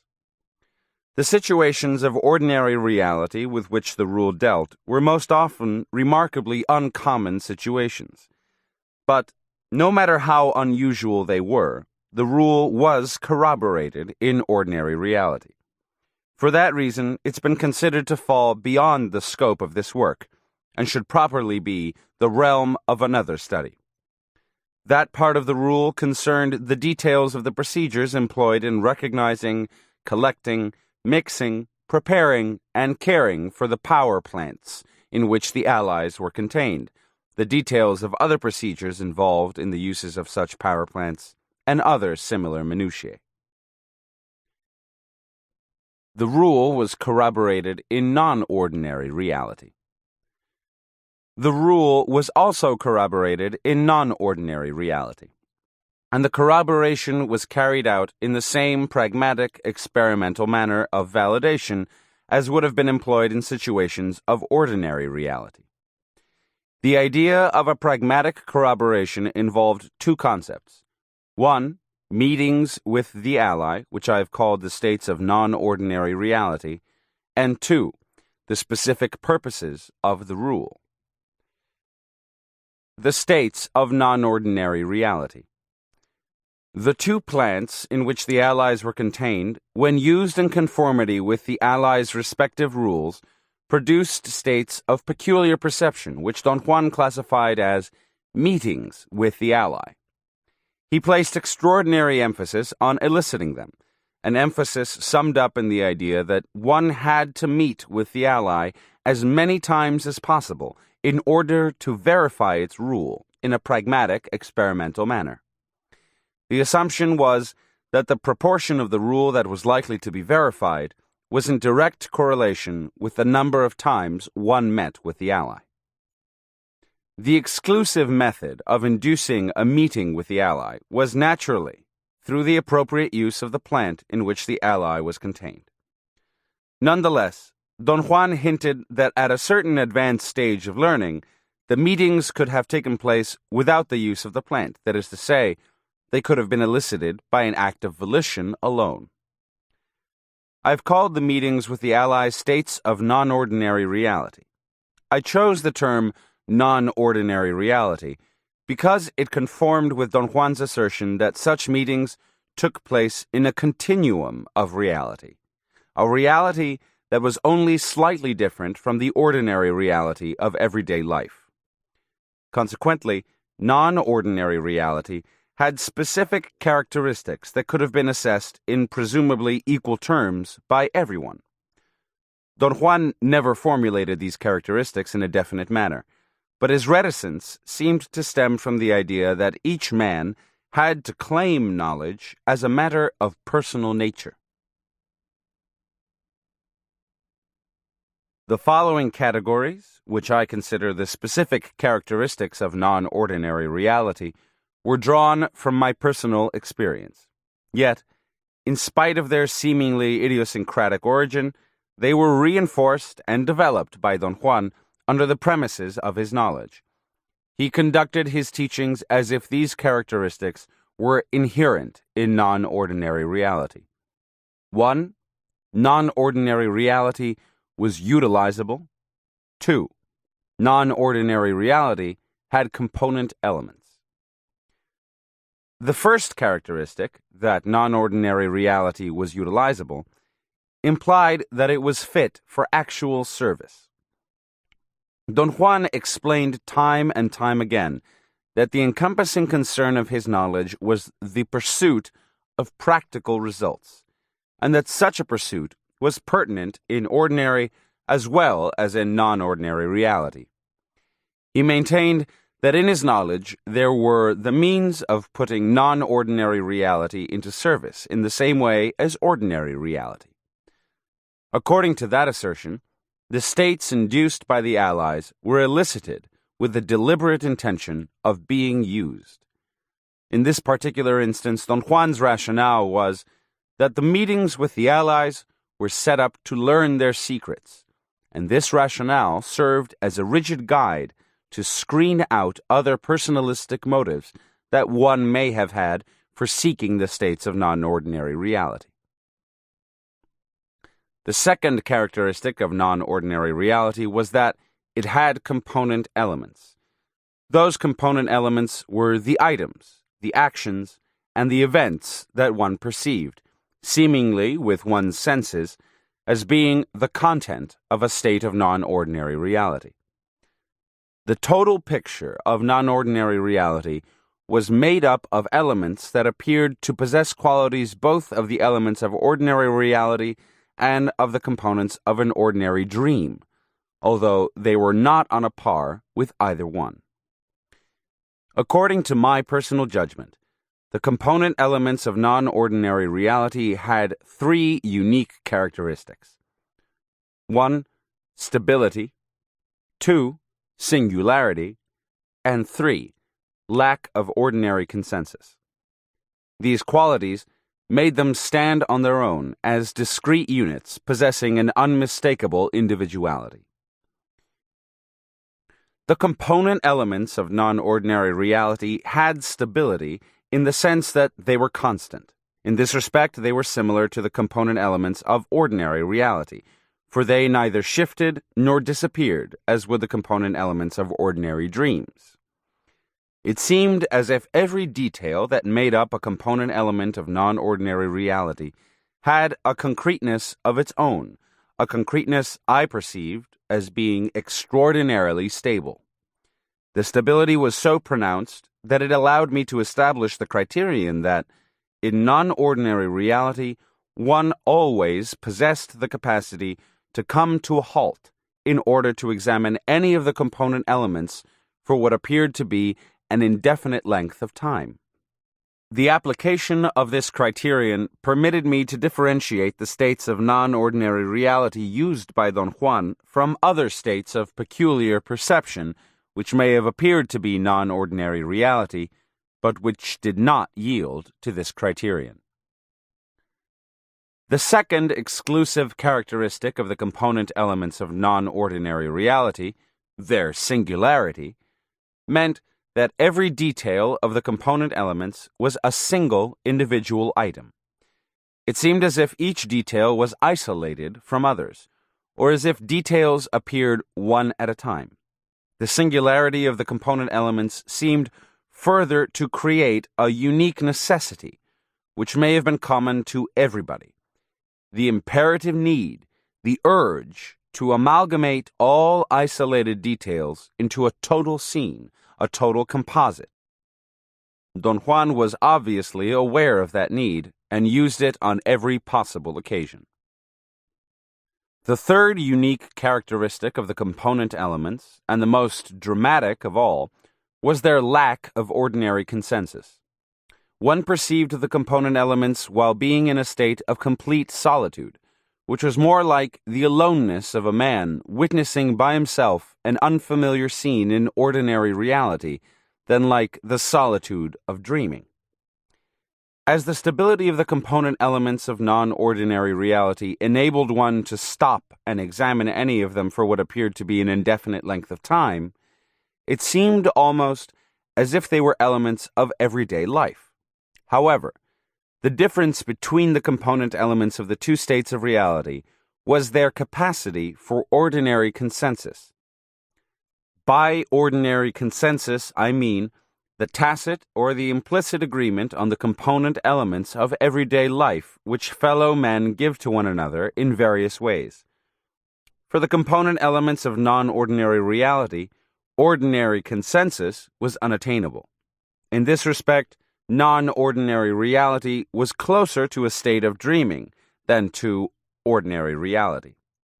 And yet, because of their unique characteristics of stability and singularity, the component elements of non-ordinary reality had a compelling quality of realness, which seemed to foster the necessity of validating their existence in terms of consensus. The specific purpose of the rule. The other component of the concept that the rule was verified in non-ordinary reality was the idea that the rule had a specific purpose. That purpose was the achievement, by using an ally, of a utilitarian goal. In the context of Don Juan's teachings, it was assumed that the rule was learned by corroborating it in ordinary and non-ordinary reality. The decisive facet of the teachings was, however, corroboration of the rule in the states of non-ordinary reality, and what was corroborated in the actions and elements perceived in non-ordinary reality was the specific purpose of the rule.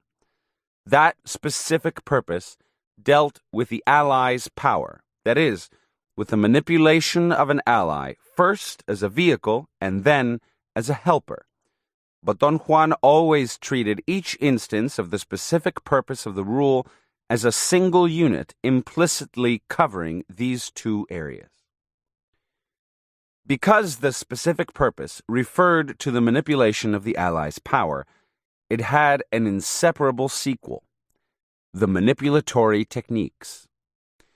The manipulatory techniques were the actual procedures, the actual operations undertaken in each instance involving the manipulation of an ally's power. The idea that an ally was manipulatable warranted its usefulness in the achievement of pragmatic goals, and the manipulatory techniques were the procedures that supposedly rendered the ally usable. Specific purpose and manipulatory techniques formed a single unit, which a sorcerer had to know exactly in order to command his ally with efficacy. Don Juan's teachings included the following specific purposes of the two allies' rules. I have arranged them here in the same order in which he presented them to me. The first specific purpose that was verified in non-ordinary reality was testing with the ally contained in Datura inoxia. The manipulatory technique was ingesting a potion made with a section of the root of the Datura plant. Ingesting that potion produced a shallow state of non-ordinary reality, which Don Juan used for testing me in order to determine whether or not, as a prospective apprentice, I had affinity with the ally contained in the plant. The potion was supposed to produce either a sensation of unspecified physical well-being or a feeling of great discomfort, effects that Don Juan judged to be, respectively, a sign of affinity or of the lack of it. The second specific purpose was divination. It was also part of the rule of the ally contained in Datura inoxia. Don Juan considered divination to be a form of specialized movement on the assumption that a sorcerer was transported by the ally to a particular compartment of non-ordinary reality, where he was capable of divining events that were otherwise unknown to him. The manipulatory technique of the second specific purpose was a process of ingestion-absorption. A potion made with Datura root was ingested, and an unguent made with Datura seeds was rubbed on the temporal and frontal areas of the head. I have used the term ingestion-absorption because ingestion might have been aided by skin absorption in producing a state of non-ordinary reality, or skin absorption might have been aided by ingestion. This manipulatory technique required the utilization of other elements besides the Datura plant. In this instance, 2 lizards. They were supposed to serve the sorcerer as instruments of movement, meaning here the peculiar perception of being in a particular realm in which one was capable of hearing a lizard talk, and then of visualizing whatever it had said. Don Juan explained such phenomena as the lizards answering the questions that had been posed for divination. The third specific purpose of the rule of the ally contained in the Datura plants dealt with another specialized form of movement, bodily flight. As Don Juan explained, a sorcerer using this ally was capable of flying bodily over enormous distances. The bodily flight was the sorcerer's capacity to move through non-ordinary reality and then to return at will to ordinary reality. The manipulatory technique of the third specific purpose was also a process of ingestion-absorption. A potion made with Datura root was ingested, and an unguent made with Datura seeds was rubbed on the soles of the feet, on the inner part of both legs, and on the genitals. The third specific purpose was not corroborated in depth. Don Juan implied that he had not disclosed other aspects of the manipulatory technique which would permit a sorcerer to acquire a sense of direction while moving. The fourth specific purpose of the rule was testing, the ally being contained in psilocybe mexicana. The testing was not intended to determine affinity or lack of affinity with the ally, but rather to be an unavoidable first trial, or the first meeting with the ally. The manipulatory technique for the fourth specific purpose utilized a smoking mixture made of dried mushrooms mixed with different parts of 5 other plants, none of which was known to have hallucinogenic properties. The rule placed the emphasis on the act of inhaling the smoke from the mixture. The teacher thus used the word humito, or little smoke, to refer to the ally contained in it. But I have called this process ingestion inhalation because it was a combination of ingesting first and then of inhaling. The mushrooms, because of their softness, dried into a very fine dust, which was rather difficult to burn. The other ingredients turned into shreds upon drying. These shreds were incinerated in the pipe bowl while the mushroom powder, which did not burn so easily, was drawn into the mouth and ingested. Logically, the quantity of dried mushrooms ingested was larger than the quantity of shreds burned and inhaled. The effects of the first state of non-ordinary reality elicited by psilocybe mexicana gave rise to Don Juan's brief discussion of the fifth specific purpose of the rule. It was concerned with movement. Moving with the help of the alloy contained in psilocybe mexicana into and through inanimate objects or into and through animate beings. The complete manipulatory technique may have included hypnotic suggestion, besides the process of ingestion inhalation. Because Don Juan presented this specific purpose only as a brief discussion, which was not further verified, it was impossible for me to assess correctly any of its aspects. The sixth specific purpose of the rule, verified in non-ordinary reality, also involving the alloy contained in psilocybe mexicana, dealt with another aspect of movement. Moving by adopting an alternate form. This aspect of movement was subjected to the most intensive verification. Don Juan asserted that assiduous practice was needed in order to master it.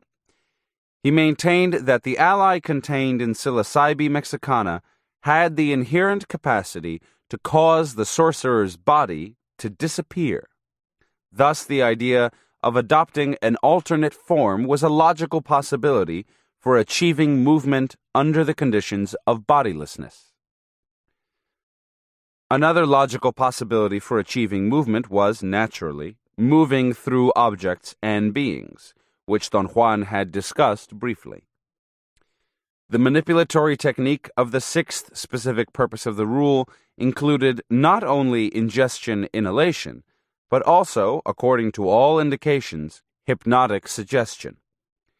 Don Juan had put forth such a suggestion during the transitional stages into non-ordinary reality, and also during the early part of the states of non-ordinary reality. He classified the seemingly hypnotic process as being only his personal supervision, meaning that he had not revealed to me the complete manipulatory technique at that particular time. The adoption of an alternate form did not mean that a sorcerer was free to take on the spur of the moment any form he wanted to take. On the contrary, it implied a lifelong training to achieve a preconceived form. The preconceived form Don Juan had preferred to adopt was that of a crow, and consequently he emphasized that particular form in his teachings.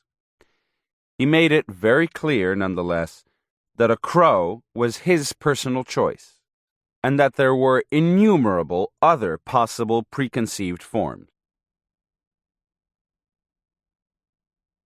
The fourth unit. The rule was corroborated by special consensus. Among the component concepts forming the rule, the one that was indispensable for explaining it was the idea that the rule was corroborated by special consensus. All the other component concepts were insufficient by themselves for explaining the meaning of the rule. Don Juan made it very clear that an ally was not bestowed on a sorcerer, but that a sorcerer learned to manipulate the ally through the process of corroborating its rule.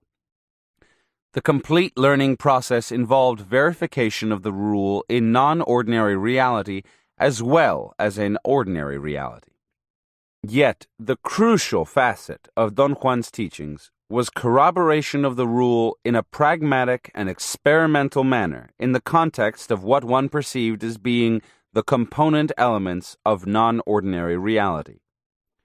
But those component elements were not subject to ordinary consensus, and if one was incapable of obtaining agreement on their existence, their perceived realness would have been only an illusion.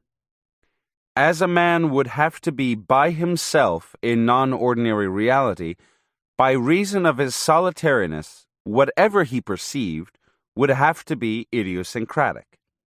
The solitariness and the idiosyncrasies were a consequence of the assumed fact that no fellow man could give one ordinary consensus on one's perceptions. At this point, Don Juan brought in the most important constituent part of his teachings. He provided me with special consensus on the actions and the elements I had perceived in non-ordinary reality. Actions and elements that were believed to corroborate the rule. In Don Juan's teachings, special consensus meant tacit or implicit agreement on the component elements of non-ordinary reality, which he, in his capacity as teacher, gave me as the apprentice of his knowledge. This special consensus was not in any way fraudulent or spurious, such as the one two persons might give each other in describing the component elements of their individual dreams. The special consensus Don Juan supplied was systematic, and to provide it, he may have needed the totality of his knowledge. With the acquisition of systematic consensus, the actions and the elements perceived in non-ordinary reality became consensually real, which meant, in Don Juan's classificatory scheme, that the rule of the ally had been corroborated. The rule had meaning as a concept, then, only inasmuch as it was subject to special consensus, for without special agreement about its corroboration, the rule would have been a purely idiosyncratic construct. Because of its indispensability for explaining the rule, I have made the idea that the rule was corroborated by special consensus the fourth main unit of this structural scheme. This unit, because it was basically the interplay between two individuals, was composed of 1. The benefactor, or the guide into the knowledge being taught, the agent who supplied special consensus. 2. The apprentice, or the subject for whom special consensus was provided. Failure or success in achieving the operational goal of the teachings rested on this unit. Thus, special consensus was the precarious culmination of the following process. A sorcerer had a distinctive feature, possession of an ally, which differentiated him from ordinary men. An ally was a power that had the special property of having a rule, and the unique characteristic of the rule was its corroboration in non-ordinary reality by means of special consensus. The benefactor. The benefactor was the agent without whom the corroboration of the rule would have been impossible. In order to provide special consensus, he performed the two tasks of 1. Preparing the background for special consensus on the corroboration of the rule, and 2. Guiding special consensus. Preparing special consensus. The benefactor's first task was to set the background necessary for bringing forth special consensus on corroboration of the rule. As my teacher, Don Juan made me 1. Experience other states of non-ordinary reality, which he explained as being quite apart from those elicited to corroborate the rule of the allies. 2. Participate with him in certain special states of ordinary reality, which he seemed to have produced himself. And 3. Recapitulate each experience in detail. Don Juan's task of preparing special consensus consisted of strengthening and confirming the corroboration of the rule by giving special consensus on the component elements of these new states of non-ordinary reality, and on the component elements of the special states of ordinary reality. The other states of non-ordinary reality which Don Juan made me experience were induced by the ingestion of the cactus Lophophora williamsii, commonly known as peyote. Usually, the top part of the cactus was cut off and stored until it had dried, and then it was chewed and ingested. But under special circumstances, the top part was ingested while it was fresh. Ingestion, however, was not the only way to experience a state of non-ordinary reality with Lophophora williamsii. Don Juan suggested that spontaneous states of non-ordinary reality occurred under unique conditions, and he categorized them as gifts from or bestowals by the power contained in the plant. Non-ordinary reality induced by Lophophora williamsii had three distinctive features. 1, it was believed to be produced by an entity called mescalito. 2, it was utilizable. And 3, it had component elements. Mescalito was purported to be a unique power, similar to an ally in the sense that it allowed one to transcend the boundaries of ordinary reality, but also quite different from an ally. Like an ally, mescalito was contained in a definite plant, the cactus Lophophora williamsii. But unlike an ally, which was merely contained in a plant, mescalito and the plant in which it was contained were the same. The plant was the center of overt manifestations of respect, the recipient of profound veneration. Don Juan firmly believed that under certain conditions, such as a state of profound acquiescence to mescalito, the simple act of being contiguous to the cactus would induce a state of non-ordinary reality.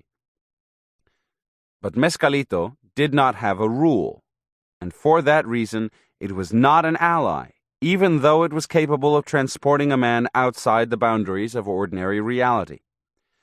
Not having a rule not only barred mescalito from being used as an ally, for without a rule it couldn't conceivably be manipulated, but also made it a power remarkably different from an ally. As a direct consequence of not having a rule, mescalito was available to any man without the need of a long apprenticeship or the commitment to manipulatory techniques as with an ally.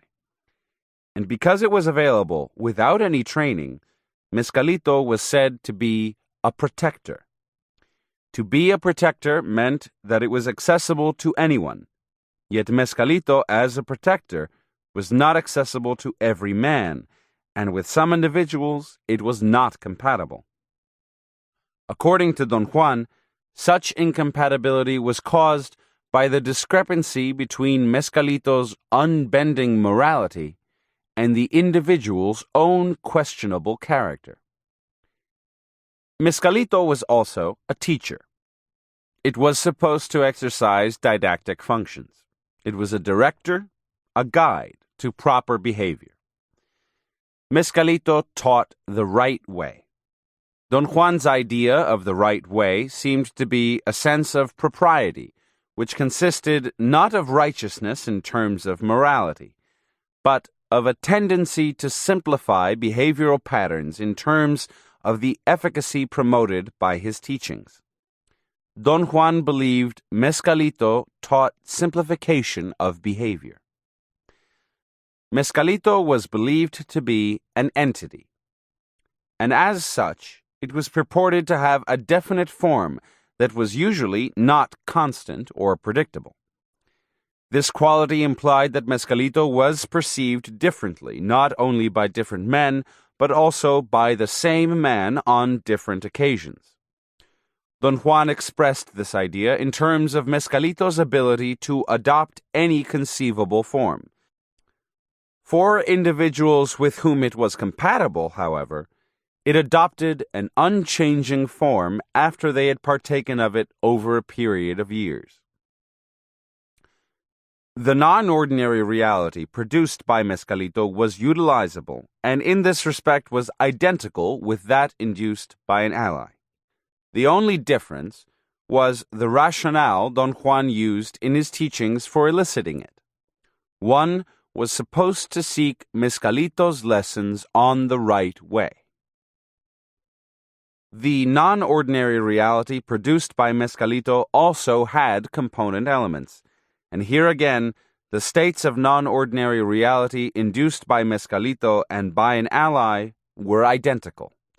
In both, the characteristics of the component elements were stability, singularity, and lack of consensus.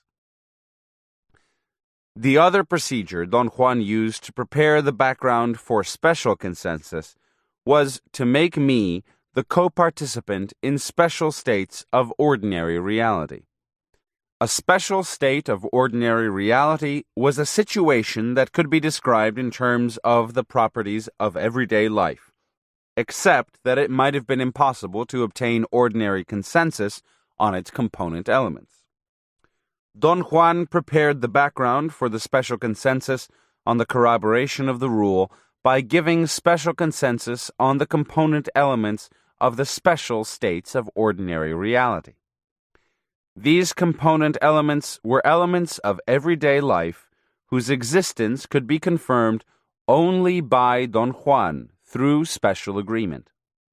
This was a supposition on my part, because, as co-participant in the special states of ordinary reality, I believed that only Don Juan, as the other co-participant, would know which component elements made up the special state of ordinary reality.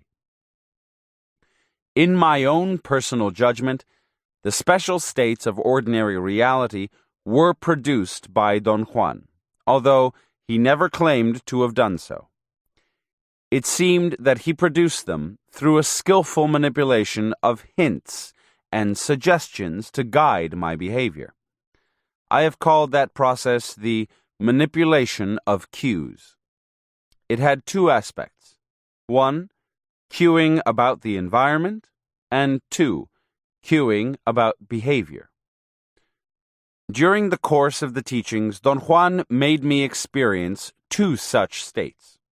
He may have produced the first through the process of cueing about the environment. Don Juan's rationale for producing it was that I needed a test to prove my good intentions, and only after he had given me special consensus on its component elements did he consent to begin his teachings. By cueing about the environment, I meant that Don Juan led me into a special state of ordinary reality by isolating, through subtle suggestions, component elements of ordinary reality which were part of the immediate physical surroundings. Elements isolated in such a manner created in this instance a specific visual perception of color, which Don Juan tacitly verified. The second state of ordinary reality may have been produced by the process of cueing about behavior. Don Juan, through close association with me, and through the exercise of a consistent way of behaving, had succeeded in creating an image of himself, an image that served me as an essential pattern by which I could recognize him.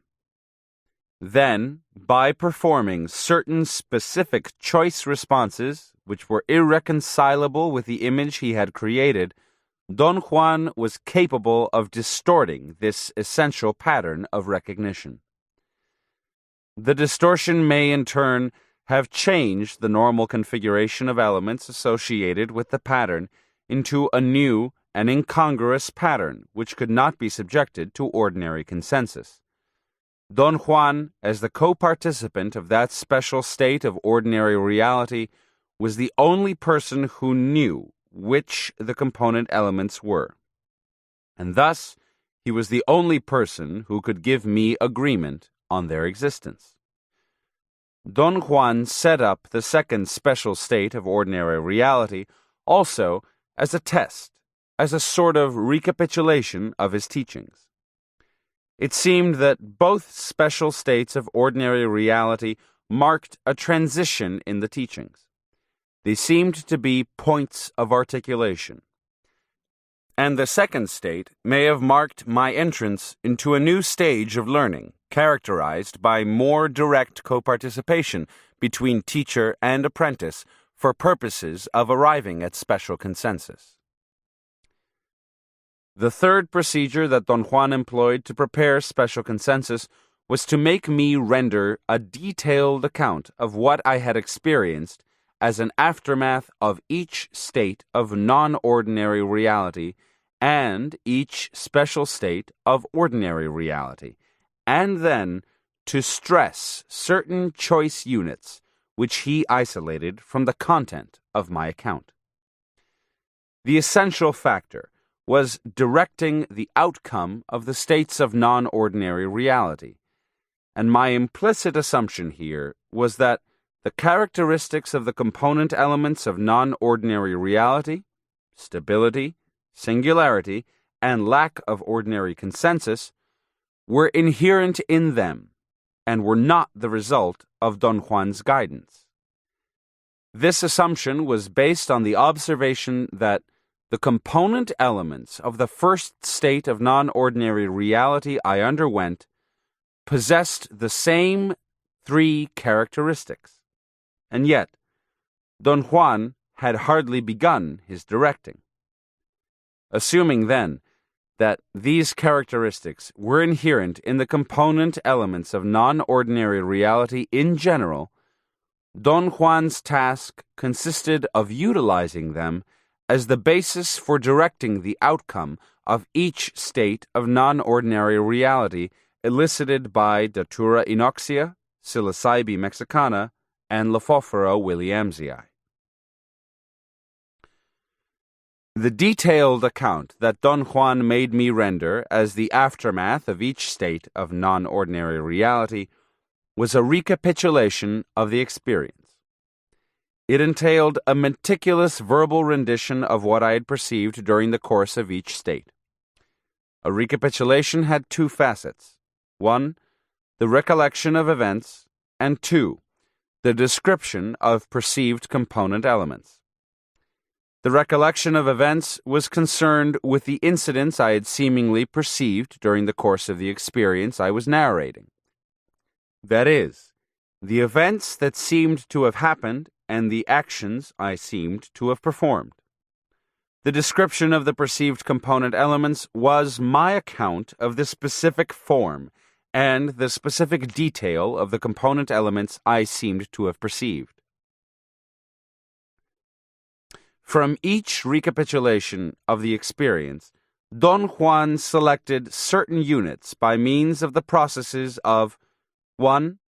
Attaching importance to certain appropriate areas of my account, and 2. Denying all importance to other areas of my account. The interval between states of non-ordinary reality was the time when Don Juan expounded on the recapitulation of the experience.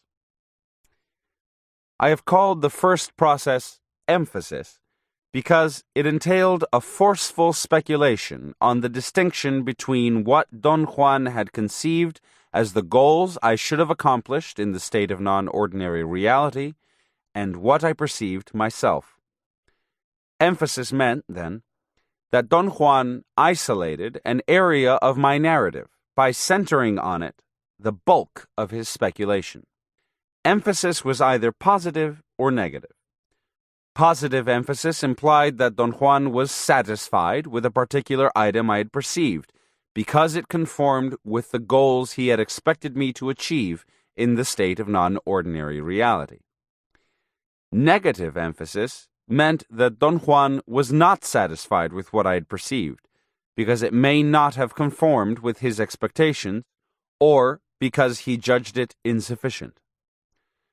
Nonetheless, he still placed the bulk of speculation on that area of my recapitulation in order to emphasize the negative value of my perception. The second selective process that Don Juan employed was to deny all importance to some areas of my account. I have called it lack of emphasis, because it was the opposite and the counterbalance of emphasis. It seemed that by denying importance to the parts of my account pertaining to component elements which Don Juan judged to be completely superfluous to the goal of his teachings, he literally obliterated my perception of the same elements in the successive states of non-ordinary reality. Guiding special consensus. The second aspect of Don Juan's task as a teacher was to guide special consensus by directing the outcome of each state of non-ordinary reality and each special state of ordinary reality. Don Juan directed that outcome through an orderly manipulation of the extrinsic and the intrinsic levels of non-ordinary reality, and of the intrinsic level of the special states of ordinary reality. The extrinsic level of non-ordinary reality pertained to its operative arrangement. It involved the mechanics, the steps leading into non-ordinary reality proper. The extrinsic level had three discernible aspects. 1, the preparatory period. 2, the transitional stages, and 3, the teacher's supervision. The preparatory period was the time that elapsed between one state of non-ordinary reality and the next. Don Juan used it to give me direct instructions and to develop the general course of his teachings. The preparatory period was of critical importance in setting up the states of non-ordinary reality, and because it pivoted on them, it had two distinct facets.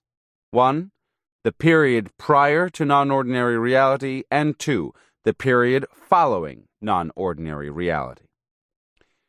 The period prior to non-ordinary reality was a relatively short interval of time, 24 hours at the most.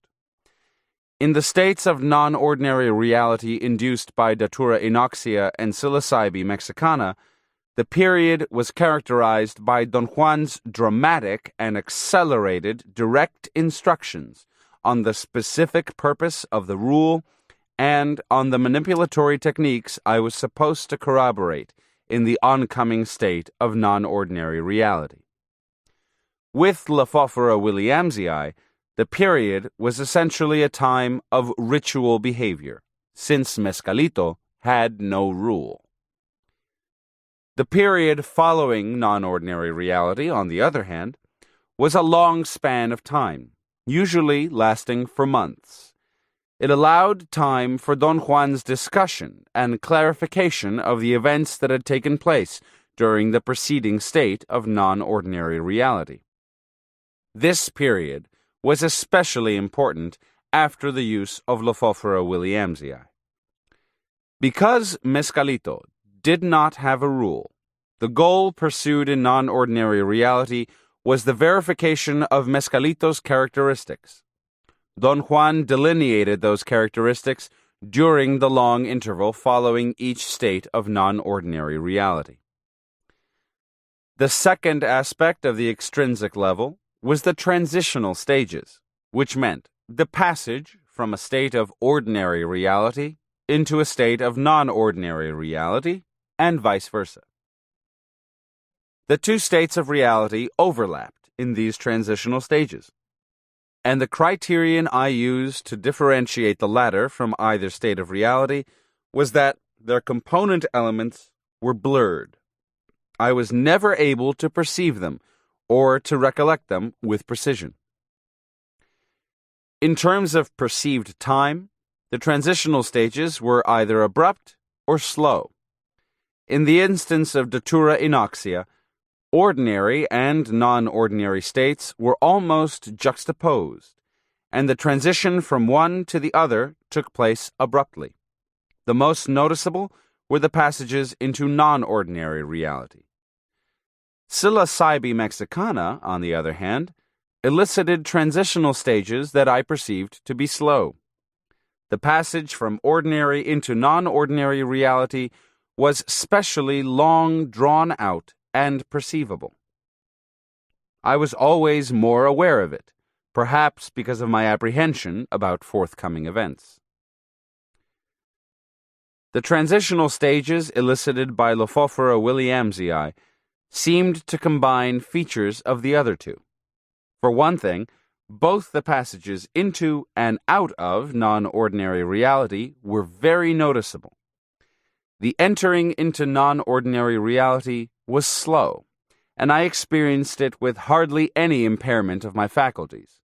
But reverting back into ordinary reality was an abrupt transitional stage, which I perceived with clarity, but with less facility to assess every detail of it. The third aspect of the extrinsic level was the teacher's supervision, or the actual help that I, as the apprentice, received in the course of experiencing a state of non-ordinary reality. I have set up supervision as a category by itself, because it was implied that the teacher would have to enter non-ordinary reality with his apprentice at a certain point of the teachings. During the states of non-ordinary reality elicited by datura inoxia, I received minimal supervision. Don Juan placed heavy stress on fulfilling the steps of the preparatory period, but after I had complied with that requirement, he let me proceed by myself.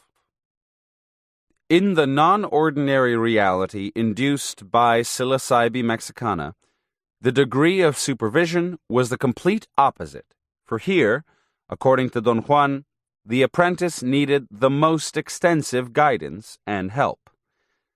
The corroboration of the rule necessitated the adoption of an alternate form, which seemed to suggest that I had to undergo a series of very specialized adjustments in perceiving the surroundings.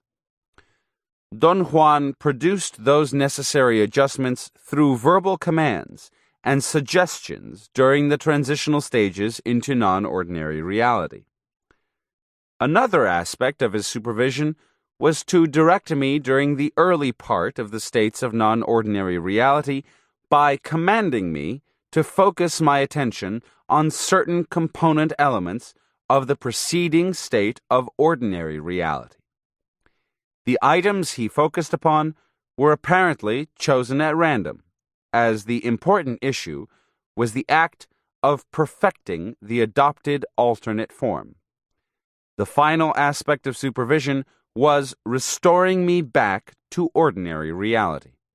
It was implicit that this operation also required maximal supervision from Don Juan, although I could not recall the actual procedure. The supervision necessary for the states induced by Lophophora williamsii was a blend of the other two. Don Juan remained at my side for as long as he could, yet he didn't attempt in any way to direct me into or out of non-ordinary reality. The second level of differentiative order in non-ordinary reality was the seemingly internal standards, or the seemingly internal arrangement of its component elements. I have called it the intrinsic level, and I have assumed here that the component elements were subject to three general processes, which seemed to be the product of Don Juan's guidance. 1. A progression toward the specific. 2. A progression toward a more extensive range of appraisal. And 3. A progression toward a more pragmatic use of non-ordinary reality. The progression toward the specific was the apparent advance of the component elements of each successive state of non-ordinary reality toward being more precise, more specific. It entailed two separate aspects. 1. A progression toward specific single forms, and 2. A progression toward specific total results.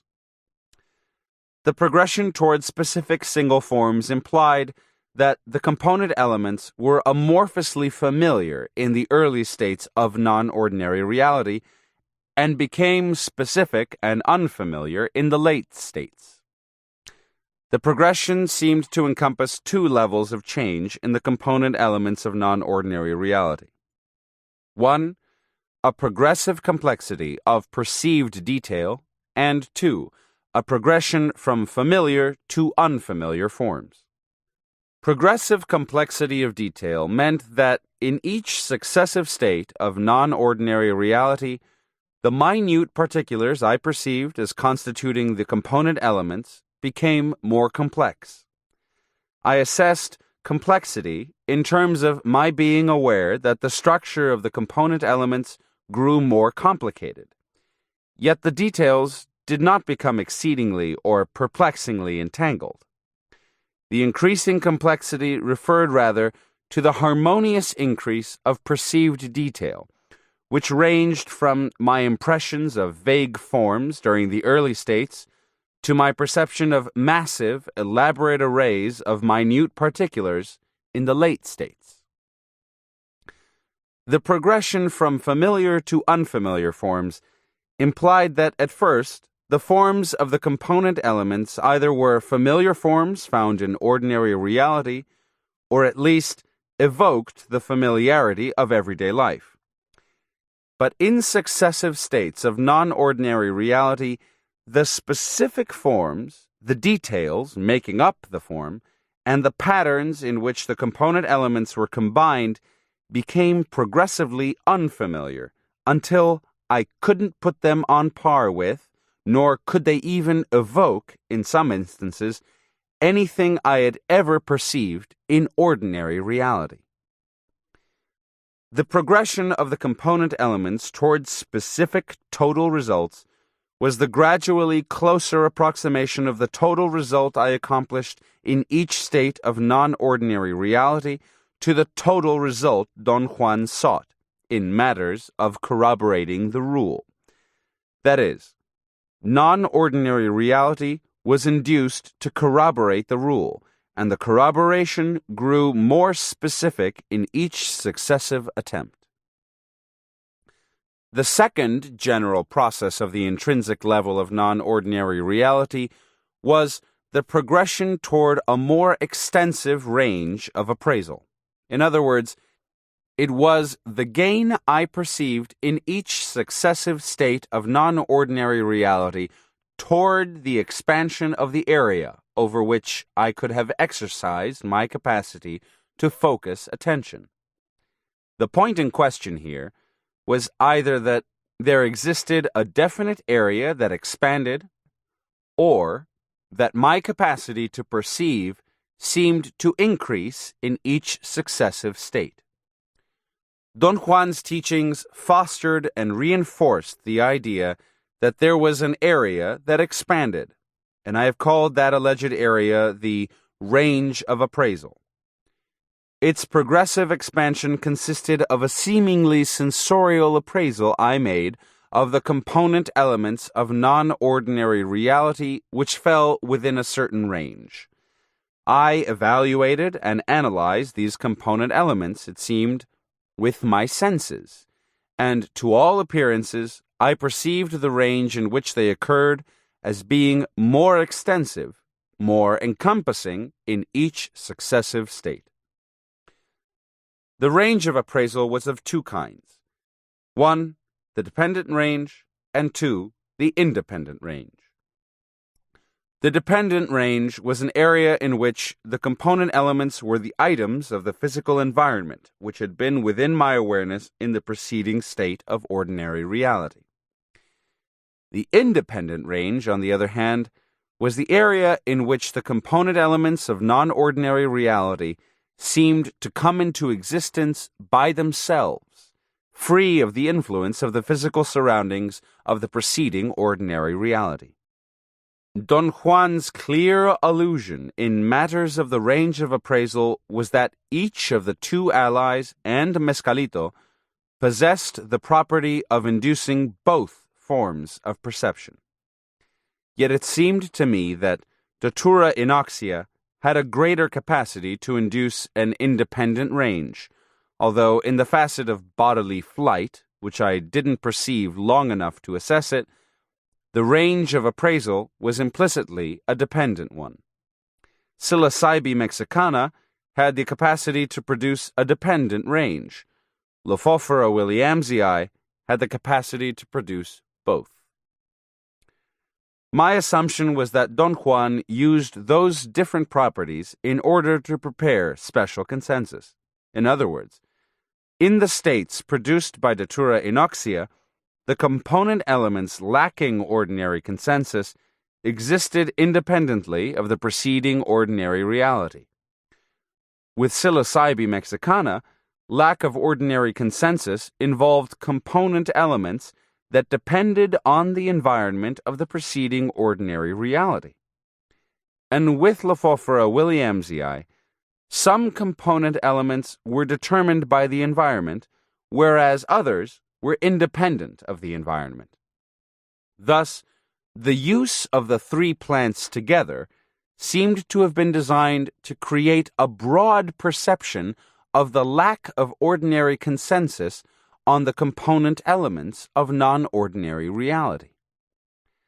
The last process of the intrinsic level of non-ordinary reality was the progression I perceived in each successive state toward a more pragmatic use of non-ordinary reality. This progression seemed to be correlated with the idea that each new state was a more complex stage of learning, and that the increasing complexity of each new stage required a more inclusive and pragmatic use of non-ordinary reality. The progression was most noticeable when Lophophora williamsii was used. The simultaneous existence of a dependent and an independent range of appraisal in each state made the pragmatic use of non-ordinary reality more extensive, for it covered both ranges at once. Directing the outcome of the special states of ordinary reality seemed to produce an order in the intrinsic level, an order characterized by the progression of the component elements toward the specific. That is to say, the component elements were more numerous and were isolated more easily in each successive special state of ordinary reality. In the course of his teachings, Don Juan elicited only two of them, but it was still possible for me to detect that, in the second, it was easier for Don Juan to isolate a large number of component elements, and that facility for specific results affected the rapidity with which the second special state of ordinary reality was produced. The conceptual order. The apprentice. The apprentice was the last unit of the operative order.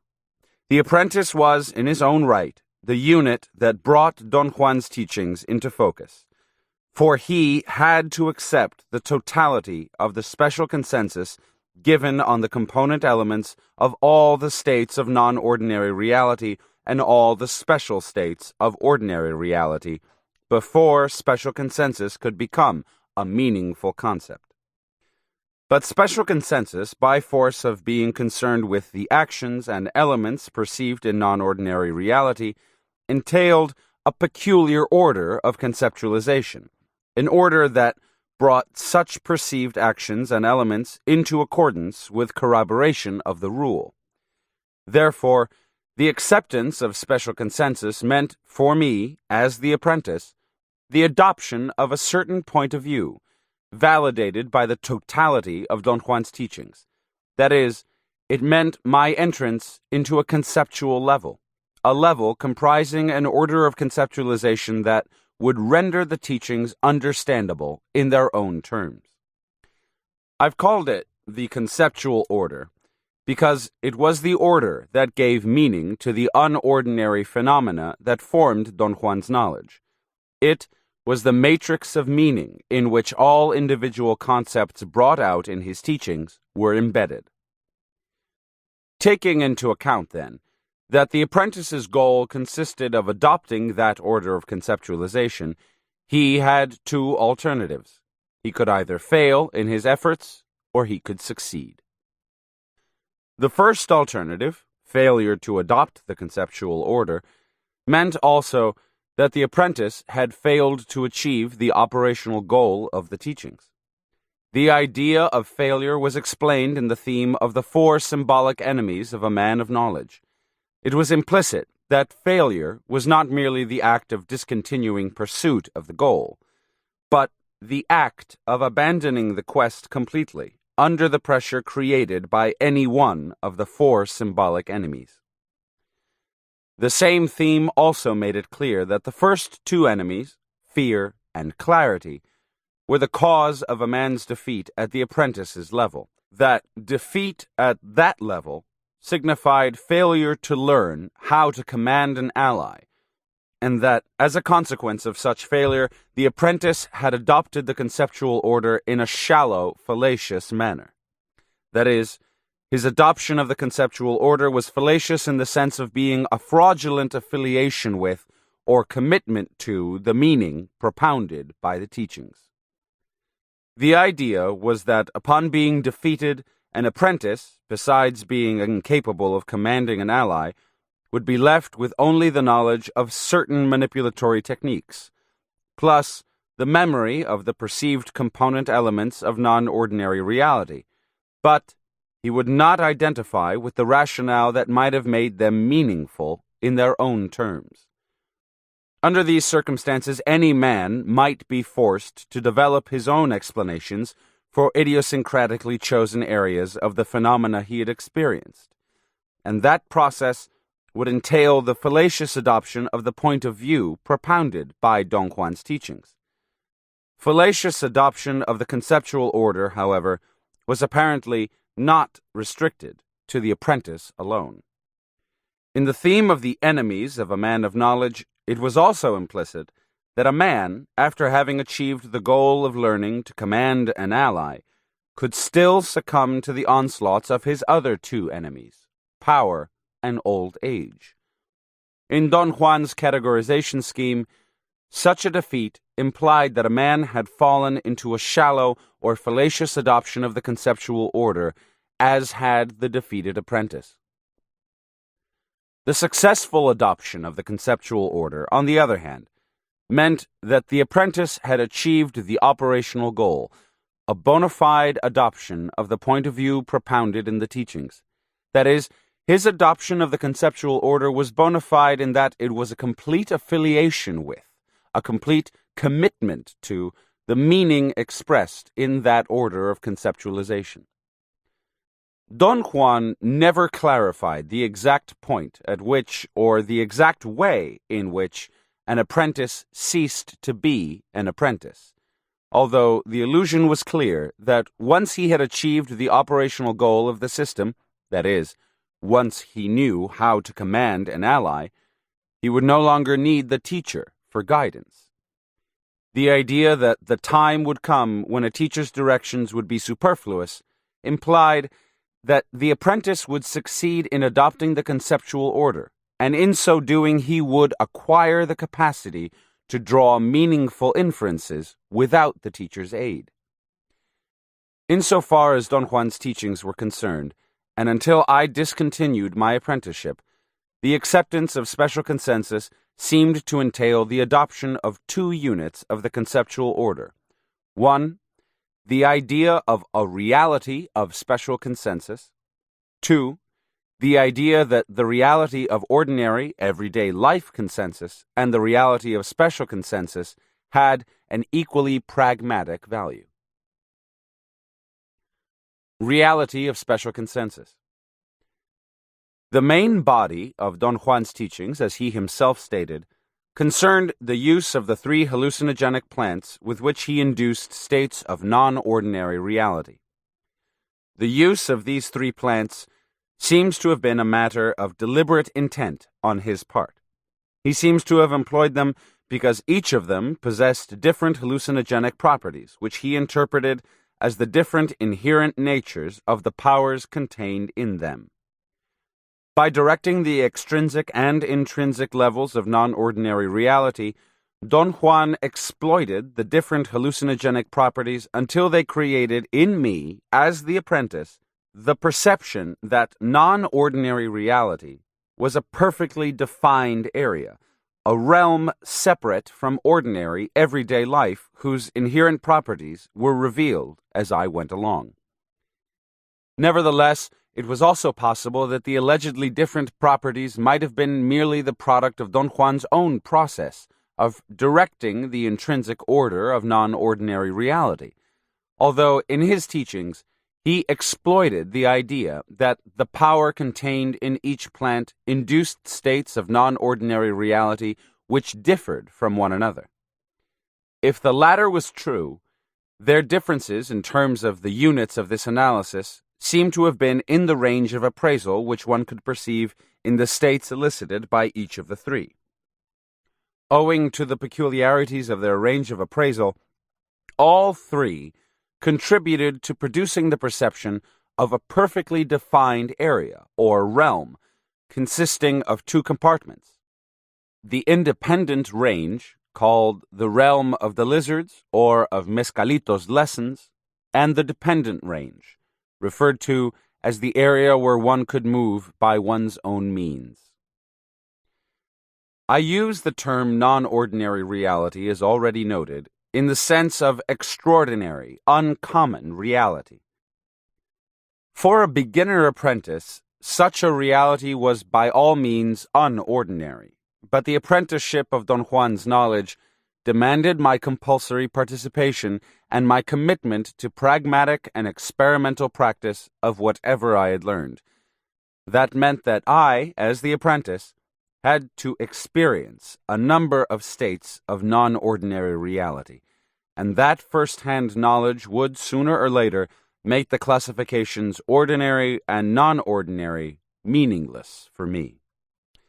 The bona fide adoption of the first unit of the conceptual order would have entailed, then, the idea that there was another, separate but no longer unordinary, realm of reality, the reality of special consensus.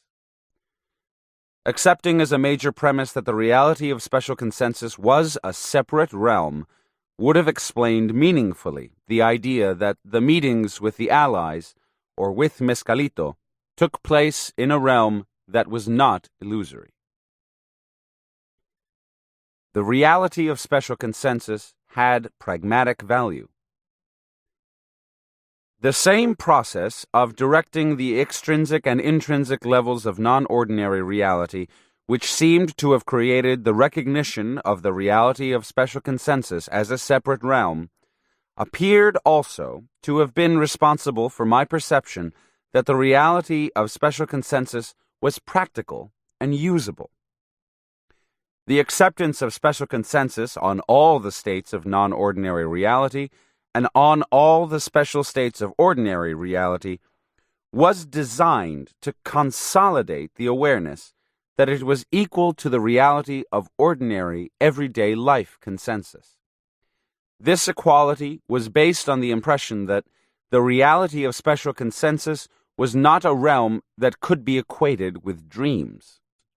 On the contrary, it had stable component elements that were subject to special agreement. It was actually a realm where one could perceive the surroundings in a deliberate manner.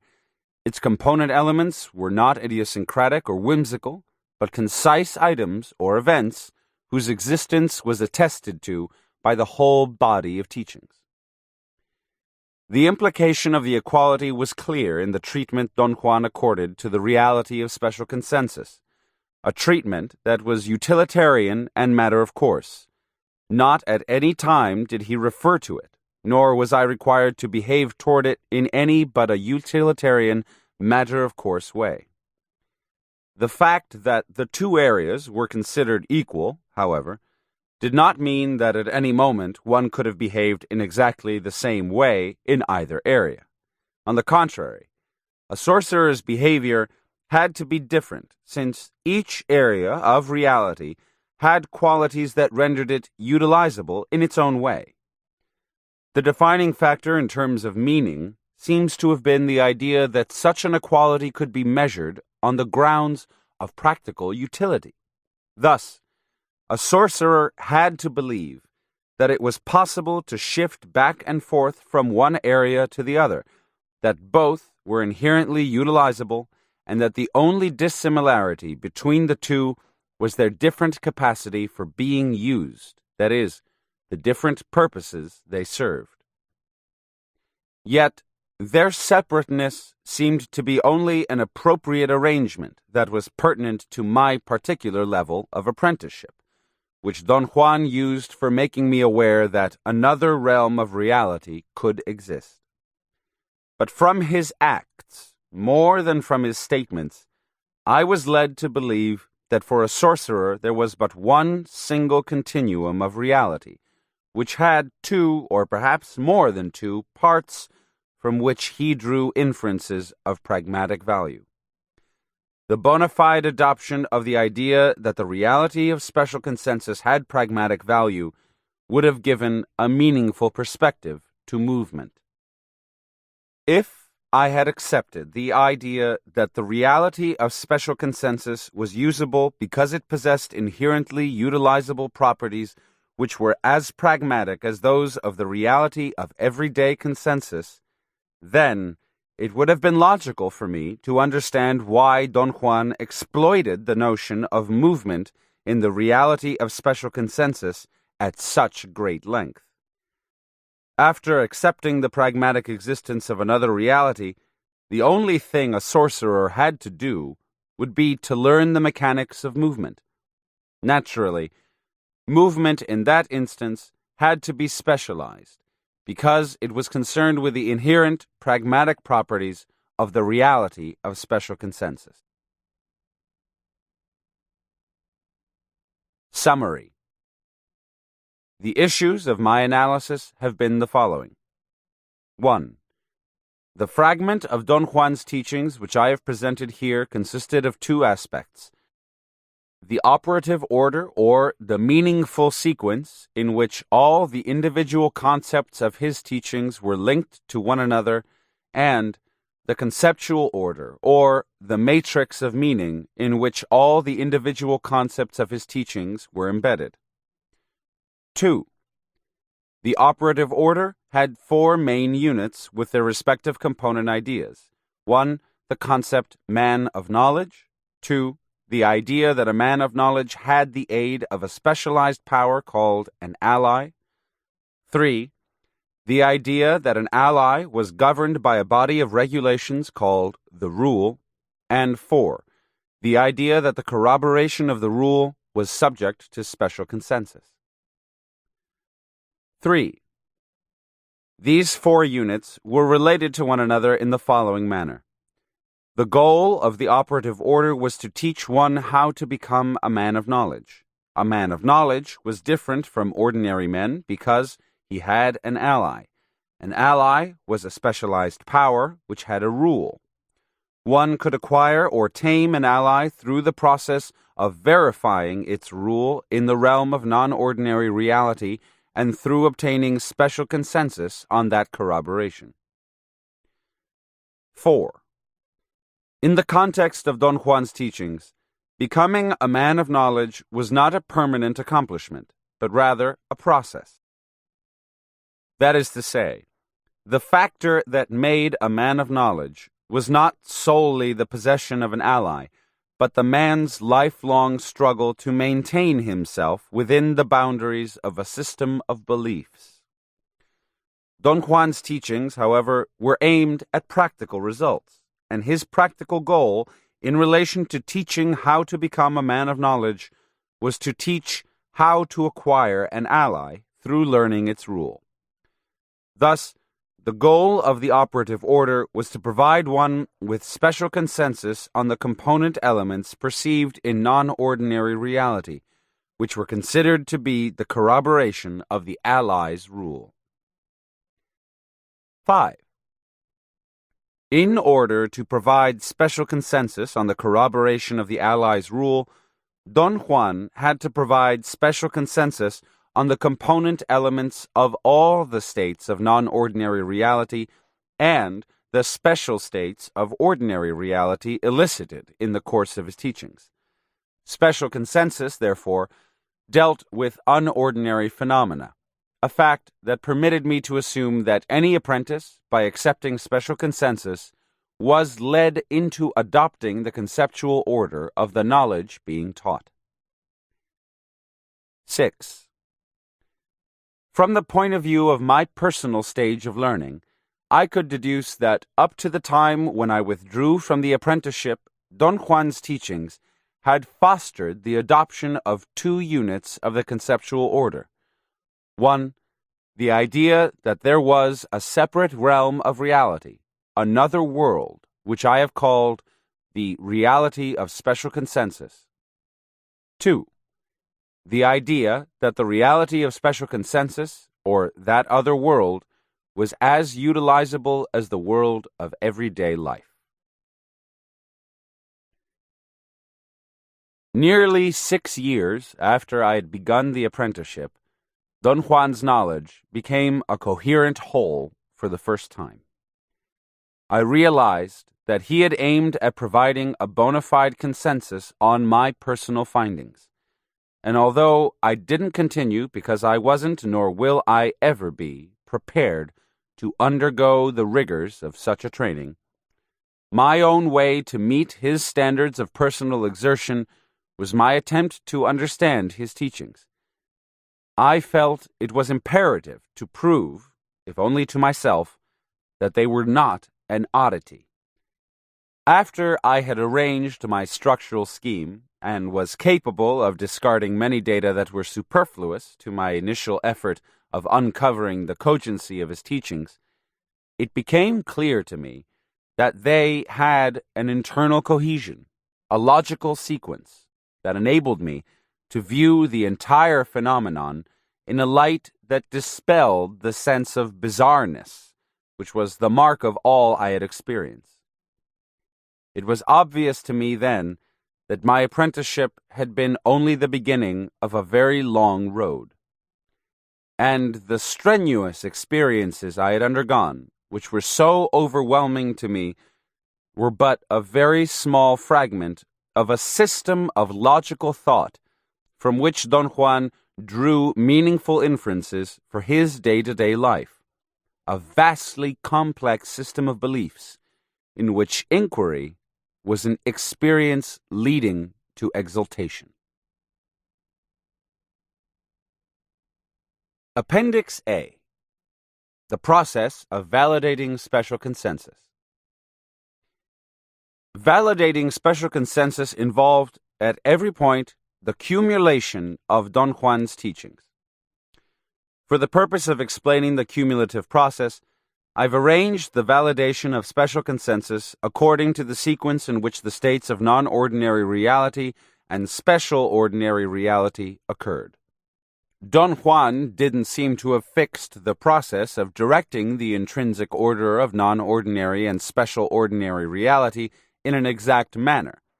He seemed to have isolated the units for direction in a rather fluid way.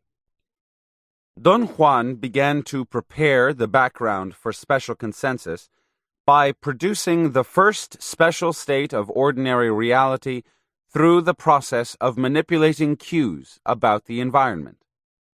He isolated, by that method, certain component elements from the range of ordinary reality, and by isolating them, he directed me to perceive a progression toward the specific, in this instance, the perception of colors that seemed to emanate from two small areas on the ground. Upon being isolated, those areas of coloration became deprived of ordinary consensus. It seemed that only I was capable of seeing them, and thus they created a special state of ordinary reality. Isolating those two areas on the ground by depriving them of ordinary consensus served to establish the first link between ordinary and non-ordinary reality. Don Juan directed me to perceive a portion of ordinary reality in an unaccustomed manner, that is, he changed certain ordinary elements into items that needed special consensus.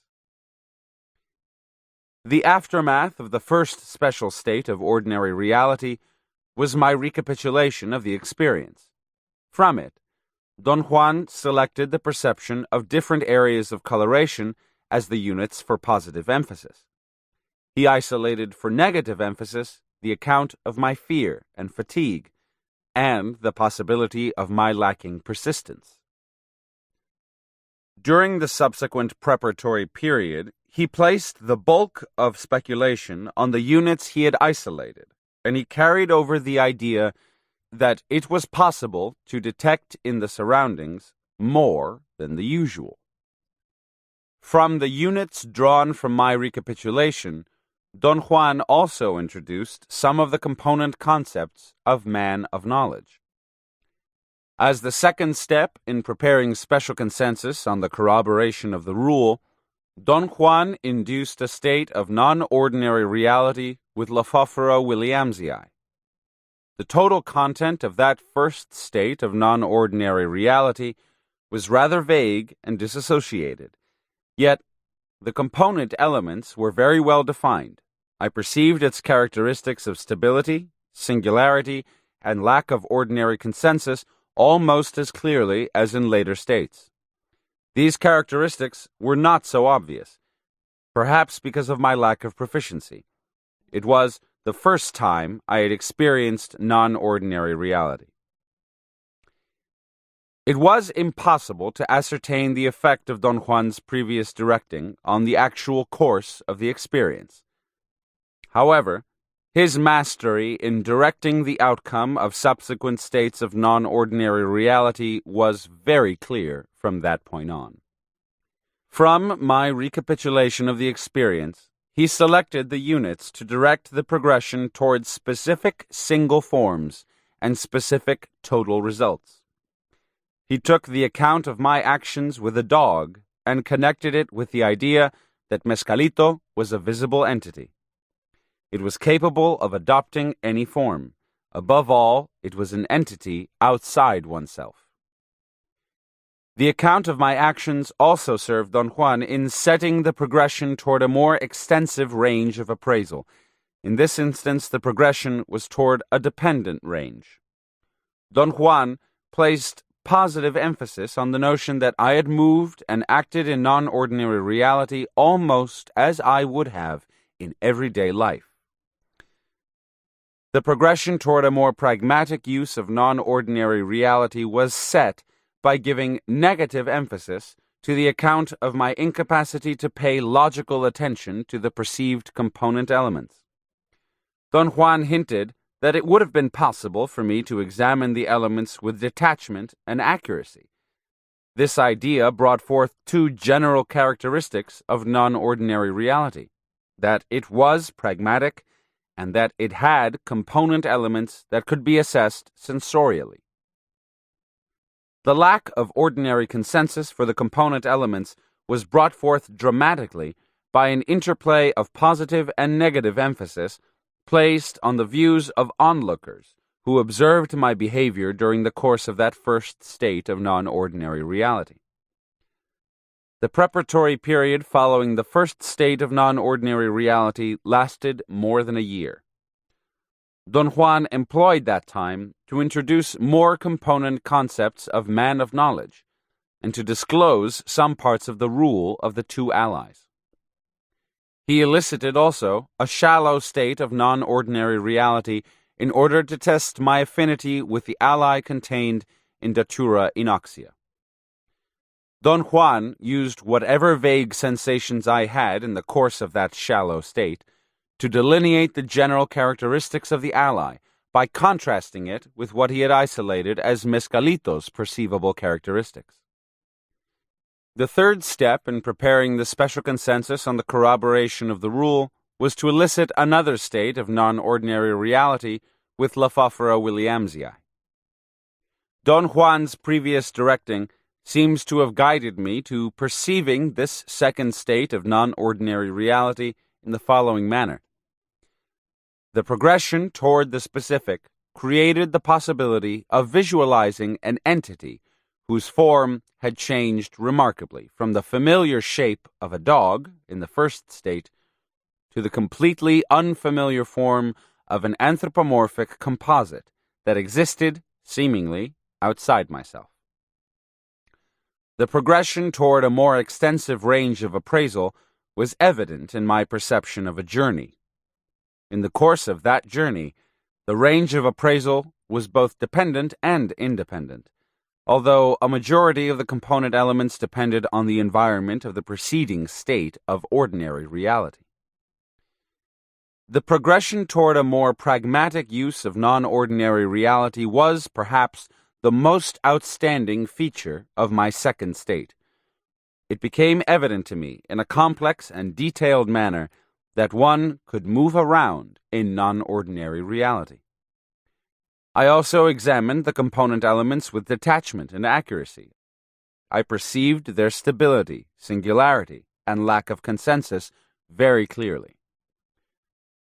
From my recapitulation of the experience, Don Juan emphasized the following. For the progression toward the specific, he gave positive emphasis to my account that I had seen Mescalito as an anthropomorphic composite. The bulk of speculation on this area was centered on the idea that Mescalito was capable of being a teacher and also a protector.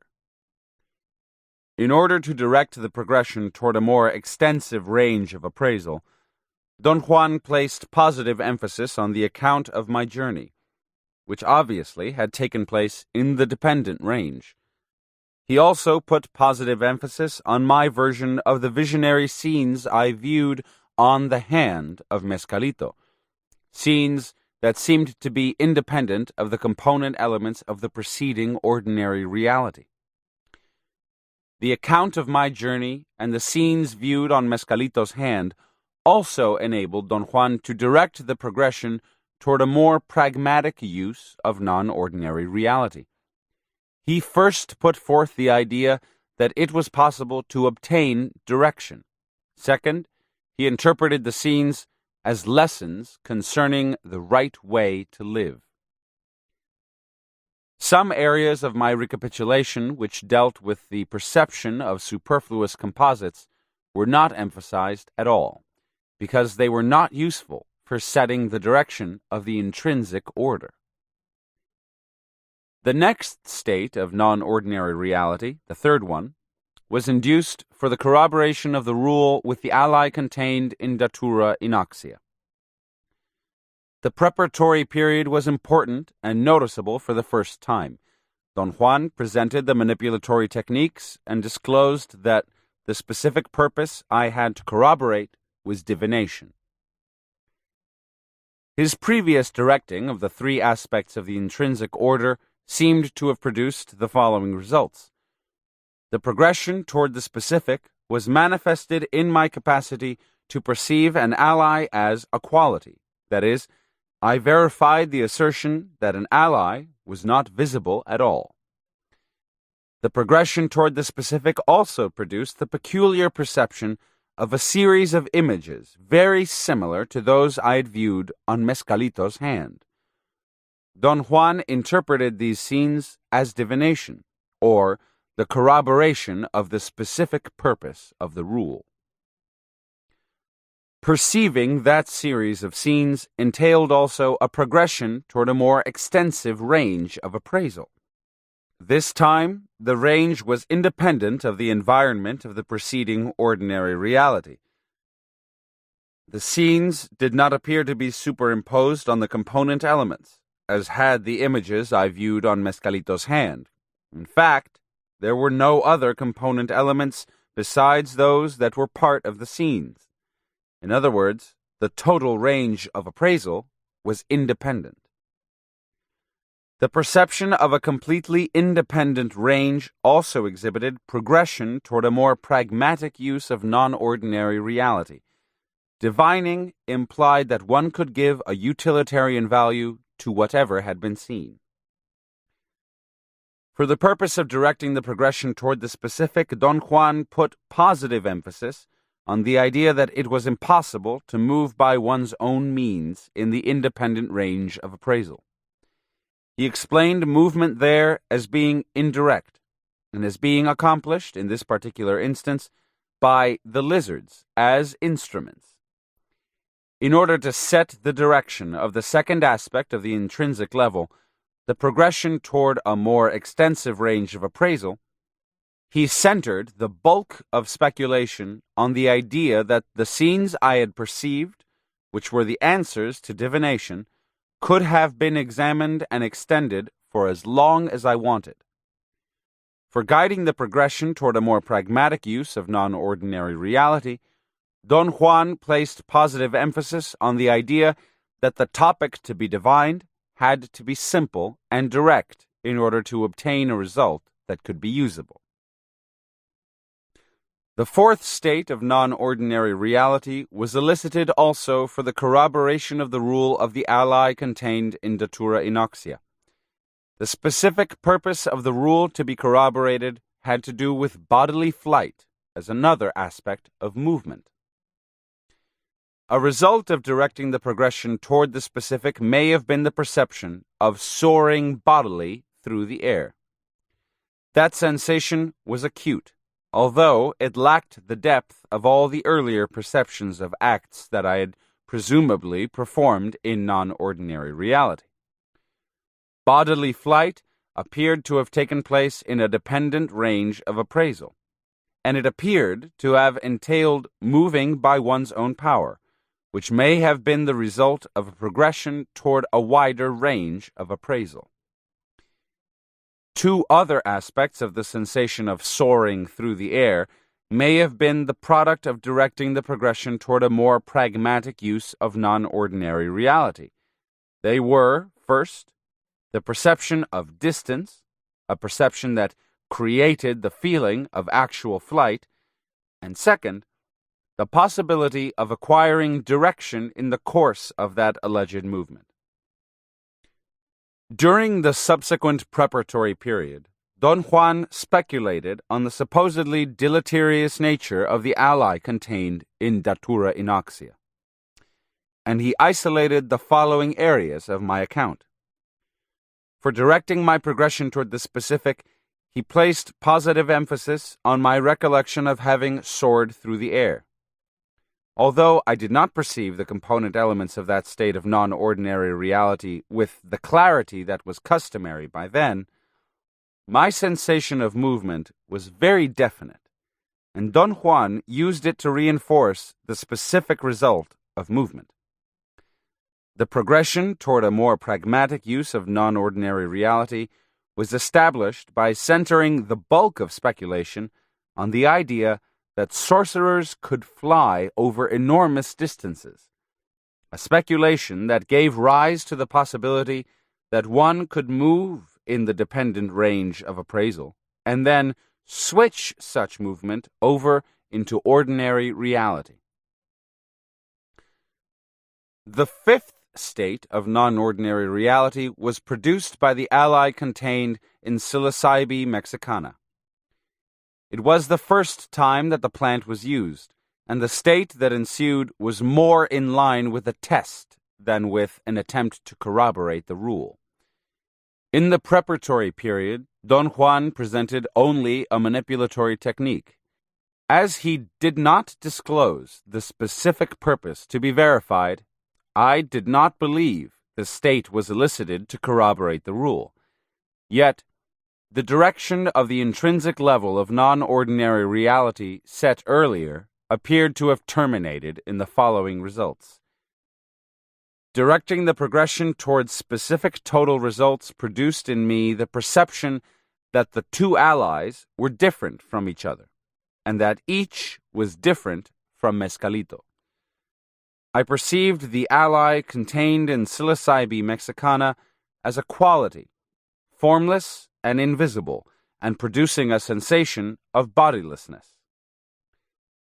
The progression toward a more extensive range of appraisal resulted in the sensation that the total environment of the preceding ordinary reality, which remained within my awareness, was usable in non-ordinary reality.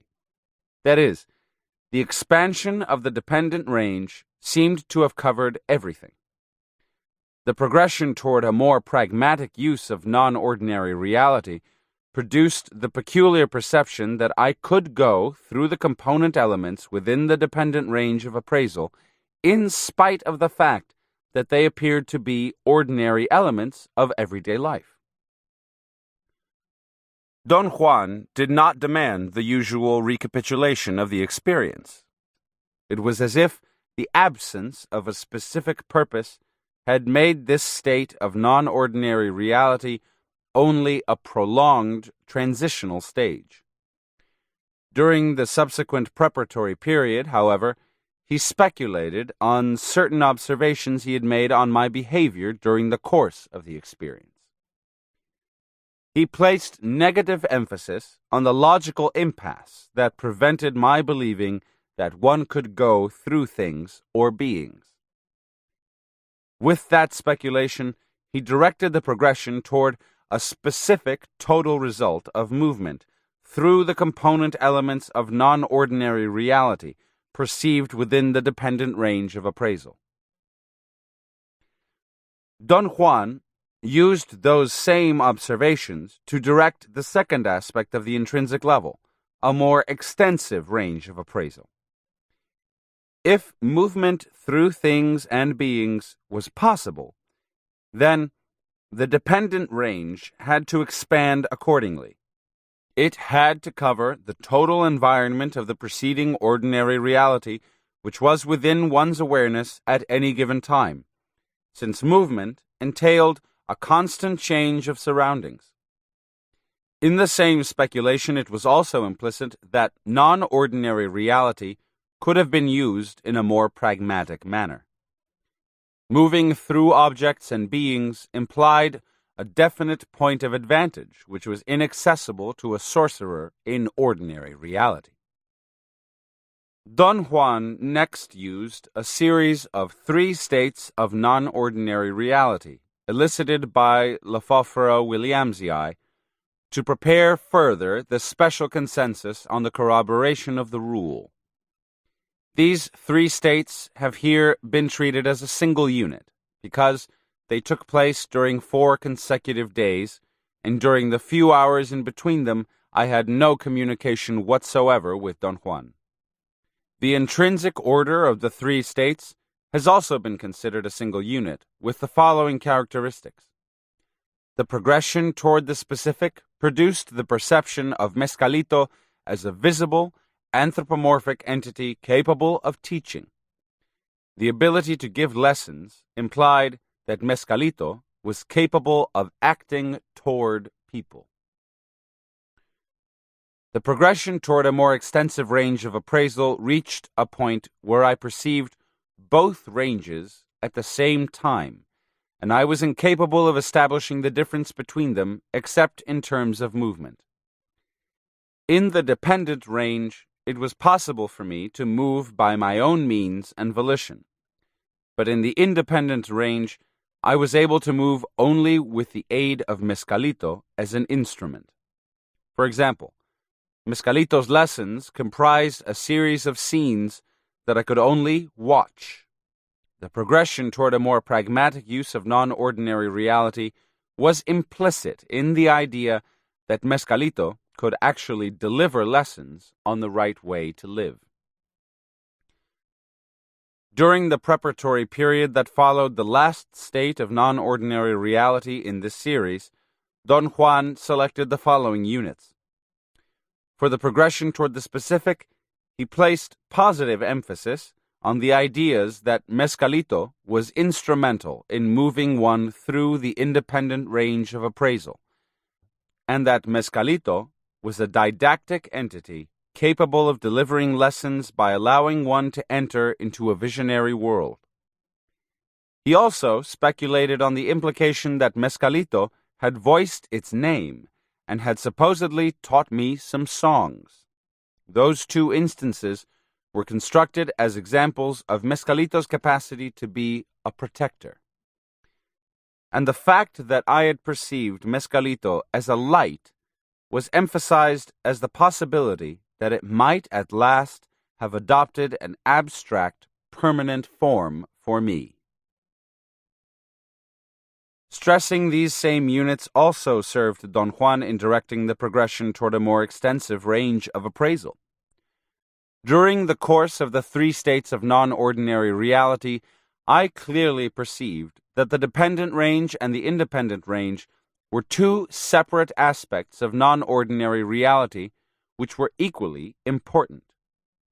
The independent range was the area where Mescalito delivered its lessons, and since these states of non-ordinary reality were supposed to have been elicited only to seek such lessons, the independent range was, logically, an area of special importance.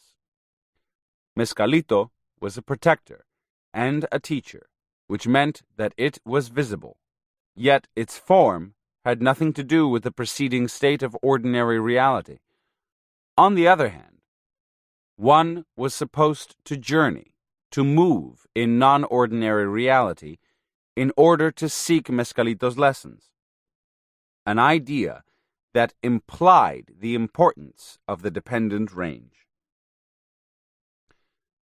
The progression toward a more pragmatic use of non-ordinary reality was set by devoting the bulk of speculation to Mescalito's lessons. Don Juan constructed these lessons as being indispensable to a man's life.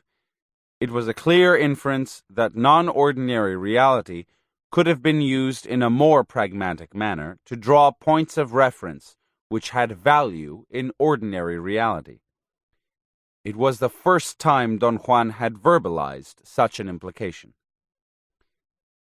The subsequent state of non-ordinary reality, the 9th in the teachings, was induced in order to corroborate the rule of the ally contained in Datura Inoxia.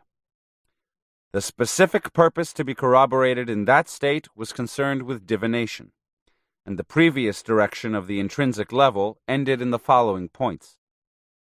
The progression toward a specific total result created the perception of a coherent set of scenes, which were purported to be the voice of the lizard narrating the events to be divined, and the sensation of a voice that actually described such scenes.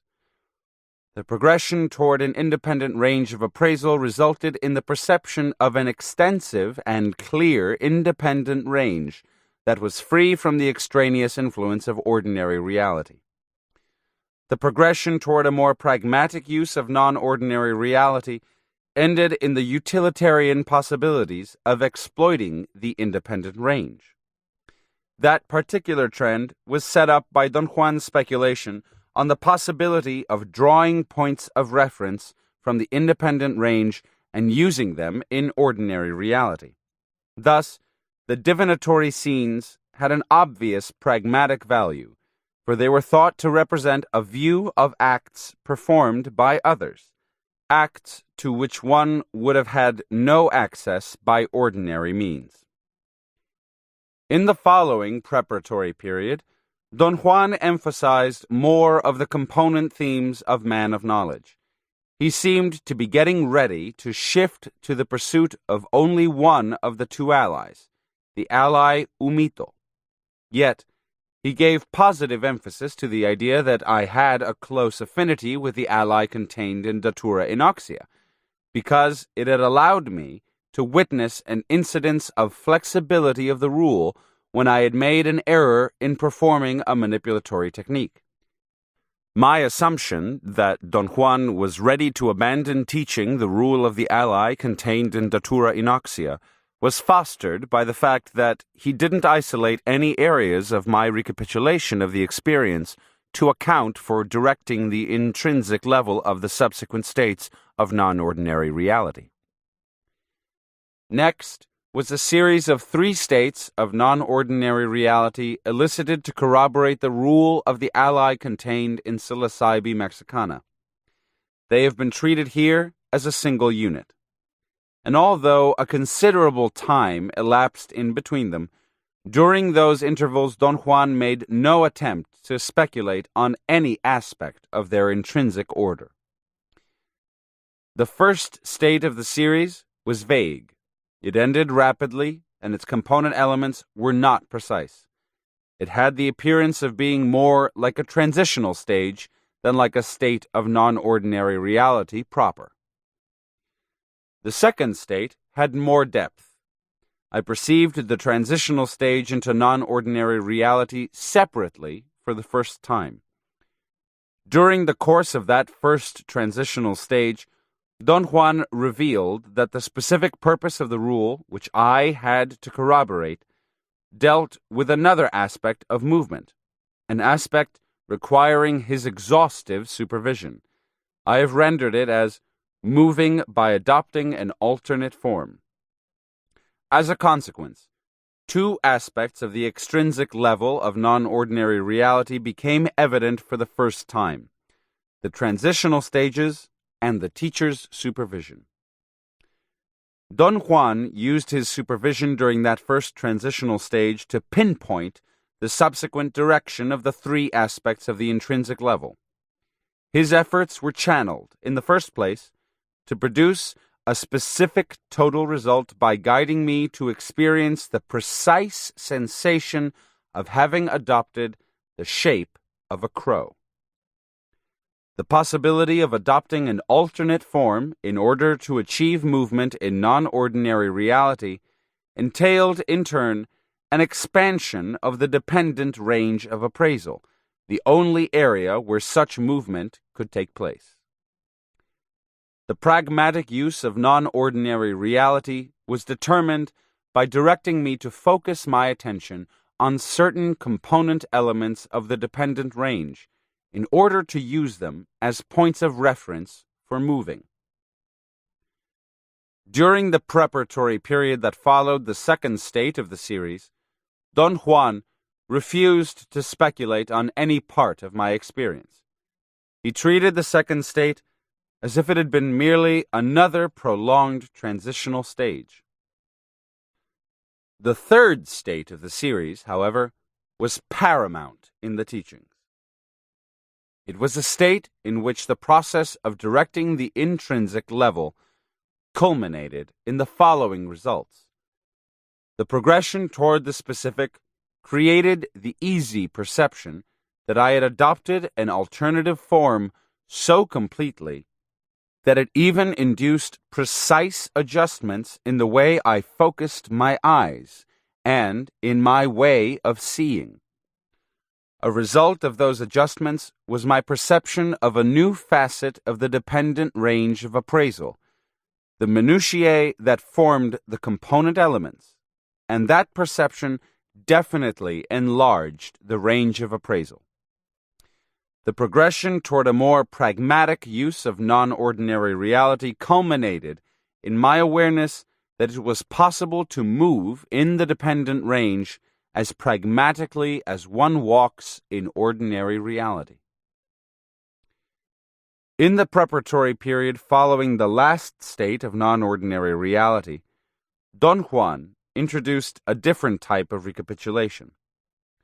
He selected the areas for recollection before he had heard my account. That is, he demanded to hear only the accounts that pertained to the pragmatic use of non-ordinary reality and to movement. From such accounts, he set the progression toward the specific by giving positive emphasis to the version of how I had exploited the crow's form. Yet, he attached importance only to the idea of moving after having adopted that form. Movement was the area of my recapitulation on which he placed an interplay of positive and negative emphasis. When it enhanced the idea of the pragmatic nature of non-ordinary reality, or when it dealt with the perception of component elements which had permitted me to obtain a general sense of orientation, while seemingly moving in the dependent range of appraisal. He placed negative emphasis on my incapacity to recollect with precision the nature or the direction of such movement. In directing the progression toward a wider range of appraisal, Don Juan centered his speculation on my account of the peculiar way in which I had perceived the minutiae that formed the component elements that were within the dependent range. His speculation led me to the assumption that, if it were possible to see the world as a crow does, the dependent range of appraisal had to expand in depth and had to extend to cover the whole spectrum of ordinary reality.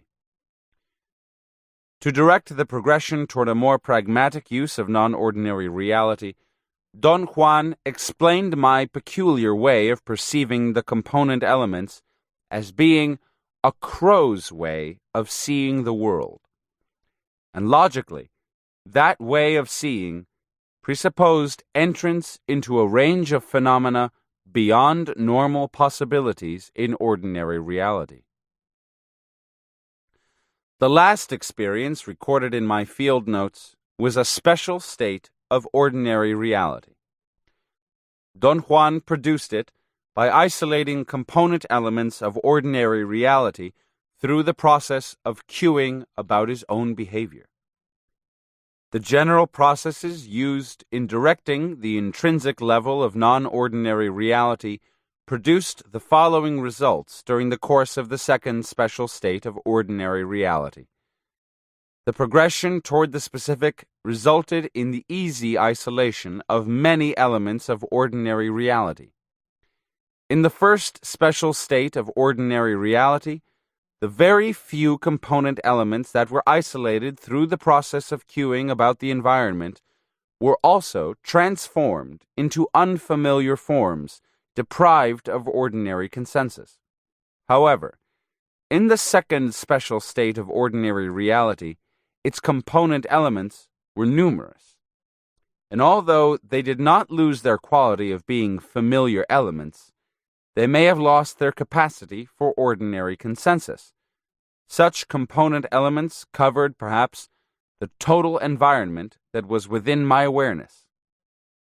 Don Juan may have produced this second special state in order to strengthen the link between ordinary and non-ordinary reality by developing the possibility that most, if not all, of the component elements of ordinary reality could lose their capacity to have ordinary consensus. From my own point of view, however, that last special state was the final summation of my apprenticeship. The formidable impact of terror on the level of sober consciousness had the peculiar quality of undermining the certainty that the reality of everyday life was implicitly real. The certainty that I, in matters of ordinary reality, could provide myself with consensus indefinitely.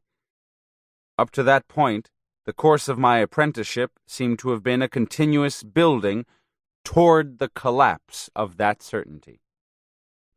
Don Juan used every facet of his dramatic exertion to accomplish the collapse during that last special state, a fact prompting me to believe that complete collapse of that certainty would have removed the last barrier that kept me from accepting the existence of a separate reality, the reality of special consensus.